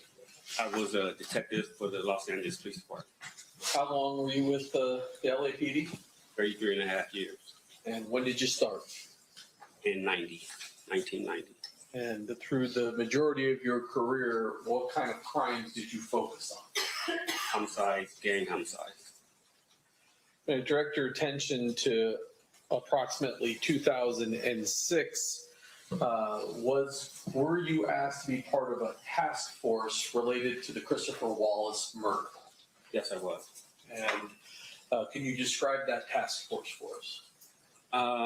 Robbery homicide, homicide specials, Los Angeles Sheriff's Department, FBI, ATF, and DEA were all a part of the task force.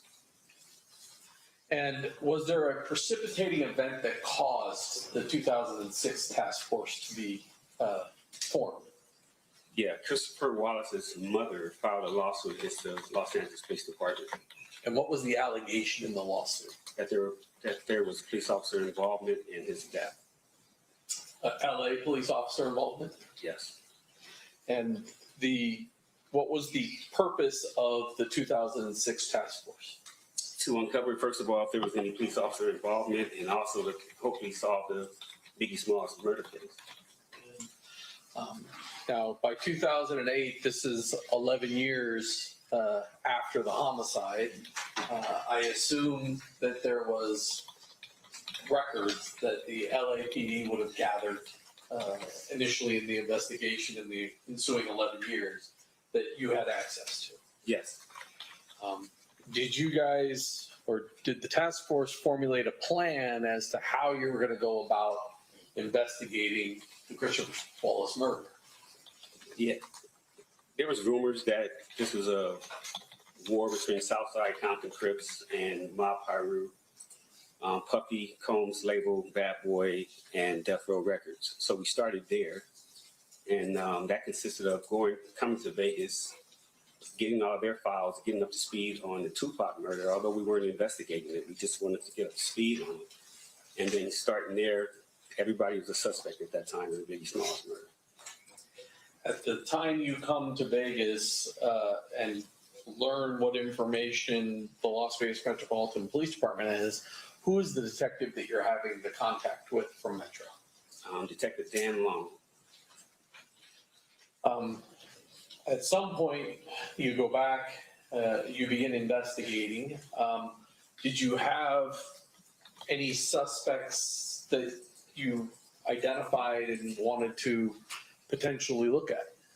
From the initial investigation, Southside Compton Crip possibly had something to do with the murder because they weren't paid for the Tupac murder, and then also Death Row Records, that they were involved because of the retaliation for the Tupac murder.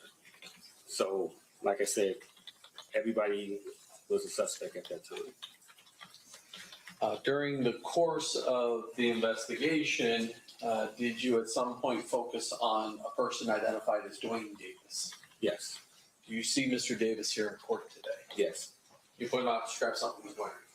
He's at the defense table with a blue shirt and a multicolored tie. May the record reflect the identification of the defendant. Is he wearing a jacket or no jacket? No jacket. So reflected. How is it that, the vehicle used in the Christopher Wallace murder was a Impala. Mr. Davis had an Impala, and they had impounded it early on in the investigation. So we started with him. And did you have information related to what his position was in the Southside Crips?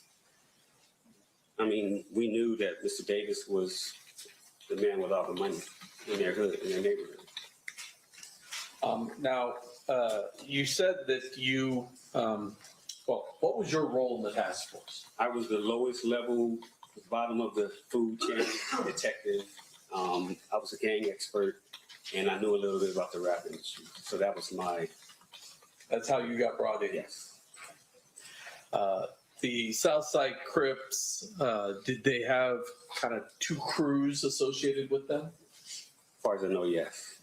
And one of those crews, the Burr Street crew, who was that sort of generally headed by? It was Keefe D, amongst others. The Glencoe crew, who was sort of the leader of that group? From what we gathered, Darnell Graham. How is it that you're going to go about investigating Mr. Davis for the Biggie Smalls murder? What's your plan? I had never worked with the DEA, FBI. I was a homicide investigator coming in. So above my pay grade, they tried to figure out a way to get leverage on Mr. Davis through narcotic sales. We would bring him in after we caught him with narcotics and see if he would work with us and give us information on the Biggie Smalls case. And were you able to gather enough information to potentially arrest and charge him with narcotics? Yes. And how much narcotics are we talking about here? From what I remember, it was PCP, a gallon, and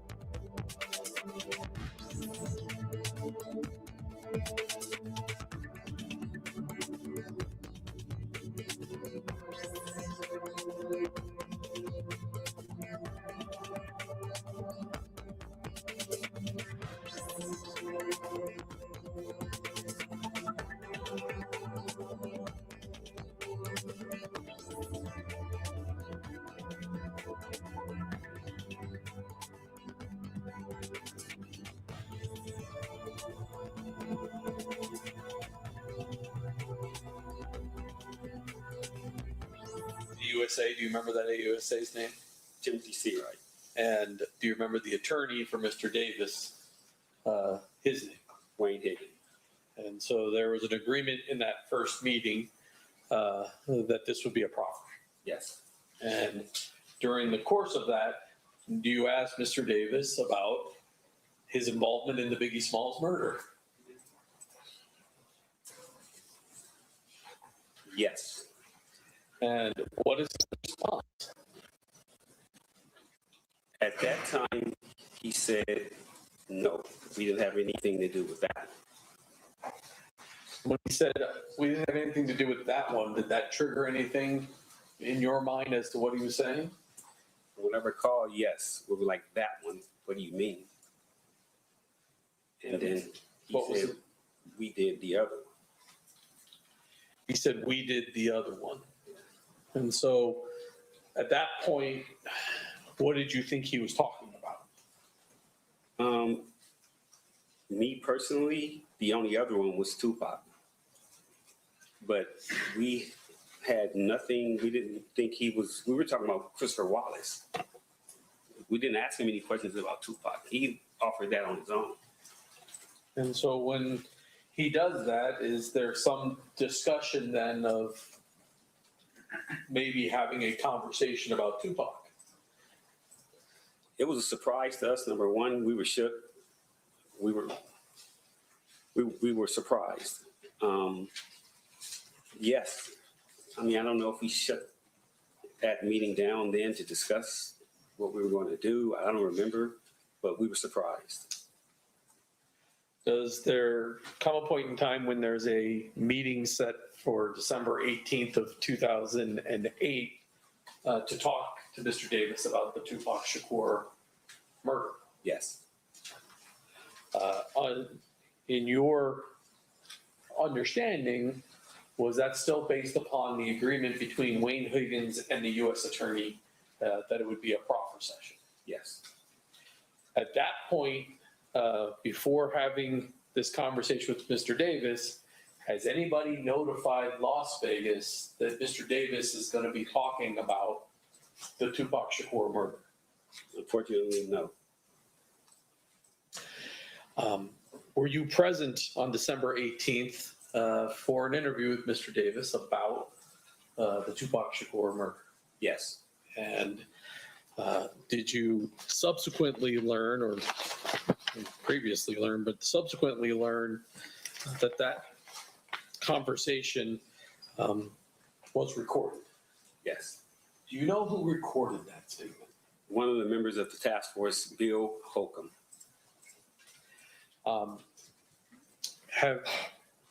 Did there come a point in time where you heard that recording? Yes. And Judge, I have marked as state proposed exhibit 117, which is the actual recording, and 110, which is the transcript of that recording on our form at this time. Any objection? I think this hearing currently still lacking foundation with regard to that. The answer, the question that was asked was like, do you recognize the recording? Okay. Do you want to play I can play part of maybe that the recording first for Detective. couple seconds and see if he recognizes it? Yeah, there's some walking in time, so we'll just have to pull it When forward. people actually talk. Yeah.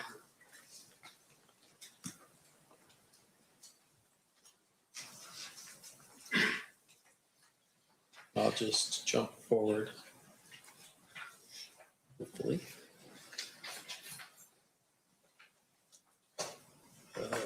My volume off? People or his associates, that's not a concern to us. Yeah. If you had a full mic, we would have come. Okay. Does that sound like the conversation that was happening on December 18, 2008 with Mr. Davis? Yes. And who was present at this besides yourself that you recall? The lead detective, Detective Greg Kading. He was mostly in charge. Bill Holcomb and me. That's all I can remember. Was Wayne Higgins present as well? Wayne Higgins was there, and I'm sorry, so was Mr. Davis, of course. And do you recall where this conversation took place? It might have been at Wayne Higgins' office. As I once again reoffer 117 and 110. Did you want to show him 110 to verify that is the transcript of it? Oh, you want me to? Well, that was the objection, was that the foundation wasn't accurate. And we talked about the first item, but not the second. Take a look at that. You can read through as much as it is you need to. Does that appear to be a transcription of that particular meeting? Yeah, I remember. Yeah, that's it. Move to admit 110 and 117. Any objection, Mr. Snapt? No, Your Honor. They will be admitted. The jury is going to hear the entire thing at some point. But generally speaking, what was Mr. Davis's version of events as it relates to what happened with Tupac Shakur? Mr. Davis stated that his nephew, Mr. Orlando Anderson, was jumped and beat up in a club or in a hotel in Las Vegas after the Tyson fight. He came and told Mr. Davis what happened. They went looking for Tupac, Suge, anybody who was involved, basically, in the beatdown of Mr. Anderson. And they couldn't find him at first, and then they saw him, and basically, Mr. Davis had the gun at first, but they came up on the passenger side of Suge Knight and Mr. Shakur's vehicle, so he couldn't shoot across the driver. So he handed the gun to Dre in the back seat, Andre Smith. He was afraid to shoot. Mr. Anderson grabbed the gun and shot across Mr. Smith into Mr. Knight's car that Mr. Tupac Shakur was in with Mr. Knight. And did he tell you what kind of vehicle he was in? In a white Cadillac. Did he tell you what kind of gun was used? A 40 cal car. And did he tell you after the shooting where the car went? If you recall. If you don't recall. I don't recall. After receiving this information in March of 2009, does the task force sign Mr. Davis up as a confidential informant? Yes. And once you sign him up as a confidential informant, what is it that you want to do with Mr. Davis? Figure out ways to see if he's telling the truth about his story, about what happened. And so what do you do? Mr. Davis had a narcotics friend in New York by the name of Equan Williams, Zip. He said he could, this is a lot deeper than that. Sean Puffy Combs was supposed to have given money to Zip Martin to give to Mr. Davis for payment of the Tupac murder. Fast forward, we go to Mr. Davis. He said he can rekindle that relationship with Mr. Zip Martin and get him to talk about the money that was given from Sean Puffy Combs to Mr. Martin that never got to Mr. Davis. And did you guys or Mr. Davis come up with a plan to get leverage on Mr. Williams, Zip? What was the idea? Me, Detective Kading, ATF Jim Black, and Keefe D, Mr. Davis, flew to New York so Mr. Davis can work undercover to try to rekindle that friendship and business relationship with Zip. And when Mr. Davis goes in to, well, do you remember the name of the club? It's called the Zip Code in Harlem. Does he in fact meet with Zip? Zip, he did, but from what we gathered from Mr. Davis told us, he passed him off to his nephew, meaning Zip passed him off to his nephew to do business with him. Zip had cancer or something like that. He was sickly. He said he wasn't in the business no more, something like that. So it didn't work. So he was unable to reestablish a business relationship and do a drug deal with Zip so that you would have leverage to then talk to Zip about what Mr. Davis. I'm just confirming the information. Your response? What? You're just confirming that the information that you just were provided is what? I'm just confirming the information that he just testified to. So then, overruled. You may answer. Yes, he couldn't rekindle the relationship. And so you come back from New York. Yes. At some point, does the LAPD establish whether or not LAPD officers were involved in the murder of Mr. Wallace? We found out that there was not any police officer involved. And eventually, Mrs. Wallace's lawsuit is resolved. Yes, it does. At some point, are you directed to attend a meeting involving Wayne Higgins, Duane Davis, and Dan Long, the Las Vegas Metropolitan Police Department investigator on Tupac Shakur? Yes.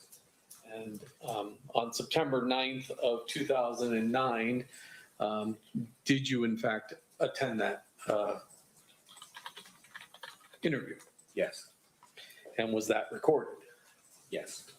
This morning, did you listen to portions of that to confirm that is in fact a copy of the 2009 audio recording? Yes. And if I approach, I forgot this one. Showing you, forgot this one. Showing you 111. If you flip that over, take a look at it. Does that appear to be a transcript of that 2009 interview?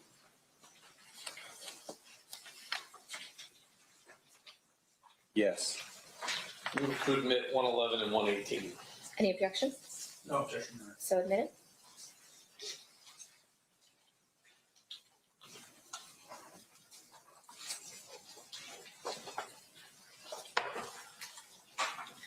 Finally, and I forgot to do this, during the conversation on December 18th of 2008, did you have some sort of chart that was put in front of Mr. Davis where he identified where people were in various vehicles? Yes. I'm showing you what's been marked as state's proposed exhibit number 147.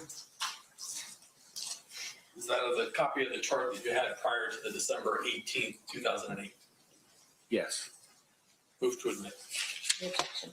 No objection. So admitted.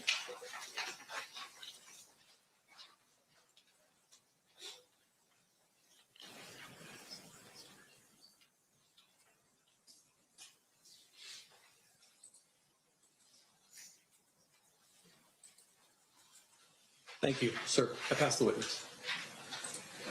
Cross-examination, Mr. Smith.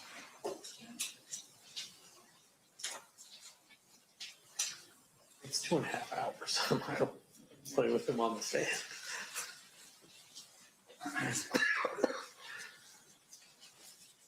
Mr. Dupree, sorry. We had some conversations here about what you did on this case. Did you ever write any reports on this? Sure I did, yeah. When you say you're sure it did you review any reports in preparation for your testimony here today? I think I reviewed one report. Which report did you review? It was a DEA 6 passing the case over to Las Vegas Metro. And with regard to that report, did you draft that report yourself? Yes. When you say it's a DEA 6, is that a form? Yes. Is that a form used by the DEA agency, I guess, would be the Drug Enforcement Agency. Yes. Did you write any reports on your own with regards to what you did within the LAPD, umbrella or report writing? I'm sure I did. When you say you sure did, are you telling us today that you don't know for sure what reports you wrote? I'm saying that when you have a cold case, a lot of reports are already written. So you interview people and you do a statement on it, but the majority, this was 2006 when we started, the murders happened in 1996 and 97. So a lot of the reports were already written. So with regards to, you're classifying this as a cold case? Yes. And what is a cold case to you? It's a case that takes a long time to solve. And with regard to the cold case, which are you talking specifically about the murder here, the murder investigation of Tupac Shakur? I'm talking about when we classified Christopher Wallace's case. I don't know if they classified Tupac a cold case at that time. I see. So you were part of the task force specifically on Biggie Smalls, which is called Biggie Smalls. That's why we started the task force, because of the lawsuit. All right. And you are classifying that as the cold case? Yes. So all your work would have been under the Biggie Smalls investigation, not necessarily under the Tupac case that we're here for today? Yes. And so with regard to your actions on the Biggie Smalls case, a lot of what you're doing sort of blends into, at least some of this blends into the Tupac investigation, but if that wasn't your investigation? No. That was Metro's investigation? Yes. Now, on the day that we're talking about here, and this would be under the recordings that you had from the 2008 proffer, did you set those up? No. Who set them up? Probably the lead investigator, Greg Kading. Okay. And with regards to Greg Kading, you're his partner. In a task force configuration, you might peel off with one person more than the other. So I would say me and him did a lot of work together. And with regards to what he is that he's also a fellow LAPD detective. Yes. All right. And so with regards to your being, let's say not part of the task force, were you ever his partner outside of the task force? I met Detective Kading at Wilshire Homicide. Wilshire Homicide is the area that Christopher Wallace was actually killed in. Robbie Homicide inherited the case or took the case because they had more resources to work. Me and Greg worked together at Wilshire Homicide. Greg Kading started this task force, and he brought me over years later to this task force. I see. So up until that point when he brought you over, you guys weren't partners? No. He was working narcotics. Greg knows the narcotics FBI, DEA system very well. I didn't. All right. And so in terms of your awareness about the Tupac investigation, when were you first made aware of the Tupac investigation? Through the media, as soon as it happened. Right. Everybody knew about that. And in terms of though your involvement or the official, are you telling us it's at the time of the proffer that you become sort of more involved in the Tupac? At the time that Mr. Davis offered the information that he offered is when we even thought about doing anything with Tupac. But isn't it true though that you actually were that Detective Long was the Metro detective on this case as early as 2004? I didn't start until 2006, so I just knew he was an investigator assigned to the case when I got there.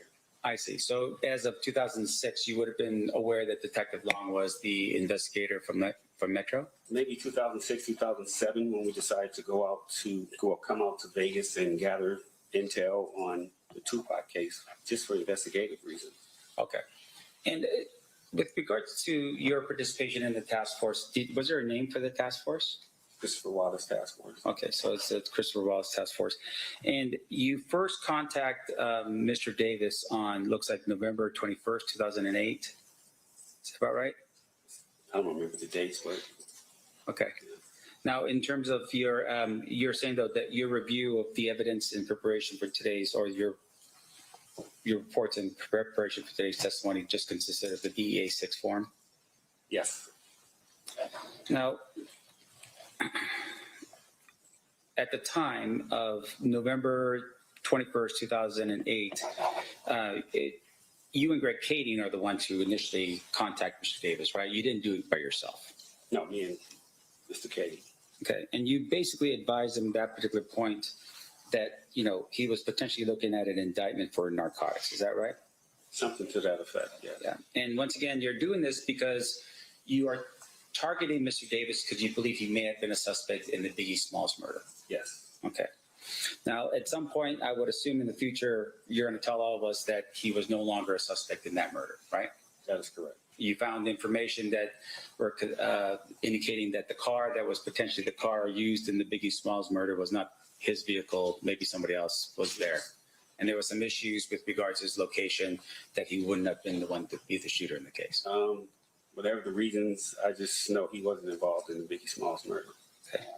And then with regards to your conversation with Mr. Davis, when you had that conversation at his home, you talked about being in the, I guess, the garage of his home at Rancho Cucamonga. Is that what it was?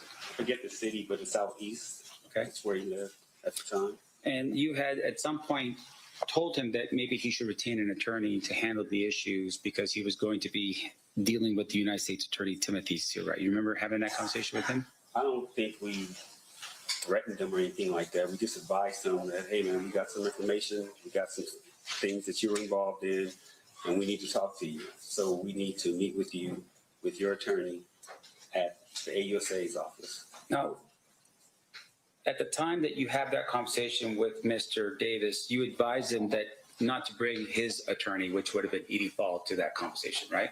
No. You advised him to actually bring this other attorney, Wayne Higgins. That would have been a brand new attorney for Mr. Davis, correct? No, I didn't even know Mr. Higgins at that time.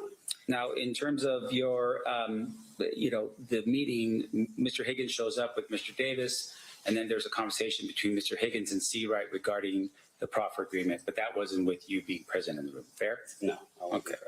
Now, you had, though, at some point being informed that there was a proffer agreement, and then there was follow-up interviews that occur as a result, right? That's correct. So this is just not one interview. This is multiple interviews. Yes.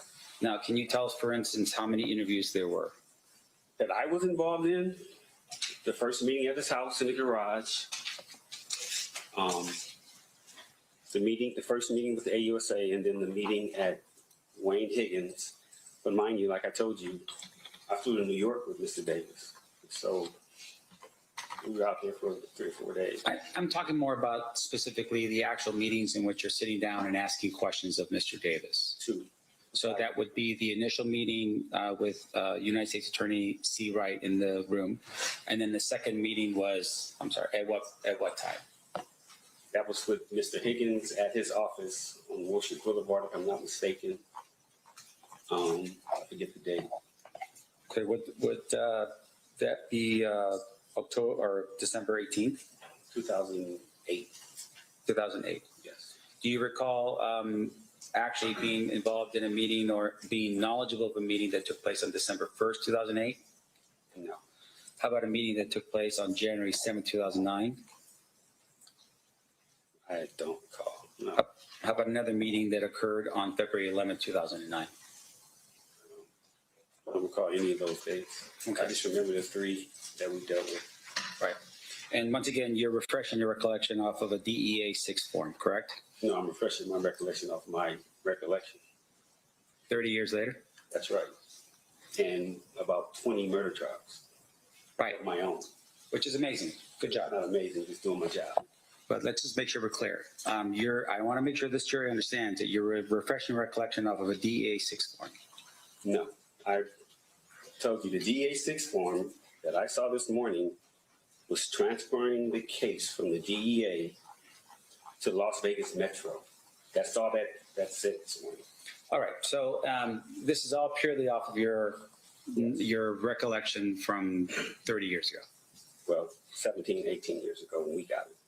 The case was 30 years ago. But we had it in 2006. And 20 murder trials later. That's right. You're refreshed. Okay. Right. So let's keep going through it. So your testimony here is that at the time of the meeting on December 18th, 2008, you were present for that meeting. Yes. And the other people that were present for that meeting was Detective Katie, Yes. LAPD Detective William Holcomb, FBI Special Agent Bennett. Yes, I didn't mention him, but he was there. Yes. Okay. And then was anybody else there present? Mr. Davis and Mr. Higgins. And then outside of those, was anybody from the United States Attorney's Office present? At the first one in 2008, I think, not in 2009. For sure, not 2009. I can say that. Okay, but I want to make sure we're precise for this jury. On December 18, 2008, was the United States Attorney present for that meeting? Yes. Now, in addition to that, the recording that had occurred and the one that you've introduced into evidence in this case, was that a recording to which Mr. Davis or his attorney knew about?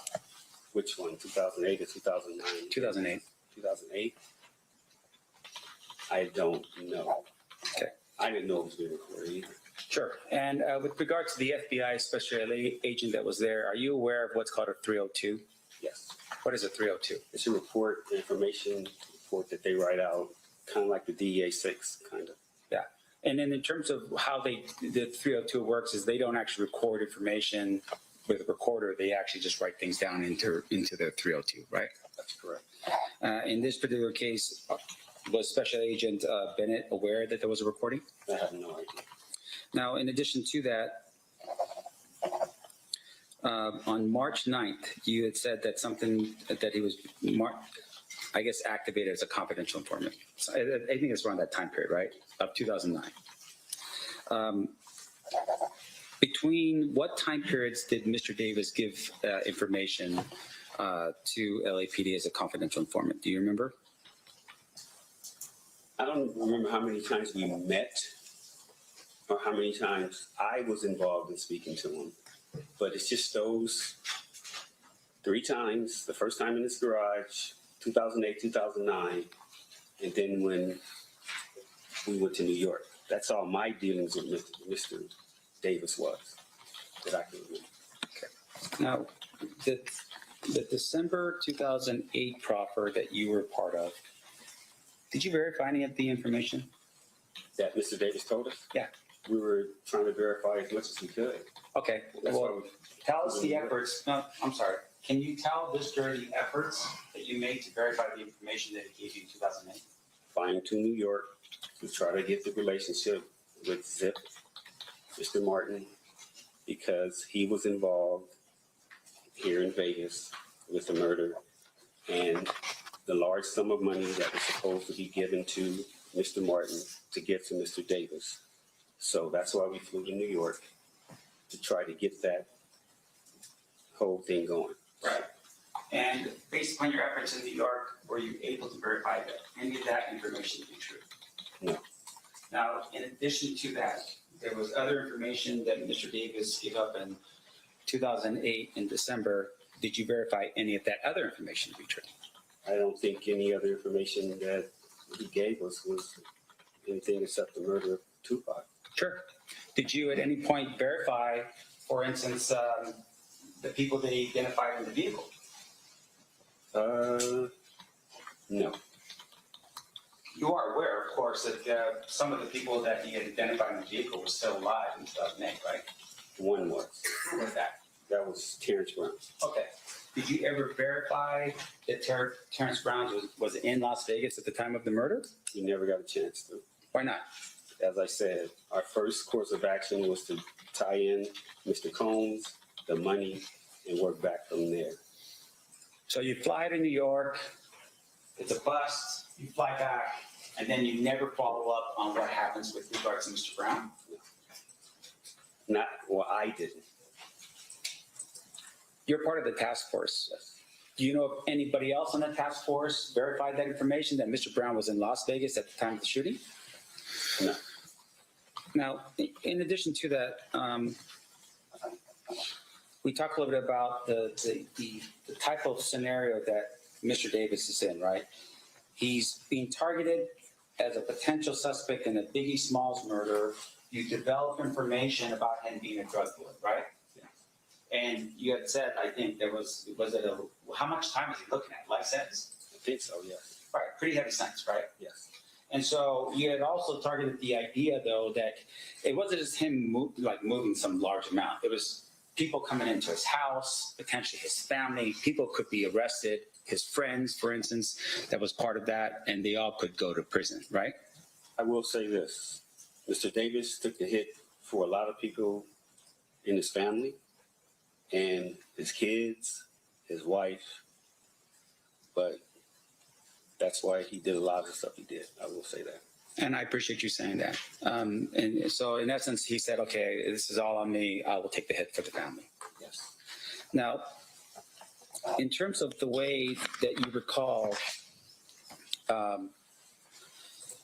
he describes what happens and so forth, you had mentioned that he's in the car, he drives up next to the other car, and then he gives the gun to the back seat because he was going to do the shooting, and then he gives it to somebody else. And then I guess it was Dre. He said, no, I can't do it. And then Orlando fires the gun.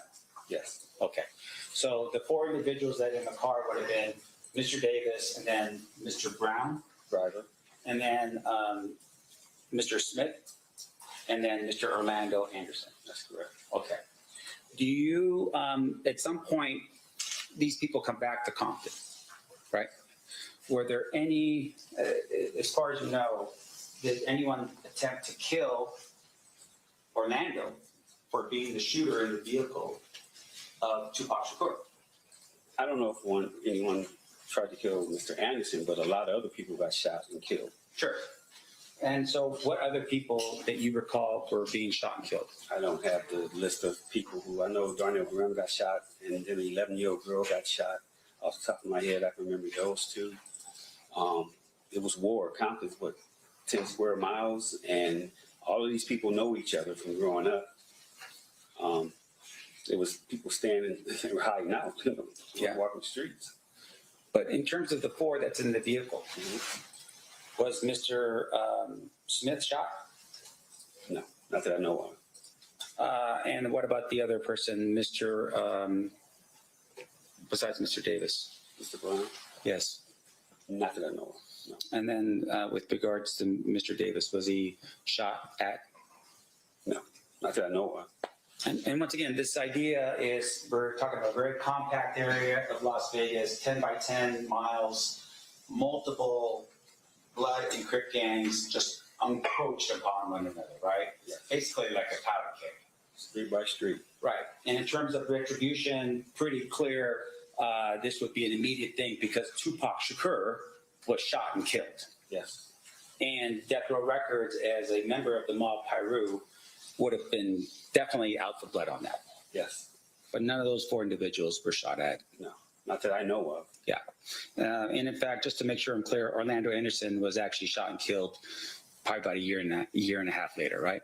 Unrelated, yes. Yes, and it was unrelated, meaning that people that he got into a gunfight with was actually other Crips.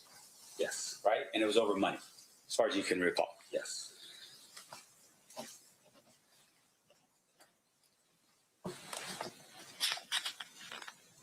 Now, there was some discussion. Are you aware of a person by the name of Darnell Brim? Yes. Darnell Brim is, and I think there was some discussion about there was two different sets in the Southside Crips. Yes. One set was the Burr Street set. Correct. And that would be Burr Street where Mr. Davis lived on. Yes. As well as members of his family and so forth, right? Yes. The other set was the set that Darnell Brim was in charge of. From what I hear. I never worked Compton PD, but from what I hear, yes. Okay. And with regards to Mr. Brim, he was killed pretty much immediately after the shooting of Tupac Shakur. Mr. Brim is still alive as far as I know. Oh, you're right. He was shot, though, right? He was shot. And then he went to prison for some unrelated matter, something to do with drugs. Yes. Okay. Now, in terms of Mr. Brim, was there ever a conversation with Mr. Brim to determine or have questions asked with regards to Tupac Shakur? When we started, again, I started in 2006. Those questions would have been initially asked of Mr. Brim when he was shot in 96, 97. Those types of things we could have gotten to, but like I said, our first course of action was to solidify where the money came from.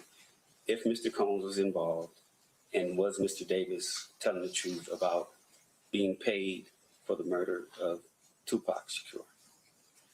And outside of that, any additional sort of boots in the ground discussions or investigation in Compton was handled by somebody else? The initial, the preliminary, right. And if we would have gotten to that, we probably would have talked to people, but I'm sure that they were talked to already. This is on a Fed level trying to get a RICO case against people. Okay, this is a whole different level of Compton. Sure. This is FBI, ATF, DEA. This is trying to solidify that Death Row Records and was built on narcotics and Bad Boy Records. Now, you don't understand this, but I'm from the hood. Everybody knows it was, okay? Everybody knows that those record companies were started with the sales of narcotics. So the feds were looking at a RICO. We cared about the murders. So this was chasing the money. This was chasing Sean Combs to see if he was involved with, the hit on Mr. Shakur. And so once you determine that, he's given information, not because of Biggie Smalls, but rather because of Shakur, you never once reached out to Metro at that time to say, hey, Las Vegas, you guys are the ones in charge of this murder. Come down to have an interview with Davis? The decisions were, again, way above my pay grade and our command staff. Whoever made that decision to keep it in-house and for us to handle it on the Fed level, because it would have spread all the way to Las Vegas and not notify Las Vegas Metro at that time, wasn't my decision. I see. So had it been somebody up the chain, maybe even the United States Attorney. Whoever. Zero. Yeah. Okay. That's not your call to make. No, I'm just a soldier. Okay. Right. I appreciate that. Now, in addition to that, sir, your in terms of the information we're talking about here, at some point your other LAPD detective leaves the LAPD. Greg Keefe. Yes. In 2011, I think. And in 2011, I believe he publishes a book. Yes. And that book is called Murder Rap? Yes. Did you read that book? Parts of it. All right. And fair to say, of course, is that if you saw something in the book that was not accurate, you probably tell Greg Keefe, like, hey, this is not accurate, this is not right. I wouldn't tell him nothing. That's his version. He do what he wanted to do. Right. Okay, so it's his version of events. You would have been like, okay, this is not right about what I did. I'm just going to leave it alone because that's what Greg Keefe interpreted it to be. No, I'm saying I was on the Los Angeles Police Department, still in charge of the Biggie Smalls case by myself. And whatever came from any books that were written, it was my responsibility to make sure that everybody was okay if they were outed in that book. So I'm not going to tell another man what he should and shouldn't do as far as writing a book. If you want to write a book, write a book. If it comes back my way and I got to investigate something you said, then I'll do that. So this individual, Greg Keefe, leaves LAPD and takes the Tupac file with him? From what I hear, something like to that effect. Meaning he stole the file? Something to that effect. Now, in addition to that, he also took the Biggie file, right, with him when he left? From what I hear, I've never seen him, but that's what I hear. Okay. And with regards to the recording that we're talking about here, that recording was a recording that he published, at least brought it out to the public, not you. You will never see me on a podcast, a book, nothing like that. Yeah. So you never have. Now, in terms of, though, just your understanding and, being in LA and so forth, Greg Keefe has made appearances on podcasts and other things as well, right? Yes. And also that would be with documentaries. Yes. But at least you're still abiding by the rules and that kind of thing. You would never do that. I stick to the code. Okay, I'm abide by the streets. You're not gonna see me on here telling about what somebody else did. This is the only time you're gonna see me talking about what somebody did, sitting in this chair. And I appreciate that, sir. Other than that, you'll never see me doing that. Okay. And with regards to your participation, though, in the interviews, during the time period that you're hearing Mr. Davis talk about these things, were you aware at all that he was recommended that this other attorney step in for his attorney, E.D. Falls, and basically have this conversation? No, to my knowledge from the media, I thought E.D. Falls would have been his attorney. So I don't know anything about that. Again, that was way above my, whatever I was doing there. I don't know who made that decision. I never talked to Mr. Davis. I didn't know Mr. Higgins at that point. Okay. So, were you aware that when Metro was finally notified? Yes. When was that? The 2009 interview. Yes, sir. Did you make that call to Metro? Chain of command. Somebody upstairs called Vegas when we disbanded our unit. Our case was going back to our DA.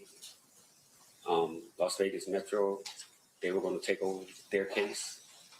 So somebody in our chain of command reached out to somebody in Metro, I guess, and said, hey, we got some information for you. Somebody needs to talk to you about Tupac. I knew Detective Dan Long. It trickled all the way down to us. Either he called me or I called him and set up the interview. Did you tell Detective Long when he appeared here in LA for the interview with Mr. Davis that he had given a proffer in 2008? Yes, I think he was aware of what we had. Unfortunately, he was aware of what we had done to that point, yes. Meaning that you had a conversation with him, say, hey, by the way, there was a proffer in place in 2008. Here's the information. I'm sure I did. I don't recall if I told him immediately or whatever, but he was aware that we had been dealing with Mr. Davis. So, and once again, that proffer agreement between you, the government, or, the various people of the task force plus Mr. Davis, up until that point, there was no violation of that agreement, right?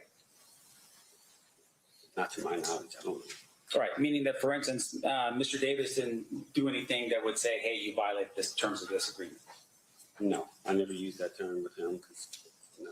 Right, but at the same time, your higher-ups felt at this particular point, yeah, give the information that you just learned about Mr. Davis from 2008, give that to Metro, right? Yes.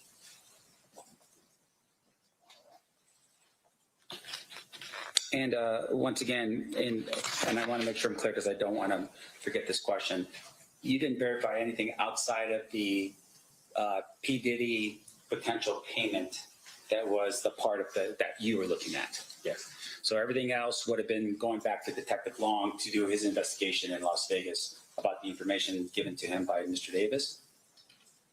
I mean, he was going to be aware of that, yes. Okay. But once again, that was already out, a possibility. Just hearing Mr. Davis say it kind of solidified it, that we need to look more into this part of it, instead of it just being Tupac getting killed, Death Row, and Southside, they were involved.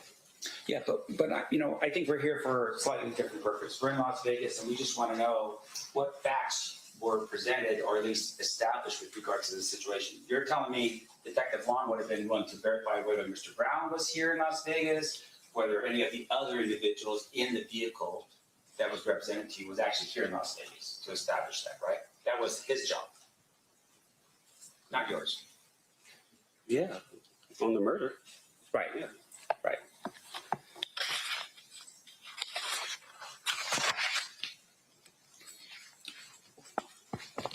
Now, there were some activity that happened in Compton. I just want to make sure I'm clear. You weren't part of any of the investigations in Compton with regards to the gang issues and so forth. You weren't part of that. No. That would have been somebody else from Compton. Compton and Metro and whoever else. Okay. You're going to just have one. Yeah. Courts and buildings, sure.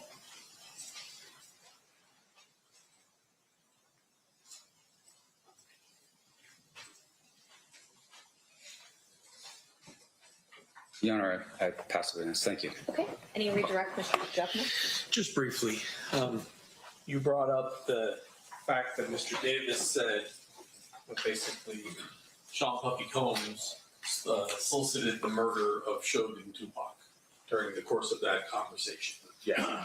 Did he tell you where that conversation occurred? It's a deli called Greenblatt's, still there on Sunset in Hollywood in Los Angeles. If he never provides that portion of the information, what jurisdiction would LA have to be investigating a homicide that occurred in Las Vegas? None?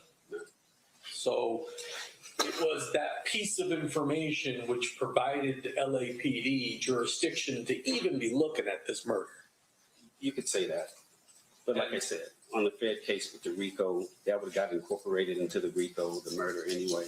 And that's what we were looking at. But yes, that's where it started. So you can use it, that also. And so you were unable to confirm through Zip the Puffy Combs angle of the case. At some point, your agency said, hey, we got to tell Vegas what we've been doing. Yes. And at that point, Dan Long comes down and you are in a room with Dan Long, Mr. Davis, his lawyer, and there's a conversation that occurs. That's correct. At that time, the only person left alive in the vehicle was Terrence Bubba Brown, right? Yes. Mr. Brown was a resident of LA, correct? Correct. And was there at least a discussion between you and Dan, hey, if Mr. Brown ever gets himself into some real trouble, maybe we'll have some leverage to talk to Mr. Brown? Yes. And then unfortunately, Mr. Brown got killed as well. Yes. And so the last person alive in the vehicle is Mr. Davis. That's correct. Nothing further. Anything further, Mr. Sand?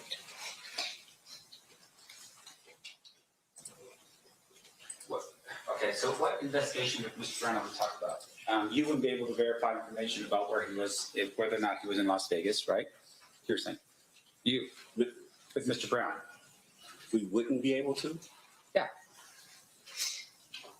We could have, I guess. Right. We would have got to that, yeah. Sure.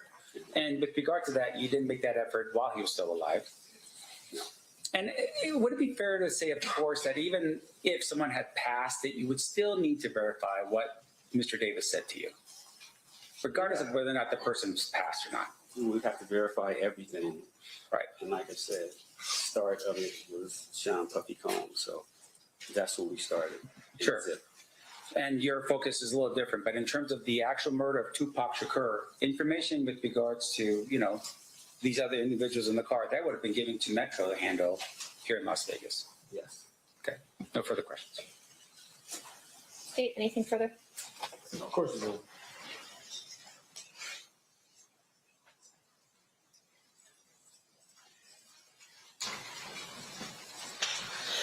Yes, one follow-up. In your 34 years, 20 homicide trials, ever made a case on a guy confessing to a homicide? Yeah, I've had a couple confessions. Yeah. When you were talking to Mr. Davis and he's telling you what he's telling you, did you have reason to doubt his version of events as it relates to the homicide itself? I didn't think Mr. Davis was lying because he put the gun in his nephew's hand. And if anybody knows anything from what I hear, Mr. Orlando Anderson was the man besides Keefe D in that neighborhood. He was the prince, and his family loved him. I didn't think that Mr. Davis would put the gun in his own nephew's hand, dead or alive, and put that smut on him unless it was true. The person that killed Tupac, well, in the neighborhood, he's a hero. In the world, he's a villain. So I didn't think Mr. Davis, me personally, would do that unless it was true with his own nephew, because I know he loved his nephew. They all loved Orlando. And so that particular fact, knowing the culture, and now it's 2008. I mean, you. Let me ask you this: was Tupac Shakur larger than life after death? Yes, but had he would have been legendary if he lived. And in 2008, he is legendary at that point. But he's dead. And if it gets out that Mr. Davis has said his nephew pulled the trigger, would there be consequences for his neighborhood? I mean, just the way it looks, him being a hero, meaning Tupac to the world, and then this gang, like I said, in the streets, in his hood, Orlando wasn't looked at that, but people are going to always say the Southsiders, the ones who killed Tupac, Nipsey Hussle, all these people who were like that. That's what comes with that. Now you could wear a badge and act like it's something in your hood, but in the world, that's not a good thing to be, remembered as or thought of as a person that killed Tupac, even though what happened to Mr. Orlando Anderson wasn't right. Thank you. Nothing further. Anything further based on that? Yes, sir. So I just want to make sure I'm clear. You go to Mr. Davis because he's the target of Biggie Smalls' murder. Yes. You interview him, and at some point in the future, you determine that Mr. Davis is not involved in Biggie Smalls' murder. Yes. While you're in the room showing him the information that you have about the drug aspect of it, a life sentence potentially, and everyone in his family or people in his family and friends potentially getting all in the middle of that with all kinds of problems, right? He decides to take the hit, as like you said, right? And instead of saying, hey, I don't have anything about Biggie Smalls, which you now have confirmed, he had nothing to do with Biggie Smalls, so he had no information. He says, I actually have information, and Orlando Anderson is one of those people, right? And at the time he says it, Orlando's actually dead, right? And people in the community of Compton had all had this sort of thing going on that potentially Orlando Anderson was involved in the murder of Tupac, correct? Correct. So that information was available to Mr. Davis when he gave you that information, right? Yes. But once again, you were targeted for Biggie Smalls, and there was no information that would say he was involved in Biggie Smalls, so he couldn't give you any of that information, right? No further question, Charlie. Anything further, Mr. DiGiacomo? Okay. I've lost track of how many redirects we're on, so. Sorry. All right, you're okay, guys. Any questions from the jury? Looking at that side of the box? No? Okay. Oh, we do have one, okay.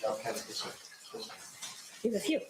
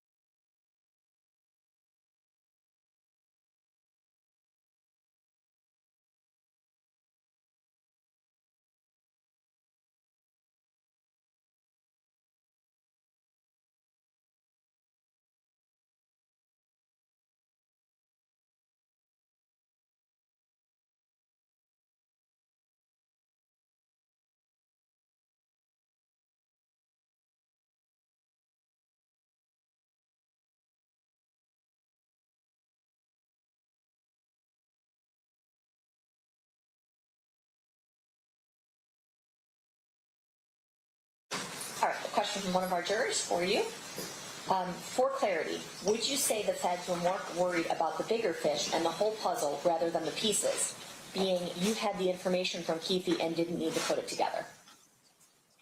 Yes, they were worried about the bigger picture, but this is 2006, and the smaller types of investigations on both cases had already been run to ground.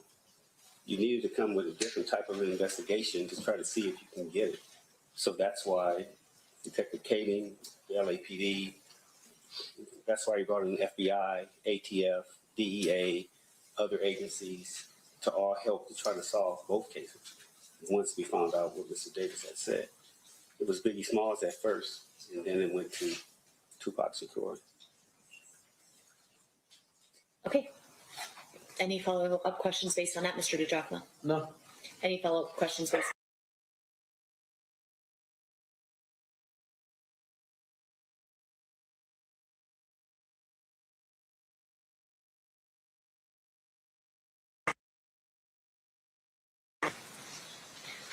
Your Honor, one quick.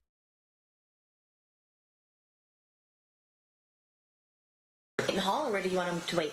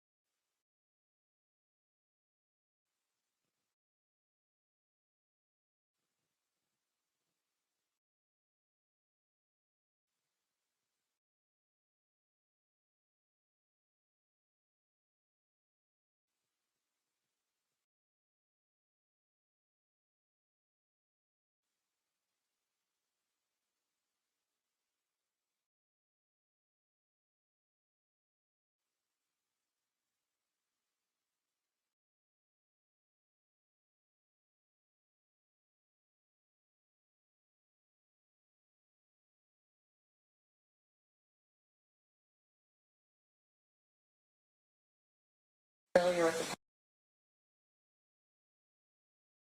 the if you could refrain from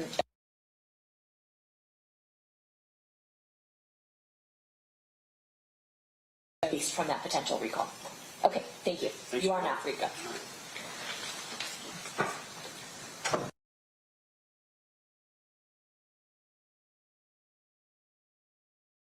8 statements, so we fill up the rest of the day.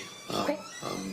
But we have at least one witness tomorrow, so we'll call that witness tomorrow and then probably continue on the rest of the day with the rest of the statements. Then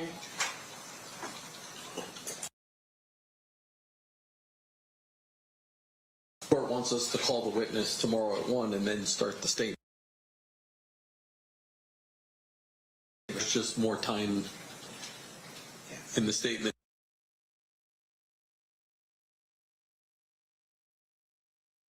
It all depends on Mr. Sham's cross of the witness. Well, Your Honor, Your Honor, there's 2 statements.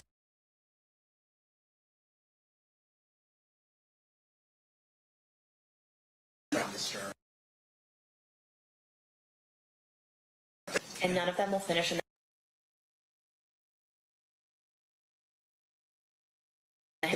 have the jury of any person connected with this case by any medium of information, including without limitation, newspaper, television, the internet, and radio, or form or express any opinion on any subject connected with the trial until the case is submitted to you. We'll see you guys back here at 1 o'clock tomorrow. Thank you. Stand adjourned.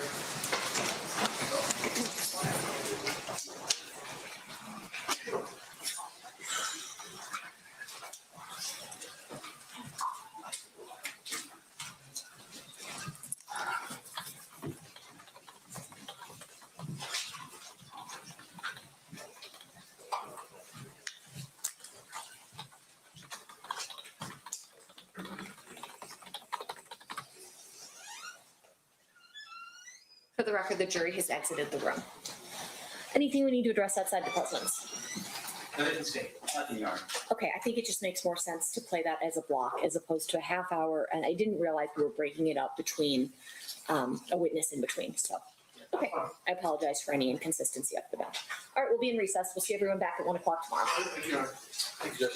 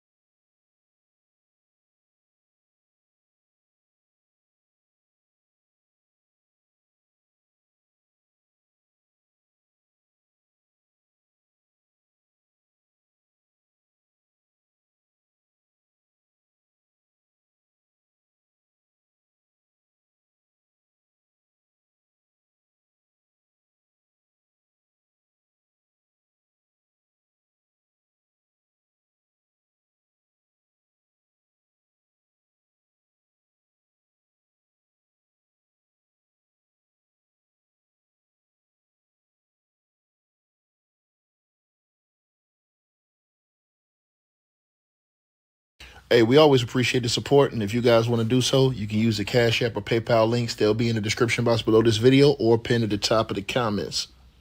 The top donators will be announced every month. All right, you guys, hope y'all enjoyed the video. Like, share, and subscribe. Make sure y'all cop the merch, and make sure that you get the weight loss formula. The links to that will be in the description box below this video. Check out our next video coming up right now.